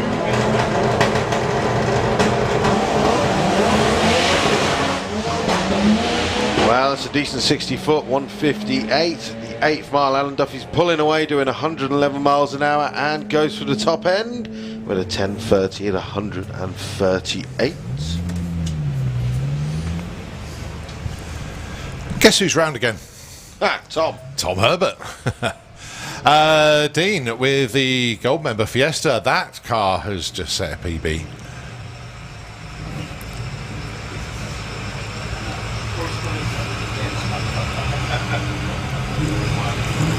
Darren Pert's come back down once again. He's a little bit worried about everybody else going quicker, so he just wants to try get another quick one on the board. Al Mack is down with the Volvo. Love the name they've come up with that car, Evolvolution. It certainly is one as well, isn't it? It is, certainly is. So this is where it starts to get interesting in Pro Doorslammer. John Sleeth first. 7.80. Now the reason this John's back down, he just saw the Willis go 7.9. Yeah, Tony's, well, I'm sure the team are trying to turn it round one more time, all being well. Because we know that if Tony can get an A to B run under power, he will go comfortably quicker. And it will be John's... And it's John's bump that's under backside threat. On the line, yeah. And only 0.02 of a second ahead of him is Darren Pert. So it is quite a key run at this particular pass from John Sleeth. If he wants to be in the draw. Just bumps forward. I think he'll just reverse it back. He will, yep. It's really going to be down to either Darren or John for the last spot on the ladder. Unless Dave Smith could get back down. Sorry, apologies. Yeah, exactly that as well. Oh, I don't know what the quickest ET Dave Smith's had this weekend, but it hasn't been in the sevens yet. No, he's not there. Yeah, quickest 60 foot of the weekend, actually, that for Darren, 109, but sounds a little laboured on the way up the racetrack. 796, 167. Yeah, Dave Smith so far, 962 at 131. Okay.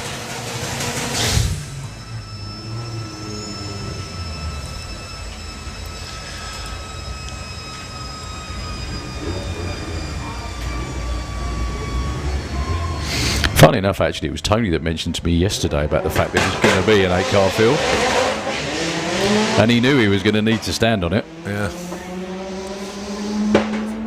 Alright, can Craig go quicker than 9:56? Not this time, but he is comfortably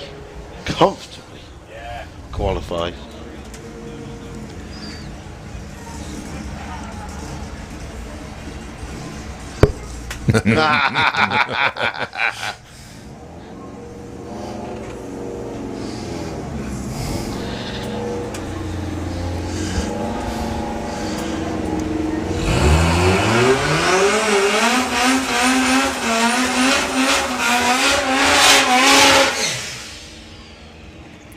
Tell you what, they're going to uncork a run in the not too distant future. It's going to happen. This Mini is going to absolutely storm up the track.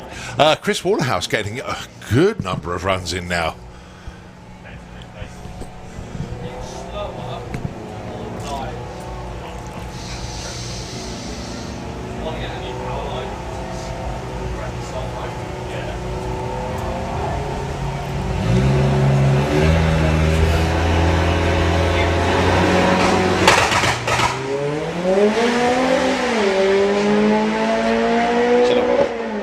We're just getting to that time where you can start seeing all the flames coming from the exhausts.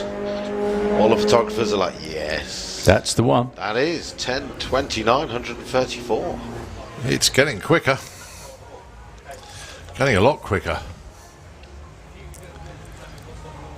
Chris Waterhouse goes through with a 16:36, coasting at 67 miles an hour.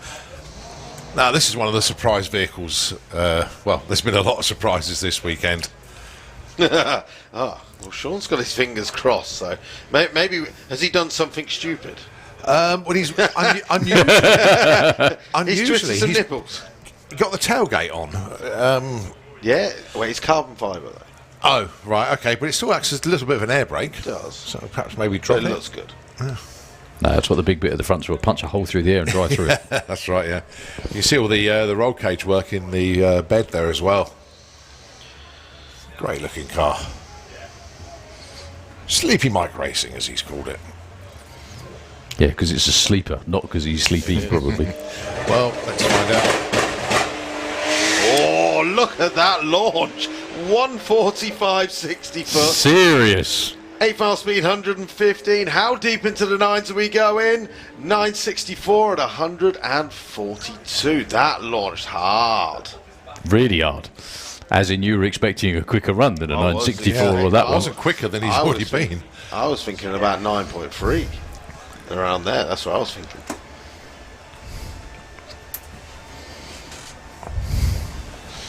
So, we've still got a few cars in the lane, excuse me. Tony Underhill getting strapped into the Primed Willis down there. I'm sure Tony wants to say a big thank you to whoever it was that donated the rocker that he needed. Means it gives him a shot at getting in the show.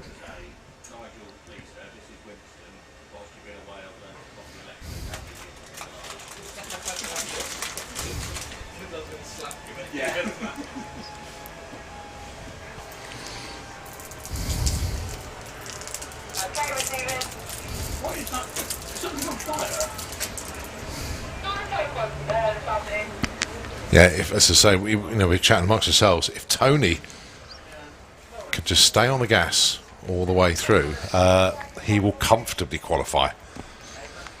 Big if, though. It is. I have a feeling if he has to lift, there'll be another big stab going in very quickly afterwards. The only thing with the Willis is its handling is lively, shall we put it that way.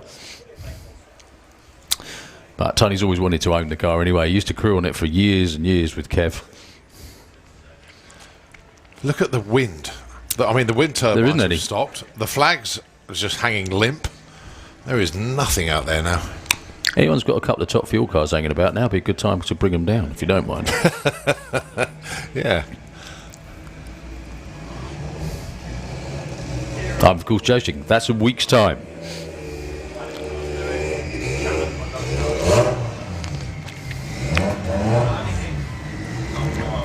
So our friend with the GT4, Richard Pryden.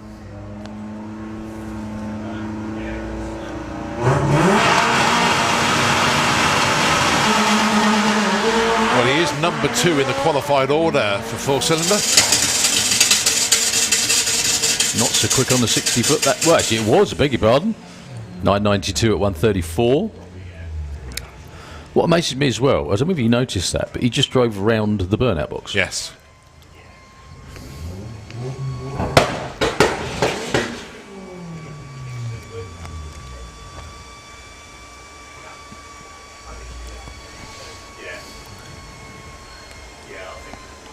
I'm not quite sure what happened to Phil. Sounded like it jumped out of gear.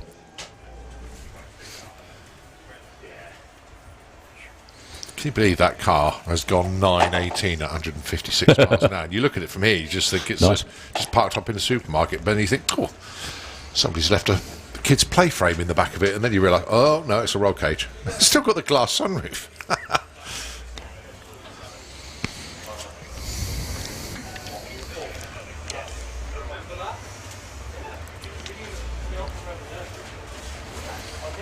So we hope you've enjoyed the Saturday here at the Doorslammers. We got the draw going on up in the pits a little bit later on for all the pairings tomorrow for race day, for eliminations for every class that we got here racing.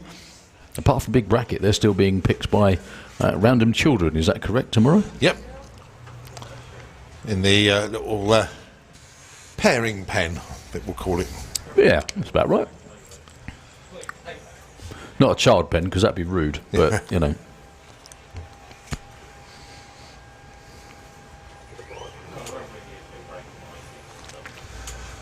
So I think it's probably going to be Tony next, unless somebody suddenly appears. Oh, there are a couple of others down there as well. If you check out the pairing lanes there on Dave's screen over there, look, there you go. Yeah. You can see a few more there. Can't quite see who it is. I think Well, is that? No, it's not Joe. I think that's Stephen Ray. I think. Could well be. I can't be bothered. I can't be bothered. Right. Colin using a pair of binoculars to look about 5 foot. I can't zoom in on that. Anyway, no, there is a red caddy just coming up to head of the lanes, and it's going to turn the corner and go round. I'll probably just upset the focus for the rest of the racetrack now. Oh, blimey, yeah, it was very blurred. That's better.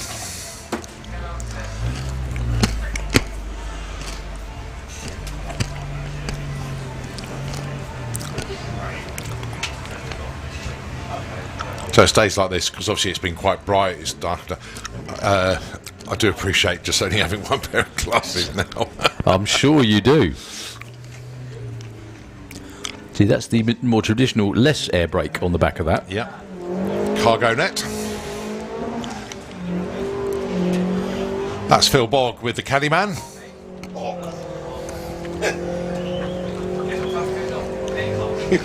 Did you call him Blog or Bog? Bog. With an L? Is it? No, it's Blog. not. Did I call him Blog? You called... No, it is Phil Blog. You called him Phil Bog. It also says that on the screen. It's supposed to have an L in there. Ah, right. Because if it's not Phil Log, then. Sorry, no offence, Phil. I'm just, you know.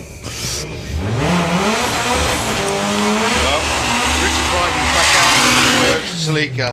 He's already taken the world record for the fastest Toyota Celica GT4, and now he's coming out. Now the temperature has started dropping. We've still got some heat in the track. What's his quickest run? 9:17, I think. Oh, sorry, 9:14. Bit slower on a 60 foot that time round, 166. See if he keeps it nailed all the way through. 9:34 at 1:51. It's amazing. What looks like a standard sleeker knocking on the door of Supercomp, basically. Yeah, Tom Semper goes through with a 12:19 at 113.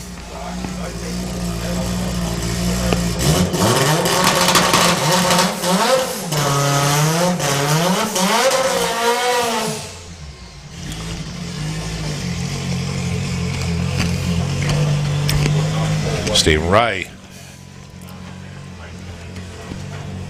with the Astrovan, comfortably running some consistent numbers this weekend. Running in the front wheel drive category, of course.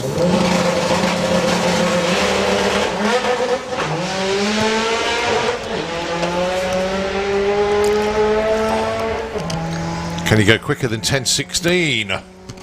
Oh! So 10:16 with a 0, which probably means that is a minuscule improvement. Yes, he went 10:16 with a 5. But speed, 141 miles an hour. I think that could be a best level of speed.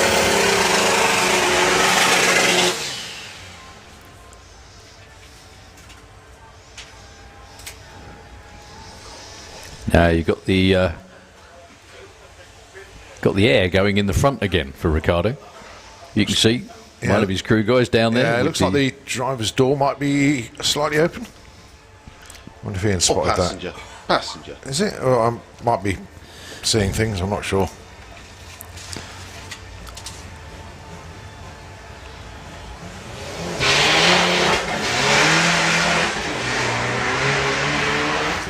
Considering he managed to get a gear shift in before 60 foot, that's still quite a respectable 172, actually.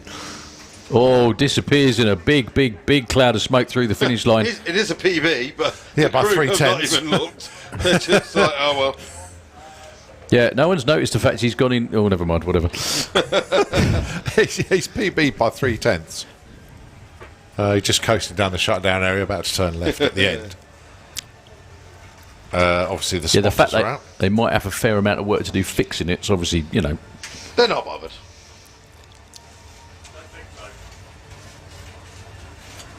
Oh, everyone past the finish line appears to be going back again. That was a big cloud, that was.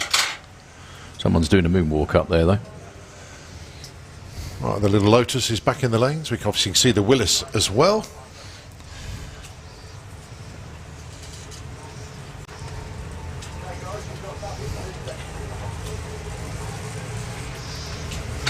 Well, looks like the track crew are heading back over the wall. It's amazing where they all just appear from, isn't it? Have you noticed?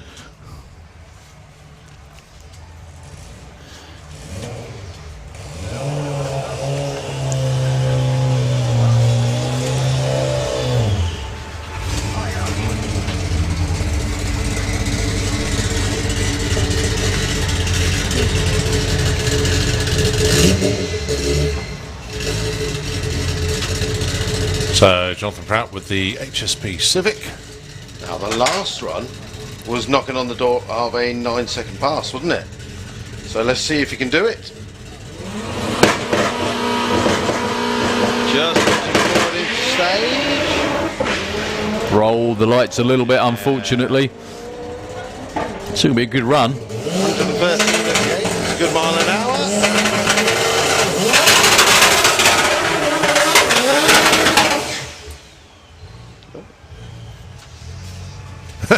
He slammed on the brakes Straight to pre-stage. pre-stage. Oh, is he just going to move on from there? Looks like it. It might have been the front of the car, actually. He's not gone past the start line. It could be the front of the car just dipped under Yeah. braking, actually. So, yeah, it was.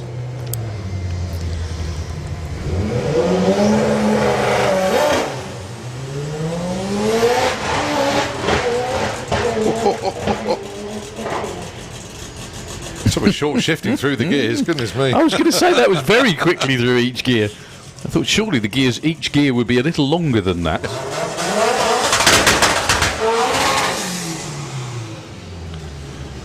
Oh, this is he's got his own Chessington World of Adventures in this guy. He really has. It just Which way is it going to go? way, yeah, it is a lottery. Here's a lucky dip. Which way it's going to run? I wonder if it's just weight transfer or the fact one tyre always grips more than the other.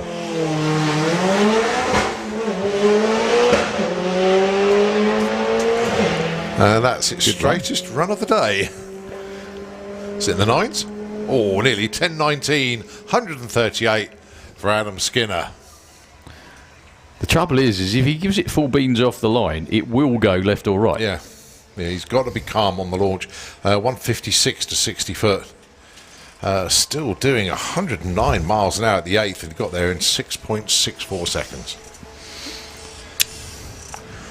So I think Tony is strapped in and nearly ready to go in the Willis for what will be, pretty sure, his last chance. Yeah, because he's running out of time now, actually, 7:30, so yeah, he's not going to turn it round in half an hour. In fact, he's been in the staging lanes longer than he was in the pits. Yeah.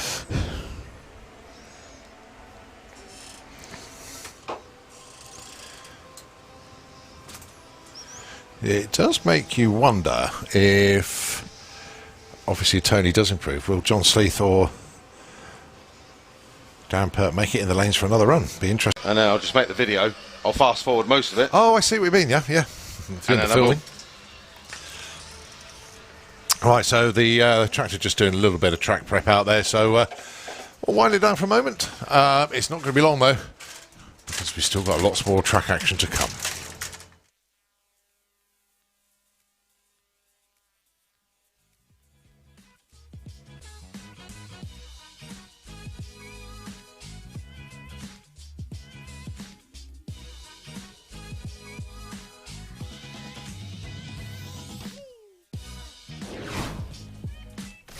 VP Racing Fuels is the official fuel supplier for Sanapod Raceway, home to the fastest surface and fastest cars in the UK. VP makes the perfect fuel for any drag racing application, from full-blown drag cars on C16 and M1 methanol, all the way to your weekend warrior bracket racers running VP 110. VP's wide range of fuels means we make a perfect fuel for your vehicle, and it's available in the UK at Sanapod Raceway. See us at the track or visit us online at vpracingfuels.com.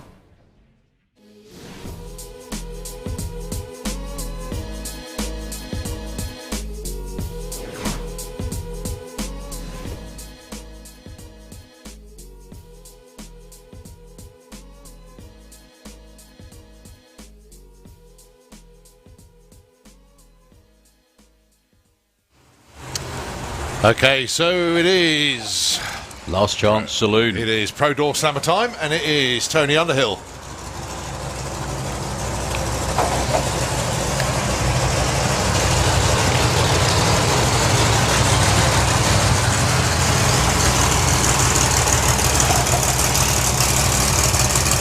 Now, Tony's only full run ever is his personal best with this car.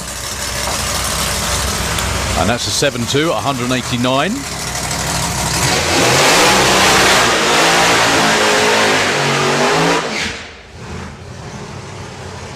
A couple of hours ago, it didn't look like Tony was even going to make any more runs, let alone the show. Thanks to some kind soul out there with the parts that Tony needed, he's managed to get it back together, and he's got one last shot at making the 8-car show. Well, if it hooks and goes straight, no problem.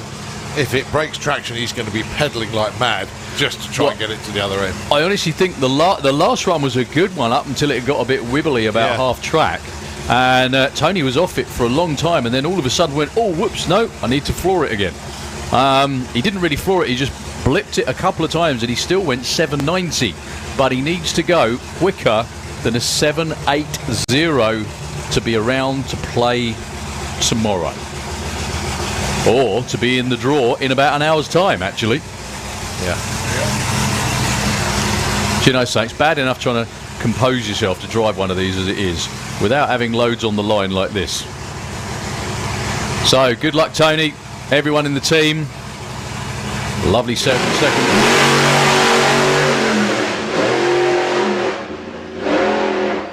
Woo. Unfortunately, wasn't to be. Just a bit too much of that Willis wobble going on for Tony Underhill. Does the wise thing, backs out of it, still goes 9.55. You gave it your everything you could. Absolutely everything. Yeah, 104 to 60 foot. He was certainly standing on it off the line, but yes, as you say, Darryl, it was just wobbling around just that little bit too much. The thing is, I think he was done for probably when it launched off the line to the right. If it had gone straight, then there's a very good chance he could have kept it nailed all the way through. But still a great effort, and you never know. He's got 25 minutes left. Yeah, good do it. We thought that about Fred, and he did the last one in about 25 minutes. So you never know. You never know. But I think from the look on the crew's face, I think that was the one. Well done to everybody on Tony's team. Cracking effort. Well done.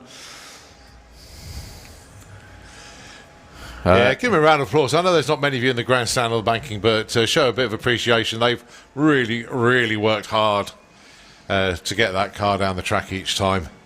And so the concentration now will shift to the Blown Bird. So at least the crew won't be overstretched trying to field 2 cars tomorrow. Well, kind of. I mean, there's still the brake rule. Depends if anyone's yes, reported true. in. I mean, I don't want anyone that's ahead of him to be broken, but you know, there's still the potential. But he tried his absolute hardest. That's the first time again he's driven the car in 2 years. So still a great effort all weekend. He's been back in the 7s, just not quite far enough into the 7s. But you could see again when he pedalled it and tried to get back on it what happened at half track. It just got much too much of a wiggle on. And doinked the block, and that was that. Well, just around about 20 minutes of track time left this evening.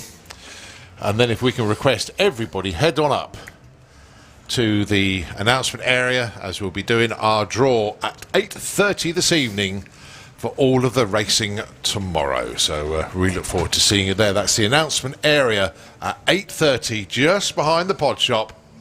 If you've been walking through the pitch, you'll have seen that framework and the Doorslammers banner. That's where we need everybody at 8:30 this evening. Basically, where we all were last night. Yeah.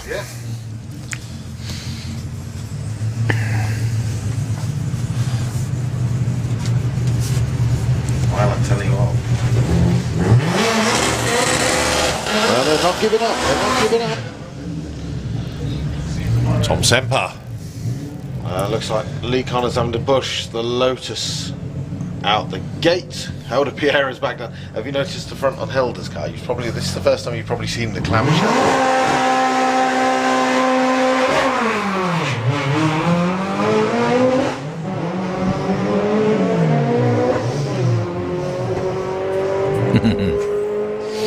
Well, Colin, I've done the draw for 4-cylinder.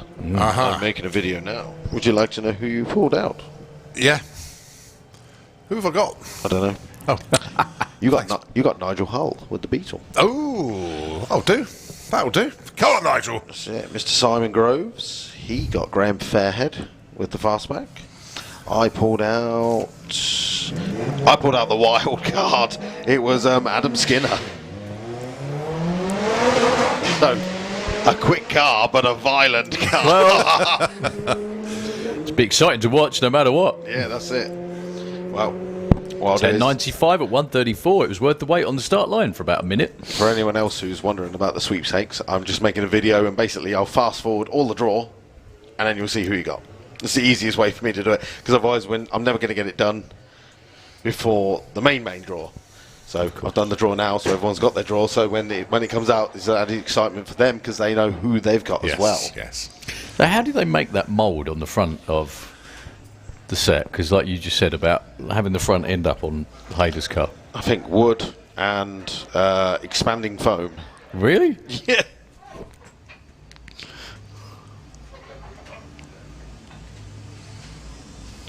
Ooh.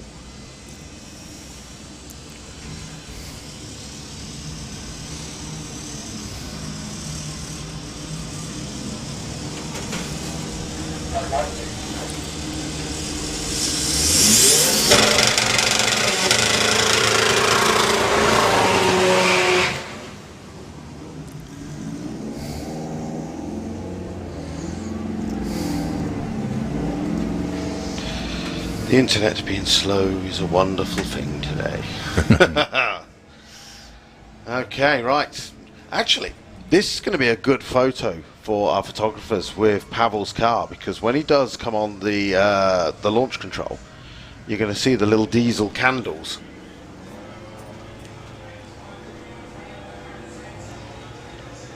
Come on, Pavel.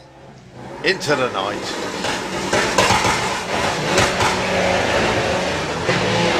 Slower to 60, unfortunately. That's kind of his chances done for with regard to trying to run that 9. Still be a quick run again. 10.20 at 141. That's 60 foot though. That's a good effort to get it to go that quick. You never know. He's still got time to get round again. It does run a lot of speed, that car.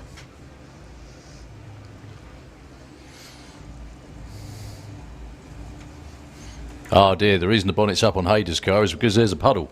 Oh dear. Yeah. And that's oil as well if they're putting the dust down. Well, at least it did it there, I suppose, if nothing else. Well, I'm saying it's oil. Well, he's put his crash helmet back on. Probably so the marshal don't clip him round the head. You feel safer. Go on, you want to punch me in the melon? Do it now.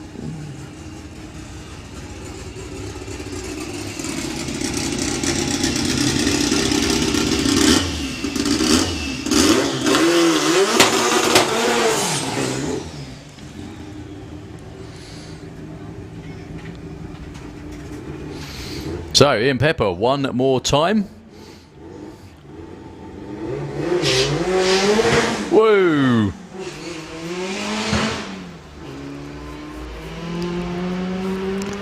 Struggling for grip on both sides. Oh, what was that? That wasn't a bonnet because he didn't have a bonnet on it. Something flew off just before the finish line. Can't see it. Like I said, it definitely wasn't a bonnet because he ain't got one on it. Roof hatch? Could be. Well, it looks the size of a sunroof panel. It does. You could never know. It might be. Well, track crew picked it up. Oh, missed out then. Should have looked at the live feed because it was pretty much facing down on where it came off.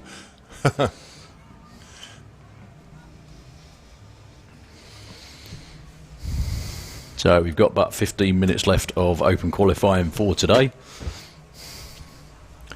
Oh, dear. Coming up is the draw. Just seen a Facebook. Woo!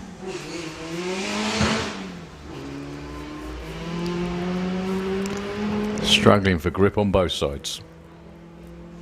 Oh, what was that? That wasn't a bonnet because he didn't have a bonnet on it.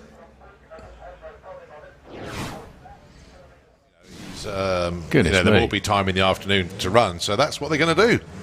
There's dedication and there's that. That's Yeah. quite incredible.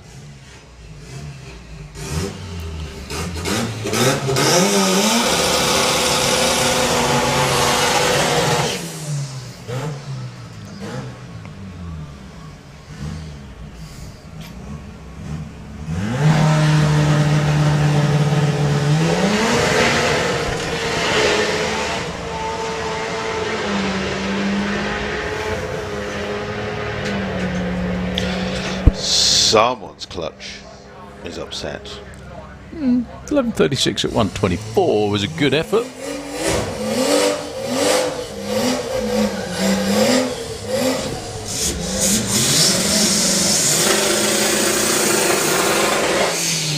So, Harvey Bogle with that incredibly rapid little BMW. There you go. I told you Pavel would make it round again. Taking on Ada Pereira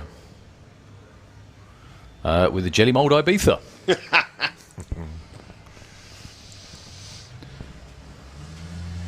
It still looks like an Ibiza though, so it's all good. It does, but he called it the Batmobile because they added the extra shape to the front.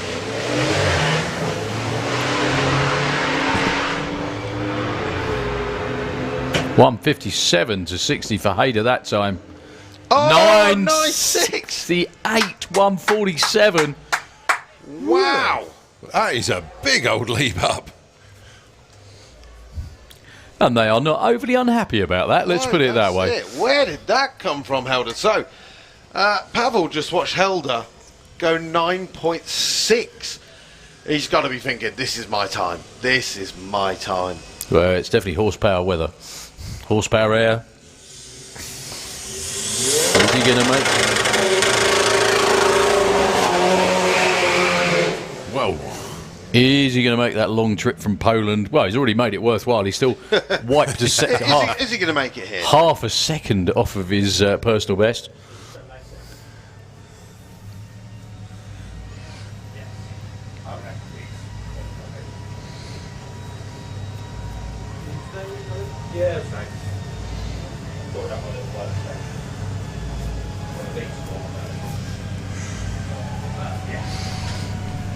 So, if the 60-foot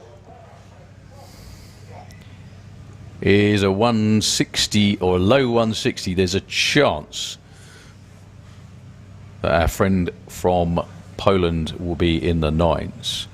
If he does, I don't know what the Polish swear word is for whatever, but we might hear it from here.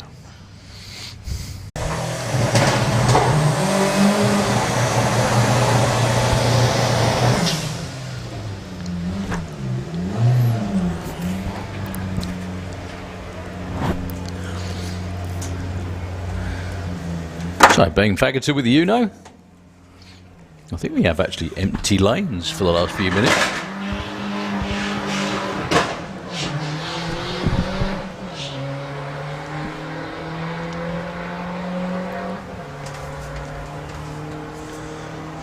So 10 minutes to go. I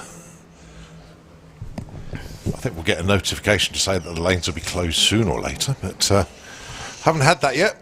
Well, that's basically because we haven't got a queue of cars down there. Which is unusual. Yeah, but thank you ever so much indeed to Box Lane showing us the lanes. And yeah, there's nobody there.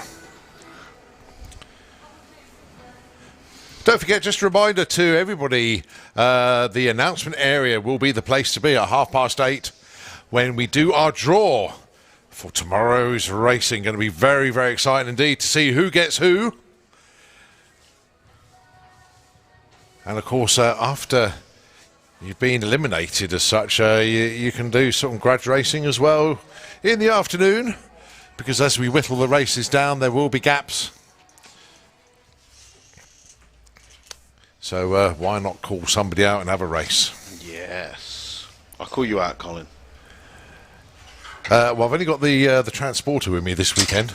That's fine, I got the Tuareg. Oh, that'd be a good one. I think your Tuareg should be a bit quicker. Oh, it's not. Oh, do you know, I haven't even got a clue But what I've the got transporter would doors do. to slam, so we can do it if you want. I don't even know what the van would run. It's an 18. I've done an 18 in the Tuareg. Yeah, I think the van would probably do a high 18 as a guess. I really don't know. Oh, so you're thinking about it, eh? No, I'm just thinking, what would it run? Let's bring it on. Mind you, it's a DSG, so See? it could be consistent wherever it does run. Right. 4-cylinder draw for sweepstakes is now uploading on my Facebook. It might take a while. It's a crap video, but it basically proves that I did the draw. Yeah. And then it has a slow bit to show you who's got who. Yeah. Hopefully. Well done for doing it, Luke. A lot of people appreciate that. It makes a bit of excitement tomorrow, doesn't it? If I could spell cylinder right. Yeah, see. Aha! We've got a car that sneaked back into the lanes and basically can come straight round. He's still desperate to get that 9-second pass. Of course, it's our friend from Poland.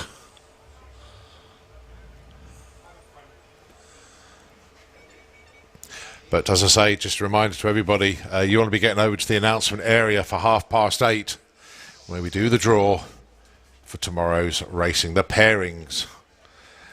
People giving each other the evil eye.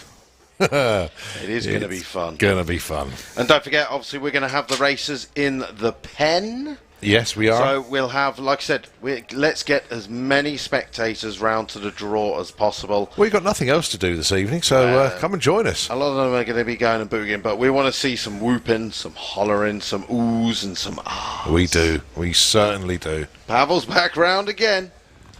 Come on, lad. Come on.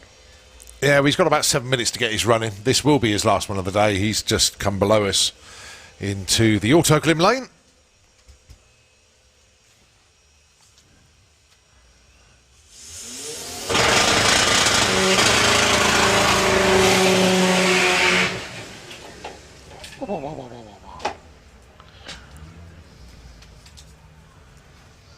And either way, he's come to Santa Pod Raceway. He's run his personal best, basically knocked 0.5 of a second off his personal best. This is possibly going to be his last run of this evening. Yeah, it will be. I mean, you've got, what, 7 minutes, 6 minutes left. Well, we'll find out in 10 seconds or lower.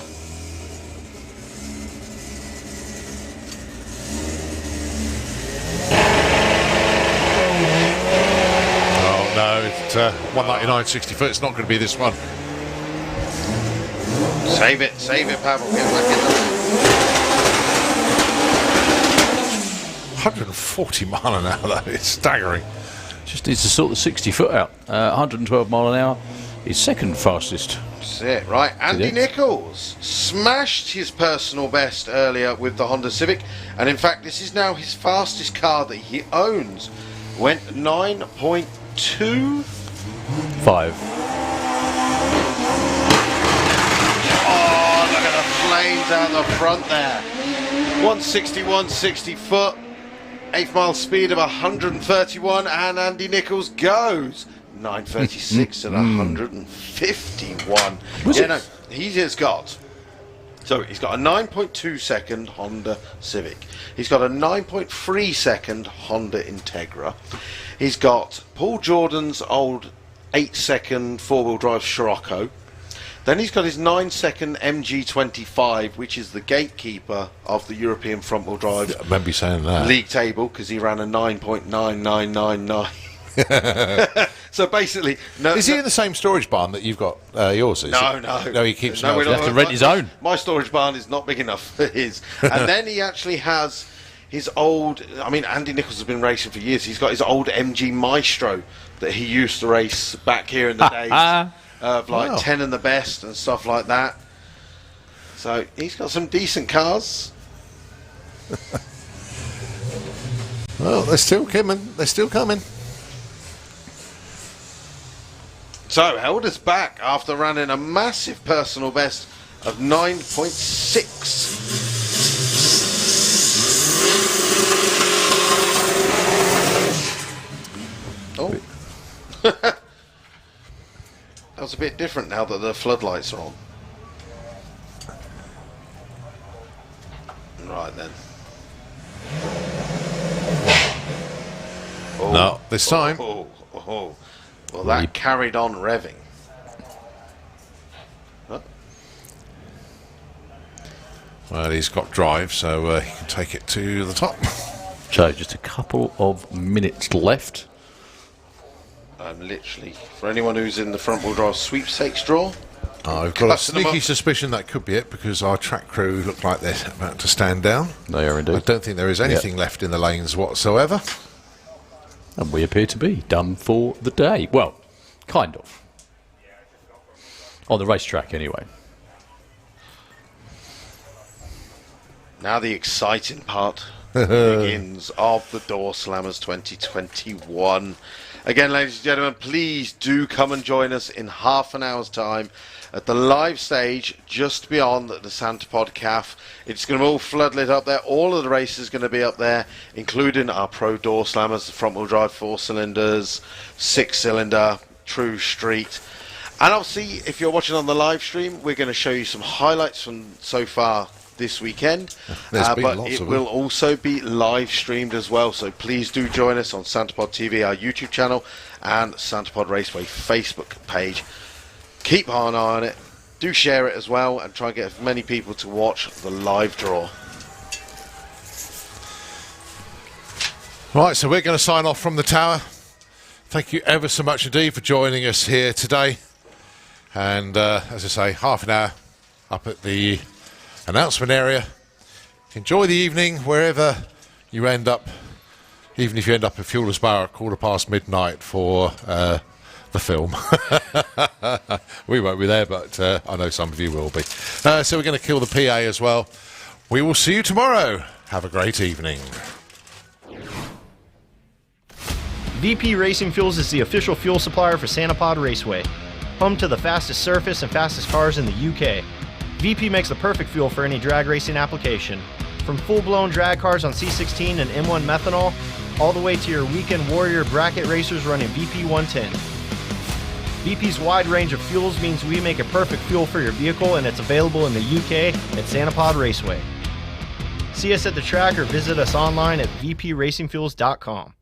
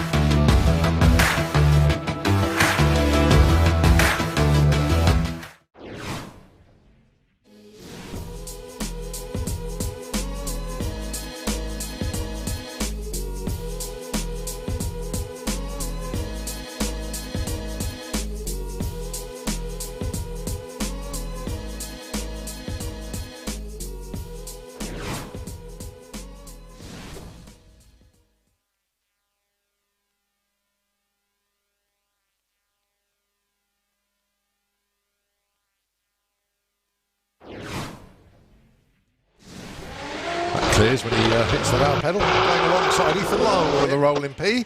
160, 160 foot, 110 at the 8th. And Jacob Bailey goes through the top end. Hey! Yes! Oh, he's done it. And this evening, I think, aren't we? They are. Right, 169, 60 foot for Jose. Late in the 8th mile, he's doing 110. 38. Into the furniture on a number of occasions by the looks of that. Great launch for Dave Crowhurst. That was good. That was really good, yeah. Nice and smooth, nice and flat as well. And we're going to be into the 9s. 988, 138 miles an hour. Is that with all the repaired stuff? Yeah. Right, so Mark Taylor with the front-wheel drive Seat. He's seen a number of his VWDLC racers drop down into the 9s now. He'll be looking to do the same, 108 at the 8th. And Mark Taylor goes through with a 1062 at 139. Right on the original 5-cylinder Quattro engine connected to a power glide and rear-wheel drive. Certainly off as well. 99 at the 8th. And Grant Parker goes 1103 at 124. Mark's out in front at the moment doing 106. He's going to dip down into the 10s. Maybe not, because 11:45, but 11:55 as well for the first run for Jonathan. Great to see Keel and the team down here as well, back at Sanapod Raceway. Good to see you. Well, 119 to 60 foot for Dave Smith. Not sure that was just a planned launch and then he got back after it again a little bit, but trickles through the 12-second pass. He has actually made a qualifying run, but to be qualified for Pro Doorslammers. Luke was on the engine. Luke was working on the engine. I said, Luke, wrong car. And he said, well, yeah. Me crew chief for exactly, for both of them. Yeah. And he said that they just worked through all the issues with the anger management Camaro, the brand spanking new 2.0. That's a lot quicker for Don Harvey. I did notice the nitrous being purged that time. A bit of a fire pop towards the top end, though. Yeah, slowed quite a bit at the top end, yeah, actually. You can see it visibly.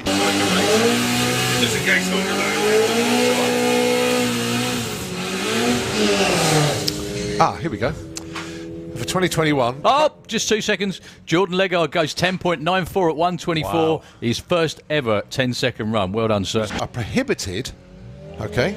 All right. But aside from that, anything goes. So slicks then. So you can run slicks, basically.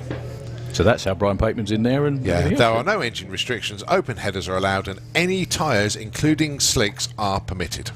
Well, there's not really much. Nice looking run for Tom. So he's backed out a bit at half track.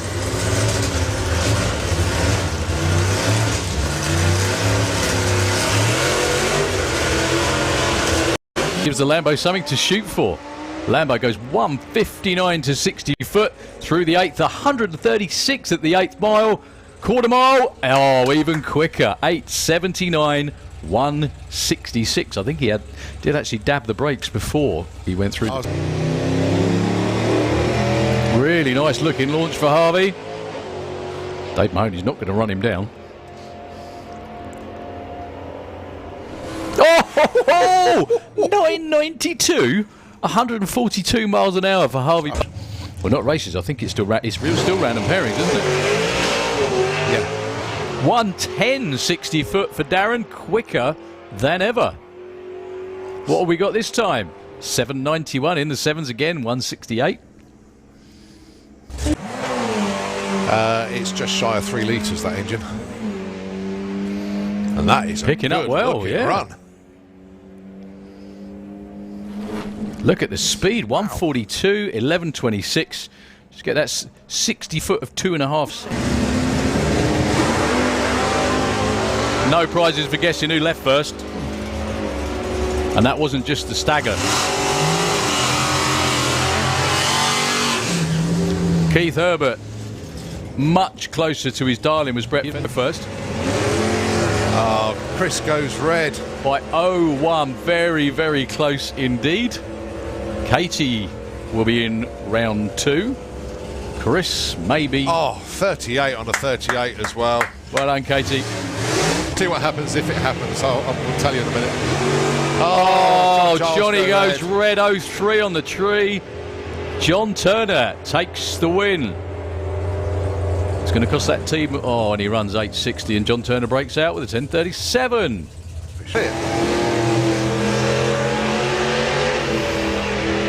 So, reaction time advantage goes to one of the brothers. Go to Mr. One of the Mr. Huxleys. Huxley, Yeah. And 9.59 on a 9.50 Oh, dial. 10 flat though. Look at this. There he goes. Nick goes hunting him down. Whoever gets to the stripe first without going too quick will be your winner, and it is Nick Williams. Oh, bang hits it. on the money. 8.47 with a 6 on an 8.46. Moving stage though. There we go.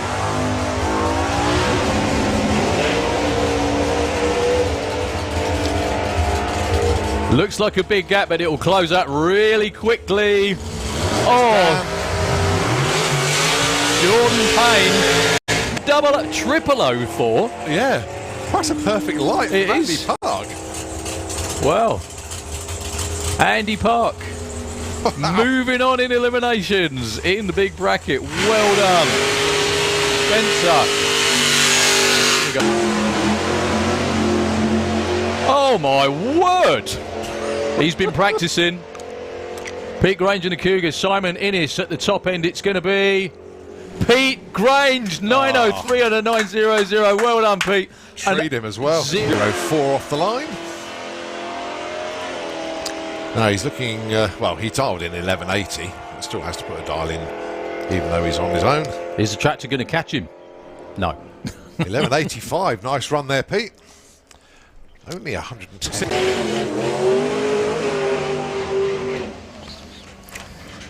$112 to 60 foot, 4.8 to the 8th mile. Paula makes it through, then 8.89 at 102. Yeah, she did that the safe way instead of bringing up the boost and bumping in just to make sure. We're going to be seeing them.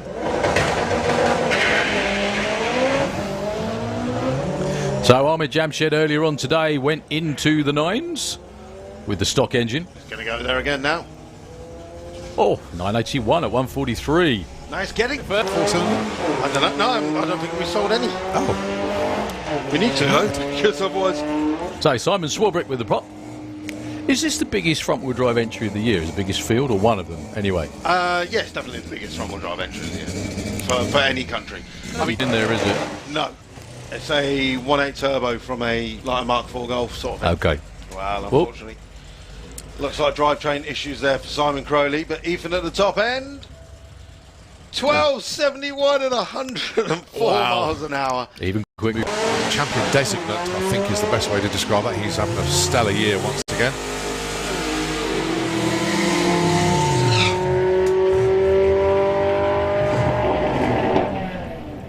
Whoa, Lucas.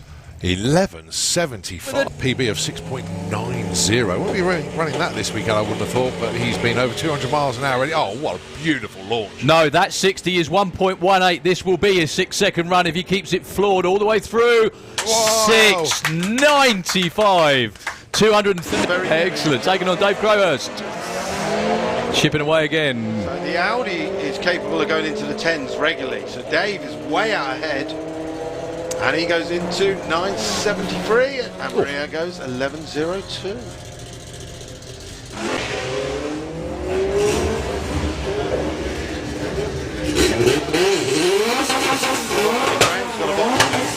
He's got a gear now. And he's going, 11.53 at 121. That's right. So the Toyota with the Honda engine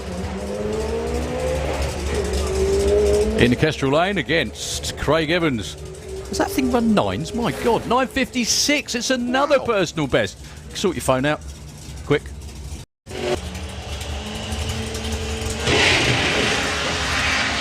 It's amazing, that tyre squeal, isn't it? That you probably get in every car, you just can't hear it. What's he got for us this time? 787, picking up the speed as well at 176. Well, JT uses his freebie. He goes red on the tree. It doesn't matter. He still gets the win light. He will move back into eliminations. That's luck. Proper damn luck for Johnny. However, he worked very hard to be that. Fairly close on reaction time. It's all about getting there first and not going too quick. Harrison. Oh, that goes down as a whole shot win, actually. Harrison was... He hasn't gone red this time at all. I know. So will Dave McCallan get there in time? The answer is not quite. Spencer. I think you could, well, I was going to say see the difference, but the screen doesn't say the same as what I saw. No. Oh, it's... Oh, lesser of the breakouts. Mark Huxley, they both go... Oh, John Giles goes 006 red. What a shame for him. However, Billy Game will move on with an 8.53. Would have been tough to beat. Oh, so close. That's a nice Wow, launch. that's very nice. Apart from the dip changing gears, which was a bit odd. 114 to 60 foot. And 807. 169. Oh, it's pro door slammer time. Methanol engine in there. Well, no two-step. Nice and consistent too, at 7.55 at 192. I think that was the plan. 115 to 6. But he needs to make sure he's solidly in the 8-car show for tomorrow.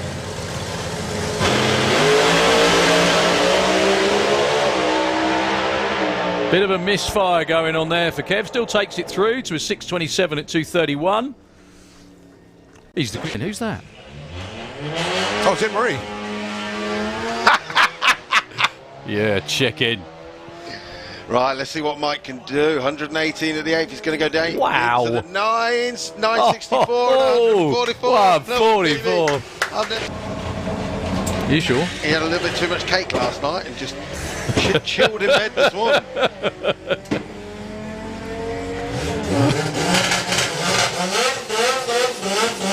Well, it doesn't hurt the performance. 10.79, 139. Okay, oh, is that a 160, 60 foot for Jacob? At the 8th mile, we're going to be 111 miles an hour. We should be close to a 9 again.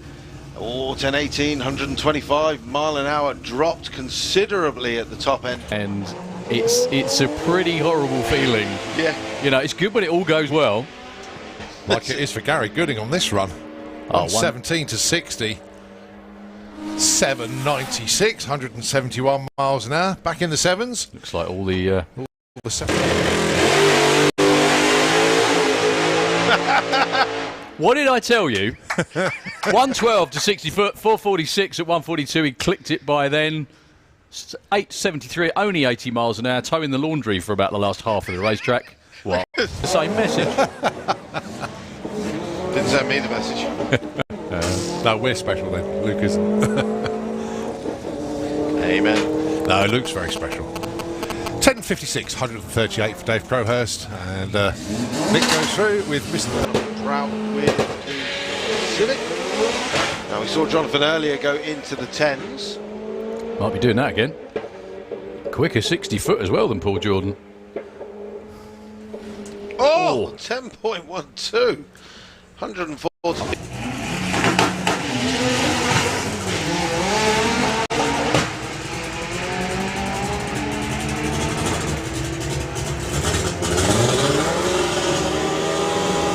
$10.82, $10.22 charge yesterday. 170.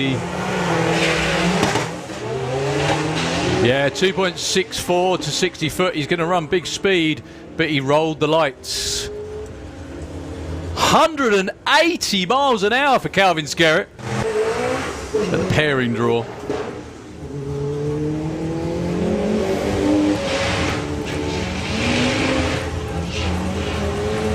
That suddenly went. Jack Bailey goes 12.70.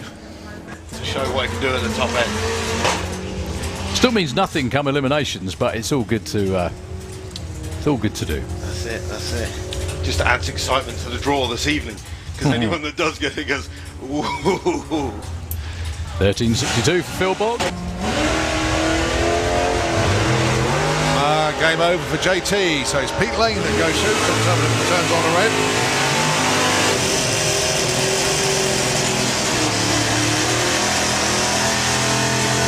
And he goes 11. It would have been.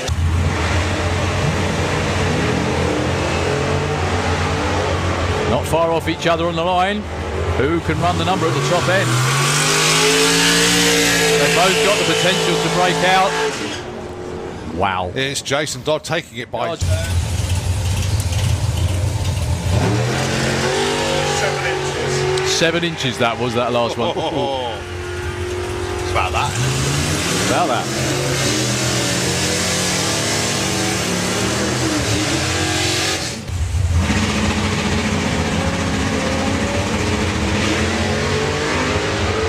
Wow, this is going to be interesting at the other end. Yeah, I think so too. Kate is way out in front, and she doesn't break out. 11.17 plays 8.52. Billy might have wriggle room at the top end. He does. 8.53 on a 50. Matched up so many times in Pro ET over the years. And well, it's game over straight away. Dave Cherrick goes red. Keith Herbert was a bit slow, to be honest. 0.13 on the tree.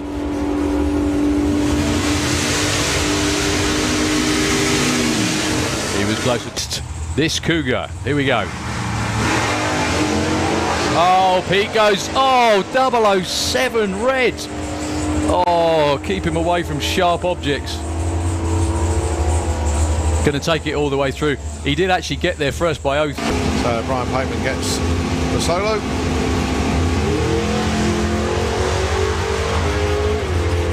Well, he dials in 8.83. We give good information for him.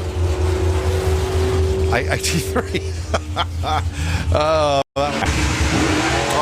And Simon Innes goes red. So that's his day done. It's not his weekend done, but that's his day done. Yeah, 0.4 red. Very polite reaction time for Jeff at 0.31, but it doesn't matter. 9.47. Jeff Cowley moves on. Yeah. And take your car home in a bag. And then watches Mark Huxley, unfortunately for him, unfortunately for Andy anyway, go red.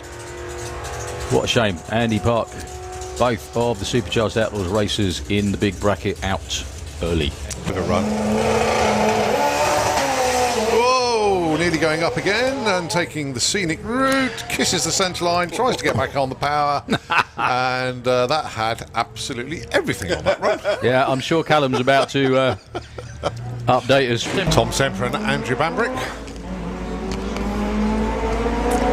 God, he's quick, isn't he? He is so quick.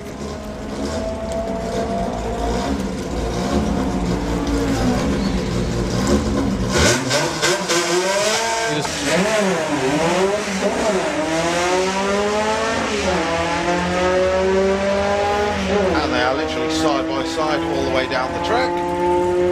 Tom doing 92, Lucas doing 89. Tom goes through with a 12.10. Lucas goes through with a 12.6. In and do what she did before. Let's see. No, she's going to roll it in again. Here we go.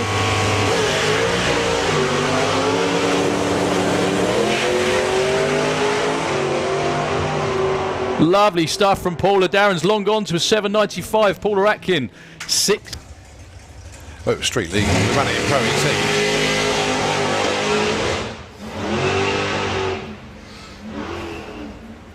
Well, Dave Smith still getting to grips with the Jag. Goes 9.62 at 1.31. There you go. Look, he goes from position 122. And just did with a new car.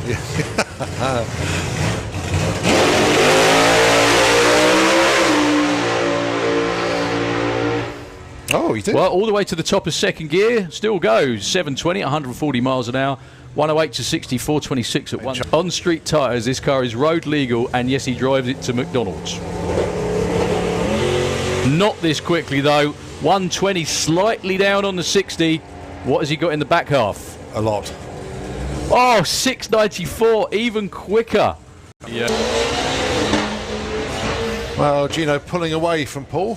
Actually, Paul pulling over to the right-hand side. And Gino's lifted as well. Well, our friend Pavel from Poland. Indeed. You know, I wouldn't go for weight save. Just put one on it. Oh, there's the 60 foot. He needed 163. Speed of 100. Pavel goes for the top end. Ooh, 1045, 143.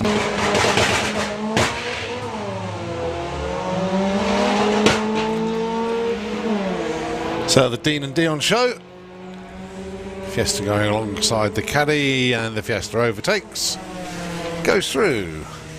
The 11th class, and Maria running in 4-cylinder with the Audi.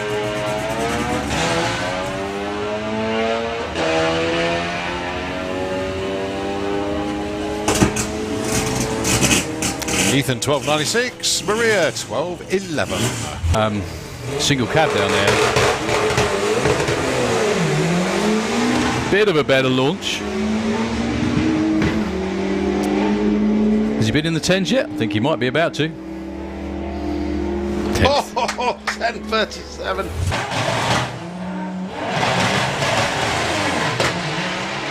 Well, 167, 60 foot. The 8 far doing 113. Jeff catching him at the top end, but Jacob goes through with a 10:32. Looks like that boost cut. Having said that, 7.0's not hanging around in an outright.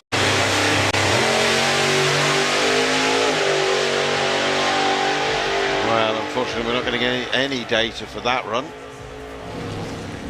Yeah, just jumped forwards because that was People's view. And also, please, no smoking in the grandstands as we send off the smoky TDI down the track. yeah. No smoke. Right, let's see what Helder can do. Goes through with a 9.98 at 140. Getting very, very qualified, ready for tonight. Well, 150, 60 foot. That's pretty good. 8 mile speed of 117 is going to be into the 9s, but how quick? 9.58 at 149. Had to beat 9.21. So he now is the quickest Toyota Celica GT4. Another great run from Rich Bryden. 156 to 60 foot. 9.25. Dave Crowhurst.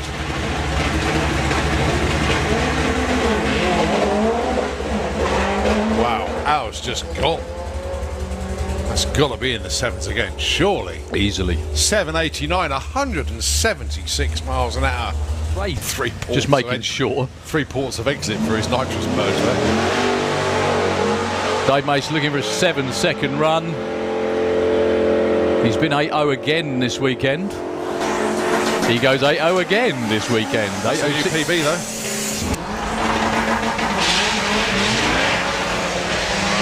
So 156, 60 foot for Matty Davison. Can he keep it in all the way down the drag strip? That's very quick. 113 at the 8. Matty Davison goes 9.96 at 145. Wing mirror on Joe's car stays on at 170 miles an hour, you know. Slightly slower to 60 with a bit of tyre chatter for Joe that time. Still blast on through to an 8.05, 176 miles an hour. The Mini on a much better run this time. Now the Mini has actually been in the 9s. Ian Blackett basically confirmed that information to me. It's certainly getting quicker as the weekend progresses. 11.01, 123. Racer taking on Chris Todd. Well, issues with Chris. 182, 60 up for Pavel, but he's trying to catch on with the Fiesta. Doing 110 at the 8th, because 1040 at 140 to an 11.75. Taking on Terry Newton. Either of the two cars hanging around in the 60 foot, both 1.66, 115 to 112. Terry's going to get there first, goes through with a 987 at 150. Wow, here's another one. There we go. Right, so let's see how quick Ahmed can go. He is stretching that stock block record and goes through with a 984 at 142. Get us a buy. 9:04 is his reaction time.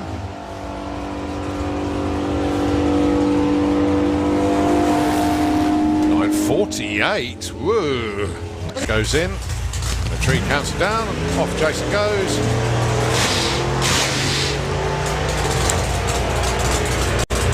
Jason way out in front. Jeff's going to have to really try and close him down. But it is Jason Dodd. Beautifully judged run. Well, they must be two solos then. That's the I can't. Oh, wow.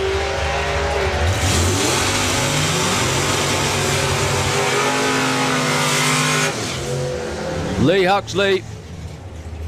Holy. Whoa, dear. And I say that in the nicest way. Katie's out there in front. I think Katie's still out there in front. Someone's pedaling. Katie takes the win. She's on to the money.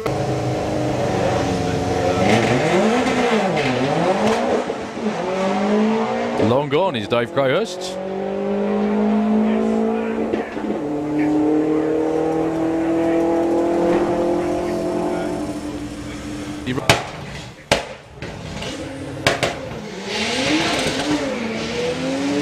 Launched very nicely indeed, 155 to 60 foot. 8th mile, 6:30 at 116 miles an hour, 9:65, 147. Urgency.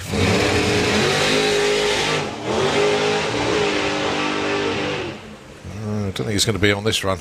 We say up the urgency for Tony to get that part instead of for tomorrow's eliminations. It'll be for another qualifier tonight. But Tony, Dave goes through there with a 10:40. Tony's like, yeah, winter job. It's going to have to be done. And he's actually now going to start chasing Paul Jackson's record for a KO3 S turboed Lupo, which is like low 12. This time he goes 12.75 at 103. So he decided to have a weekend home with the missus, and basically she just went to sleep for most of the weekend and wishes he was here now. All right, Phil Thomas with a Fiesta. Goes 11.20 at 124. He's been in the 9s before. That's a lot more like it.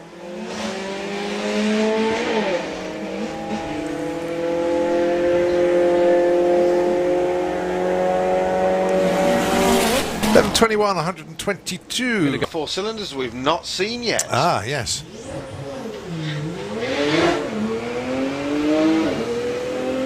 Asim Hussain going through once again. Now then, can he go quicker than his 964?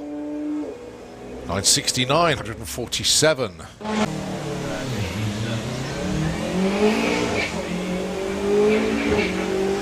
Gently off the line, but building up on the run as it progresses.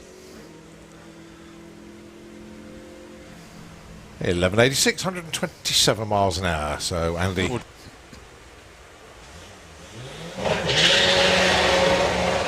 it's award for longest reaction time. He would have won it, but 164, 60 foot. 8th mile, 110 miles an hour, and Pavel goes through. 10.06 at 100. Right.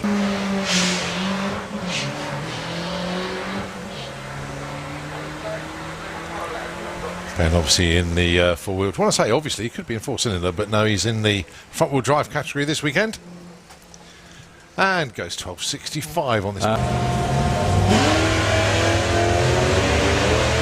Oh, game over. Lee Huxley goes red. So it is going to be Pete Lane into the semis. That's an 05 red for Lee.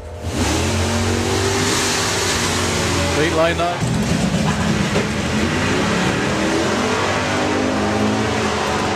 Green light race. Looks like Keith's going to have caught him by half track actually. No breaking out either of you. Keith's there first. Keith takes the win. 9.51. That was.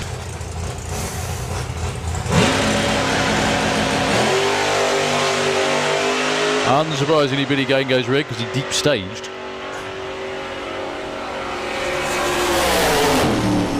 Deep stage with an 861. Helps you 5-second pro mod run would be quite nice about now if they've got the setup right.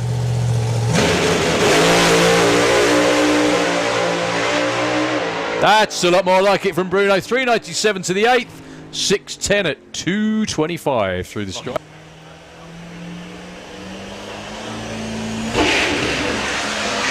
That launch is so violent, isn't it? You notice as well. To 60. Can you see the shift lights on almost all the way down as well? Whoa. Even quicker. 780, 176. Roll into full stage, build the boost up.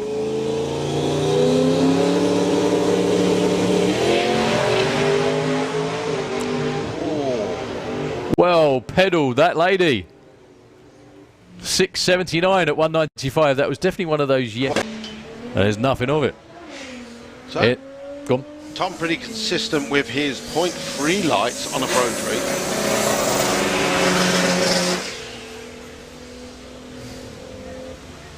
And again, goes through in 11.9. 11.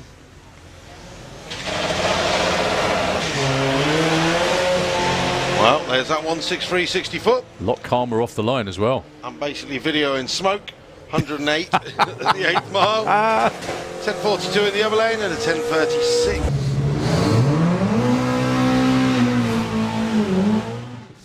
Of trackback racing, and of course the governor here at Sanapod Raceway. Keith, open us up, please. Good evening, everybody. Wow, there's quite a few of you here. That's really nice to see. Did we all have a good day? Was the Doorslammers doing its job again as a brand for racing? Yes. Thank you. I said to you all last night, the drivers' meeting here, that, you know, it's not at the same level this year, but I honestly believed it would still have that same buzz about it. It would still be the Doorslammers brand, the Doorslammers event. And guess what? I think it was.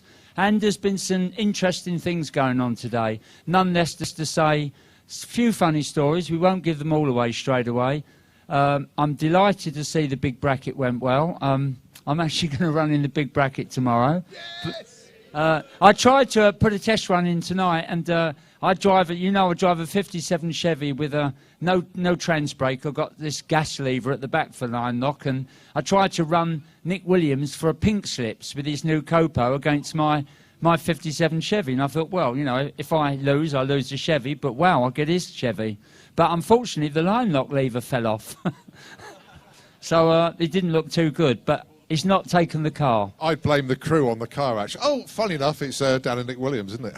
Yeah, absolutely. And there was a few other incidents. Do you remember in the last couple of years we introduced the big bracket that the deciders would always be done by the public? In other words, you go into the staging lanes and the public, ideally children, will pick out who they want to go into the pairings. It's gone very well today. It's worked perfectly, and the kids got smiles on their faces. And there was one later on this afternoon when Paul Marshall went over and he went to a family and he said to the young kid there, I've probably got this 90% right, I'll embellish it only 10%. And he said, well, would you like to make a draw? You see all these cars here, you can choose them. You know, there's a red car, there's a blue car, there's a green car, there's a white car. You choose which cars you want to do to these kids. You know, you see what you want, and your choice, one will lose because of what you chose. And so what would you like to do? And the dad went, we'll have the Williams brothers against Billy Gain. So before the boy cried, it was all over, and we know the rest is history. But, you know, it's a great day. The weather was with us, a bit like 2018. I said to you all last night, I believe that next year this will be a huge event. I know all the Scandinavians will be here. They're missing out. I'm delighted for people like Bruno Barda, who's made the trip and come over here in Pro Doorslammer. Fantastic. Thank you, Bruno, for showing everyone you can get a car there and you can come here. And while on Pro Mod, we tried to tame John Teddenham today. We didn't want the burnouts going in reverse and back into the barn, but he managed to avoid that, which thank you for that, John. But what was great today was to see Andy Robinson and the team out. I mean, wow, was that car look good? For those of you who want the technical details, go to their pit and ask them about how they got that car so low. It's really interesting. And the best part about it is Luke said to me, don't expect too much, Keith. You know, all we're going to do is come out today and just do a 60-foot. You know, and, you know, we might do a launch in the second run. No, and I thought Andy's really good on paying attention to driving and instructions. So we all expected a 60-foot. Andy, that's the longest 60-foot I've ever seen. So from now on, Andy, long 60-foot Robinson. Anyway. I think we call him Maltese 60-foot Robinson. There we go. Okay, I think that's enough from me. Thank you for all your support today. It was really good. It looked good. There were lots of people from VW Action that had never seen drag racing, and lots of them were blown away. Guess what? That's your show. So before I hand over to Colin, as I always do, thanks, guys. It's been a brilliant day. Well done, Keith, some great words, and it really has been a great day. Now, to cap the day for two particular people, we're going to be doing the presentations for the OCS Group Williams Brothers Racing Big Bracket. Can I please ask Dan and Nick Williams to come up to the stage, please, to do the presentation of the runner-up trophy and, of course, the winner's trophy and the big cheque.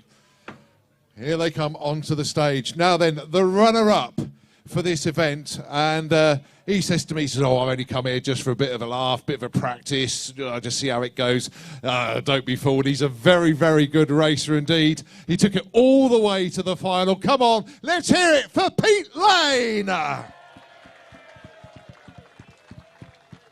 Round you come, Pete. Congratulations. The car is back up, Bod, the Plymouth Barracuda, up on stage. Go and collect your trophy. And of course, he's pocketed a cool £1,000 for his racing efforts this weekend. Congratulations. Stay on the stage, because obviously we're going to need you for the photo shoot as well. Well done. Now then, your winner. And boy, oh boy, oh boy, I think the whole team are going to be cheering like mad. And they also get an opportunity to do it all again tomorrow. He's heading forwards already. He's keen to get hold of that cheque. He wants that trophy. Here he is. It's Keith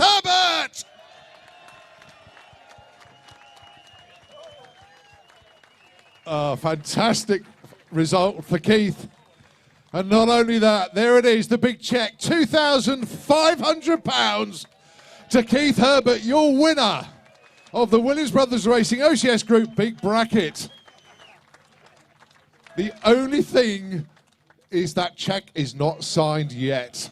I think it needs a squiggle. I'm not actually that. Guess what? I'm the one who has to sign it. And guys, oh, I will sign it. You trust me, Keith.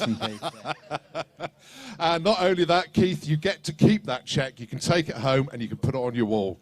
So a nice memento of the event. It's a bit difficult to say the cheque's in the post when they're that big. So once again, I want you to raise the roof for your runner-up, Mr. Pete Lane, and for your winner, Keith Herbert. Stay on stage. You're going to get some photographs. We've got the two guys at the front. Pete, do you want to get in with Keith there? And a big thank you to the Williams brothers and their whole organisation for their support, even if they have got 7 or 8 cars in it. So, Williams Brothers Racing, the sponsors, with Pete Lane, your runner-up, and of course your winner, Keith Herbert. Congratulations to all of you. Right, I've only got one. I'm going to ask Keith just one very, very quick question. Can you repeat tomorrow? Yeah, of course we can. Good lad. Well, I know Pete Lane's got your number. He wants to beat you. Okay, fantastic, guys. Thank you all so very much indeed. And, of course, as Keith said, many thanks to Williams Brothers, Dan and Nick, for stepping up and supporting the event through their business, OCS Group and Williams Brothers Racing. Well, that's my first amount of money gone out the window. That's right. Right, we now go into the draws. And into the pen at the front, can we please have our pro door slammer racers, please, into the driver's pen, or as what we're calling it, the pairing pen at the front pairing there. pen. We need Bruno Barder, Kev Slyfield, John Tebenham, Andy Robinson, Paula Aitkins, Simon Barlow, Darren Pert, John Sleeth. And no throwing tomatoes at them and potatoes and things like that. So Daryl is there with a microphone. He's going to be catching quick reactions from the people. Look, so they've paired up already, look. I think Simon's done the best, to be honest with you, frankly. But yes. Right, okay then. So, Keith. Can we have Tom Davis from VP Fuels up to the stage, yes. please? Here he is. He's behind me. Thank you, Tom.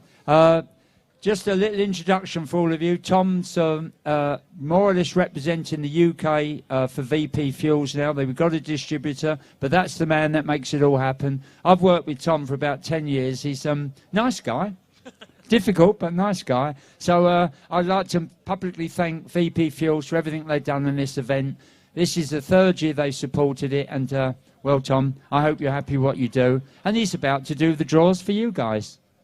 Right, so then the chips are in. Let's roll that tombola, and then you start drawing the chips out. Basically, the first chip out, the car will go into the Kestrel Beers lane. The second chip out will go into the Autoglim lane. That's how the draw works. The chips are numbered 1 to 8, and that is basically your qualifying order. So, let's open the door of the VP drum and see. The other thing about VP Fuels, you always have to help them out. They can't do things very easily. Just turn it. Oh, you didn't tell me that. You just turn the lever to the left, Tom, not to the right. Colin, you're about to get mugged. Sorry. Oh dear, that's scary. The VP mascot's made it on stage as well. So the first chip out and going into the Kestrel Beers lane is chip number 2, Kev Slyfield. Come forward, Kev. We're going to find out who you're going to meet as the second chip comes out, and going into the Autoglim lane is... Go on. Number 5, Paula Aitken. Wow, that's going to be a good first round matchup. Paula back into the 6s again, doing really well. Thank you very much. We did originally come to test, but while we're running, well, we decided to carry on and compete tomorrow. Well, you might as well come out and try and beat Kev. Yeah, good luck. They're all being too nice. Come on, That's Kev a nice Slyfield one, and Kev. Paula Aitken, your first pair. The way he said good luck, I think he's sort of feeling quite challenging. Okay then, so let's go back to the draw drum and see which chip comes out next to go into the Kestrel Beers lane is chip number 7. Darren Pett. Darren, where are you? Come forward, Darren. We're going to find out who you are going to be paired up against. Going into the Autoglim lane will be number 8, John Sleeth. That is a good matchup. Only goodness. 300s between them in qualifying. Nothing between them. Outstanding stuff with the diesel truck this weekend, John. Thank you very much. Thank you. Yeah, no, it'll be a good race as well. It certainly will. Darren, your first time in Pro Doorslammer as well, and going to be a good matchup. Yeah. We'll try and go as far as we can. Good man. Anyway, John Sleeth and Darren Peck meeting up in round 1 in Pro Doorslammer. Right, we've got 4 drivers left in the draw. We've got left in Andy Robinson, John Tebbenham, Bruno Barder and Simon Barlow. They are the 4 that are left. Okay, the next chip out going into the Kestrel Beers lane is number 6, Simon Barlow.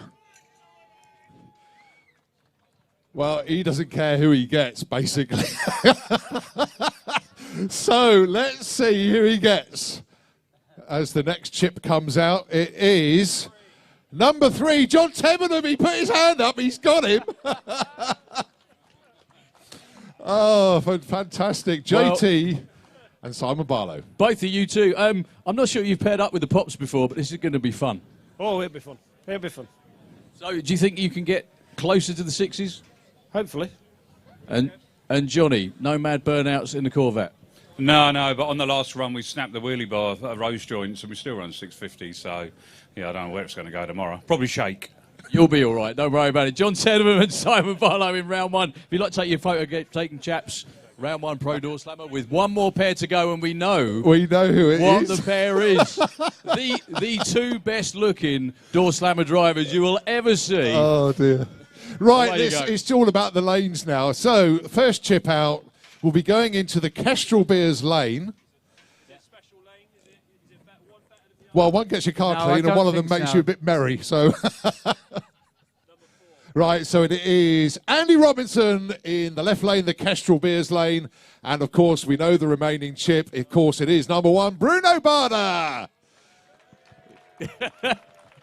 Well, gentlemen, you two have raced each other so many times, and I just got to say, both of you coming back after a long time as well. Yeah, 3 years it was now. It was the last time on a track. And I'm happy to be here and make some good races tomorrow, I hope. Does he look happy, folks? Does he look happy? Honestly, does he look happy? He is happy to be back. And also, Andy, you couldn't have written it, really. Brand new car, and you've got Bruno. Yeah, not an easy pass, first round, is it? Yeah, we've been 3 years as well. Next month is my 3rd year without racing. That's what I mean, the 3 years, the period. But anyway, ladies and gentlemen, Andy Robinson, Bruno Barder, round 1 tomorrow morning. It's going to be fun. Great Thank stuff. you very much, guys. Just a quick shot before you go. Right, once again, massive thanks to Tom from VP Racing Fuels. And, of course, the mascot. Tom, a few words from you. Just want to say thank you very much, everybody. It's been a fantastic day. My first Doorslammers. I just want to say one thing, though. Could you all please put your hands together for everyone who works at Santa Pod? I've worked with them really closely, and they have not stopped on this event. And that's not just supporting us, but supporting all of you. And stop hitting me. I really mean that. These guys really, really care about you, and they sweat us hard, and they put everything back into you guys. So please enjoy tomorrow. I can't be here, unfortunately, but have a great time. And if there's anything we can ever do, then look us up. Thank you. Thanks very much indeed, Tom, from Thank you, VP Tom. Racing Fuels. There is something you can do, Tom. You can give us some more money. Right. The mad scientist is leaving the stage. It's going to be put back in the cage by the looks of it.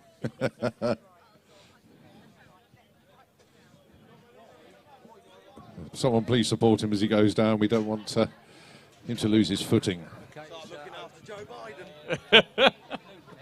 No, we're on street and 6. Oh, yeah, okay. Okay, so we got street now. Yeah, that's good. We're doing street. Right, on to our next class, and that is sponsored by Fast R, and of course it is Street. Can I please have the drivers from the Street class into the pairing pen, please? Andy Bond, Al Mack, Joe Stevens, Dave Mace, Brian Pateman, Buzz Patar, Asim Hussain and Harvey Bogle. Can we have you into the pairing pen, please? God, they all look a bit serious. It looks like they're going for a line-up at a prison cell, don't they? But no, they're in there. Well, we've got 6 of them. Guys, you can look at each other, by the way. You're all, you do know each other. You can cuddle, you can pair up. Do what you like, come on. Yeah, where's Joe Stevens? I haven't seen Joe, so he needs to make it. Oh, so you are there, Joe? That'll be the really tall bloke standing right at the front. Well, they're all quite tall, actually. Sorry, Joe, it's just the shadow. I just couldn't see him. I think Andy's standing back and just sizing them up. He's He just is, looking isn't at he? them, Yeah, sizing them up. Andy, you're not racing yet, son. Okay, then. So the chips are about to go in for the next draw.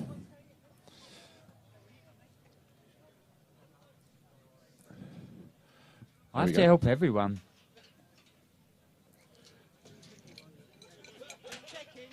Yeah, they're in there. Should be in there. Right, okay. So let's see who is going to get who. In the first chip coming out, and this will be going into the Kestrel Beers lane, of course, it is chip number 6, Buzz Patar with the Lamborghini, as he calls it.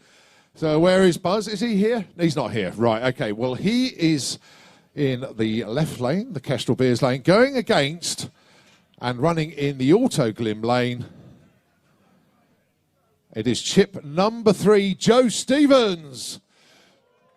So Joe with the Sunbeam Stiletto, you've got to be taking on a Lamborghini Huracan. That's going to be a little bit different to what you normally race, but that should be a good one. Okay, right, next one out and going into the Kestrel Beer lane. It is chip number 7, Asim Hussain with the Porsche. That's going great guns, that car today. And he has got number 4, Dave Mace. Dave, meet your contender there. That's going to be a... oh, it's not you. Oh. Apologies. Well, you can say good luck if you want, Dave, but you're not racing him. That's okay. Oh, dear. Right, so Asim Hussain taking on Dave Mace. So that means we've got 4 left. Andy Bond.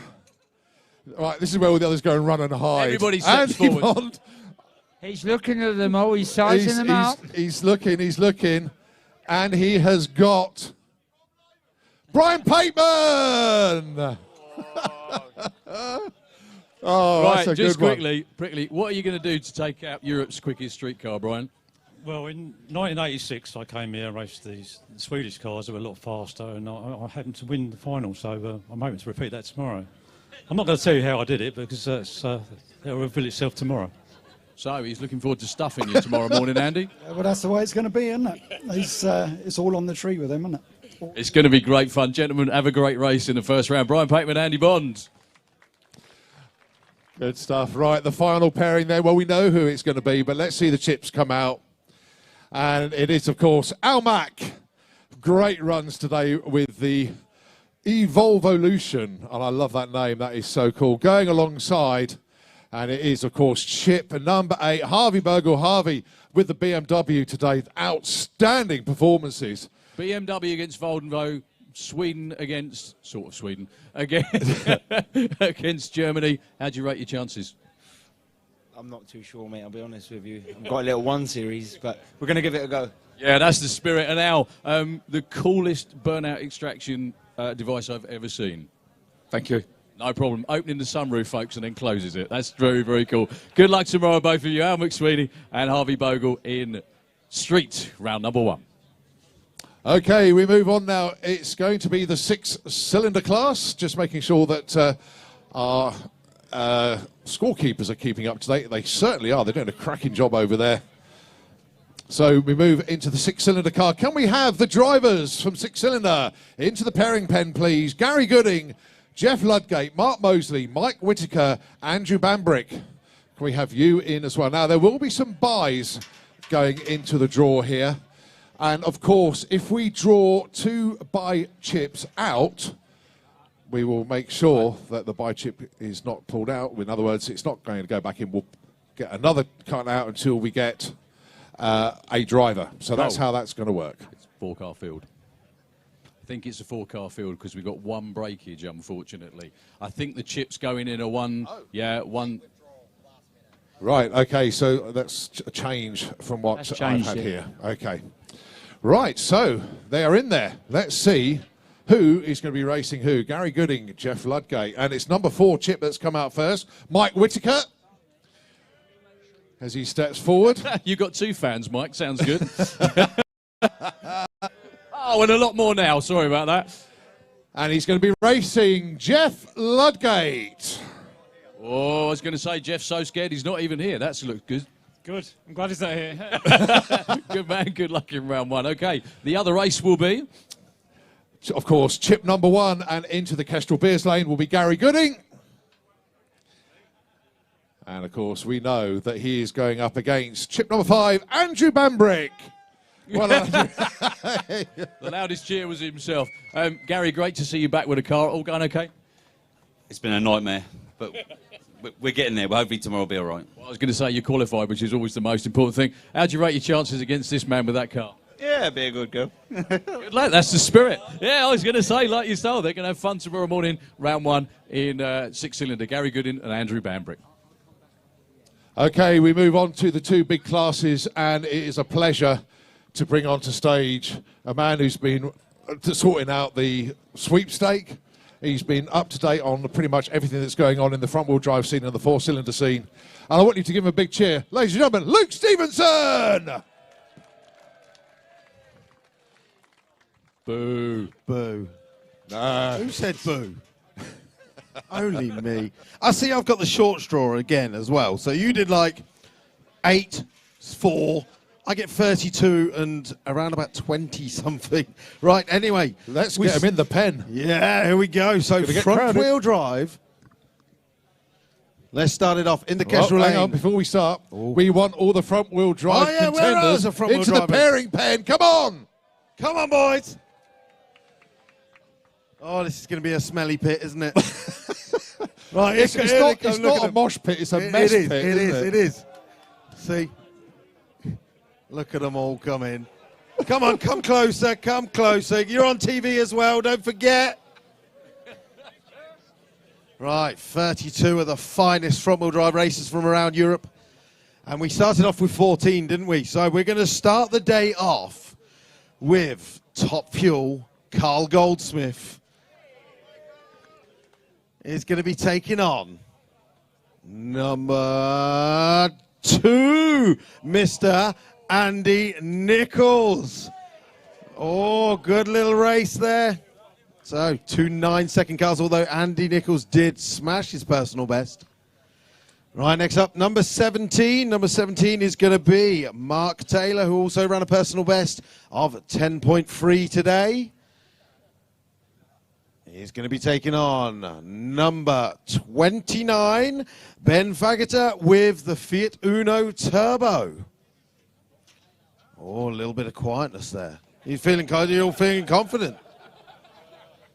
Not even a woo. Next up, number 15. That is Alan Duffy. Oh, who's Alan going to get? He's going to, I'll kill you. You pulled me out of a fast one, I'll kill you. Alan Duffy's going to be facing number 21, Oliver St. Quentin. Oh, right next to each other. Right, next up, number 11, Jonathan Prout. He's only been in the car for 1 day and has already smashed out a 10.03. He is going to be up against number 1, Calvin Skerritt.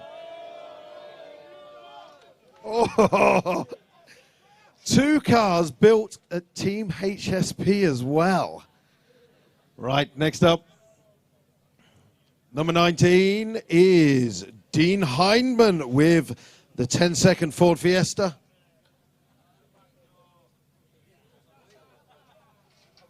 And facing Dean is going to be number 31, Ethan Lyle. Ethan Lyle ran a 12.7 today. In fact, he ran a 12.8 and we didn't even notice it, did we?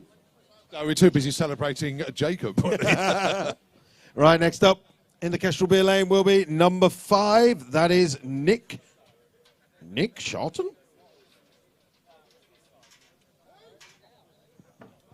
Nick didn't run a 9.8. Did he? No, he didn't. But that's the name that's coming out. So Nick Shotton is going to be facing number 32, Simon Crowley. Just absolute silence there. Simon's like, hey.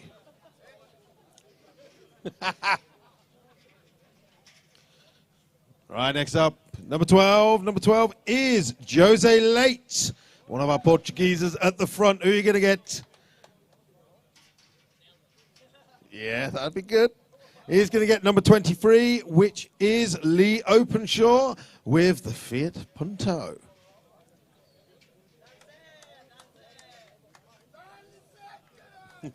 Next up, number 10. That is Paul Pietrak from Poland. There we go. Who is going to face the Polish master? Can he run a 9-second run tomorrow? He's going to be facing number 26, Ian Pepper with the Nova. There we go. All right, next up, we have number 25. That is Thomas Herbert. Oh, who's going to get the Thomas? He's excited. This is your sweepstake, man. Dawn Prout. Oh. I'm sorry, it's the How's the only car? How's the car? pairing I'm biased on. Gearbox is on the floor. Colin's not going to come and help you. No, I'm not. I'll hinder. Right, next up, we have number 9. Number 9 is 9-second Jacob Bailey.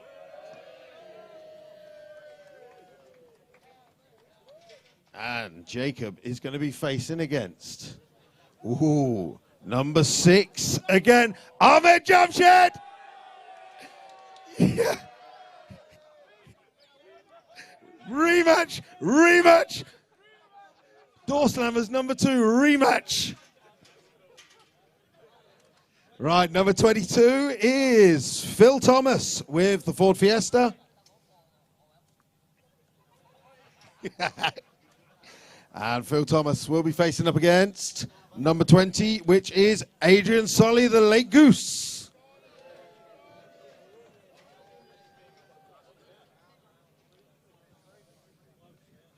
Right, we're working our way down. Number 13, lucky number 13, Stephen Ray, my sweepstake. Come on, Stephen Ray. Previous champion is going to be taking on number 27, Anthony Mincher with the Mark 1 Golf. Right, so we're getting to the bottom end. Not many chips left. We have number 24, which is Carl Monks with the Civic. And he is going to be facing number 4, which is Helder Piera. Oh. Right then, number 8. Number 8 is Matty Davison, the 9-second Civic. Woo! And Matty Davison is going to be facing number 7, Terry Newton. 2 brand new 9-second cars this weekend. They're next to it. There you go. That's going to be a really good matchup, that one. Next up, number 18. Number 18 is Darren Dewhurst with the Shed.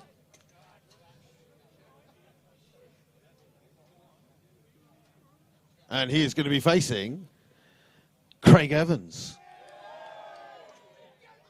And I think that is all of our front-wheel drive races. Who's going to win? Shout a bit louder. Who's going to win? Who's going to win? Go on, Stephen Ray.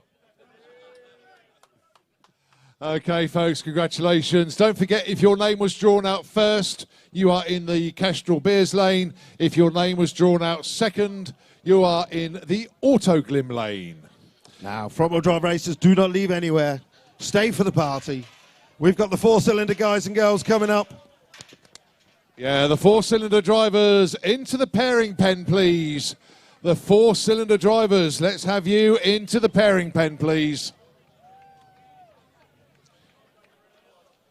Now, unfortunately, 4-cylinder, we did have a decent amount of numbers entered, but we do have a lot of cars broken. Now, obviously, they've been taken out. So I think we're actually left with about 24, aren't we? Yeah. 8. Oh, there's a little bit of nudging going on. Dave Crowhurst is getting excited. Right, is that everyone in the pen? Are we ready to go? Right, first out, number 21. Number 21 is Alex Knott, who is got a hole in his engine. So who is going to get a nice run? Number 9, Paul Jordan.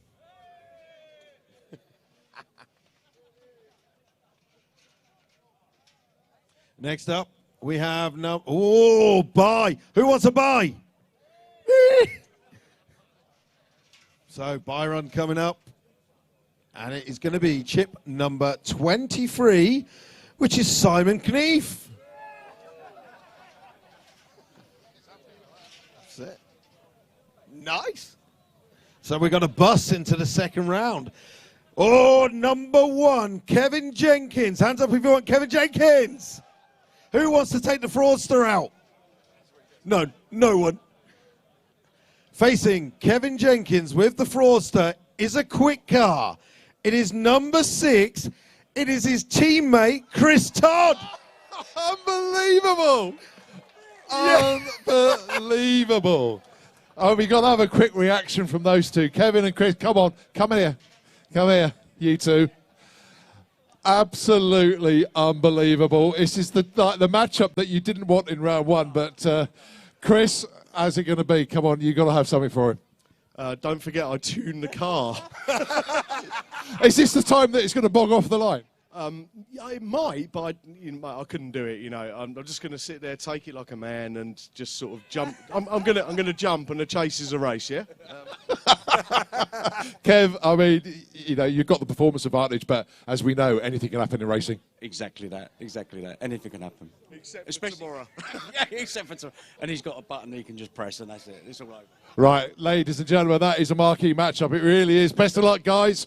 We'll see you tomorrow on the line. Right then, so 4-cylinder guys and girls. Who's feeling more confident now? Yeah. Right, chip number 22, Abby Teva. Cheerleaders, you gotta love them.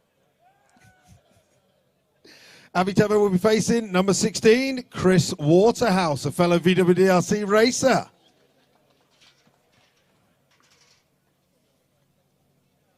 Right, next up, chip number 2, Richard Pryden with the world's fastest Toyota Celica. Anyone want Richard? Bids going? Number 12 is Stuart Meads.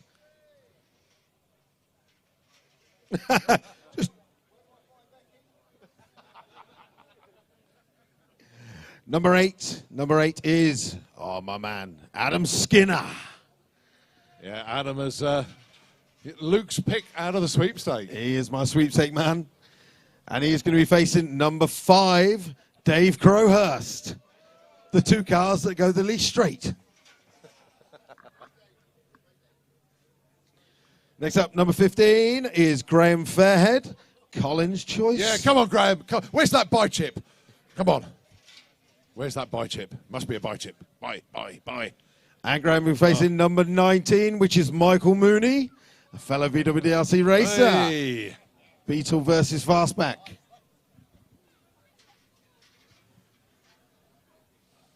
Next up, Byron. Oh. Whose name is going to come out in the Byron? It is number 20, Tom Semper. Hey, well done, Tom.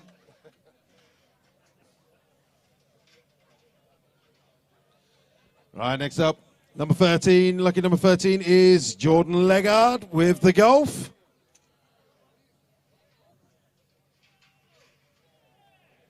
And Jordan will be facing up against chip number 10, which is Donald Harvey with the Beetle.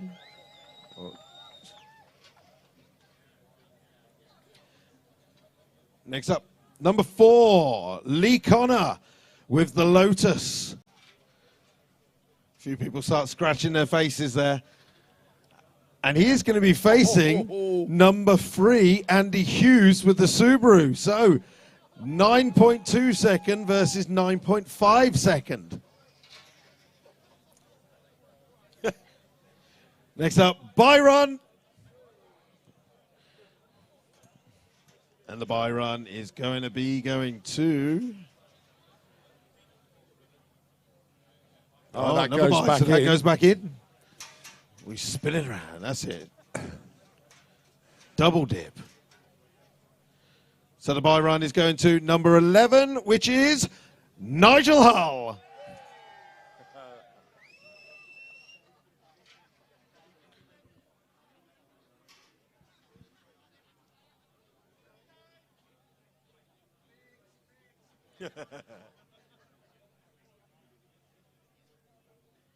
Right, next up, Byron again. You knew it was in there. Oh. Dan is telling me every run is now a buy run. Oh, supposedly. We'll see.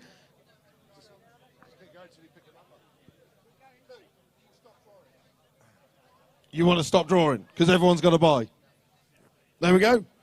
We'll speed that up because everyone that's left who's not had their name called out has got a buy run. We need to see which lane they go in, though, don't we? Does it actually matter?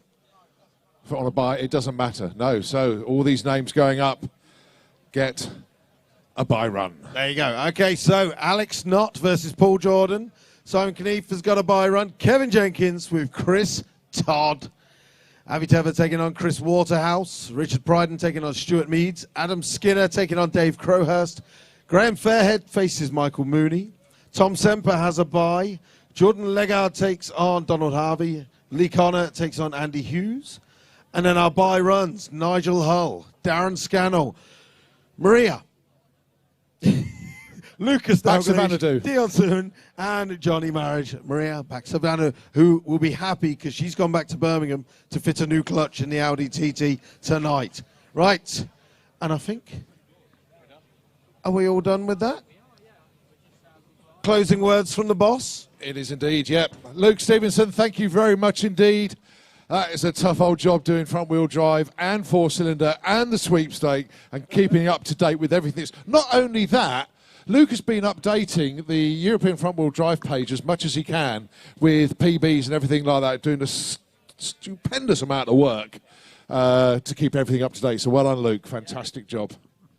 Okay, guys, that's it, really. We'll look forward to tomorrow. Thank you all for your attention tonight. And to use the old adage, may the best man win. And some of you with the buys will be thinking, I'm going to do well. So front-wheel drive, then the four-cylinder, the six-cylinder looks pretty good. And we'll watch with interest tomorrow. Thanks for everything, guys. See you in the morning. Yep. Good luck to everybody. Don't forget, it's also a big bracket as well tomorrow. Good night. Have a good evening. Get your cars ready for tomorrow. We'll see you on the start line.